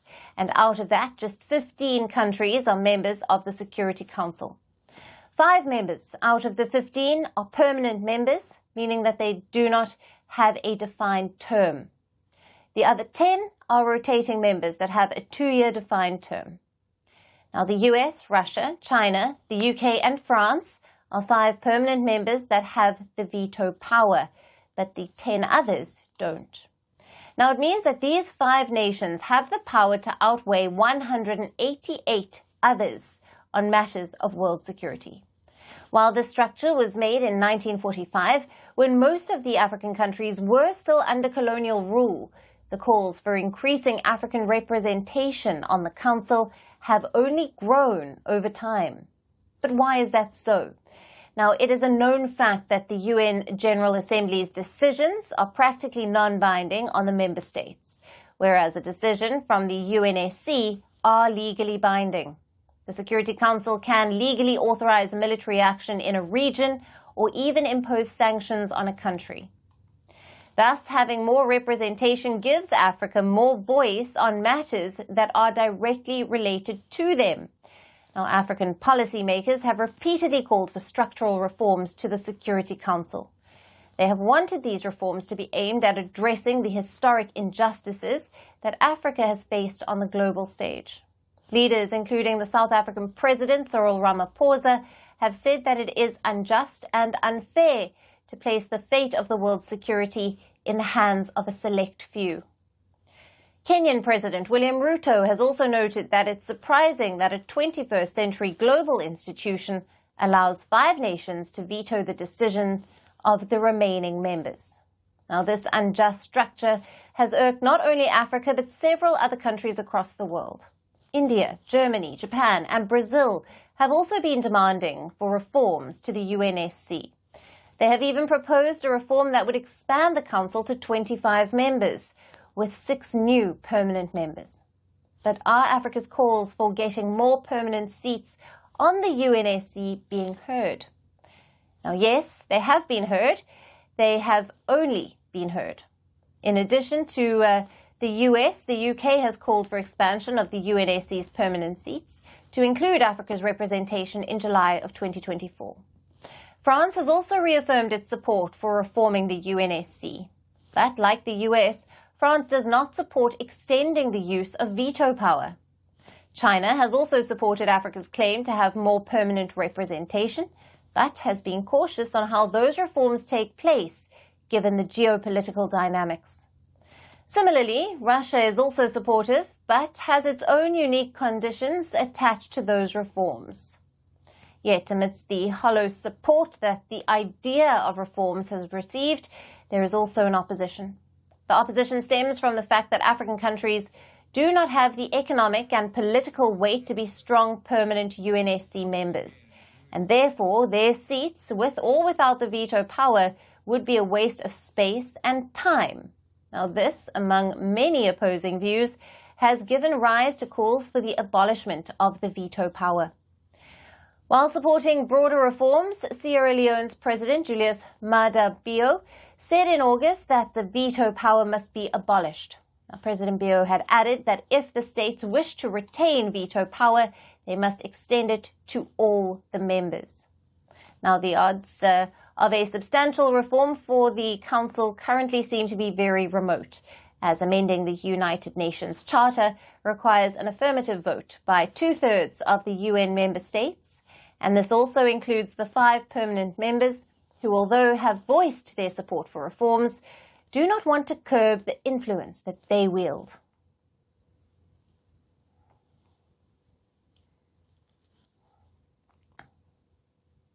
And shifting focus now, France, which was once a major colonial power in Africa, is now having a hard time in the continent. Now, the France Out campaign has become stronger. The country is losing allies, facing backlash, and many nations don't want French troops on their soil. And then some do not want any French wheat. Algeria, which historically relied heavily on France's wheat, seemingly does not want it anymore.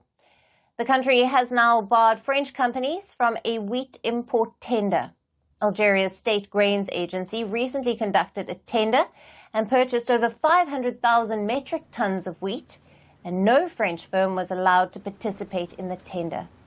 The North African nation, in fact, had a specific request that the participating firms should also not offer French origin wheat.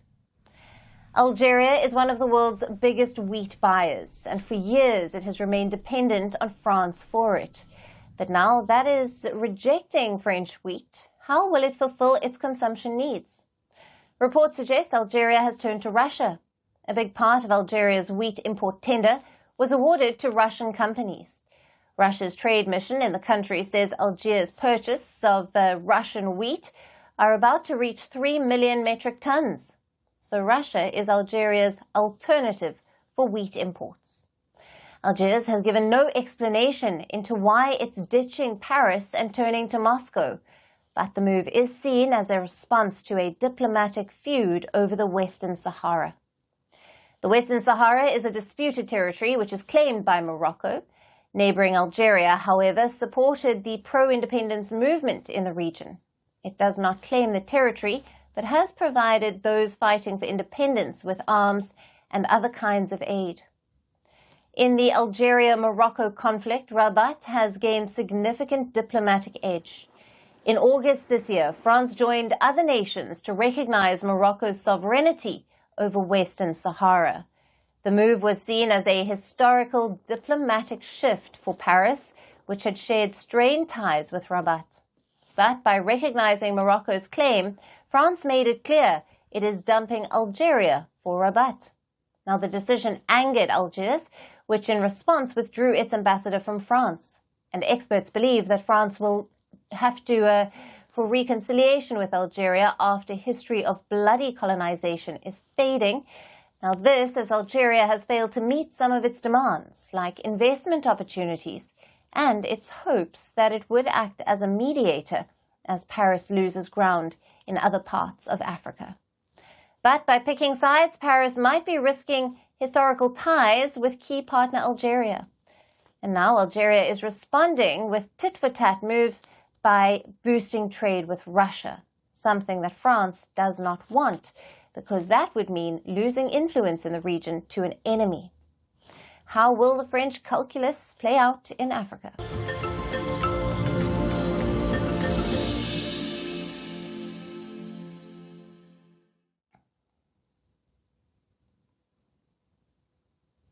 And finally, to our special segment, Resurgent Africa. Amid the coups and the crises, there are many positive stories from Africa that often get overlooked, but not on this show. Our story today is from Kenya, the home to the last northern white rhinos of our planet. Now, scientists from a multinational biorescue project say they are on the brink of a major breakthrough that could reverse what appears to be the imminent extinction of these northern white rhinos. Our next story gets you all the details. Najin and Fatu, this mother-daughter duo, is the last of the world's northern white rhinos. They are too old to bear pregnancy and often get too sick to even eat their regular meals. After Najin and Fatu, the northern white rhino could join the ranks of the dodo and Tasmanian wolf to never be seen on Earth ever again. The northern white rhinos once ruled the grasslands of Central and Northern Africa, but decades of hunting for their coveted horns has reduced their number to just 2 in one country, Kenya, where they live under armed protection 24/7. But thousands of kilometers away in Germany, scientists are brimming with confidence that Najin and Fatu will not go down in history as the world's last northern white rhinos. They claim to have successfully tested an in vitro fertilization method which holds the promise to increase their number from 2 to a few and from few to many. We also have given the proof that the embryo transfer of an lab-produced embryo in a southern white rhino worked. So we produced a proven pregnancy in Africa with an embryo which was generated here in Europe with European parents, and this embryo go to a nice little rhino. Southern white rhinos are a subspecies of northern white rhinos. There are 20,000 of them in Africa. Yet, not long ago, they were thought to be extinct. But in 1895, a small population of around 100 southern white rhinos was discovered in South Africa. Thanks to conservation efforts, the southern white rhinos bounced back from that cliff of extinction and returned to their grassland glory. Scientists in this lab are upbeat that their efforts will push northern white rhinos back to their wild African splendor as well. They are set to implant a northern white rhino embryo inside a southern white rhino surrogate mother. The first embryo transfer could happen as early as this year. And if things go as per plan, northern white rhinos could be released into the wild in 20 years' time. Today we stand here and can say we have 33 northern white rhino embryos, pure northern white rhino embryos. And these embryos derived from 2 different fathers. So that is really, really good news, because the quality of these embryos is excellent, and that means we may have 10, 15 offspring out of these embryos when we start with the embryo transfer program. Far away from Berlin, here in Kenya's Olpejeta Conservancy, the caretaker of the last northern white rhinos is also bracing for what looks like a likely scientific breakthrough. Can I assure you is that last year we had to conduct an experiment of a southern white rhino embryo and it was successful. So that gives us more hope that we can still bring the northern white rhinos back from extinction. The only possible stumble in this race to save northern white rhinos could be a lack of funds. Governmental grant we got from the German government is finishing, and so that is a really important point. You can have a car, but if you have no fuel, you can't go anywhere. That is it's an important element, the resources, because doing something completely new, developing things from scratch, technologies which you can't buy somewhere else, then you need resources. You need the freedom to do the research, and you need the resources and ambitious partners to follow you. The message from this Herculean effort to revive northern white rhino populations is as loud as these trumpet calls. The human race is the chief destroyer of Earth's biodiversity and the leading cause of unprecedented loss of wildlife in recent decades. But some of its brightest minds can still repair the damage and take parts of planet Earth back to its erstwhile glory. And that's it on the show for today. We will see you again tomorrow at the same time. Thank you for watching, and goodbye.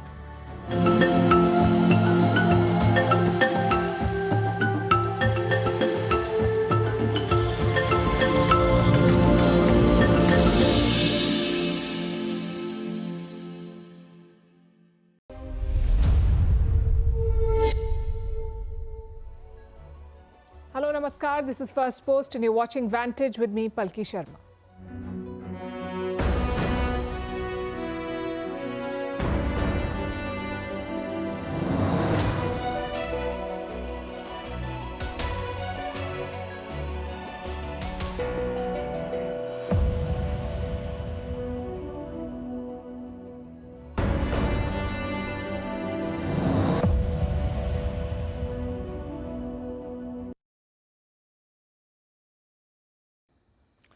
We start with the latest from West Asia, where the focus is on Lebanon. Its capital, Beirut, looks like a war zone. The sky is full of black smoke, sounds of explosions fill the air, and rubble is piling up on the streets. Last night, Israel struck Beirut again. It was their deadliest airstrike yet.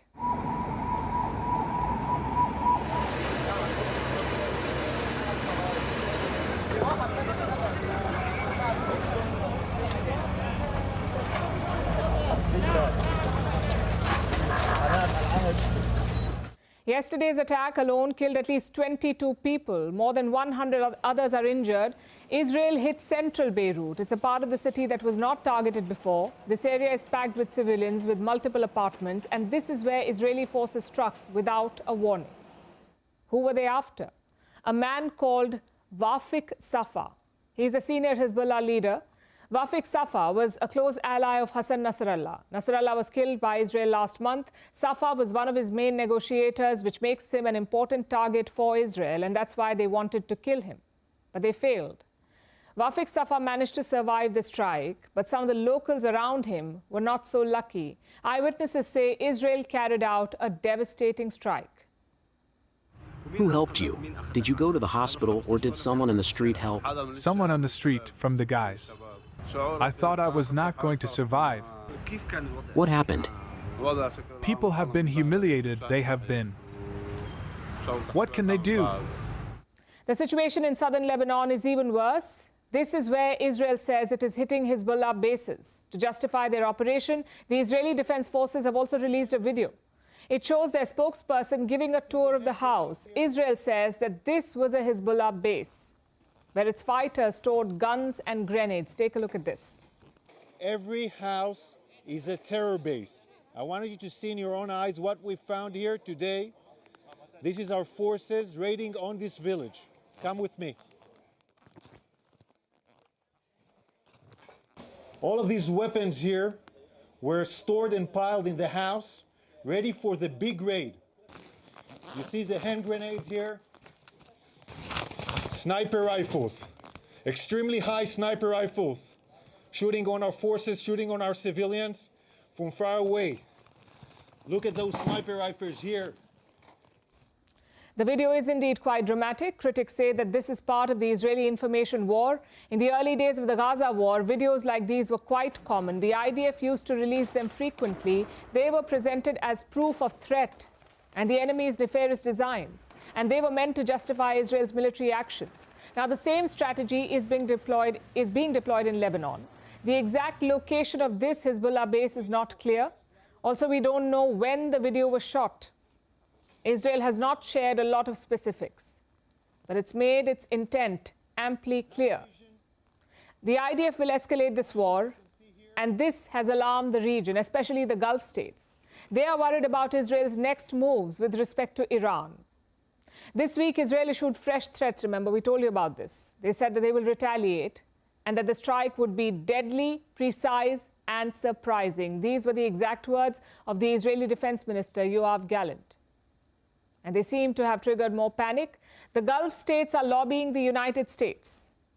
I'm talking about Saudi Arabia, the UAE, and Qatar. They want to avoid further escalation, and they want Washington to intervene to stop Israel from targeting Iranian oil sites. What is it that prompted this appeal? A threat from Tehran.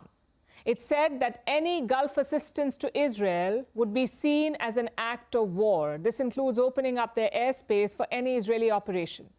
Iran has delivered this message to the Saudis and drawn clear red lines with this warning. It is basically telling the Gulf states that if Israel attacks us, we will go after your oil facilities. You see, in the event of an all-out war, the Americans are expected to support Israel. And the Americans have military bases all over the Gulf. So Iran sees them as fair game. It's a scenario that Gulf countries want to avoid. The oil market is already feeling nervous. Prices of Brent crude have been volatile this week. Sweeping attacks on oil facilities will mean a sharp jump in oil prices. So these Gulf countries want America to stop Israel. But at this point, even the US seems helpless. Consider what Antony Blinken said today. So Israel has a clear and very legitimate interest in doing that. The people of Lebanon want the same thing. We believe that the best way to get there is through a diplomatic understanding, one that we've been working on for some time and one that we're extremely focused on right now.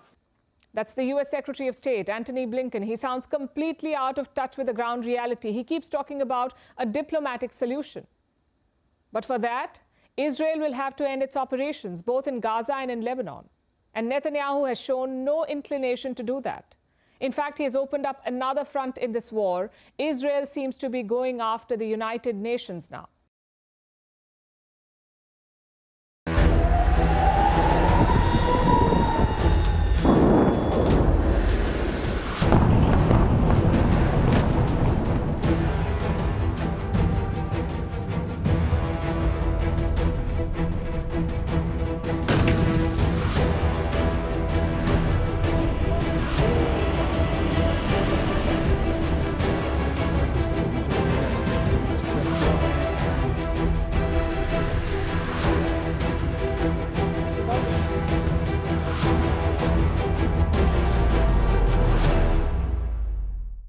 So the war in Lebanon continues, and stuck in the middle are United Nations peacekeepers, a force called UNIFIL, the United Nations Interim Peacekeeping Force in Lebanon. That's UNIFIL.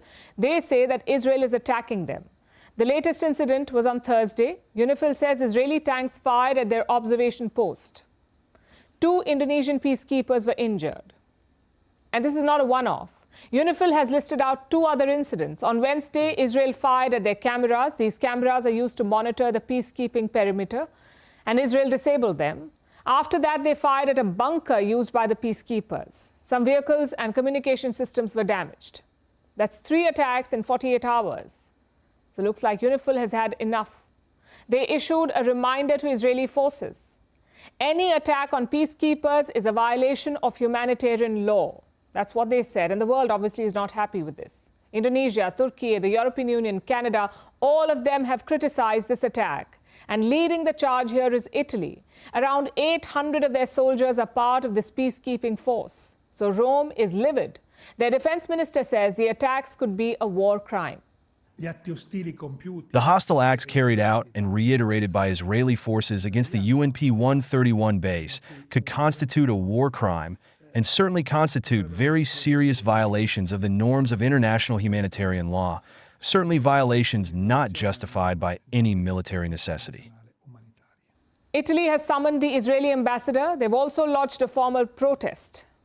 And this is a problem for Israel because Italy has backed Netanyahu throughout this war a lot more than France and Germany. The Italians have backed him. But an attack on peacekeepers is unacceptable. That too a deliberate one. So how is Israel defending itself? Well, they haven't reacted yet, but in the past, Israel has been critical of UNIFIL. They say that it has failed its mandate. For years, Israel has warned the world that Hezbollah is violating international law and United Nations Security Council Resolution 1701, which prohibits the presence of armed militants and weapons in southern Lebanon. This was a resolution that the international community agreed on, and Lebanon and UNIFIL failed to enforce. Some background now. UNIFIL was created back in 1978. At first, its job was to observe, to see if Israel had completely withdrawn from Lebanon. The UNIFIL has more than 10,000 personnel now. That's soldiers plus civilians. They operate along what is called the Blue Line. It's a 120-kilometer stretch on the Israel-Lebanon border, the Blue Line. In 2006, the United Nations added more teeth to UNIFIL. Its mandate was expanded. The peacekeepers were asked to ensure that the border remained stable, that it wasn't used for hostilities. But frankly, it hasn't worked. Israel and the US claim that Hezbollah has militarized the Blue Line, that they fire rockets from the border. So what is Israel doing now? They're asking the peacekeepers to move away, basically to abandon their posts. If not, they could be in danger. Of course, that's not Israel's decision to make. These peacekeepers were deployed by the United Nations. They are mandated by the United Nations Security Council. So UNIFIL says, we are staying where we are. There was an agreement with all the troop contributing countries that it's important for the UN to be there, to fly the UN flag. And we continue to monitor the situation. We are there because the Security Council has asked us to be there. So we are staying until the situation becomes impossible for us to operate. Now, Israel's goal is quite clear. They're not trying to kill the peacekeepers. They're only trying to scare them, to force them to leave their mission.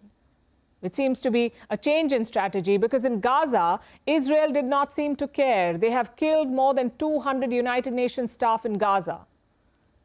So why the different strategy in Lebanon? Because these are foreign soldiers, soldiers contributed by United Nations member countries. Just look at this data. Indonesia has more than 1,200 personnel in Lebanon. At second place is India. Nearly 900 Indian soldiers are stationed there. You have troops from Nepal, from Ghana, from Malaysia, from Spain, from China, from Ireland, from nearly 50 countries in total. 2 of these peacekeepers have already been injured. What if the next attack is worse? Imagine the consequences. So Israel is trying to cover its bases. It is forcing UNIFIL to pull back voluntarily. The next steps depend on the United Nations Security Council and the contributing countries, the 50 countries. Will they bend to Israel's pressure or will they push back? And this is a question for India too. The safety of Indian soldiers must be New Delhi's top priority. This is a chance for the international community to draw a rare red line, a line that is actually enforceable. Let's see if they do it.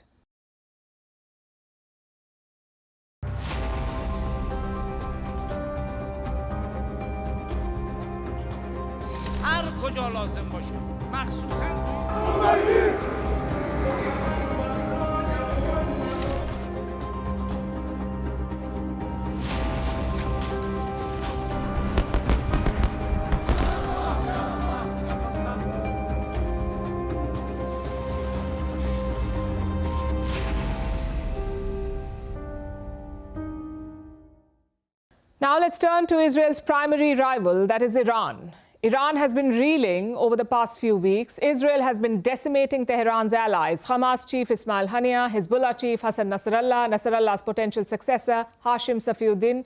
Israel has taken them out one by one. This was bound to send alarm bells ringing in Tehran because Iran has spent years setting up its network of proxies. and Israel took out their leaders in quick succession. This has also raised questions. Does Israel have spies in Iran's top military force? Is that how they're being able to zero in on these leaders and kill them? The Iranian force in question here is the IRGC, the Islamic Revolutionary Guard Corps. It is a military with multiple branches. They have their own army, a navy, and a rocket force. But in the fight against Israel, their most deadly unit is the Quds Force. It is the IRGC's unconventional warfare and military intelligence unit. The Quds Force is led by this man, Ismail Ghani. You mentioned him earlier this week. There were rumors that he had gone missing. But now some different rumors are doing the rounds, saying that Ghani is not missing. Instead, he is being interrogated. Tehran thinks that there is a chance that Ghani is an Israeli spy. Let that sink in.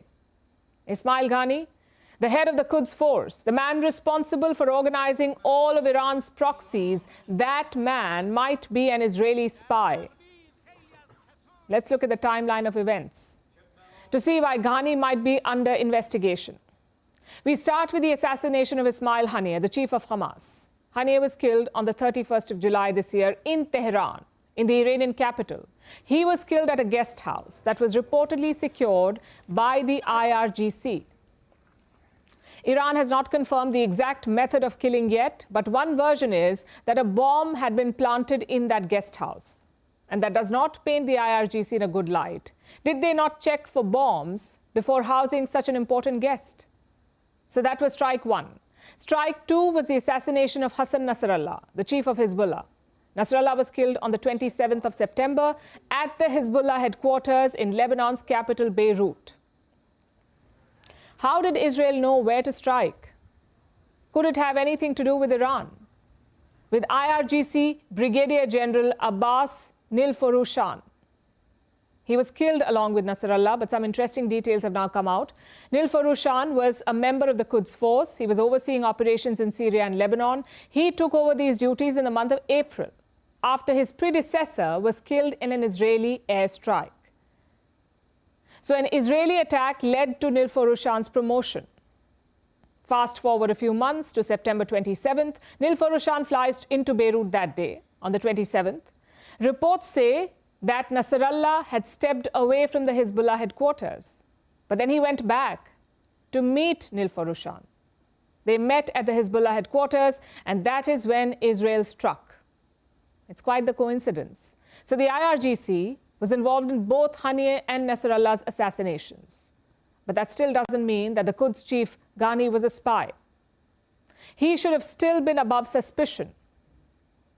But then the next attack took place, the assassination of Hashim Safiuddin, Nasrallah's heir apparent.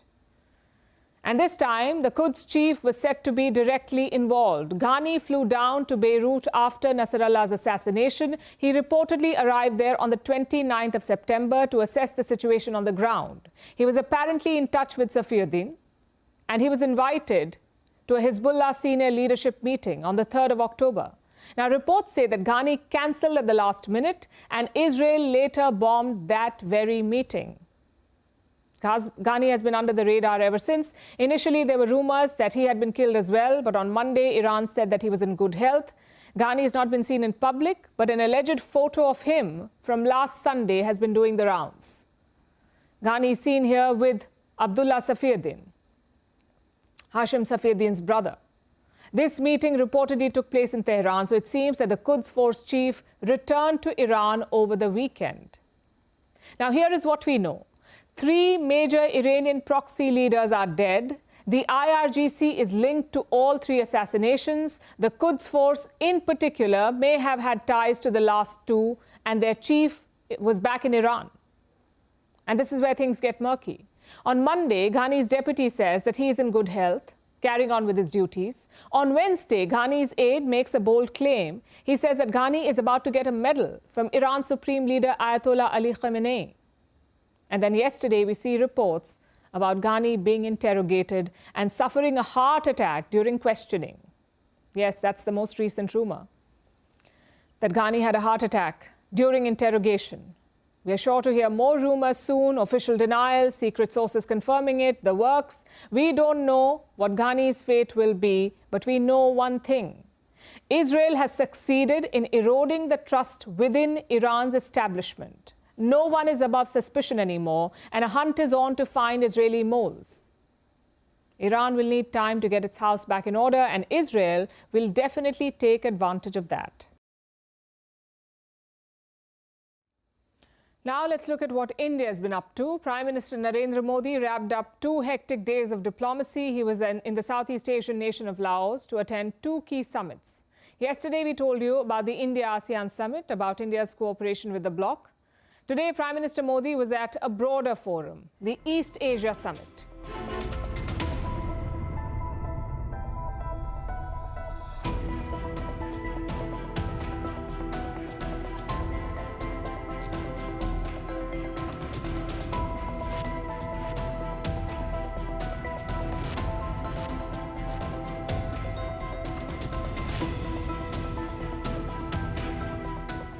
The East Asia Summit. It's a summit of the 10 ASEAN nations, along with 8 others.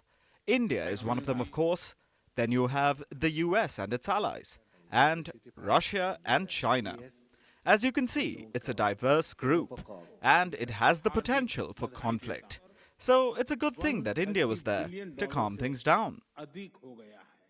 India's Prime Minister Narendra Modi was the first to speak after the host nation, and he reiterated India's take on global problems.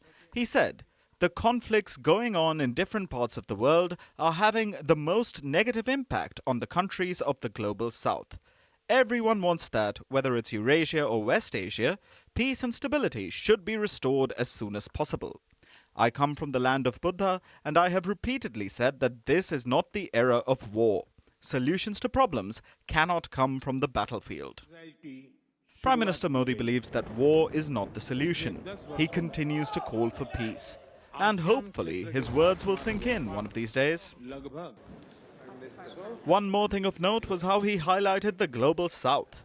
He pointed out that the wars have had a negative impact, and the brunt has been borne disproportionately by the global south. Despite the region having no role to play in the fighting, it has been hammered economically. It is collateral damage. India is in a unique position, though. It's a fast-growing economy with a massive population, so India has heft at global forums, which is why Prime Minister Modi always calls for an end of wars. It's India's way of trying to be the voice of the global south and raising our issues at the global stage. Hopefully the belligerent forces around us will listen. But while waiting for reason to kick in, India's Prime Minister kept himself busy with other matters. After the East Asia Summit speech, he proceeded to hold bilateral meetings. Modi met with New Zealand's Prime Minister Christopher Luxon. They discussed a potential free trade agreement between the 2 countries. Luxon said that he's hopeful that such a deal could manifest in the next 2 years. After that, Modi spoke to the US Secretary of State, Antony Blinken, and Thailand's new Prime Minister, Paetongtarn Shinawatra. Again, expanding trade was on the agenda. Then came the main bilateral between Prime Minister Modi and his Laotian counterpart, Prime Minister Sonsai Siphandone. Remember, Laos was the host country for this East Asia Summit, so of course a major bilateral was part of the agenda. India and Laos signed multiple MOUs on defense cooperation, customs, broadcasting, and some smaller cultural projects. India has agreed to provide about $150,000 to Laos to preserve temples and murals, and about $1 million to boost food security. Before leaving, Prime Minister Modi gifted some handicrafts to all the leaders he met, a way to showcase Indian craftsmanship. All in all, it was a successful trip for the Indian Prime Minister to Laos. Now let's shift our focus to China. A new controversy has erupted involving Foxconn. It is the world's largest assembler of iPhones. Chinese authorities have detained 4 Foxconn employees. They worked in the company's Zhengzhou plant. And what are the charges? The local authorities are silent over these arrests. Taiwan's government has criticized the move. It has termed these detentions as quite strange. Foxconn is a Taiwanese company, but most of its manufacturing happens in China. Tensions between China and Taiwan have been growing for a while, and it appears that Foxconn is now caught in the crossfire. Here's a report. In China, it's dangerous to get too rich. This argument was made by a piece in the Financial Times. It created quite a stir. It showed how famed Chinese billionaires like Jack Ma and Colin Huang found themselves in the crosshairs of Chinese law enforcement. In Xi Jinping's China, businesses have a target on their back. And the latest victim is Foxconn. Yes, the company that makes iPhones for Apple. 4 employees of Foxconn are in detention. Reports say these workers are Taiwanese, but they worked in China's Zhengzhou, where Foxconn has one of its biggest plants. The arrests appear to be suspect. The charges against these employees are a bit vague, like misappropriation of funds and breach of trust. But Foxconn says these workers did nothing wrong. Foxconn suffered no losses. Neither were any of its interests harmed. Then why are these employees arrested? Taiwan has already termed these arrests as strange. But this crackdown fits a pattern. Several Taiwanese workers have gone missing in China this year. Since January, at least 77 such incidents have been reported. Often these victims end up facing charges of fraud, and the fate of these cases remains unknown. But Taipei has been increasingly expressing concerns. Taiwan's government has issued a series of warnings advising all Taiwanese people to not travel to the mainland. Just like Foxconn, several Taiwanese businesses depend on the mainland. They have significant business interests in China, and they often pick professionals from Taiwan to run the business operations in the mainland. Any other country would view foreign workers as assets, but increasingly, China views these professionals as threats. Under Xi Jinping's watch, Chinese authorities have launched a sweeping crackdown on foreign businesses. The reason? National security. Taiwanese workers are easy targets in China. Beijing claims Taiwan is not an independent territory, but part of China. It views supporters of Taiwan's independence as separatists. Beijing has even threatened to execute them. But it's not just the Taiwanese. Since last year, Chinese officials have raided a number of foreign firms. Again, they invoked vague Chinese laws for this. Most accusations revolve around data, intellectual property, and of course, national security. This can't just be a coincidence. Foreign businesses should see the writing on the wall as it becomes increasingly unsafe to operate in China. Let's turn to Bangladesh now. It's been more than 2 months since Sheikh Hasina was toppled, since the so-called Dhaka Spring. And what are they doing with this newfound freedom? Well, see for yourself.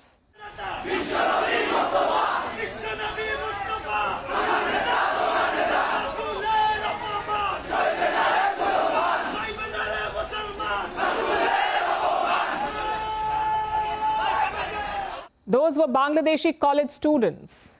And did you see their flag? It looks very much like the flag of the Islamic State, a black background with white font. But why are these students flaunting an ISIS flag? And why are they marching?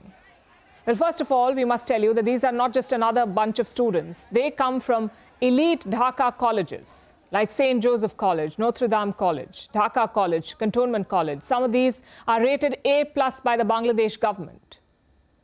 And why are they marching? Well, one reason is a controversy in India. The students say that a Hindu monk insulted Prophet Muhammad, so they're demanding action.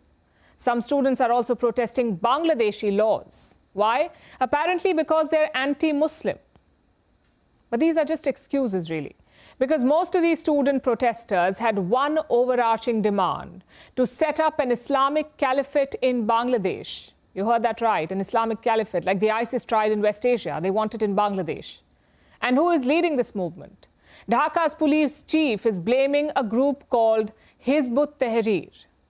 Now, this is a global terrorist group. It was formed in Jerusalem way back in 1953. And its objective, to establish a caliphate across the world, even in places like India. Bangladesh had banned this group in 2009, but now they're looking for a way back in. The Hizb ut-Tahrir leader has appealed to Mohammad Yunus, the interim leader of Bangladesh. He wants Yunus to lift the ban on his group. But will Yunus do it? Well, he did lift the ban on the Jamaat-e-Islami. He released a lot of terror accused from jail.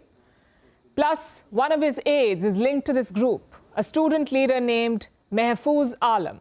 Reports say he has ties to the Hizb ut-Tahrir. If true, the signals are not good, and this will worry India. On Thursday, New Delhi banned this group. It's been declared a terror organization by the Indian government. Perhaps India fears a resurgence, a comeback of the Hizb ut-Tahrir. So let's take a closer look at their plans. The Hizb ut-Tahrir has been trying to infiltrate Bangladesh's army, and they've had some success. In 2011, there was a coup attempt in Dhaka. The army arrested 15 of its officers. In their statement, they blamed Hizb ut-Tahrir. Apparently, the coup was plotted to install a caliphate. What does that tell you? That despite the ban, they had enough clout. Even these student protests are an example of that. And it's an alarming trajectory. The only solution is a crackdown. You cannot let such movements grow. It's not freedom of expression or assembly. It is promoting terrorism. So Mohammad Yunus must put his foot down. He must nip this ideology in the bud. And to be fair, we have seen some indications of that. Some attempts, at least. After Sheikh Hasina's ouster, the Hizb ut-Tahrir started organizing rallies. Immediately, the cops went after them. Even now, 10 people have been arrested. But it's far from enough. You must fight the ideology as well. Yunus has been willing to cede space to Islamists. He has downplayed attacks on minorities, especially the Hindus of Bangladesh. And such moves encourage radical elements. They feel like they can get away with anything.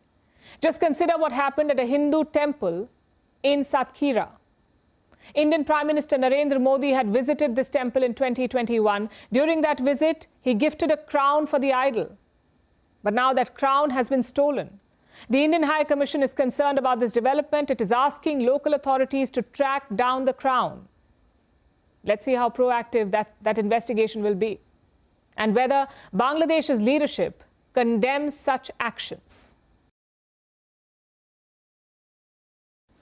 Pakistan is all set to host the SCO summit. That's the Shanghai Cooperation Organization. This summit will take place in Islamabad on the 16th and 17th of this month. Heads of state will be in attendance. Indian Foreign Minister S. Jaishankar will also be there. But is Pakistan equipped to handle a summit of this scale? I ask because yesterday another terror attack took place in the country. 20 miners were killed in Balochistan, 8 others were injured. No group has claimed responsibility yet, but this is the second attack in Pakistan in just a week, which brings us back to the questions. Can Pakistan assure the safety of the SCO summit, and what sort of security measures are they taking? Our next report tells you. The attack took place on Thursday night. The location was a coal mine in Balochistan's Duki district. A few gunmen stormed the accommodation where the miners were living. They gathered them in one place and started to open fire. 20 people were killed. 3 of them were Afghan nationals. At least 8 others were injured. They remain in a critical condition. No group has yet claimed responsibility for this, but this isn't the first such attack in Pakistan. Earlier this week, 2 Chinese nationals were killed in a bombing near Karachi's international airport. The Baloch Liberation Army was behind that. So, 2 attacks in just 1 week. It's concerning for Islamabad, especially given the timing. Pakistan is all set to host the SCO summit on the 16th and 17th of October in Islamabad. SCO is the Shanghai Cooperation Organization. India, too, is a member of this group. Pakistan had invited Prime Minister Modi to the summit, but the Indian Prime Minister isn't going. Instead, External Affairs Minister S. Jaishankar will attend on the 15th of October. This is the first time an Indian foreign minister is visiting Pakistan in 9 years. The last was Sushma Swaraj in 2015. Other heads of state will also be in attendance, including the Chinese premier. So Islamabad has had to get its act together. It cannot let terror cast a shadow over the summit. So Pakistan is taking some drastic security measures. For 5 days, starting tomorrow till the 16th of October, all restaurants, cafes, wedding halls and other clubs will be closed, both in Rawalpindi and Islamabad. All cash and carry marts will also be closed in Islamabad. As part of the extensive security measures, commandos and sniper shooters will be deployed on the rooftops of all multi-story buildings in the capital as well. Not just that, suspects will not be presented in court for 5 days. Courts are also rescheduling hearings. They will only take place after the summit. Reports suggest that there's also a ban on pigeon and kite flying. Authorities have even demolished pigeon nets present on the tops of buildings and other establishments. The government has also declared a holiday in the twin cities of Islamabad and Rawalpindi. All education institutions and government offices will be closed. This is to ensure a smooth preparation for the summit. So Pakistan is pulling out all the stops, but can it ensure a safe SCO summit? Terror attacks in the country have shot up since 2023. Last year, 1,523 people were killed in terror attacks in Pakistan. This year, the number is already at 1,534. The latest terror attack is an indication of that, and it raises doubts over the safety of the high-profile meeting.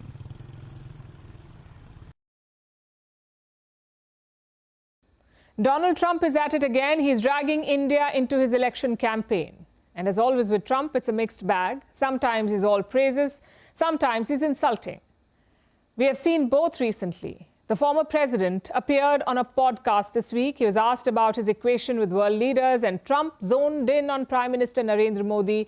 He even mimicked the Prime Minister. Listen to this. He's the nicest human being. But we had a couple of occasions where somebody was threatening India. I said, let me help. I'm very good with those people. Let me help. I will do it. I will do it. Then I will do anything necessary. We've defeated them for hundreds of years. Like I said, all praises. He called the Prime Minister of India a great friend, someone who will do anything to defend India. Cut to Thursday, Trump was in Detroit. This time he was criticizing India. He called India the biggest charger of tariffs, even bigger than China. A 200% tariff. Brazil is a big charger. The biggest charger of all is India. India is a very big charger. They probably charge as much. I mean, I think they probably charge more than, in many ways, China. But they do it with a smile, you know, they do it. A couple of things to note here. First is the policy bit. Trump is promising tit-for-tat tariffs. Suppose India charges 50% on whiskey imported from the US, then America will hike its tariffs too. That is what Trump is promising. Secondly, the political bit. We often dismiss Trump's remarks as Trump being Trump. But beyond a point, it's not funny. In 2020, he called India tariff king. Last month, he called India an abuser of tariffs. This is coming from a former US president, possibly the next US president too. So such comments can affect perceptions about India. It can harm India's trade prospects. And beyond that, it's simply not true. Trump likes to paint the world as black and white, but this issue is more complicated. If you look at the average tariffs, he's right. India's average is 17%. America charges just 3.3%. South Korea is 13%. China is 7.5%. But these numbers hide a lot of nuances. Take tobacco, for instance. The US charges 350% tariff on certain types of tobacco and 100% on European chocolate and cheese. Is that not tariff abuse? Another example is Japan. They charge, and listen to this, 778% tariff on imported rice. Why? To protect their own rice farmers. Is that not tariff abuse? The fact is, India is simply looking out for itself. New Delhi says all tariffs are within limits set by the World Trade Organization. What's more, India has signed multiple FTAs. That's free trade agreements. These are deals to eliminate or lower tariffs. India has signed 14 FTAs since independence. And the US? Exactly the same, 14. Does that sound like a tariff abuser or a tariff king? You see, these are sensitive issues, topics that must be handled with mature diplomacy. But Trump is doing the opposite. He goes public first, puts pressure on the other side, and if it doesn't work, he threatens them. In a nutshell, that is Trump's diplomacy. So if he wins, what does it mean for India? Well, not a lot will change. Trump has promised to raise tariffs on imports, in some cases to 100%, but India's economy is mostly dependent on the domestic demand. Exports make up just 13% of our GDP. In China, they make up 25%. So India won't be as affected as others.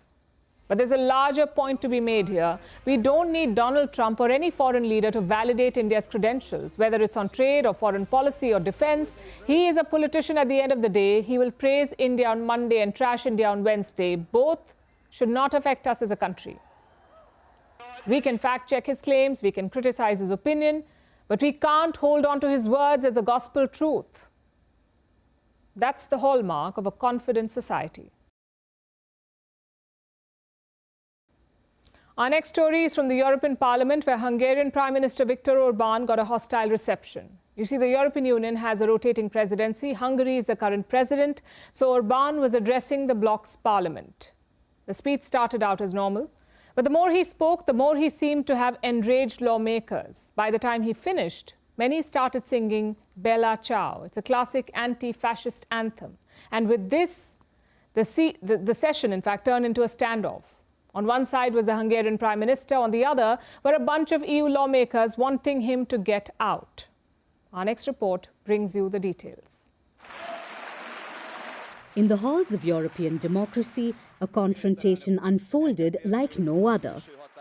A clash between Hungary's Prime Minister Viktor Orbán and the lawmakers of the European Union. A clash of ideologies, words and even music. For years, Viktor Orbán has taken swipes at the European Union.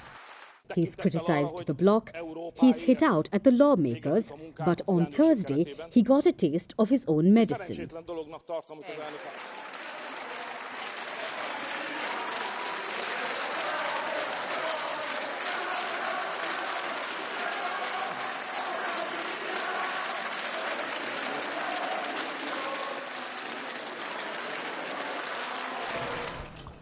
Hungary currently holds the presidency of the European Union, so Orbán was addressing the parliament.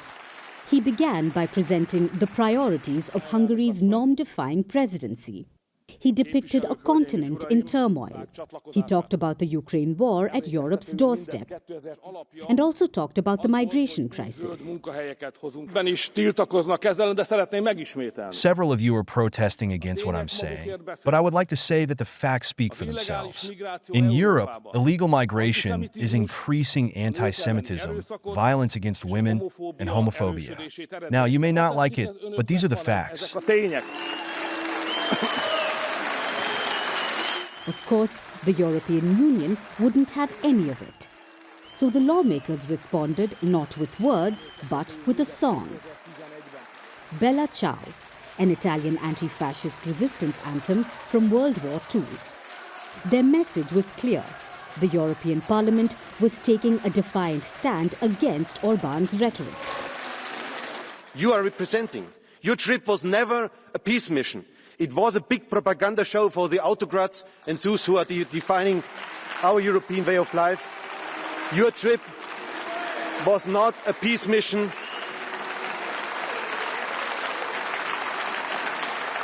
Your trip was never a peace mission, it was a war prolongation mission. That is what we speak about. The European Parliament president tried to shut them down, but even that didn't work. But this is not the Eurovision. Let's respect the dignity of this House. Please, President. Orbán's right-wing nationalist stance has long been at odds with the European Union. From his alliances with leaders like Vladimir Putin and Xi Jinping, to his outspoken support for former US President Donald Trump, Orbán's moves have raised concerns across Europe. His presence at the helm of the EU presidency further complicates the bloc's diplomatic strategy. So much so that even European Commission President Ursula von der Leyen had to speak up. The world has witnessed the atrocities of Russia's war. And yet, there are still some who blame this war not on the invader, but the invaded. Not on Putin's. There are still some who blame this war not on Putin's lust for power, but on Ukraine's thirst for freedom. It wasn't the first time the European Parliament turned to song. In January 2020, they sang Auld Lang Syne. It was to mark Britain's departure from the bloc. But this time, the melody of resistance carried a different tune. As Viktor Orban calls to make Europe great again, the battle for the soul of Europe continues, where the songs of the past echo into present-day politics.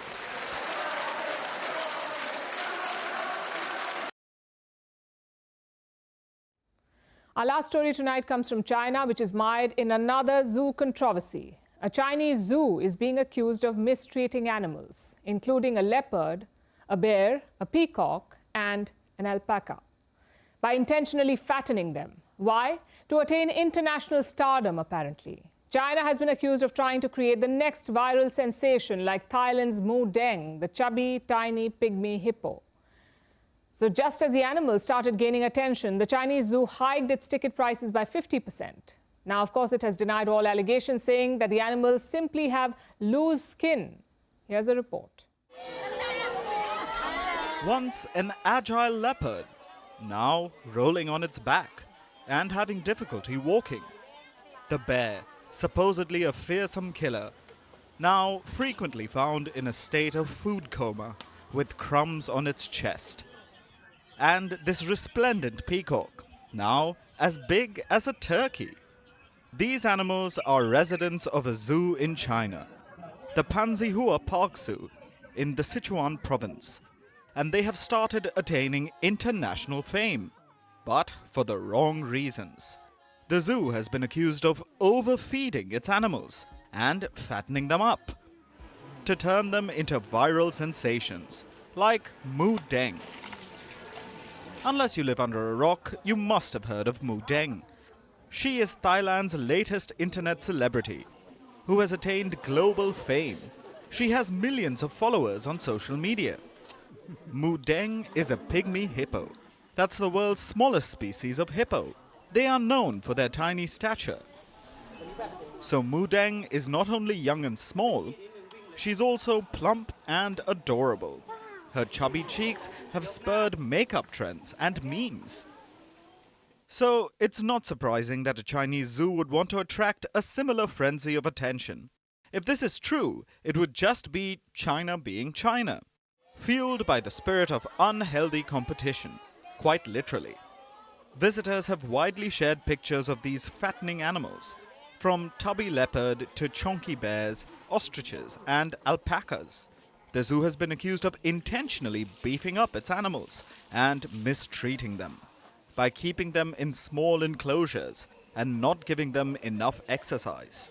While these are merely allegations, according to local reports, as soon as the animals began gaining attention on social media, more visitors began turning up, and the zoo hiked its ticket prices by 50%. Now, the zoo has responded to the allegations. They say the animals are merely healthy, and some of them simply have loose skin. Now, how does one argue with that excuse? Only Chinese scientists may be able to explain how peacocks get so much loose skin that they're dubbed turkeys. This incident is raising eyebrows. After all, China's zoos don't have a great track record. Zoogoers have repeatedly been left outraged in the country after zoos painted dogs and paraded them as pandas. When people realized that the so-called pandas they were obsessing over were barking and panting, Chinese zoos came up with the excuses, calling the animals a special breed of panda dogs. But as the outrage grew, they finally admitted to dyeing furry dogs and giving them black patches so they resembled pandas. There was quite a pandemonium, pardon the pun. And now, Chinese zoos seem to be back with bigger, fatter lies. And now it's time for Vantage shots, images that tell the story. Dancing Optimus robots take over the stage at Elon Musk's Tesla event. Larry the cat upstages Ukrainian President Zelensky during his welcome at 10 Downing Street. And northern lights color the skies on both sides of the Atlantic. Finally, we are taking you back in history. On this day in 2008, Kashmir got its first ever train service. The inaugural train was flagged off from near Srinagar. It was part of a rail link that connected the valley to the rest of India. The project was initially launched in 1998 with much fanfare, but it took over 10 years to complete. We're leaving you on that note. Thank you for watching.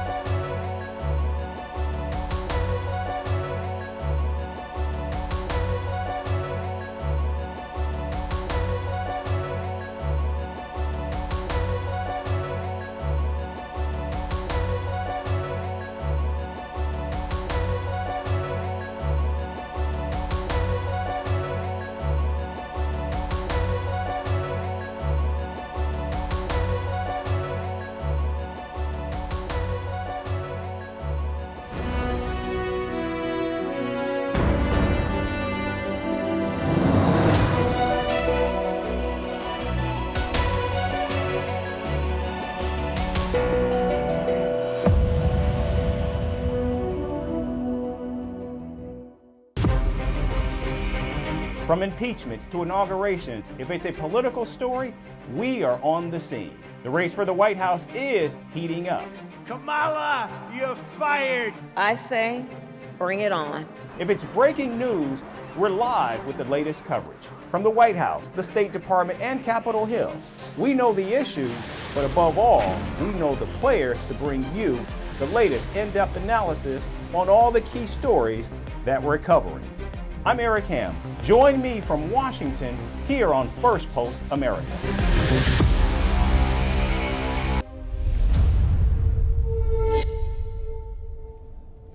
Thank you everyone for tuning in. I'm Eric Ham, live in Washington, D.C. And over the next few minutes, we'll take you from the United States and around the world, covering all the top stories of the day. But before that, here's a look at the latest headlines.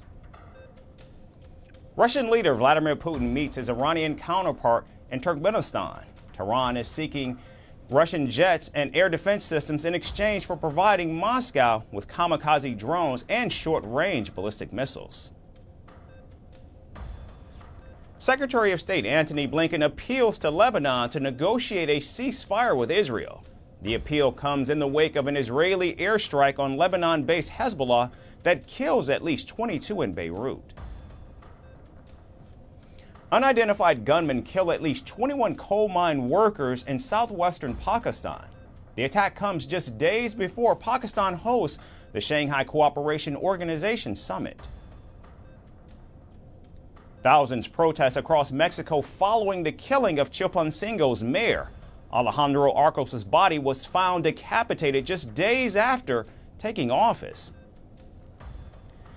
And a powerful solar storm causes the northern lights to dazzle the skies over the United Kingdom and parts of the United States. The display is the result of a powerful solar eruption of charged particles sent from the sun towards the Earth.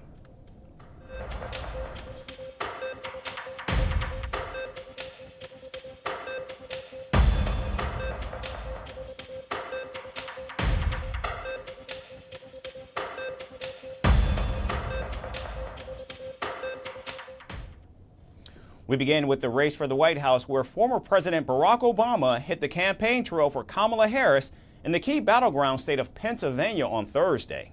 Addressing the buzzing crowds in Pittsburgh, Barack Obama delivered some of his most personal and furious criticisms of Donald Trump. Speaking to a large audience of men and men of color, President Obama urged them to do the right thing and vote for Kamala Harris. I'm sorry, gentlemen. I've noticed this especially with some men who seem to think Trump's behavior, the bullying and the putting people down, is a sign of strength. And I am here to tell you that is not what real strength is. Taking shots at the Republican presidential nominee, the former president called Donald Trump a whiny old billionaire who's obsessed with himself. There is absolutely no evidence that this man thinks about anybody but himself. I've said it before. Donald Trump is a 78-year-old billionaire who has not stopped whining about his problems since he rode down his golden escalator 9 years ago. You've got the tweets in all caps, the ranting and the raving about crazy conspiracy theories. You got the 2-hour speeches, word salad, just, you know, it's like Fidel Castro, just on and on. Now, President Barack Obama did agree that the 2024 election is much closer than anticipated. However, he did add that Kamala Harris was in fact ready to be the next commander-in-chief and would do a fantastic job as president. The 44th president, known for his calm and cool demeanor, expressed a burst of emotions rarely seen as he accused Donald Trump of threatening America's democracy. Pennsylvania, we do not need 4 more years of that. We don't need 4 more years of arrogance and bumbling and bluster and division. America's ready to turn the page. We are ready for a better story, one that helps us work together instead of turning against each other.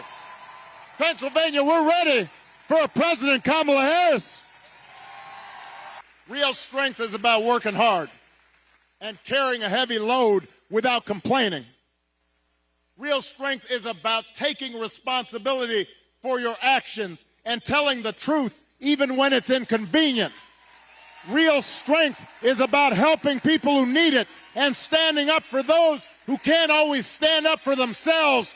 That is what we should want for our daughters and for our sons, and that is what I want to see in a president of the United States of America.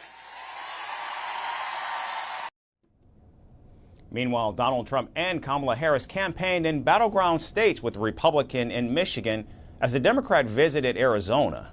With just 25 days left until Election Day, a Reuters Ipsos poll shows Kamala Harris leading Donald Trump in the suburbs for the first time, a significant development as suburbanites make up about half of the electorate. President Obama's appearance on the campaign trail showing support for Kamala Harris comes at a crucial time. The race is still too close to call, and the Harris campaign is deploying its big guns to help seal the deal. Former President Bill Clinton is also expected to hit the campaign trail for Harris as both sides make their closing arguments to the voters.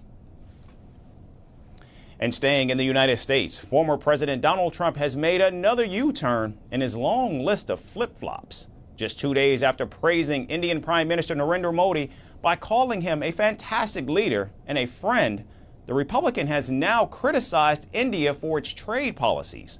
In a recent speech at the Detroit Economic Club, Donald Trump called India a key offender when it comes to tariffs on foreign goods, claiming that New Delhi imposes some of the highest duties globally.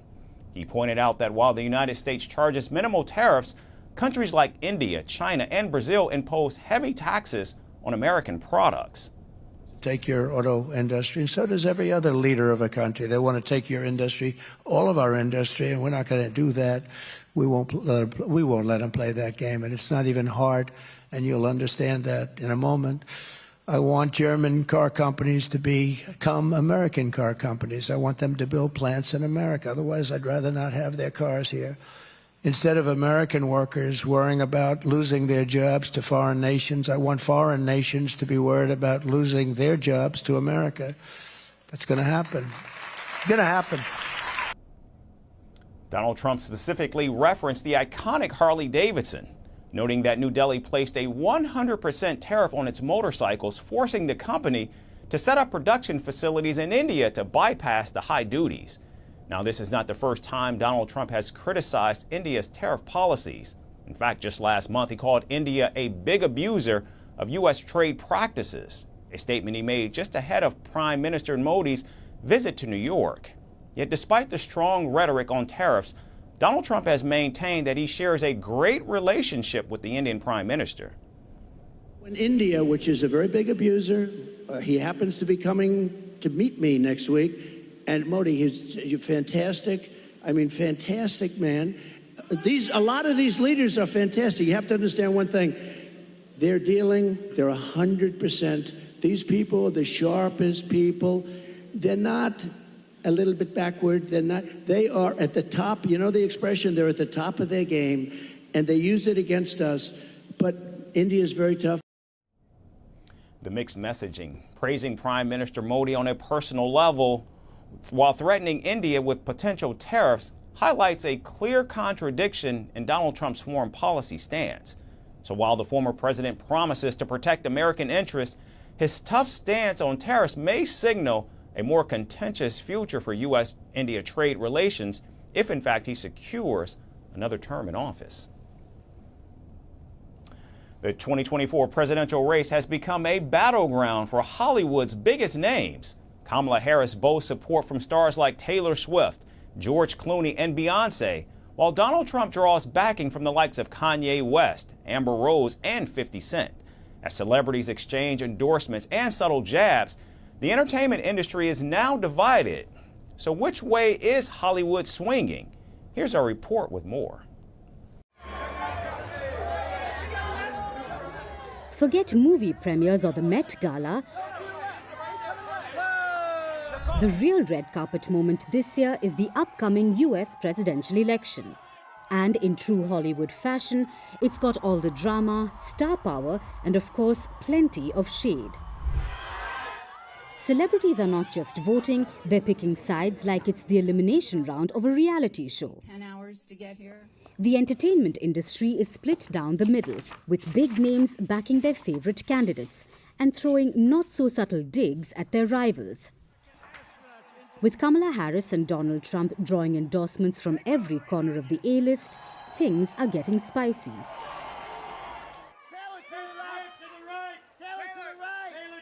First up, the reigning queen of pop herself, Taylor Swift.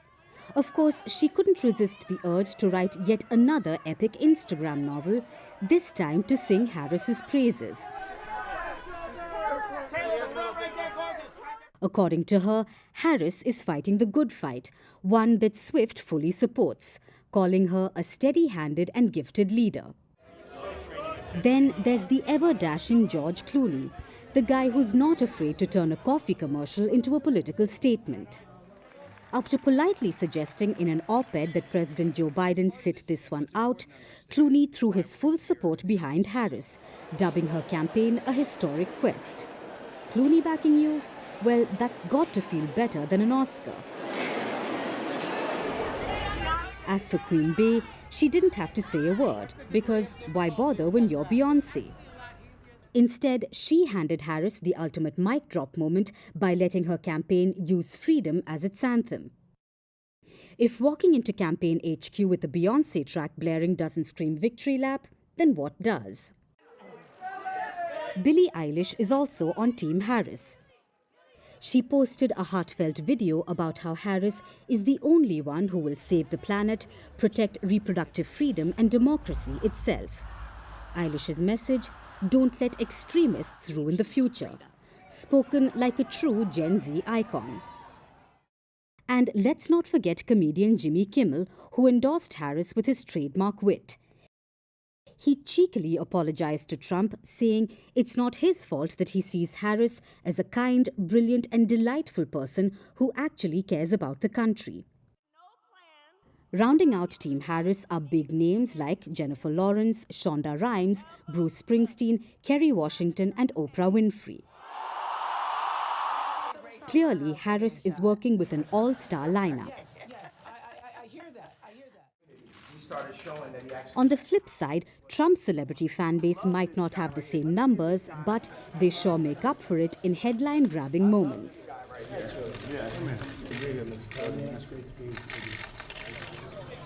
First up is rapper Ye, formerly known as Kanye West. Their relationship has been on again, off again, but when asked if he's backing Trump this time, Ye simply said, "It's Trump all day."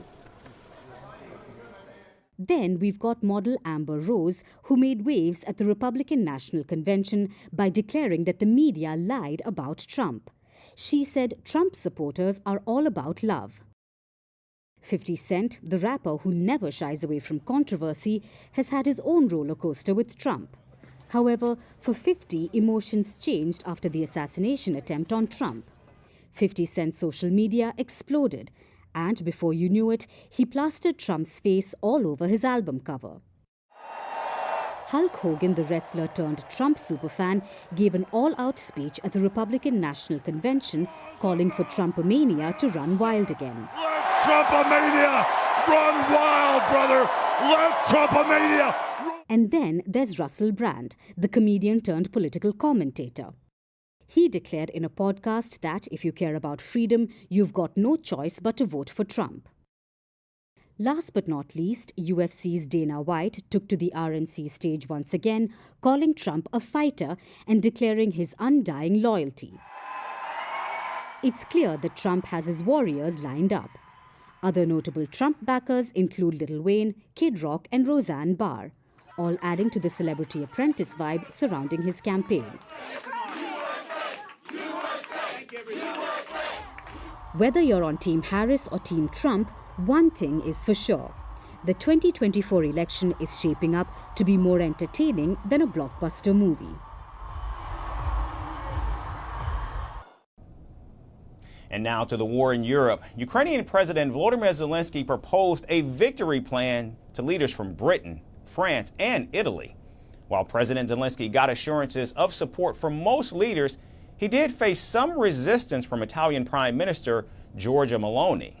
Standing alongside the Ukrainian President, Meloni told reporters that negotiating with Russia does not mean surrendering. As I have said again today to President Zelensky, is to put Ukraine in the best condition possible to set up a negotiating table for peace. A negotiating table, as we have said many times, that doesn't mean surrendering, as too many have suggested in a cowardly fashion. Looking to a future of peace and prosperity, looking to European future also means looking to reconstruction. So I am happy to take this opportunity to announce the date of the next Ukraine Recovery Conference, which will be in Rome on 10th and 11th of July 2025. It is an event that we hold dear and on which we have been working for a long time. Meanwhile, President Zelensky defended his victory plan and said that his troops would create necessary conditions for a win if they could get more support from Western allies.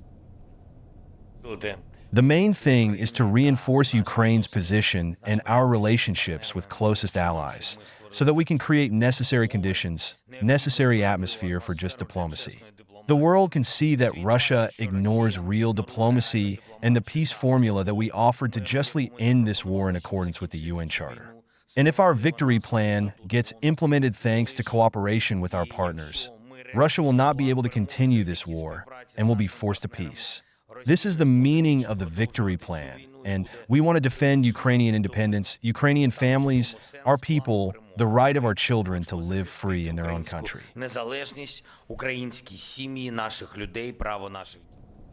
President Zelensky has been pushing for the use of Western-made long-range weapons to strike deep inside Russian territory.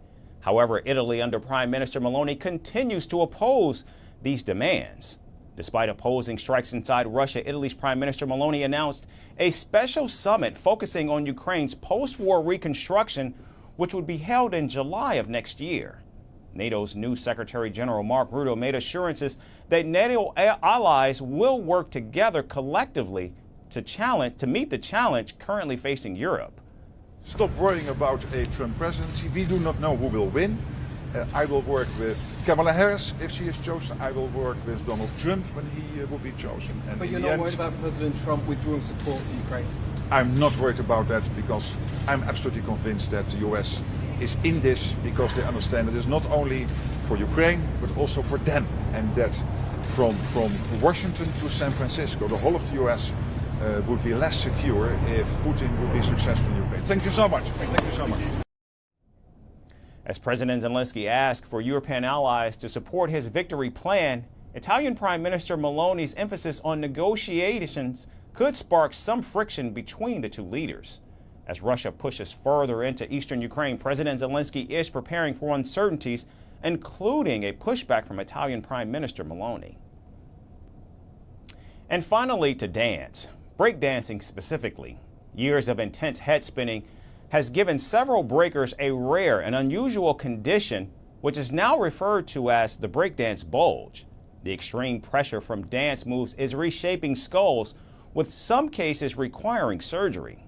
Doctors are warning breakers against spinning on their heads, as it is deforming the skull, giving it a conical shape.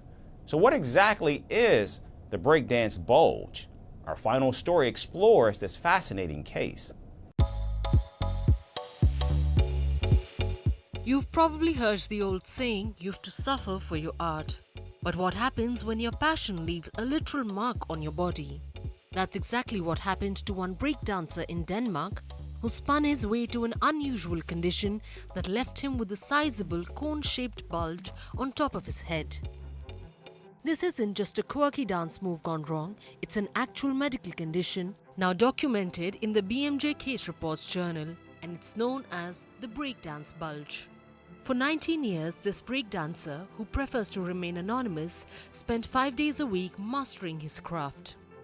His training sessions, which lasted about 90 minutes, often involved head spinning for up to 7 minutes at a time. And over time, the top of his head began to bulge, a condition unique to breakdancers who spent countless hours spinning on their heads. Initially, the dancer shrugged it off. He simply wore hats to hide the growing cone on his head, but after 5 years of worsening hair loss and tenderness, he finally sought medical advice. Naturally, doctors were concerned. Was it a tumor? Could it be cancer? But after ruling out serious conditions, they found the true culprit. Years of head spinning had caused a subgaleal mass, a lump of tissue compressed and deformed from repetitive pressure. So the dancer made the decision to undergo surgery, and it worked wonders. The bulge was removed and he could finally step out in public without feeling self-conscious, no longer needing to hide his head under a cap. Dr. Christian Bastrup Sondergaard, one of the doctors who treated him, pointed out that while his case is rare, it's not entirely unheard of.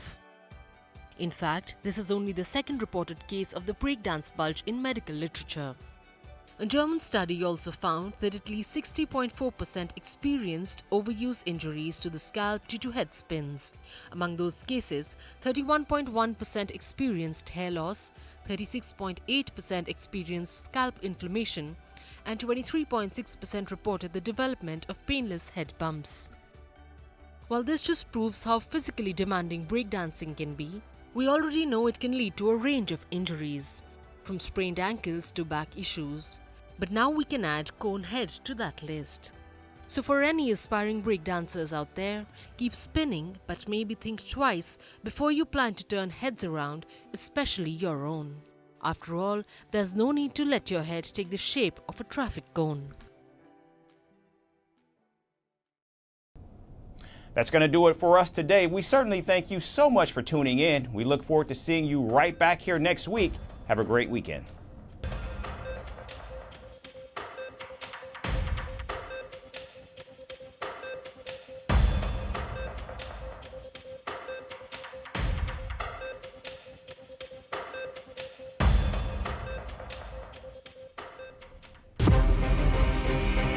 From impeachments to inaugurations, if it's a political story, we are on the scene. The race for the White House is heating up.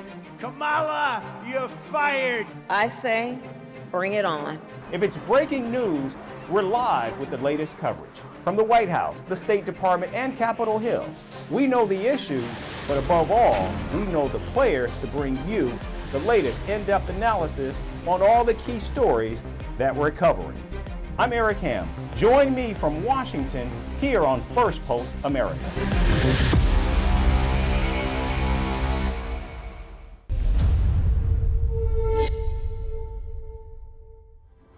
Hello and welcome to Firstpost Africa, where we get you the top stories from the continent and from across the world. I'm Alison Lagrange, coming to you live from Durban, South Africa.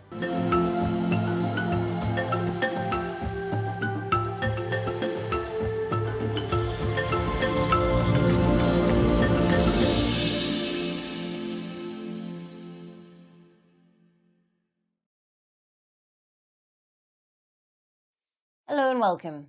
We start with the developments in the Horn of Africa. The Eritrean capital on Thursday hosted an unprecedented summit. Leaders of Egypt, Somalia and Eritrea met in Asmara to discuss regional issues. Missing from the table was Ethiopia, a country with which all of the three nations are currently at odds. While Addis Ababa was left in the cold, observers were quick to analyze that an anti-Ethiopia axis could be in the making. The three-way summit in Asmara was called by the Eritrean president, Isaias Afwerki. It was attended by Somalia's president, Hassan Sheikh Mahmoud, and Egyptian leader Abdel Fattah al-Sisi. This was, in fact, al-Sisi's first ever visit to Asmara, and reportedly the first by an Egyptian president since a stop by Hosni Mubarak in the early 1990s. The three leaders talked about the al-Shabaab insurgency in Somalia, the war in Sudan, and the tensions in the Red Sea due to the Houthi attacks. They agreed to boost security and the counter-terrorism abilities. The leaders also issued a statement in which they mentioned the need for unequivocal respect for the sovereignty, independence, and territorial integrity of the countries of the region. But this sudden summit comes when tensions are simmering in the Horn of Africa. And one nation at the center of these tensions is Ethiopia, with which the participants of the Asmara summit share strained ties. Egypt, Somalia, and Eritrea have their own issues with Addis Ababa. Let's take a look at them one by one. Now we start with Somalia. Somalia and Ethiopia have traditionally not shared cordial ties. But things worsened in January this year when Ethiopia signed a deal with Somalia's breakaway region, Somaliland. As a part of the deal, Ethiopia would gain access to Somaliland's port and a part of its coastline to build a naval base. In exchange, it agreed to become the first nation to recognize Somaliland, which has been seeking independence.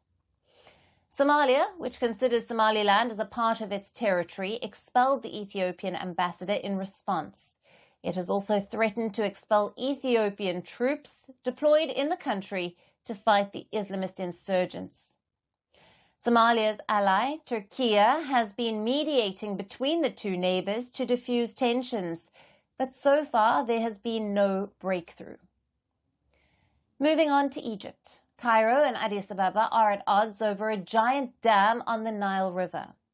Now, the Grand Ethiopian Renaissance Dam is being built by Ethiopia on the Blue Nile tributary, where 85% of the Nile's waters flow from.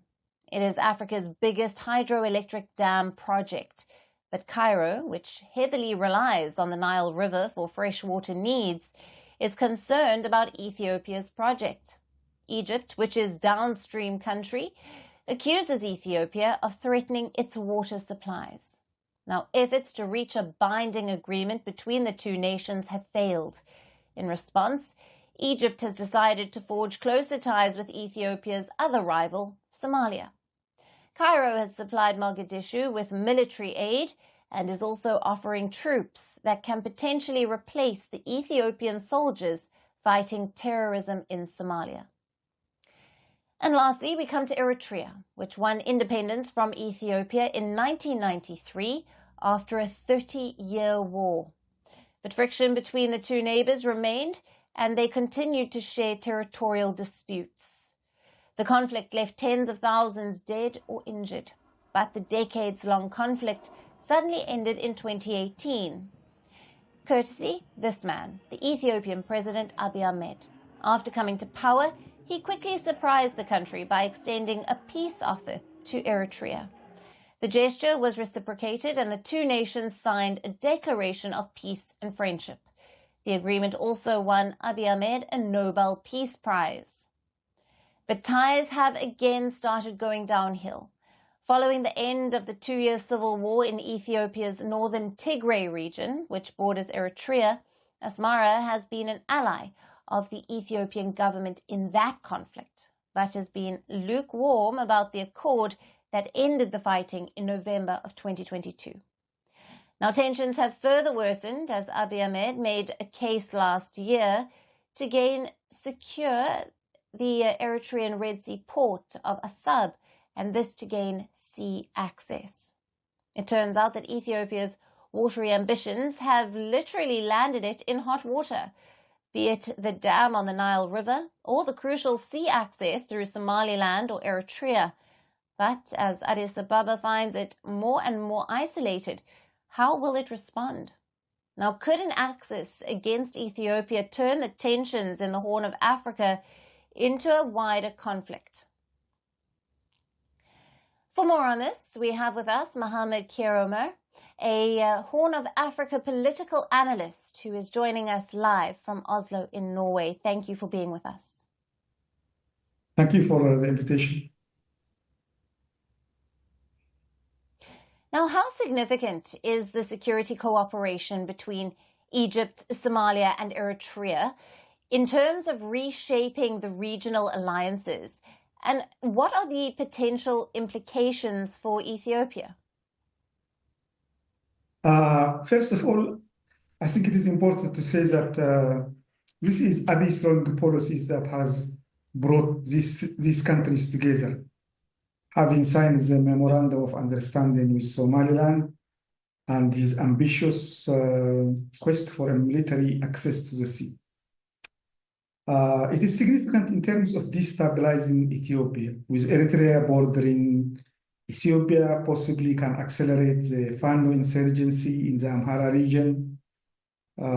It has the potential and experience in using proxies in Ethiopia to its advantage, but I don't think it will reshape alliances already existing. Ethiopia seems isolated. Its only ally is the UAE, and the relations are based mainly on Abiy and Mohammad bin Zayed friendship rather than state-to-state relations. So Somalia has signed additional agreements with Turkey. Egypt has also signed agreements with neighboring countries to Ethiopia. And also we have to look at it, for example, if Trump wins the elections, it can be worse for Ethiopia, as Mr. Trump has suggested in 2020 that Egypt might blow up the dam. Egypt would like to pressure Ethiopia to make concessions to the dam, and elections in Somalia in 2026 can change these alliances. But one thing we have to know is that alliances in the Horn form and unravel quickly, as was the case in 2018. Right. Mohammad, what are the main strategic interests that are driving Egypt, Somalia, and Eritrea to collaborate more closely, particularly in context of Ethiopia's influence in the region? I think all of them have opportunistic interests. Ethiopia has given them this opportunity. And so the main thing that drives them is enmity towards Ethiopia. Egypt has always been at loggerheads regarding the Nile, which it regards as a lifeline for its survival. And for Somalia, it is the Memorandum of Understanding with Somaliland that has brought it into this new alliance. And it has also not ruled out that if Ethiopia withdraws this deal with Somaliland, it can still also contribute to peacekeeping forces. So Somalia has left the door open. Eritrea's president himself is known to be always holding grudges and very revengeful. He thinks that Abiy has betrayed him by signing the Pretoria Agreement. So all the countries do not want to see Ethiopia also as a naval power in the region. So they have different interests. So it is these opportunities that has provided them to work, to drive them work together. Right. And in your view, do you foresee this security cooperation leading to a broader geopolitical shift in the Horn of Africa, involving perhaps other regional or even international powers? And how might Ethiopia navigate these emerging tensions? I think both Ethiopia and Somalia are fragile states. For example, Somalia hardly controls territory outside Mogadishu, has depended on peacekeepers fighting Al-Shabaab insurgency. It has loose federal states, some of whom have been in confrontation with the central government, and some also have good relations and trust with Ethiopia rather than with Egypt. And I don't think it will create a broad geopolitical shift in the Horn of Africa. The international actors and the regional actors have all been involved, like the Turkey agreement with Somalia, but Turkey plays it very carefully because it has also interests in Ethiopia and like Egypt. So it looks like it's not going to create a broad geopolitical shift in the Horn. And Ethiopia can diffuse the tensions if it draws this memorandum of understanding. And so this is how I see it. Well, thank you to Mohammad for joining us with all the latest on the significant security situation going on in Egypt, Somalia, Eritrea with regards to Ethiopia.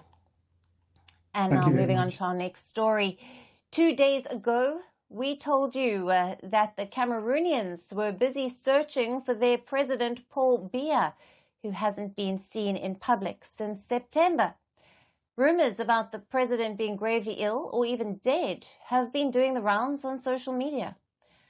Moreover, we also told you that the Cameroonian government called these rumors as pure fantasy. But what if we told you now that the government does not want Cameroonians to know about their president's health conditions through the media? Yes, you heard that right. Following several media reports that spoke about the president's health in the past few days, the Cameroonian government has come out with a directive to its regional governors. According to media reports, a document signed by the Territorial Administration Minister said that discussions about the president's health conditions were a matter of national security.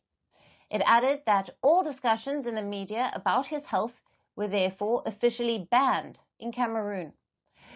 The document, which according to reports bore a red stamp reading highly urgent, noted that anyone who was found violating the order would have to face the full force of the law.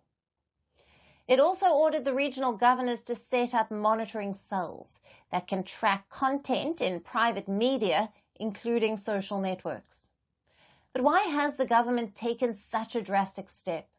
Speculations have grown in recent days about the nonagenarian president's health after he missed the United Nations General Assembly session late in September and then did not turn up at the Francophonie summit in Paris earlier this month.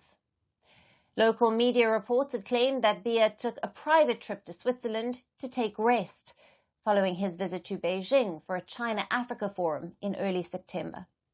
Now, reports also claim that several public events and meetings had been cancelled to make the president's schedule lighter in Switzerland.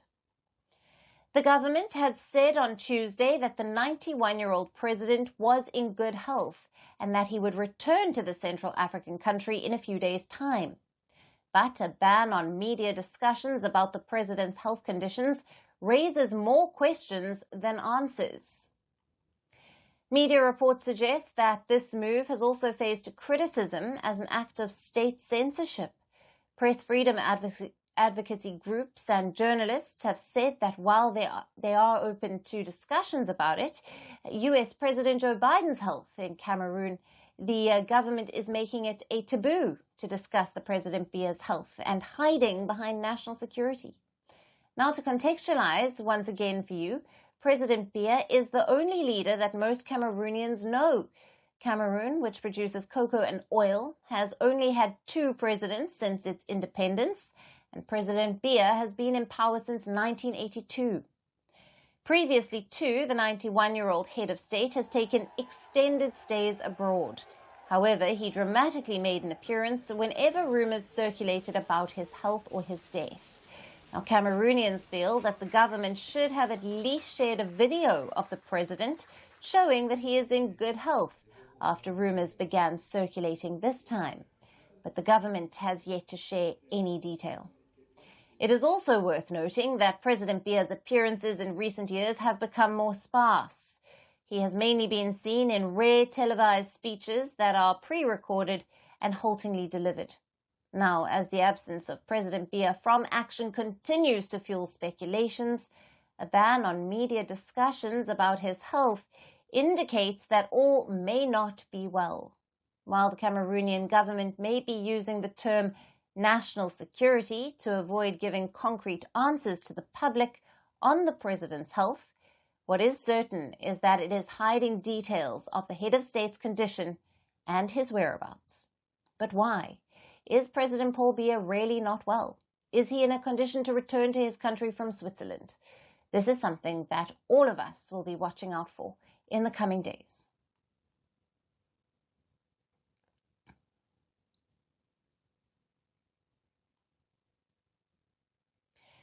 And shifting focus to Nigeria now. Nigeria's second largest city, Kano, is on high alert as several criminals are reportedly on the loose.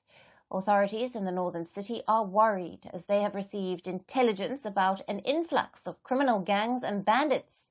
Now, these bandits have reportedly fled their epicenters where they were operating after a crackdown by the Nigerian military.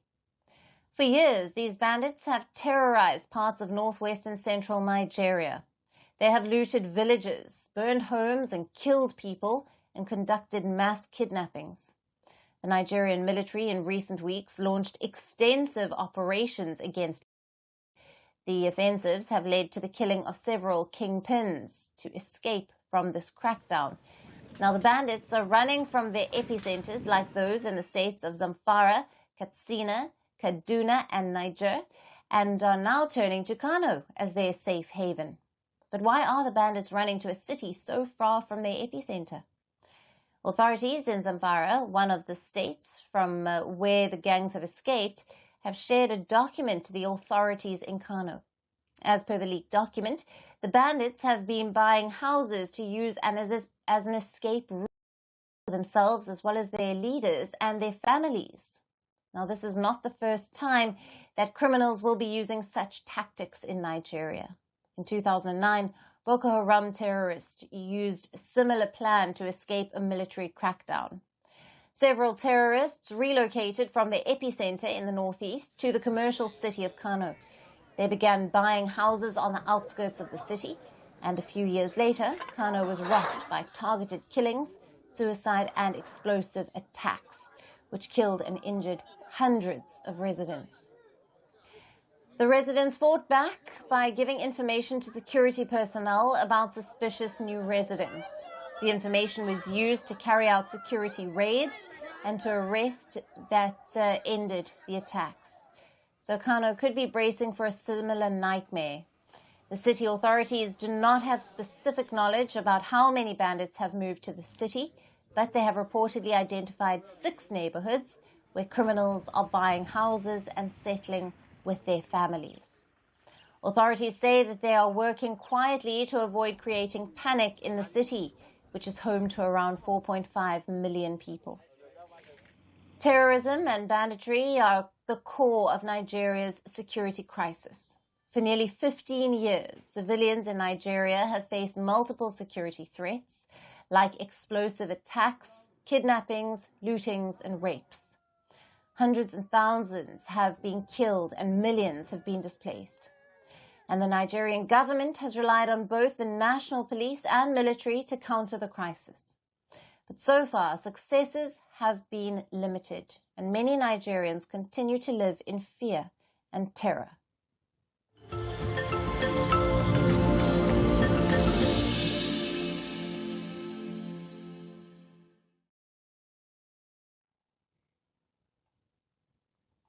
And finally, to our special segment, Resurgent Africa.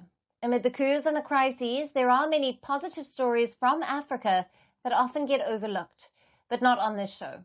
Our story today is from the Ivory Coast, where in the country's northern region, new employment opportunities generated by the government are preventing guns from making their way into the hands of the youth, giving them hope of a better future away from violence and terrorism.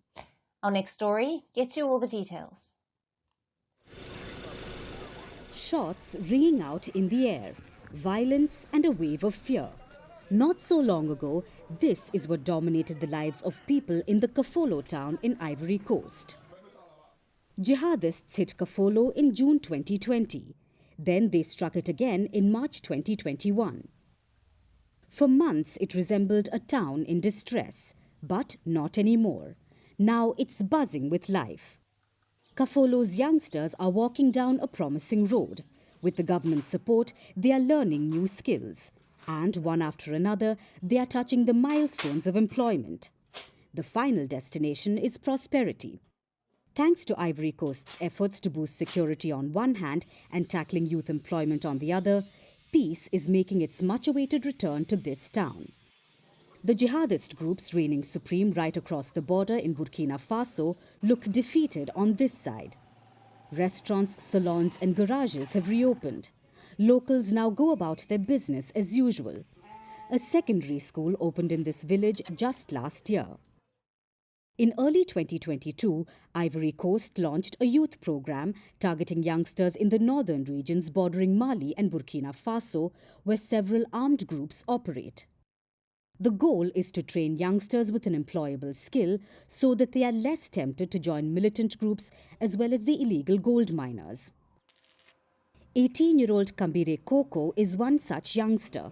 In a region where jihadist groups once recruited young people, he represents the hope for a better future. Instead of wielding a gun, Koko is learning to cut out metal window frames. He earns 30,000 francs a month, or about $50, from this government apprenticeship support scheme.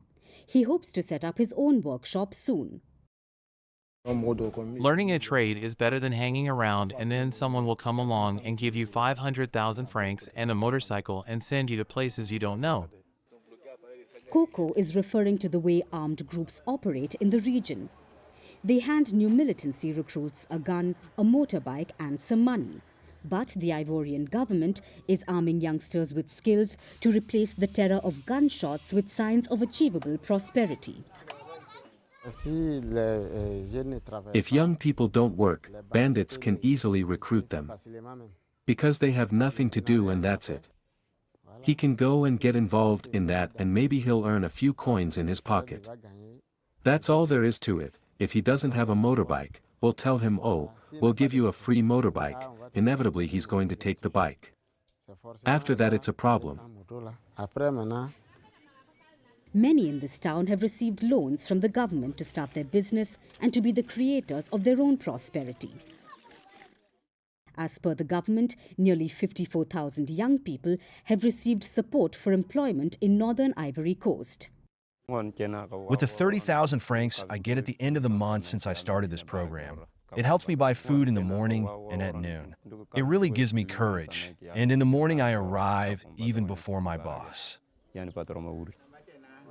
People in Kafolo say they are no longer afraid of jihadist attacks.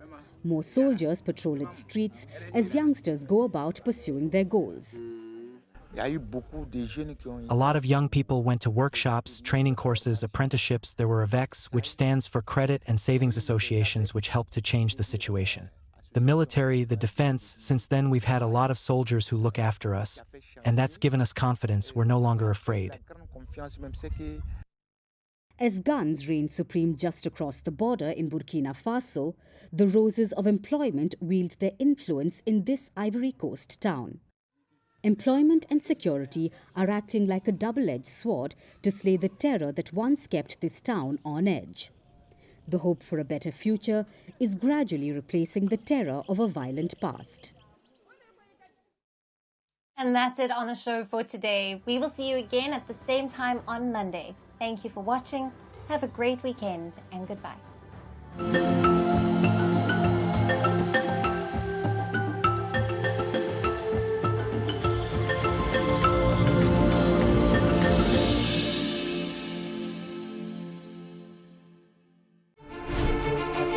Firstpost decodes the U.S. election, explains how America chooses its president, your primer on the race to the White House, everything you need to know about how America votes, and its global implications.